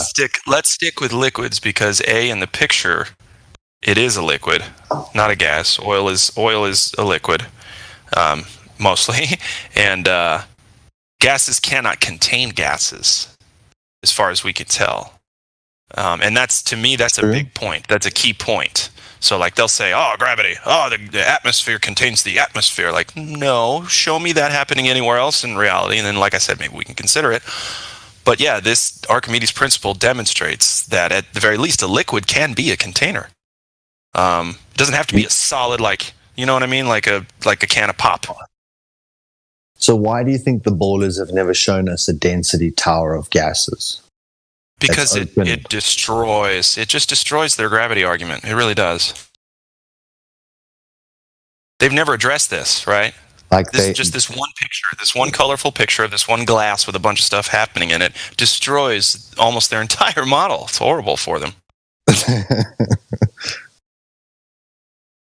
But it's like, if gases could contain gases, well, then demonstrate the density tower that's open on either side, and that you've got gases containing gases. Brilliant.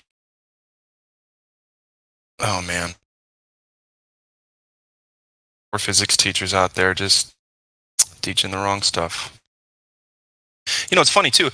Physics teachers, biology, all kinds of teachers, science teachers will teach Archimedes' principle and then completely contradict it and teach about gravity.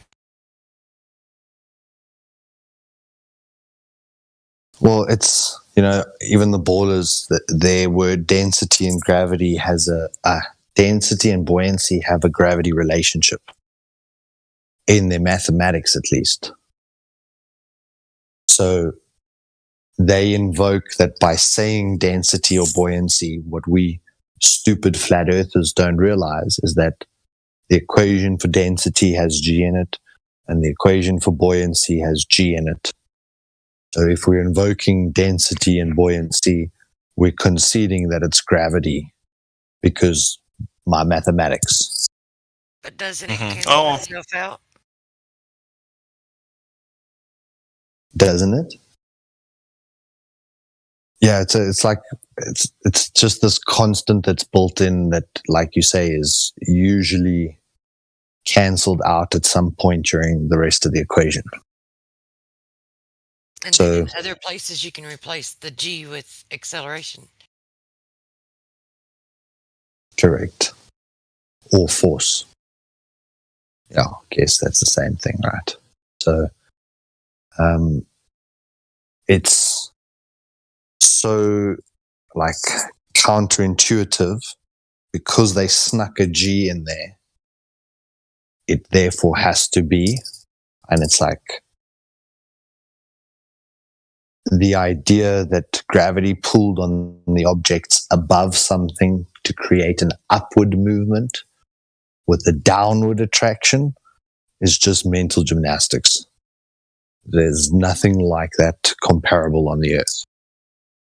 They have to come up with something, dude, to, support the belief, the religion, the fantasy, the dream. Because here's how it works. Flat, stationary, contained Earth and the physics therein is completely obvious, right? Anybody with half a brain cell can figure that out, especially when shown, So what has to happen is that the opposite of truth and reality has to be made up and fabricated. But yeah, the problem is even they, the big elusive they, didn't come up with an explanation for literally everything in the observable, flat, stationary, contained reality. Right. So now we're picking apart stuff that they're like, oh shit, yeah, damn it, we didn't come up with anything for that. Oh no. You know what I mean?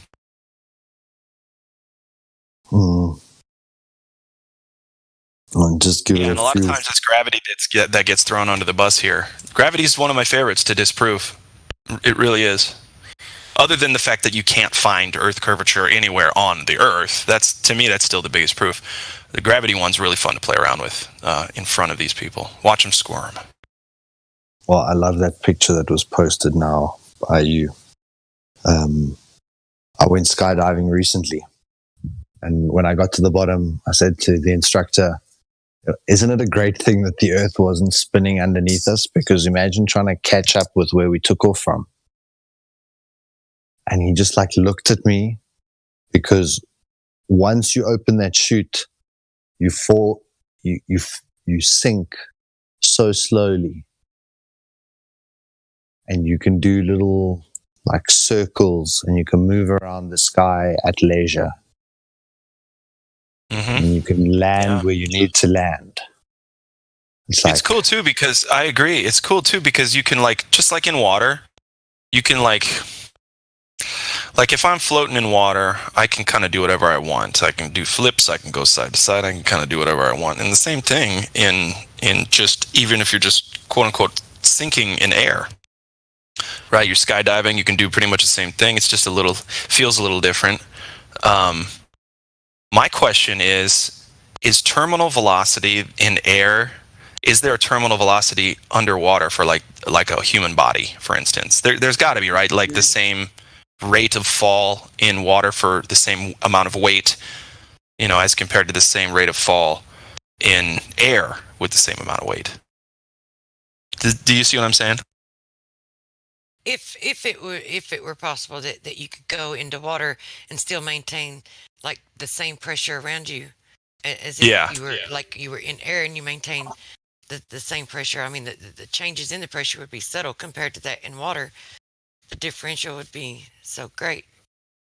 So I would say, it's got to do with there's in the free falling nature of falling through the air, you reach a terminal velocity. If I take a fighter plane and I point it downward and I accelerate, I can exceed, the pilot could exceed that terminal velocity because it's now powered. So with a human body descending in a liquid, in almost like a free fall or a free state, I think there may be, like you say, a terminal velocity in water. But they create those, like for the seals, they hold onto that little round thing that has a propeller built into it. It's like a small jet ski, but it's for underwater use. And the moment that you put that on, you can go 25 kilometers per hour underwater. And it's designed just to displace the water in front of it. And then it's injecting force to be able to overcome the displacement. So you couldn't do that naturally, but by injecting force, you can exceed that velocity. But in a natural state of free fall, I think the fact that we reach a terminal velocity shows that the acceleration has ceased. You can't be reaching a terminal velocity and still be accelerating. But they say that it's only because of the air pressure that's causing the acceleration to be negated. But you're still accelerating even though you've stopped accelerating. Yeah. Gosh, it's trippy to talk about, man. Super trippy to talk about. And that's the other thing. It's like we can sit here and speculate and guess and then use facts to come up with educated guesses and hypotheses and do tests and prove to ourselves what we think is fact. But dude, this place is so intricately created. It's so convincing as a reality, right? I just don't think we'll ever know a solid foundational truth. Whatever that means. We can only use our senses to determine the best of what we can prove to each other, right? So 2 + 2, 4. I've got two groups of 2 apples. Well, I've got 4 apples, right? To us, that's proof of 4 apples, and that's the best we can do. You know what I mean? Like, I can't. I don't know why this tree out here exists. I don't know why it's green, right? But that's what, that's the kind of deal. It's like we can notice things, notice patterns, but gosh, that's about it. That's why it's trippy to have these conversations, but it's sloppy to think that the science can ever be settled on anything, in my opinion.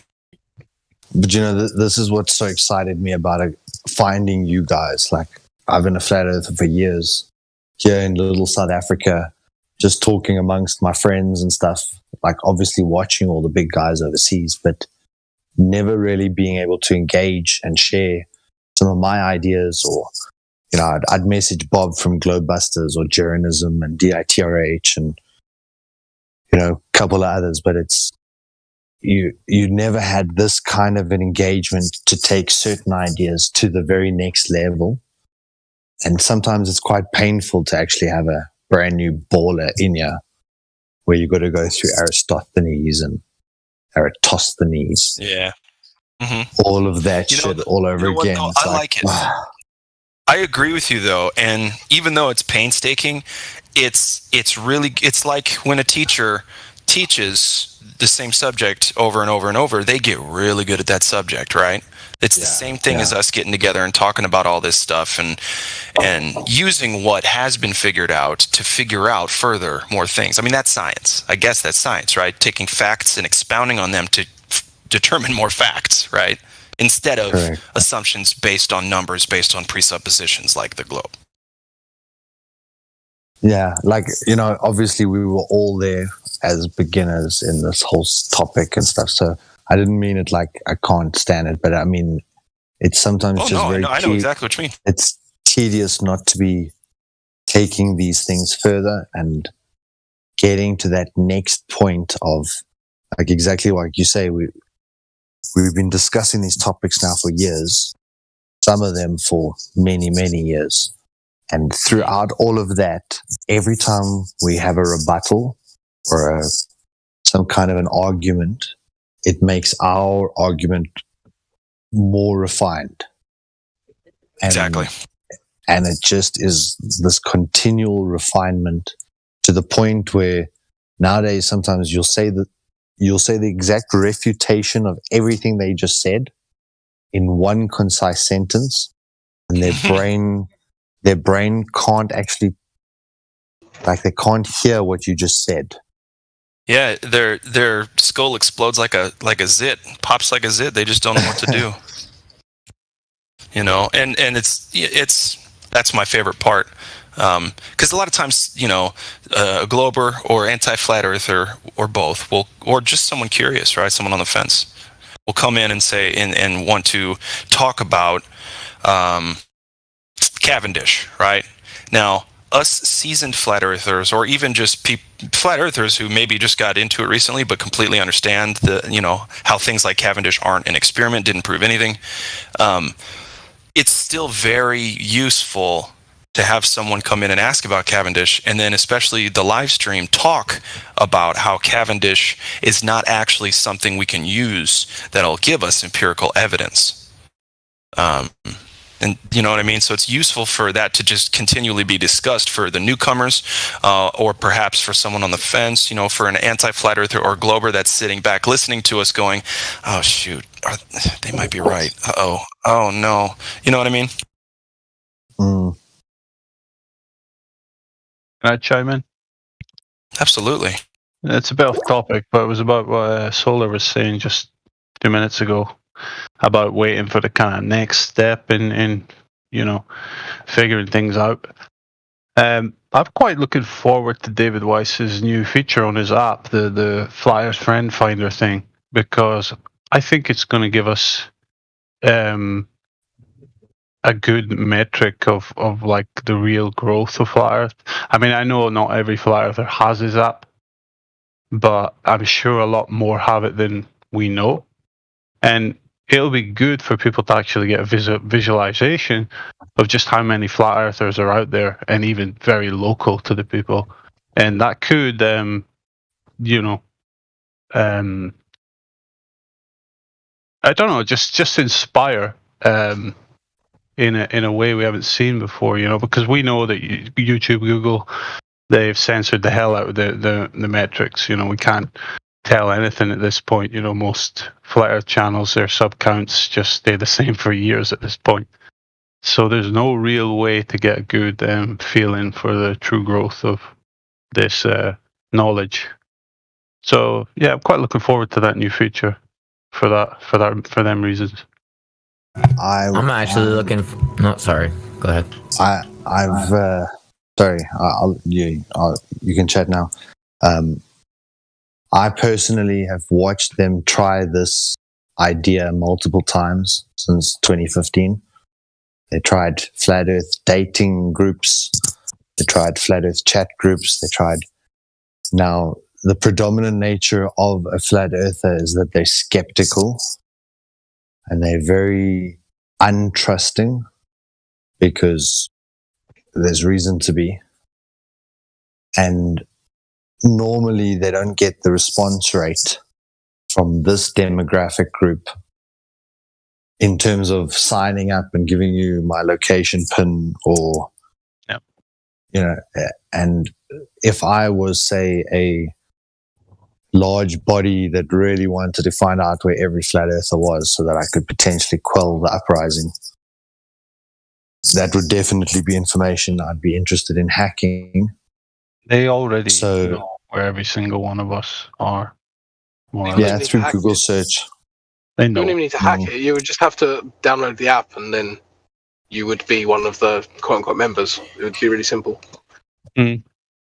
Yeah, you set it up in a way where you don't need to reveal your exact location. You could just show general location. Because, of course, people have them worries. But that is the next step, overcoming that fear, because that's never going away, It's never going away. Ever. Ever. Until we have to push through it. So, and the powers that be, they know where every single one of us are. They already know. Not a shadow of a doubt in my mind. I would expect voyeuristic losers to know exactly where everybody is all the time, because that's what they do. Sit around and just, sit around in their own filth, reading Guns and Ammo, Yeah, it was such a thing. I wouldn't be worried about the rulers knowing where I am. I'd be worried about just gangs of zealots that want to find flat earthers in real life and do things to them. Yeah, that's the thing. Like the other way, like I feel like it's the other way around. Like the losers that you find on Gem Panda's server who would want to come and find me, I'm not scared of, because I know that they're all overweight and covered in like Cheetos crumbs. I would be way more concerned if a government agency wanted to come find me. And to be honest, I don't think I'm that important to them. So I'm actually not worried. Yeah, I'm not worried either. In fact, I love to tango, so bring it. I was in the Gem server this morning. They called me an artard like 25,000 times. So here's the trick for everyone who's worried about it. Just wake up more people, because the more people they have to be concerned about, then the less that they have to worry about one particular one. So wake up more people. There's your protection. Strength in numbers. Fundamentally, what matters is the ideas, not the personalities. Like, I don't really care like who said what. Like, what matters is whether an idea itself is good. So from my point of view, I think the flat Earth is already an idea that has massive credibility. So why would I care about a person said something? I don't know why this matters to people, like the personality side of things. Well, it's for all the flat earthers out there that are a bit more shy, less confident. They don't get a chance to get to any conferences, or they don't even maybe come on this Discord. And they're very much just alone in their knowledge. And if they can meet one or two people in their local area, we can both agree. And David Weiss says it himself, and I agree with him. If you meet if you make a flat Earth friend, you got more in common with that person than anybody you're going to meet. You know what I mean? It's like almost an instant match. You can always get along with a genuine flat earther. because you both had your trial by fire. You know, you don't want to take advantage of me. Yeah, I'm new to like talking, but yeah, I've been around for about a year. Okay. How come? Why? Oh no, it's just that you said that. They're gone. No, go ahead, because this is about what you said a minute ago, so it probably changing it. So go ahead. Oh no, it's just what I assume you're from Scotland. It's just you said that if people are flat earthers, then they're kind of, I can't remember the exact wording you used, but it was like they're already likely to get on really well, which is, I think it's true mostly, but there's definitely clashes within the community. So I'm not sure that's entirely true. You know, but yeah, everything changes when you're offline. You know, there's that to acknowledge as well. Yeah. Yep. Yeah, good point. Yeah, people are definitely more mellow in person. Like, I've never ever had anyone call me a retard in person because of being I wish a motherfucker would, though. Yeah, but I think that's all I'm saying there's about two elements to that. Like, first of all, I think if you call someone a retard to their face, you know that there's a fist coming back at you, right? Absolutely. But also, I think people are generally more mellow anyway because they're aware that they're like this environment that we're all in at the moment is kind of a make-believe Matrix environment where nothing can hurt you. Like, there's no one in this room can come and kill me, right? But if I'm actually standing in front of someone, then that's a real possibility, even if it's unlikely. I mean, you're right. Most people aren't looking for a fight. But I take pride in the fact that I'm always ready, just in case somebody pops off at the mouth or wants to throw a fist in my direction. You know, you always got to be ready, especially in today's world. But yeah, I'd rather just have a conversation with somebody, with both of us having open minds. My mind's constantly open. I'm willing to learn so often about things. But if someone's going to close their mind and their heart off and just judge me, well, prepare for twice-fold coming their way. It's just how it works. It's natural law. Yeah, sorry, you were going to go say something. I think it was Christy.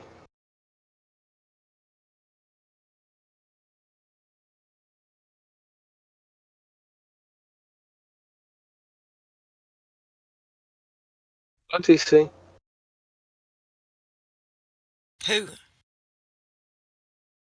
Yeah, sorry, you were going to go ahead and say something, weren't you? What was that? Oh, truth prevails. Yeah. No, I thought you was talking to someone else. No, I was just gonna. When you said that you didn't understand why people were so concerned about what other people said, I was just gonna claim and say that I would just about guarantee that those who do are still plugged into the social media matrix, and they still care about what likes they get, and just they haven't totally unplugged from the matrix yet. Yep, dopamine. That's one sign of it, like that they still care what people think. Yeah, it's kind of weird, isn't it? Like, why would you why would you care what? Like, okay, I understand. You care what your wife thinks. You care what your husband thinks. You care what your children think. Blah blah blah. But some random stranger on the internet, who gives a fuck? Just, I don't get it. I mean, I can get it if you've made like okay, so people who's hung out in here for years, and they've built like some sort of, whether it's see, this is a hard thing for me. It's something that I'm having issues with coming to terms with it. That when you build relationships with people, they're not real. They're not even real relationships, and they're not even real people until you meet them in real life. And but I can kind of get it, and I can kind of understand caring what those people think, but to just care what someone, like, yeah, if you visit like some random server or whatever, and especially if they're in opposition to what what you believe or what you know, in opposition to your knowledge, then yeah, I don't understand why you would even care what they think. Yeah. It's kind of like the Cocoa Pebbles and what's been going on almost 2 years now. Is I feel it's empathy and sympathy for my fellow man, right? There's a lack of knowledge and there's a willful denial, willful ignorance of the truth all around them, and it's just sad to see, right? And yeah, that's where I'm at with it. It's just sad. Yeah, sure.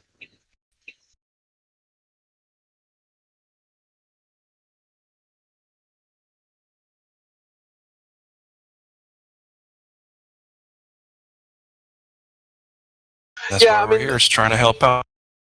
just going back to what Solar said earlier about Eratosthenes, actually that's probably my favorite example because it's so obvious that it's not a proof of a globe. And watching globers just try and wrap their minds around the fact that it isn't a proof is, I don't know, it's almost like I'm studying them psychologically as they see it fall to dust in front of them as an idea. I remember I don't know if anyone here there was a guy maybe 6 months ago, and I was saying to him that, you've assumed the distance to the sun in order to get parallel rays. And it took me about half an hour to get to that stage. And then I said to him, what assumption have you made? And he goes, no, I haven't made any assumptions. I was like, oh, for fuck's sake. Okay, let's start again. So, how do you know the rays are parallel? And you just go over it over and over again. And he goes, oh, because we know that, we know the sun's 92 million miles away. Okay, how do you know that? Oh, the transit of Venus. Okay, so you've assumed the size of Venus, and you kind of go back through all of the steps, and they just don't understand it. It just blows my mind. But the ones that do understand it are even worse because they deny it even harder. And that I've always found really, really strange. Because the ones that understand there's something wrong with how they're thinking, it's almost like, I don't even know. Yeah, they continue to lie to themselves. I know what you're saying. They continue to... They understand the consequences, and so therefore it can't be true that this isn't a proof.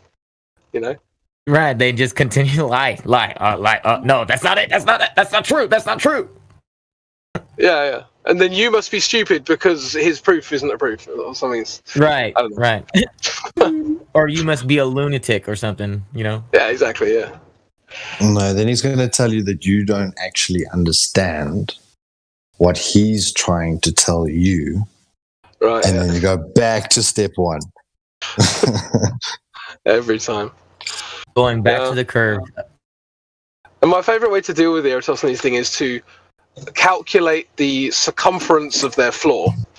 And the ones that get it, they go, oh shit. And the ones that don't get it, did that to a guy. It was funny, man. Yeah. The ball just dropped for him immediately when you did. Yeah. But it's really rare. I would have thought it'd be really, really like everyone would get it. Oh shit, okay, so I can calculate the circumference of my flat floor. Obviously this is all bollocks. But it's like maybe 1 in 10 people get that that's ridiculous. 9 in 10 are still like, well, no, you must be wrong. You're like, how can this possibly be wrong? I've just gone through all the steps with you. And denial, hell of a drug. Reminds me of when fish jumps out of the water and they land on the land and they're just like laying there flopping, trying to exactly. And still in the water. Yeah. And the thing is, whenever I catch a fish and I bring it out of the water and I'm holding onto the line and it's flapping there and then I pull the hook out of its mouth, I almost feel bad, but then I remember, wait, it's the fish's fault for taking the bait in the first place. It's kind of like how I feel about these anti-flat earthers. I'd be thinking like, that's my dinner right there. You know what I mean? I need it to stop moving so I can kill it. Stop squirming. We do need to make a distinction between like anti-flat earthers and globers and just normal people, right? Right. So like normal people are just they don't really know better. They haven't heard the arguments, like whatever. They think the Earth's a globe because TV told them. Globers have got kind of like a hardened attitude. They're like, yeah, it's definitely a globe, but they're not necessarily like aggressive to us. They just have like they have their worldview and they're sticking with it. And then you have the anti-flat earthers, who are the only group I really have a problem with. Like they've made it their mission to like destroy us, and it's just kind of creepy and pathetic. It's horrible. I can't imagine living like that every day, right? Disdain. Like, I feel sad for my fellow man, right? And sometimes I get frustrated with them enough to maybe even do a name call or two. God forbid, right? Yeah. But this is, it's a whole nother level of deliberate psychosis against one's fellow man. It's pure evil. The anti-flat earth, whatever, movement, if you want to call it that. Yeah, Globers have beliefs. Globers have beliefs. They don't push them on people generally. And a normal person, they just don't even really know what's going on, but they're nice about it. You know what I mean? Normal people and Globers, I don't have a problem with. Yeah, it's the anti-flat Earth ogres that show themselves here. Anyway. Yeah, and they want to come and they want to call you retarded and they want to try and disprove they're you the ones- and show they're how the ones thick that- you are. Something. Okay, so go on. Sorry, no, my bad. Like they're the ones that know the information and then they continue the lie. They continue the lie. They know it. They have the information and they just continue to lie to everybody. Because they tell us we're wrong. They just say you're wrong. Every one of them, like regular trolls in the YouTube chat that you're dealing with all the time, they're flat earthers. Like, yeah, clearly. Well, I find And to it quite just funny. go around blatantly just lie to people like that, bro, God's got something for you, man. I'm just gonna Well, not say only that, a lot of them are getting paid to do it too, so it's a real bad. And their that's karma's going to hit real hard. ridiculous. Yeah, their karma's going to hit That's really hard. ridiculous, dude. Oh my goodness, to even make money off of that. Yeah, like that's the best job you could find right now. Oh, that's sad. I mean, like Truth Prevail said about it earlier about the whole money making thing, and like to do it in a good way and deliver the right news, but to go around blatantly just lie to make money off of it. Yeah, man. Yep. Yeah, what the trolls don't realize is they're like working with a radioactive substance. Because you listen to flat earthers long enough, you can't help but learn something that's going to make you question your world. So they get this job. They think, I'll go and troll the retarded, window licking flat earthers, and they have to listen to us all day. And they're like, oh wait, fuck, these guys are making too much sense. Oh man, it can't be easy.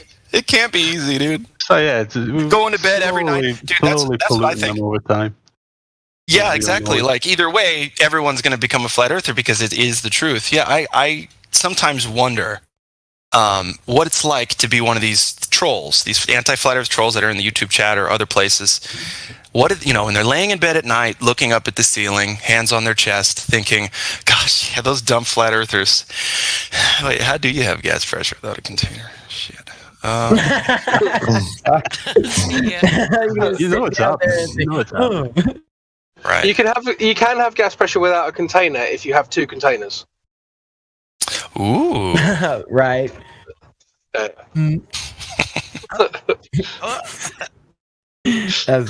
This stupid flat earthers. What I find really funny is contain gas pressure without a container. So that's like saying, how can you have gas pressure without one container? You can have it with two containers. Yeah.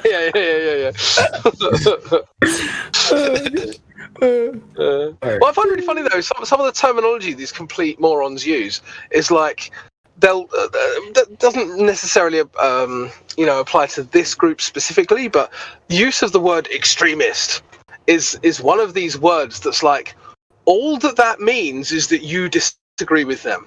It's literally all that means. And every single group that they call extremist, you know that it's just that they don't like them. That's all it means, right? And if the other people were in power, they would be calling them extremists, right? So, and there's all these like kind of toxic words used, conspiracy theorist, extremist, and none of these words actually mean anything because you're never discussing the actual ideas. You're just labeling someone, saying that they're toxic and you shouldn't listen to them. But no one's actually mentioned what you actually think or what you have to say.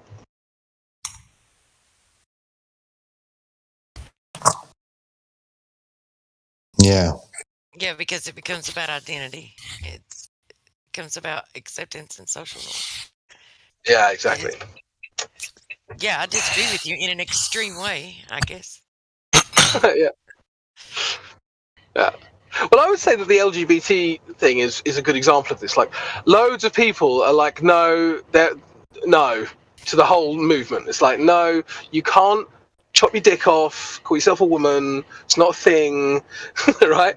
And the people who are pushing it call you an extremist. And it's just like, well, actually, I think they're extremists because they're pushing this really weird ideology on people. Sounds pretty extreme to me. I think they're way more extreme than I am, but they're calling me an extremist because they're in power, right? That's an example. That's kind of what I mean. Yeah, a guy wanting to chop his winger dinger off sounds pretty extreme to me. Literally, right?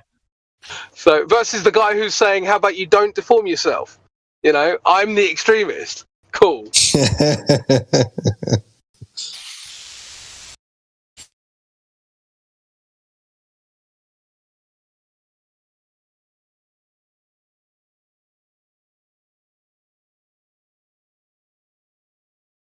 To bring up that part, I'm not one of those extremists. I don't want to cut my dick off. Yeah, no. Like, I'm pansexual. I know that my sexuality is a choice. These people that want to sit there and lie to themselves, like, bruh, really? No, but that is a different thing, though. Like, sexuality is a different thing. It's like what you find attractive. Like, I don't fucking know what you find attractive. Like, yeah, that's your opinion. That's a matter of your own opinion. You know, that's something that you desire. These people, they. But it's like when someone says, "Oh, well, if I call myself a woman, you must call me a woman." It's like, no, I don't. I don't have to. I don't have to do that shit. Like, if you think you're a wolf, I don't have to call you a wolf either.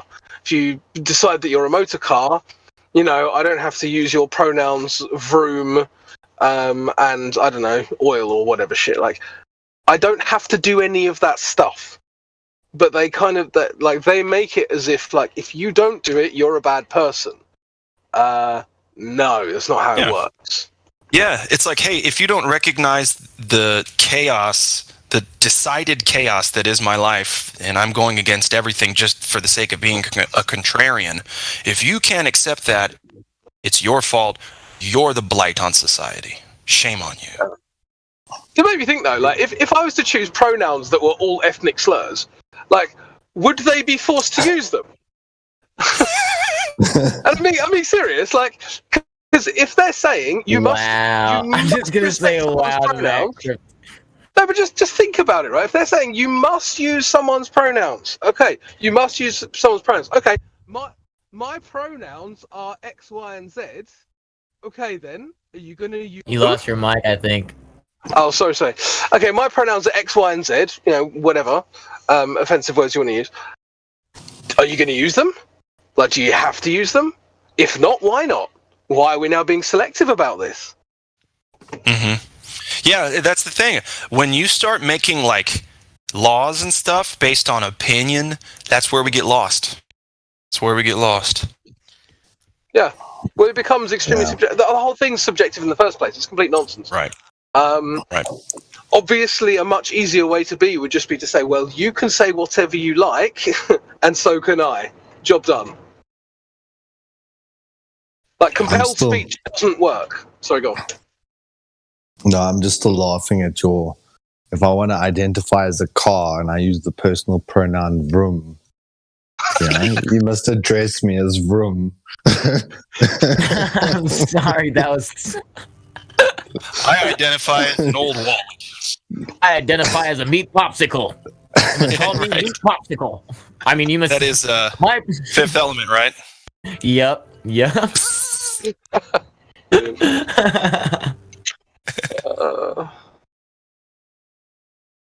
It's all so ridiculous, isn't it?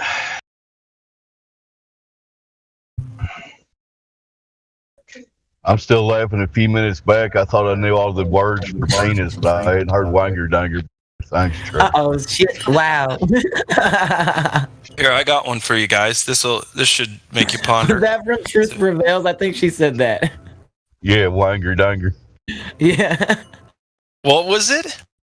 Wanger danger. She said somebody guys got cut off his wanger danger. And isn't danger actually danger? Yeah. Wanger danger. Wanger danger. You're going to cut it off. Wanger's in danger, guys. Watch out. I mean, if they have a little one in the first place, might as well cut it off. I'm just saying. I don't know. I'm just kidding. I'm kidding. So we were talking about Globers, anti-flat earthers, and normal people. I got a quote from a guy named Victor Hugo. It says, "From the oyster to the eagle, from the swine to the tiger, all animals are to be found in men, and each of them exists in some man, sometimes several at a time. Animals are nothing but the portrayal of our virtues and vices made manifest to our eyes, the visible reflections of our souls. God displays them to us to give us food for thought."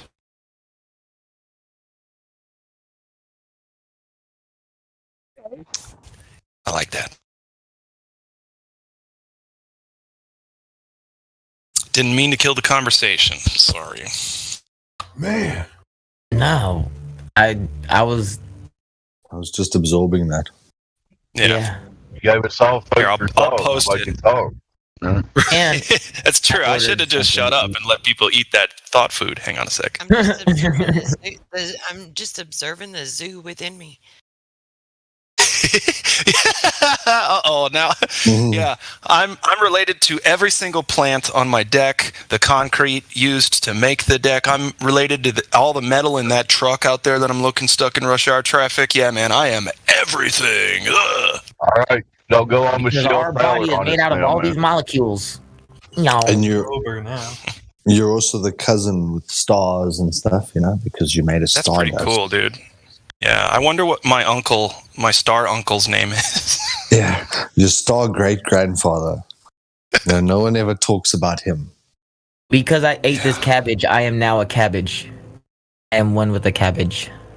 Dude, it's a simple thought process, honestly, right? You don't have to try to figure out what you really are. You laugh, but these are real questions Globers ask themselves.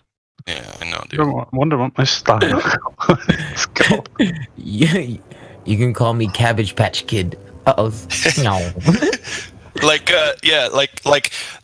a Glober anti-flat, probably just a Glober, sitting under a tree going, with the Om hands, right? The fingers touching and the Om hands, eyes closed, face up to the sun, sitting under the shade of a tree going, I wonder which part of me is directly related to the branch of this tree.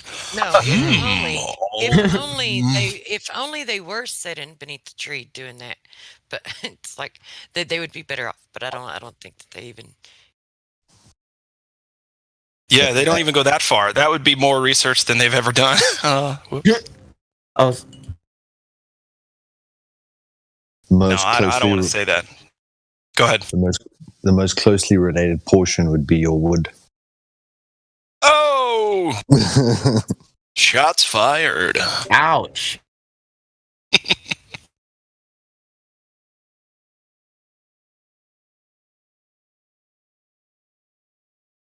No, but they're nihilistic. They wouldn't be sitting under a tree getting in touch with their spirituality. But I like the comment about that these anti-flat earthers are inadvertently learning something. After Nathan's show the other day, I was using the word anti-flat earthers, and it was triggering them. Like they kept wanting to say, why are we making this derogatory term? And, just if I have a different belief, why do you consider it anti? And so I think it's triggering them. And I told them, well, it's obvious because everyone's a flat earther. So you're either a flat earther or you're an anti-flat earther. It's one or the other because you're all flat earthers. Yeah, it's a good because there's no more globe earthers. There's flat earthers and anti-flat earthers.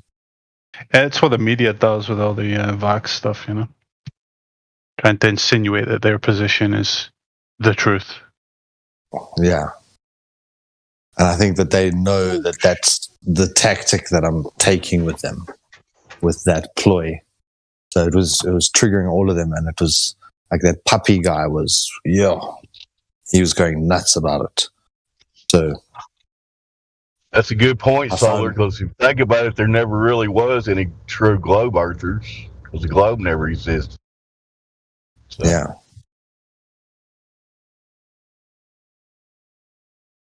Yeah, there's honest flat earthers, and then there's the rest. Flat earthers in delusion.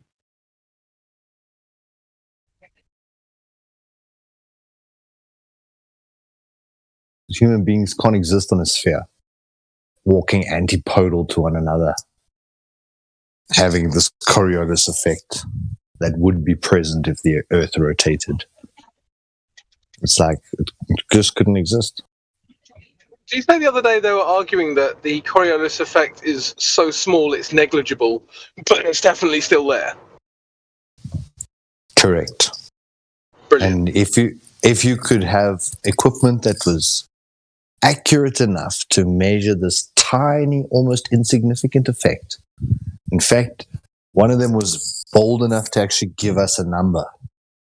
I thought that was quite profound, that you can measure an apparent deviation created by leaving a reference frame, that you can actually quantify that down to a number. So it's also a not force, it's an apparent force, but now apparently they can quantify it, and it's 0, decimal place. So it was completely laughable that, once again, you guys need this to happen for your model to be true. And you're standing here denying that we can experience it. And then I was talking to them about like hot air balloons, or what can experience and what can't. And eventually they were saying, well, it's time and distance. So if you're in the air long enough and you travel sufficient distance to cross the latitude line, their argument that if you shoot something from the equator to the 30th degree north, then the circumference around the 30 degree north is less than the equator. So that's where you would experience Coriolis, is only when you cross a latitude line. So then I reminded them that the Foucault pendulum, how does that cross a latitude line? Because that supposedly demonstrates the Coriolis in any room you want to hang in. So the whole time they back talking, back pedaling, then eventually agreed, yes, it's time and distance that causes Coriolis. So then I said, so you say a hot air balloon can't, but it's in the air longer, so the time amount is longer, and the distance traveled, a rifle bullet travels 1,000 feet, maybe 2,000 feet, depending how accurate you are. But a hot air balloon, you're going to travel 30 miles over 2 hours. So if it's time and distance, it has to be greater in the hot air balloon. Then they conceded, yes, a moving hot air balloon. If the hot air balloon was moving quick enough, it was like quick as a bullet. So now it became about velocity, speed. So the speed of the bullet will now determine that it experiences Coriolis, but things that are slow or stationary won't. Right. So then what they're saying is that if you could get a hot air balloon that could travel at the speed of a bullet for 2 hours, then they could demonstrate Coriolis. Yeah. Have they done this? But then still again, it's going to be 0, digits. And then, so effectively it's inconsequential to the broader calculation of whatever you're doing. So yes, we calculated it, but it's not relevant. We don't really need to use it. But I mean, the obvious question is, have they done it? The answer is no. So no. There's no evidence for what they're saying. I mean, it really is that simple. I guarantee they would be like, oh no, but definitely we know it would be the case if we could. Okay. Based on your worldview, which is unproven because you don't have the experiment to prove it. Cool. So are they retracting all their claims that snipers account for Coriolis? Good one. Never. No, okay. Yeah. Never. They don't retract anything. They don't really clean up after themselves, do they? No. They never retract anything. So no retreat, no surrender.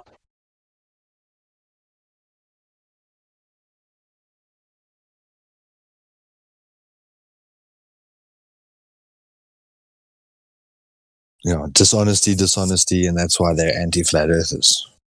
I guess there are still like normies. There's like a third category.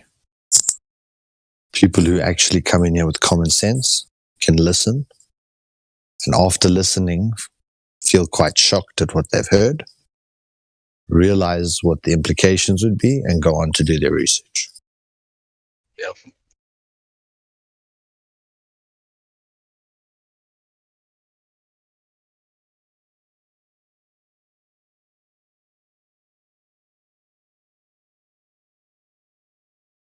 Damn, Crypto, I think you should do stand-up, bro.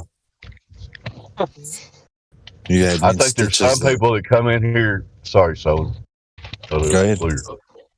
Along the lines of what you were saying, I think there's some people that come in here and actually genuinely absorb the information and then try their best and never think about it again, just dismiss it from their mind. Hopefully that's a small percentage. Y'all know what I mean? Yeah, I do, and I like the ones because I'm a pretty good read on people. I can just hear it in people's voices, their mannerisms, the way they carry themselves in conversation. The gait, right? Their gait and how they speak. There's people that come in to troll, specifically to troll, or something nefarious, not nefarious. I guess just like they aren't here to learn, and I can tell that they're here to they're starting off as a troll or something, and then over the course of the conversation with us, they just kind of shut up and start listening, and then at the end, it's like they've been defeated, but not in a negative way. Like now they're thinking to themselves, okay, well, I'm going to look into this. So I like that. That's my favorite, when I can hear that. Examples of the people that are on here all the time, like Bambi, for one, started out as a troll. Doesn't she say that? Yeah, she did, yeah. She wasn't a troll for long, though. I think she got convinced in about 2 conversations. Yeah, that's because she has discernment capabilities and critical thinking. Yeah, exactly. Well, I think that happens more often than not. Like when people come in here, they may come in here with intentions to troll, but regardless of what their intentions are, when they come in here and they hear the information, and then they disappear and we never see them again. I think maybe it just blows their mind, and they go out and, well, maybe it's hopeful, wishful thinking that maybe they're going out and looking at it and testing it. Yep. I just never get over how people don't want the better version of life. Yeah. I mean, I guess, like the implications of all this is like there's massive deception in the world, and you honestly don't know who you can trust or what you can trust. You really got to do your work to figure it out if you're real. And literally the last thing you should be doing is trusting YouTube videos or trusting us. Don't trust anybody. Trust your ability to discern fact from fiction, your own senses, your own ability to measure things, see things objectively instead of subjectively. People have to make that distinction. Yeah, but it's like all these people do is they just maintain the status quo. It's like, what do you like so much about the status quo of the world right now? The endless war, the financial system exploiting the hell out of every single person. What is it you're maintaining? I don't understand. That's what it's acceptance, being part of the cool kids club. That's all it is. Most people believe this. Well, God forbid that I don't believe this. Right? I need to. I have to fit in. With, I forget who was saying it with earlier about having the moral compass. These people have no moral compass. They don't care. The world burns as long as their little habitat is preserved. Yeah, it's a clear representation of the bankruptcy of the moral fiber of a lot of our fellow man and woman. But the thing is, as well, is that's what always kind of I wondered about. Like, lots of people don't even care about their country anymore. They don't care about their people. They don't care about their extended family. They don't care about anything at all. It just baffles me. It's like, what do you actually care about? And the answer is that a lot of people don't care about anything. You're just like, why? How can you live like that? So, and literally, you get this kind of people now who are, there's this internet meme like consumers, CONSOOMER, and they literally seem to just exist to consume. So they exist to get excited for the next product, then they buy the product, and then they wait for the next product, and then they buy that product, and this is their life, you know. And then they don't care about family, they don't care about country, they don't care about kin, they don't care about anything else apart from the latest iPhone or the latest game console, you know. Yeah, or the latest rocket launch. It's that social acceptance on social media. When as long as they have that, they're cool. And I mean, you gotta stand for something, or you'll fall for anything. And I don't like country songs, but yeah, that is a quote from a song, a country song, by the way. But it's true. Agreed, totally. So I don't know about you guys, but before I came to the knowledge of flat Earth and all the other truths that that preceded it and surround it and are engulfed in it, like even like throughout life, no matter how much knowledge or no matter what knowledge that I had or thought I had, there is this uneasiness within my spirit. Like it never was total peace. There was always this uneasy, unknown within the world, like, but that goes away. It's like that left, and even though there's a lot of other stirring within me, there's still that left, and that was replaced with peace. I don't know if anyone else experienced that, or I know what you're talking about. I know what you're talking about. I feel the same thing. Yep, I get you. I know exactly what you're talking about. Yep, I agree. Having knowledge of something that makes you feel at ease, it's like you see the time before you, like everything's changing. I don't know. That's how I see it. I mean, I see things changing before my eyes. Yeah. How people are. Know you're on a proper sense of direction. Right. It's like you get a sense of clarity, and things are not as convoluted as it seemed. But it's a little more clarity to everything. I remember being completely anxious about everything that I didn't know about the quote-unquote universe, right?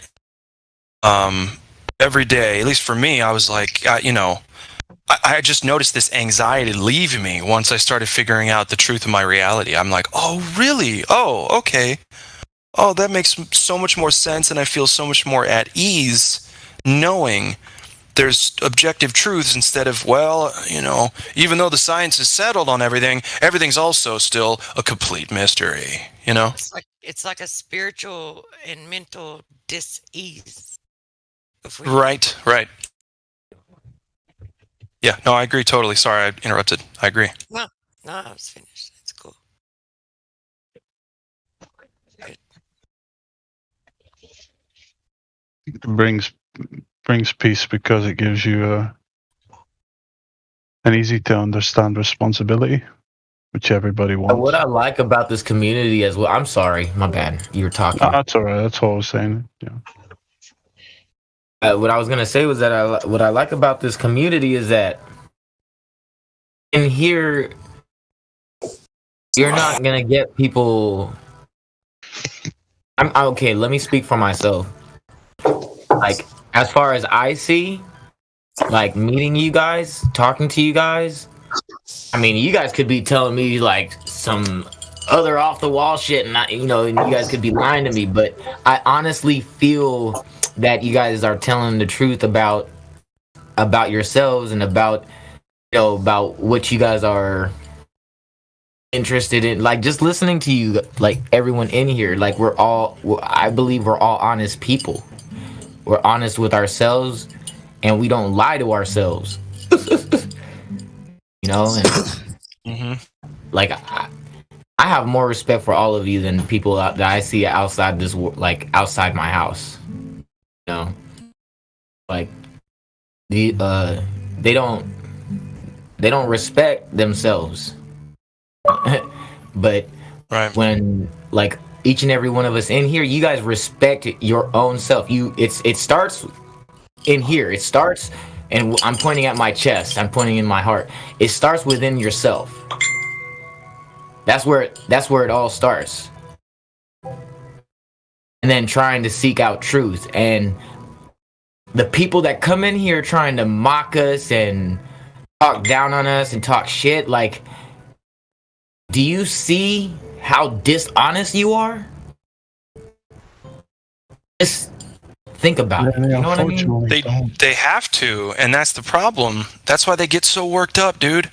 I'm a counselor, and I see it all the time. It is that cognitive dissonance. I know it's a cliche at this point, but it's also cliche because it makes sense. It works and for those who don't know what cognitive dissonance means, it may be big words to certain people, but basically, if an alternative view is presented to someone who's so ingrained. They're engulfed and they have ingrained in them a certain specific ideology and a worldview. If that gets challenged, a certain type of person, most people, right? All of us have done this at some point, get worked up, get anxious, even sometimes violent at the thought of they're completely comfortable with what they've already learned. And so, God forbid anything challenge that, because that means, and to me, it is my opinion, it boils down to simple laziness. I don't want to try to figure this out. They already did. What do you mean there's more land? What do you mean there's more to figure out? Oh, no. Can't I just believe the smart man? I've got things to do in my life. Yeah. Pretty much. I'd say courage as well. Yeah. I think a lot more people in the world are smarter than they think. They just don't have the courage to explore it.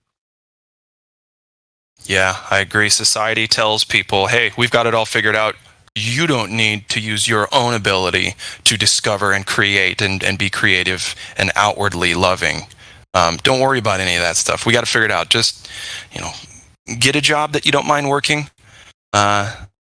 And just do the keep up with the Joneses, right? If you can keep up with the Joneses and believe what the majority believes, by golly, you're going to have a great life.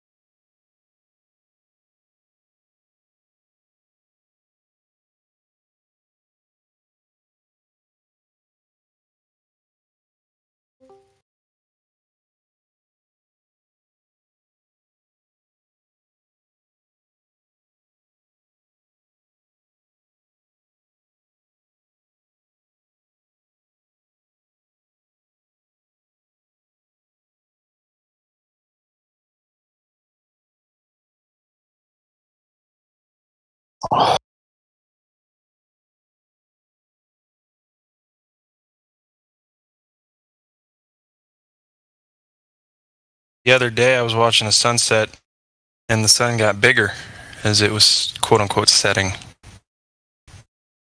was crazy. It happens a lot, actually. Yeah. Just got slightly bigger as it travels and does its thing. I have to imagine that's because of the air, what's in the air, the gas density of the air, right? How much liquid water is in the air, how much gas is in the air, all kinds of stuff. I have to imagine that's why it appears to get bigger. We'll never know why. Yeah, you'd have to. Yeah, just imagine it. But I mean, okay. So, do you ever notice that, and do you ever see that happen, and then see the horizon still yet behind it, and it's Yeah, I've seen that a bunch of times. Yep, and it's just like it's the same as like seeing the moon in the sky during the day, sun and moon in the same sky, and the moon's like translucent, and you can just like, if you were to put your hand behind it, you'd see your hand. Yeah, and that's the only time that you'll see it appear to get larger is when it sets in a way like that. But oh, right, you're exactly. talking about like the washing out effect, like where the light washes it out. Well, I'm talking about two different things, actually. I was talking about the moon being, because I wanted to kind of, I'm just talking about like sky anomalies, phenomena that I observe that at least I can't really explain. Anytime you want to go into the learning curve or speculation or chill or whatever and discuss this deeper and further, ping me. I'm always willing. Okay, super. Okay, cool. You'll find me doing that one of these times for sure. I don't deny it either. I'm definitely obsessed with it. Cool. Try to keep it healthy though. Well, yeah, I mean, I try not to focus on the sky in this chat. Because sky is speculation, and the ground is objective. Yeah. In my opinion.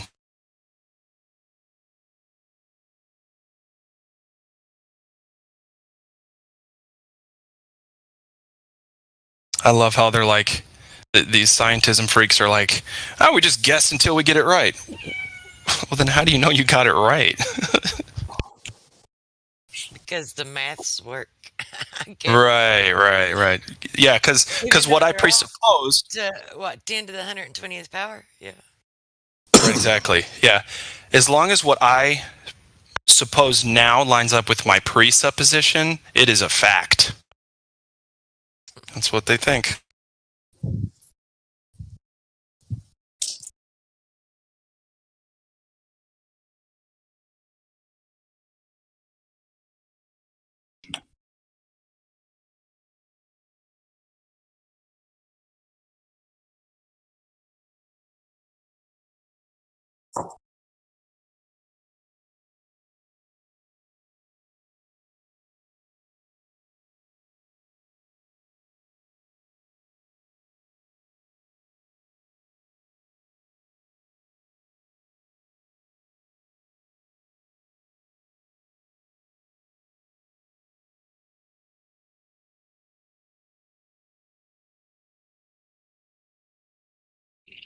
Okay, I'll leave for 5 minutes. Who killed the convo?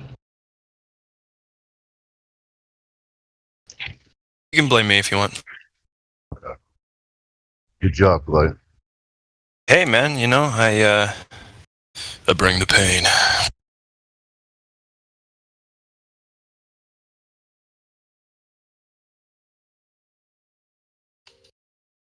I guess there's anybody new on here. I can't look at the list right. Let me take a look. I see a name that I recognize from 2016. If it's the same guy, One Big Pond. Is your mic working? Yeah.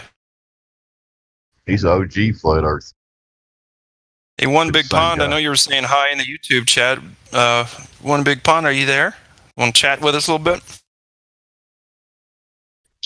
Chat. I never want to chat. Hello, guys. Hey. Yeah, that's him. How's it doing, man? You remember me? Yeah, Dave Hinkle. Of course. Who can forget? The world's known more, man. You're upside down in Australia. And everything else. You're currently. I just posted. Sorry. Just saying, you're currently You're anti-polar to my position. The globe people. Oh yeah. If that's if there is two poles.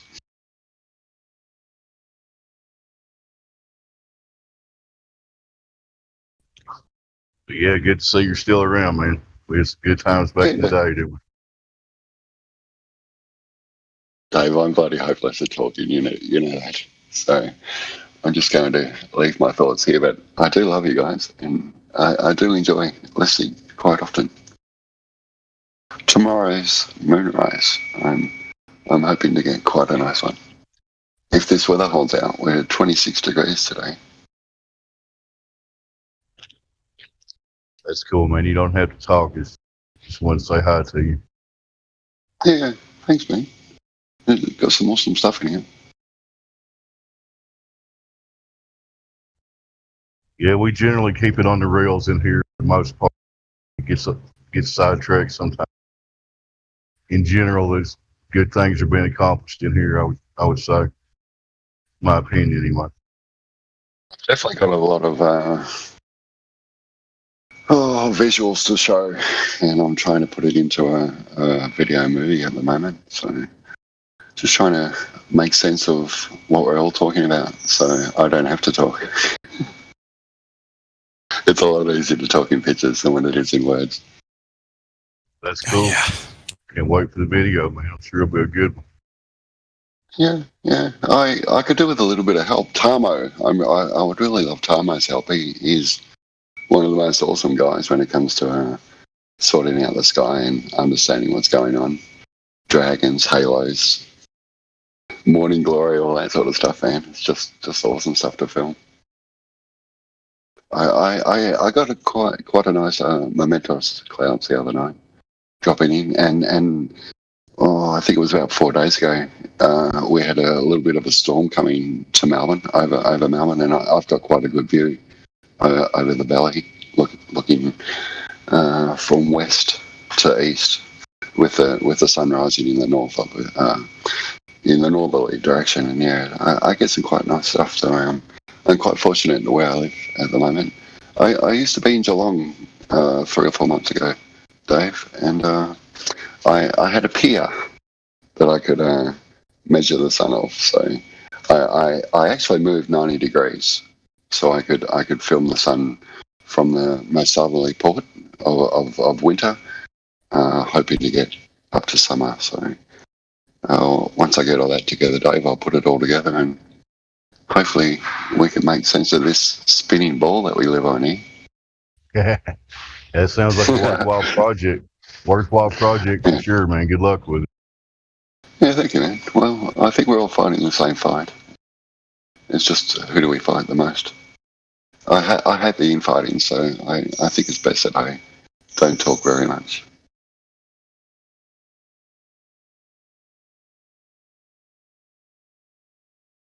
Yeah, there's a lot of truth that old saying about a wise man knows when to talk. I try to follow that saying too.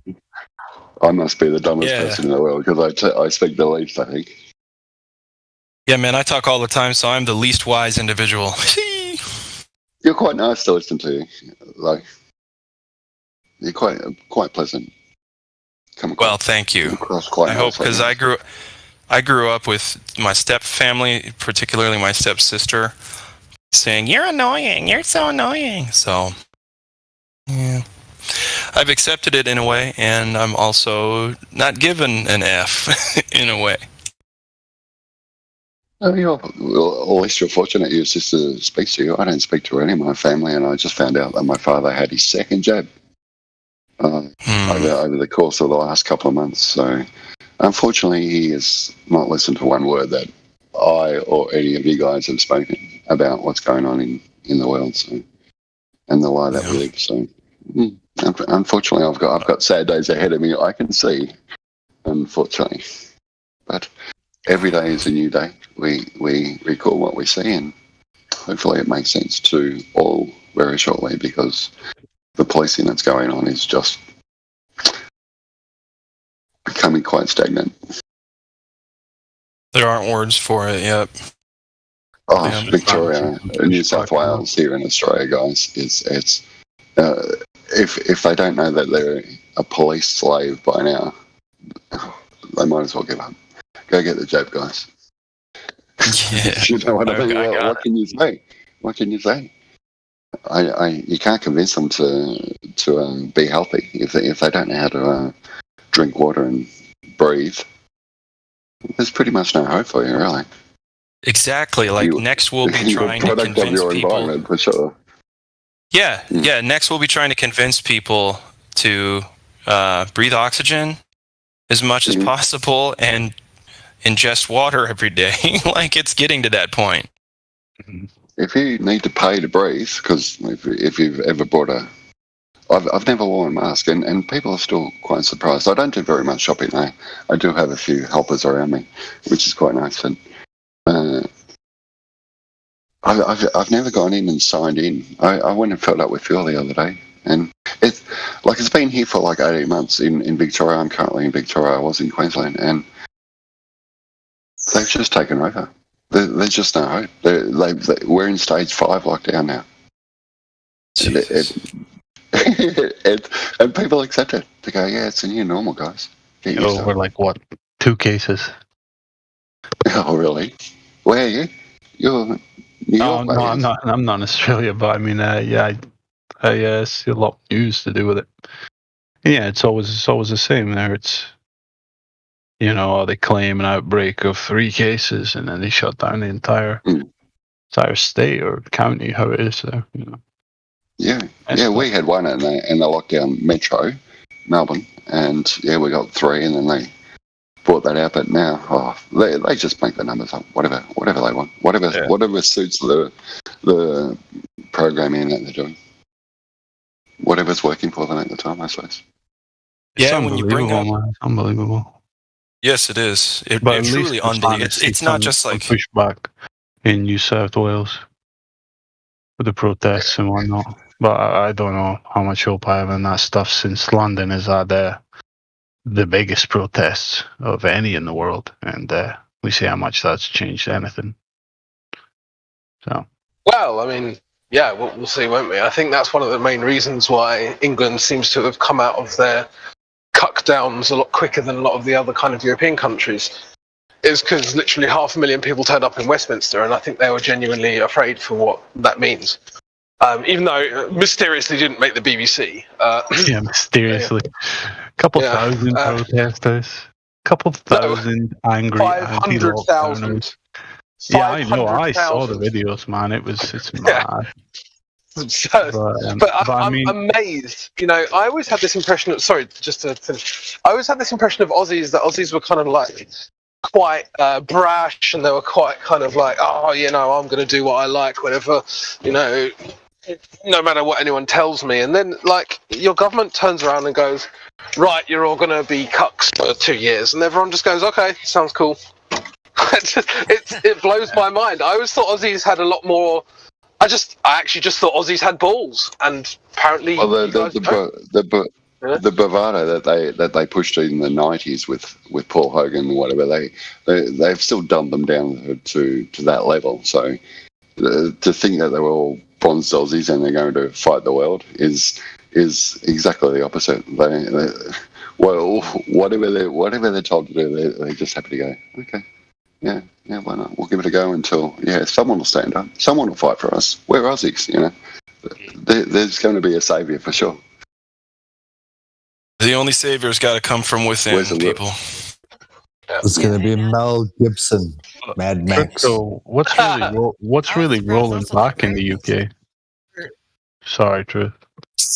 I was also surprised that Americans do that, but what happens is when you look for it and you wait on a savior, then they will provide one for you. Right? It won't be the one that you think it is, but they will provide one for you if you're looking for it. No, I just wanted to introduce tax fraud to everyone. They're getting ready to turn 14, and they're looking into the topic, so I wanted to introduce them to the room. Tax fraud? Tax fraud. Yep, you are correct. Tax is fraud. It's an interesting name for a 13-year-old, but that's cool. I thought you were going to give us a lecture on tax fraud. Okay. No. Not I. But so are they going to go? Welcome to the room. Yeah, welcome to the room, tax fraud. You want to unmute yourself and introduce yourself to everyone? I'll take that as a no. Yeah, you can kind of let us, if you want to unmute yourself, introduce everyone. You can kind of let us know what got you interested in the topic and maybe how much you know about the topic. If not, then just it's your prerogative.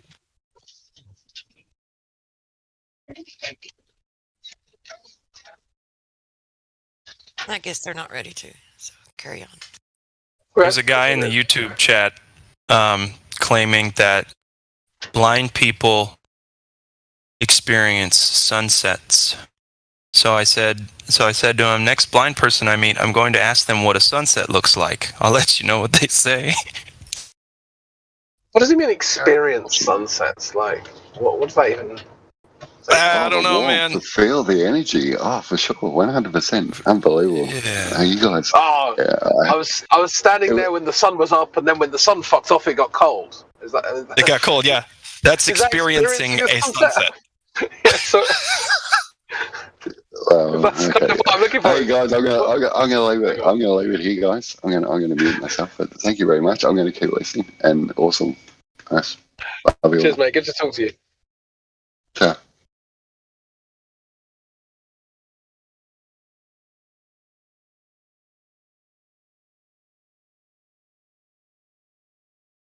And then he goes, blind people experience sunsets. Do you think they don't? I said, like I said, I'd have to ask a blind person, since neither of us are blind. These people. It just needs to define experience. Like, what does that mean? Well, experience is subjective anyway, so he's probably about to define his subjective belief about what experience is. Gotcha. That actually raises a good question, I'm glad. Do y'all think there is blind flat earthers? Is that possible?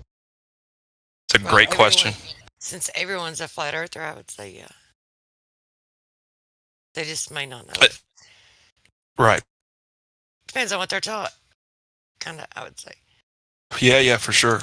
But yeah, if they define what experience is, then I guess, in some realms it would be possible for them to experience it. I'm sure they maybe another sense would get heightened. I don't know. The birds seem to know before the sun even begins to rise. It'll be totally dark, but it'll be it'll be getting real close to time for it, and they'll all line up on the tree limbs and telephone wires and electrical wires, waiting for it. They'll start singing before the sun ever begins to shine its light. So, I mean, I guess if they define what experience means, there could be a realm within which they can experience it in some sense.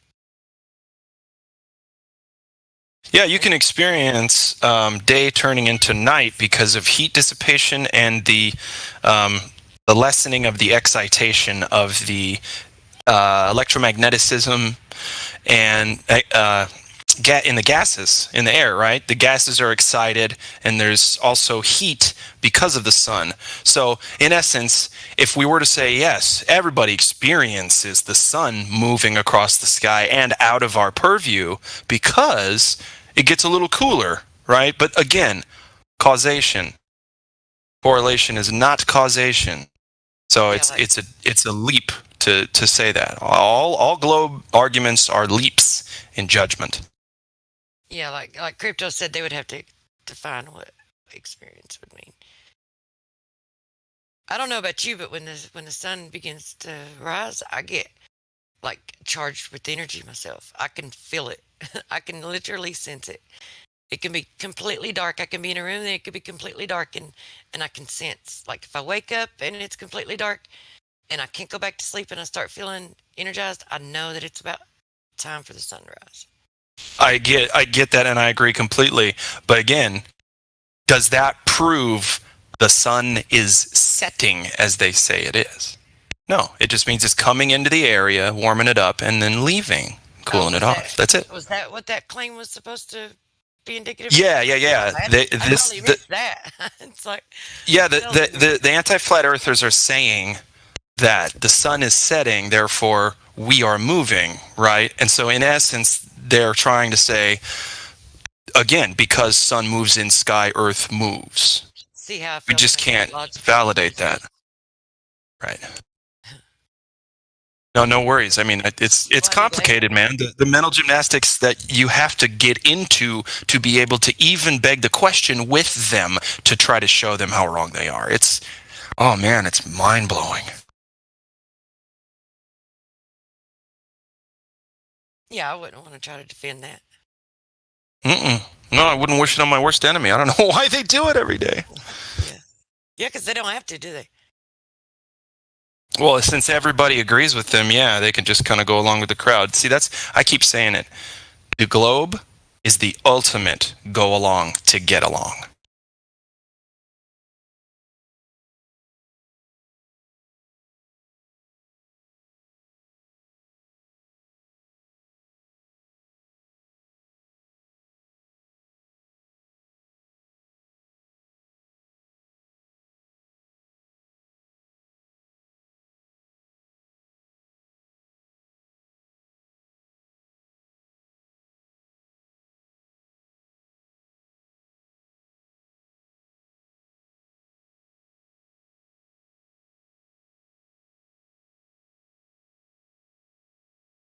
All right.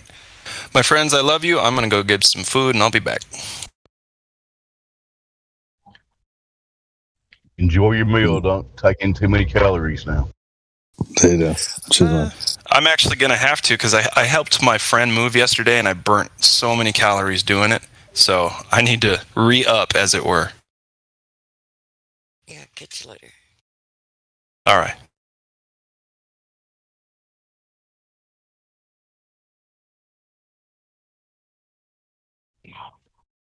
Talk to Geomancer, VC Verified that's in here. Yeah, Geomancer's spoken quite a bit, actually. I missed it, my bad. I mean, he's free to speak now if you'd like to. We have Mallory up there. I've not heard from Mallory. Has anyone talked to Mallory? So, hello, Mallory. I'll introduce myself to you.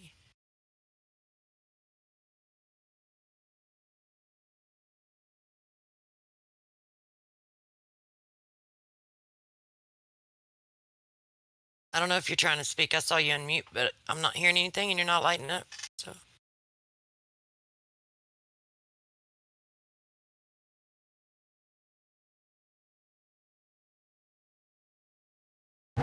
Can you hear me now? yeah, I hear you now. Oh, sorry, my mic was the mic cord's like wonky. I was just saying, like, I'm pretty baked, and I just wanted to like eavesdrop and hear what you guys were talking about. All right, cool. Well, welcome. So, Thanks. Okay, so I don't want to ask you any questions if you said you just want to listen. Well, what kind of questions? Well, I'm just curious how long you've been looking into the topic, and maybe how much of it do you know? And on a scale from 1 to 10, where would you say you would be at? 1 being flat and 10 being spherical. Most definitely flat earther. Been since like 2019. Topic, I'm not really strong on it. That's why I've been kind of like joining Discords and stuff like that just to get more info and just Cool. have a stronger argument. What was the thing that convinced you that the Earth was indeed flat? Just questioning everything. Like, I don't really have like a eureka moment. It was just seeing how some people were like poking holes at everything and not trusting, and I don't know, it just lead one thing after the other.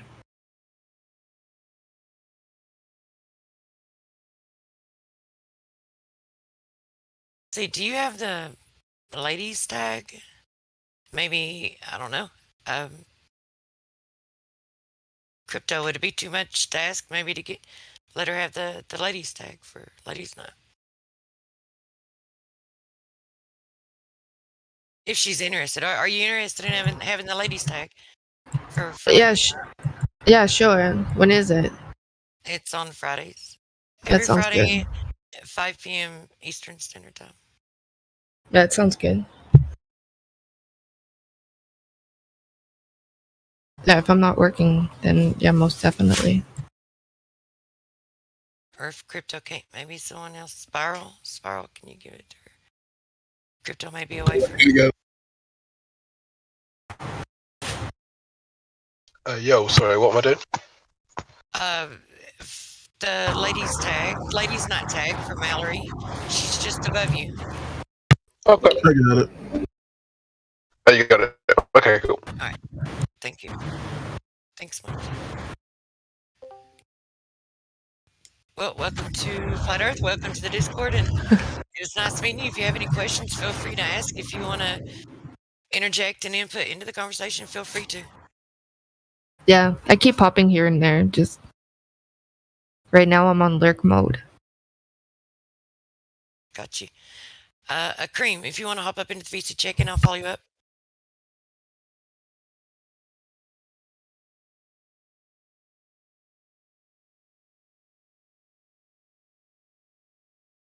Just unmute you here, I guess. Cream, welcome to the server.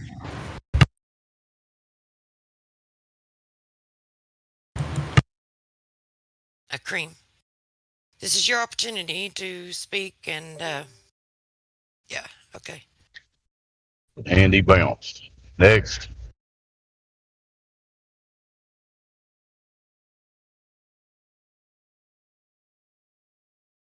Maybe just wanted to listen. Maybe unmute. Anybody want to pretend to be a Glober?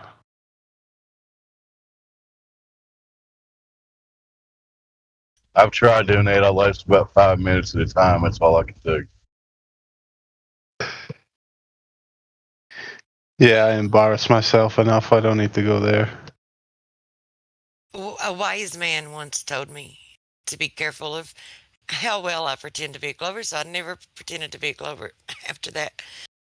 He said, if you do too good of a job, a wise man once told me not to just not do it. Did you get banned? Do what? Did you get banned? No, they just said by experience. They knew that if you do too good of a job, then you know you may not ever live it down. I can do a Glover impression real quick. It's like they'll question you for a long time after that and wonder if you're truly a flat earther if you do too good of a job. So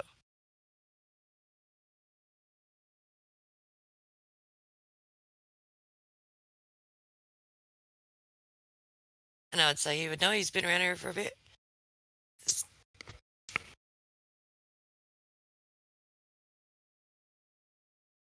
It's the only advice I've ever gotten from Deuce Vault, so it's like I tend to heed it.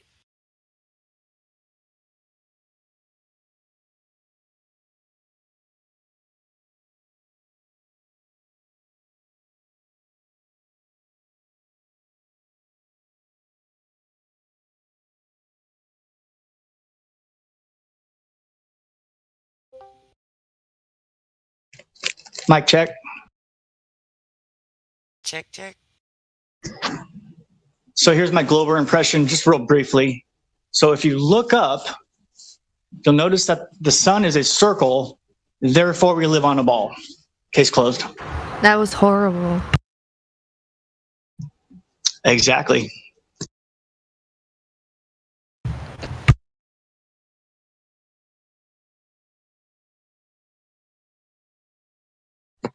But why would they lie? Yeah, you've been promoted to Gem Panda. Well done.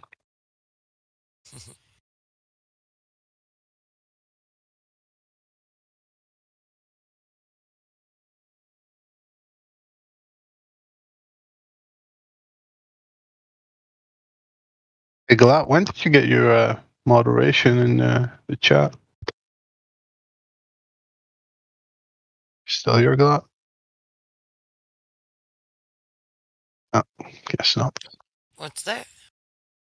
No, I was just asking Glat when he got his spanner in the YouTube chat, you know? I think he said he was going to get something to eat. He might have left himself in here. I missed that. Hey, did something happen to Bong?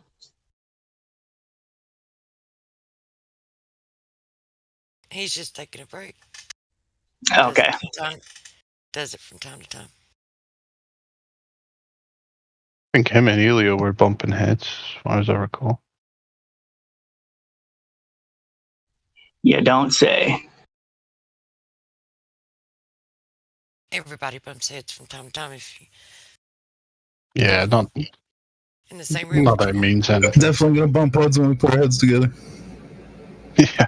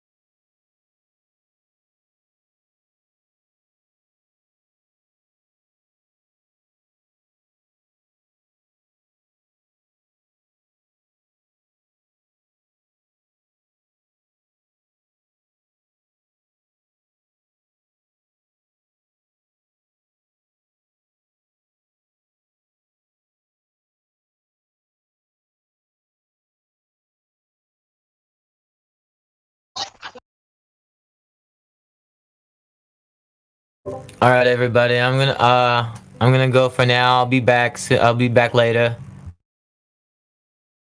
All right, have a good Easy, one. guys.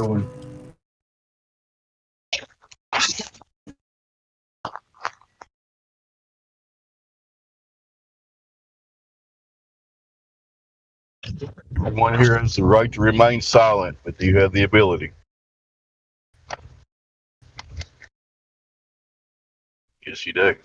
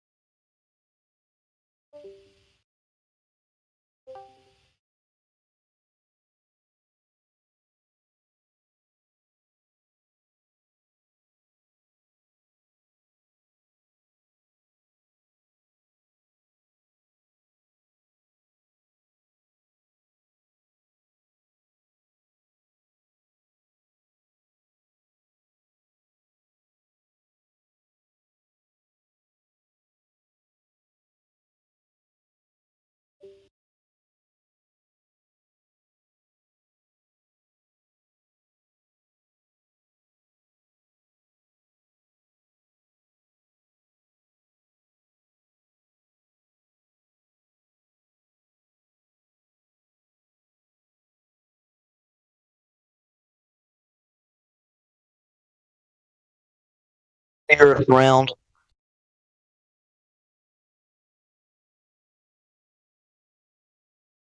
What was that?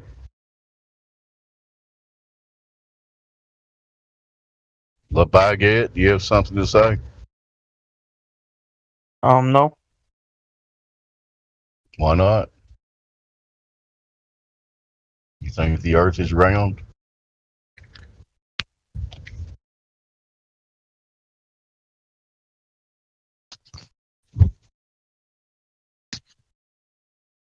Is it round like a quarter, or round like a pizza, or round like a ball?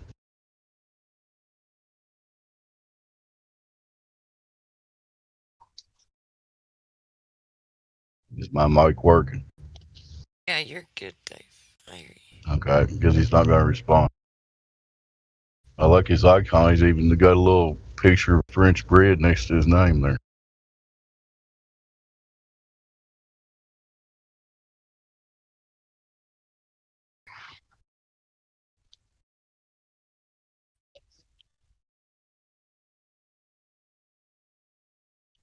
I was trying to remember like anything that he said in VC check-in, but it's like after a while they all kind of run together in my They mind, blur together. Yeah. unless something substantial about him sticks out, and I don't think anything really did about Rebecca. So, Well, wait a can you minute. Did you literally just check him in a few minutes ago? You should be able to remember that. No, earlier, like way earlier though. Oh, okay. Go ahead. It's like, yeah, I've had other conversations since then. It doesn't. But Lebagat, could you refresh my memory? Anything about how you came to the topic and how much you know about it? Like what got you questioning the globe? Because you must be questioning it somewhat to be here.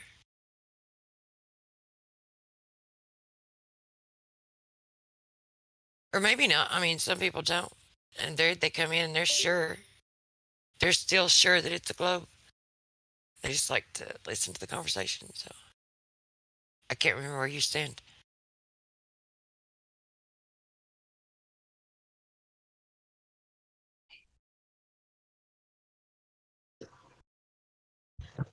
Looks like he's trying to talk, but I don't hear anything. Is it just me? He's lighting up. Big knot in the throat, probably.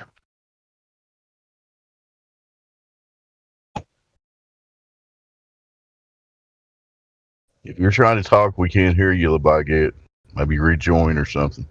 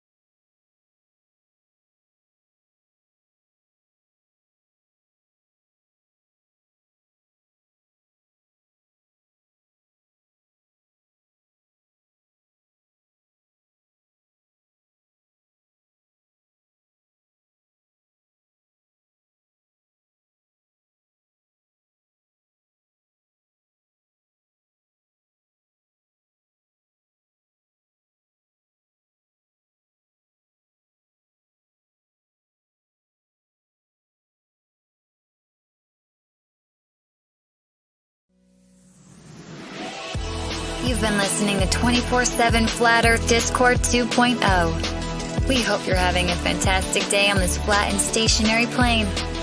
If you too would like to join the debate, please click the link below. We'll see you there.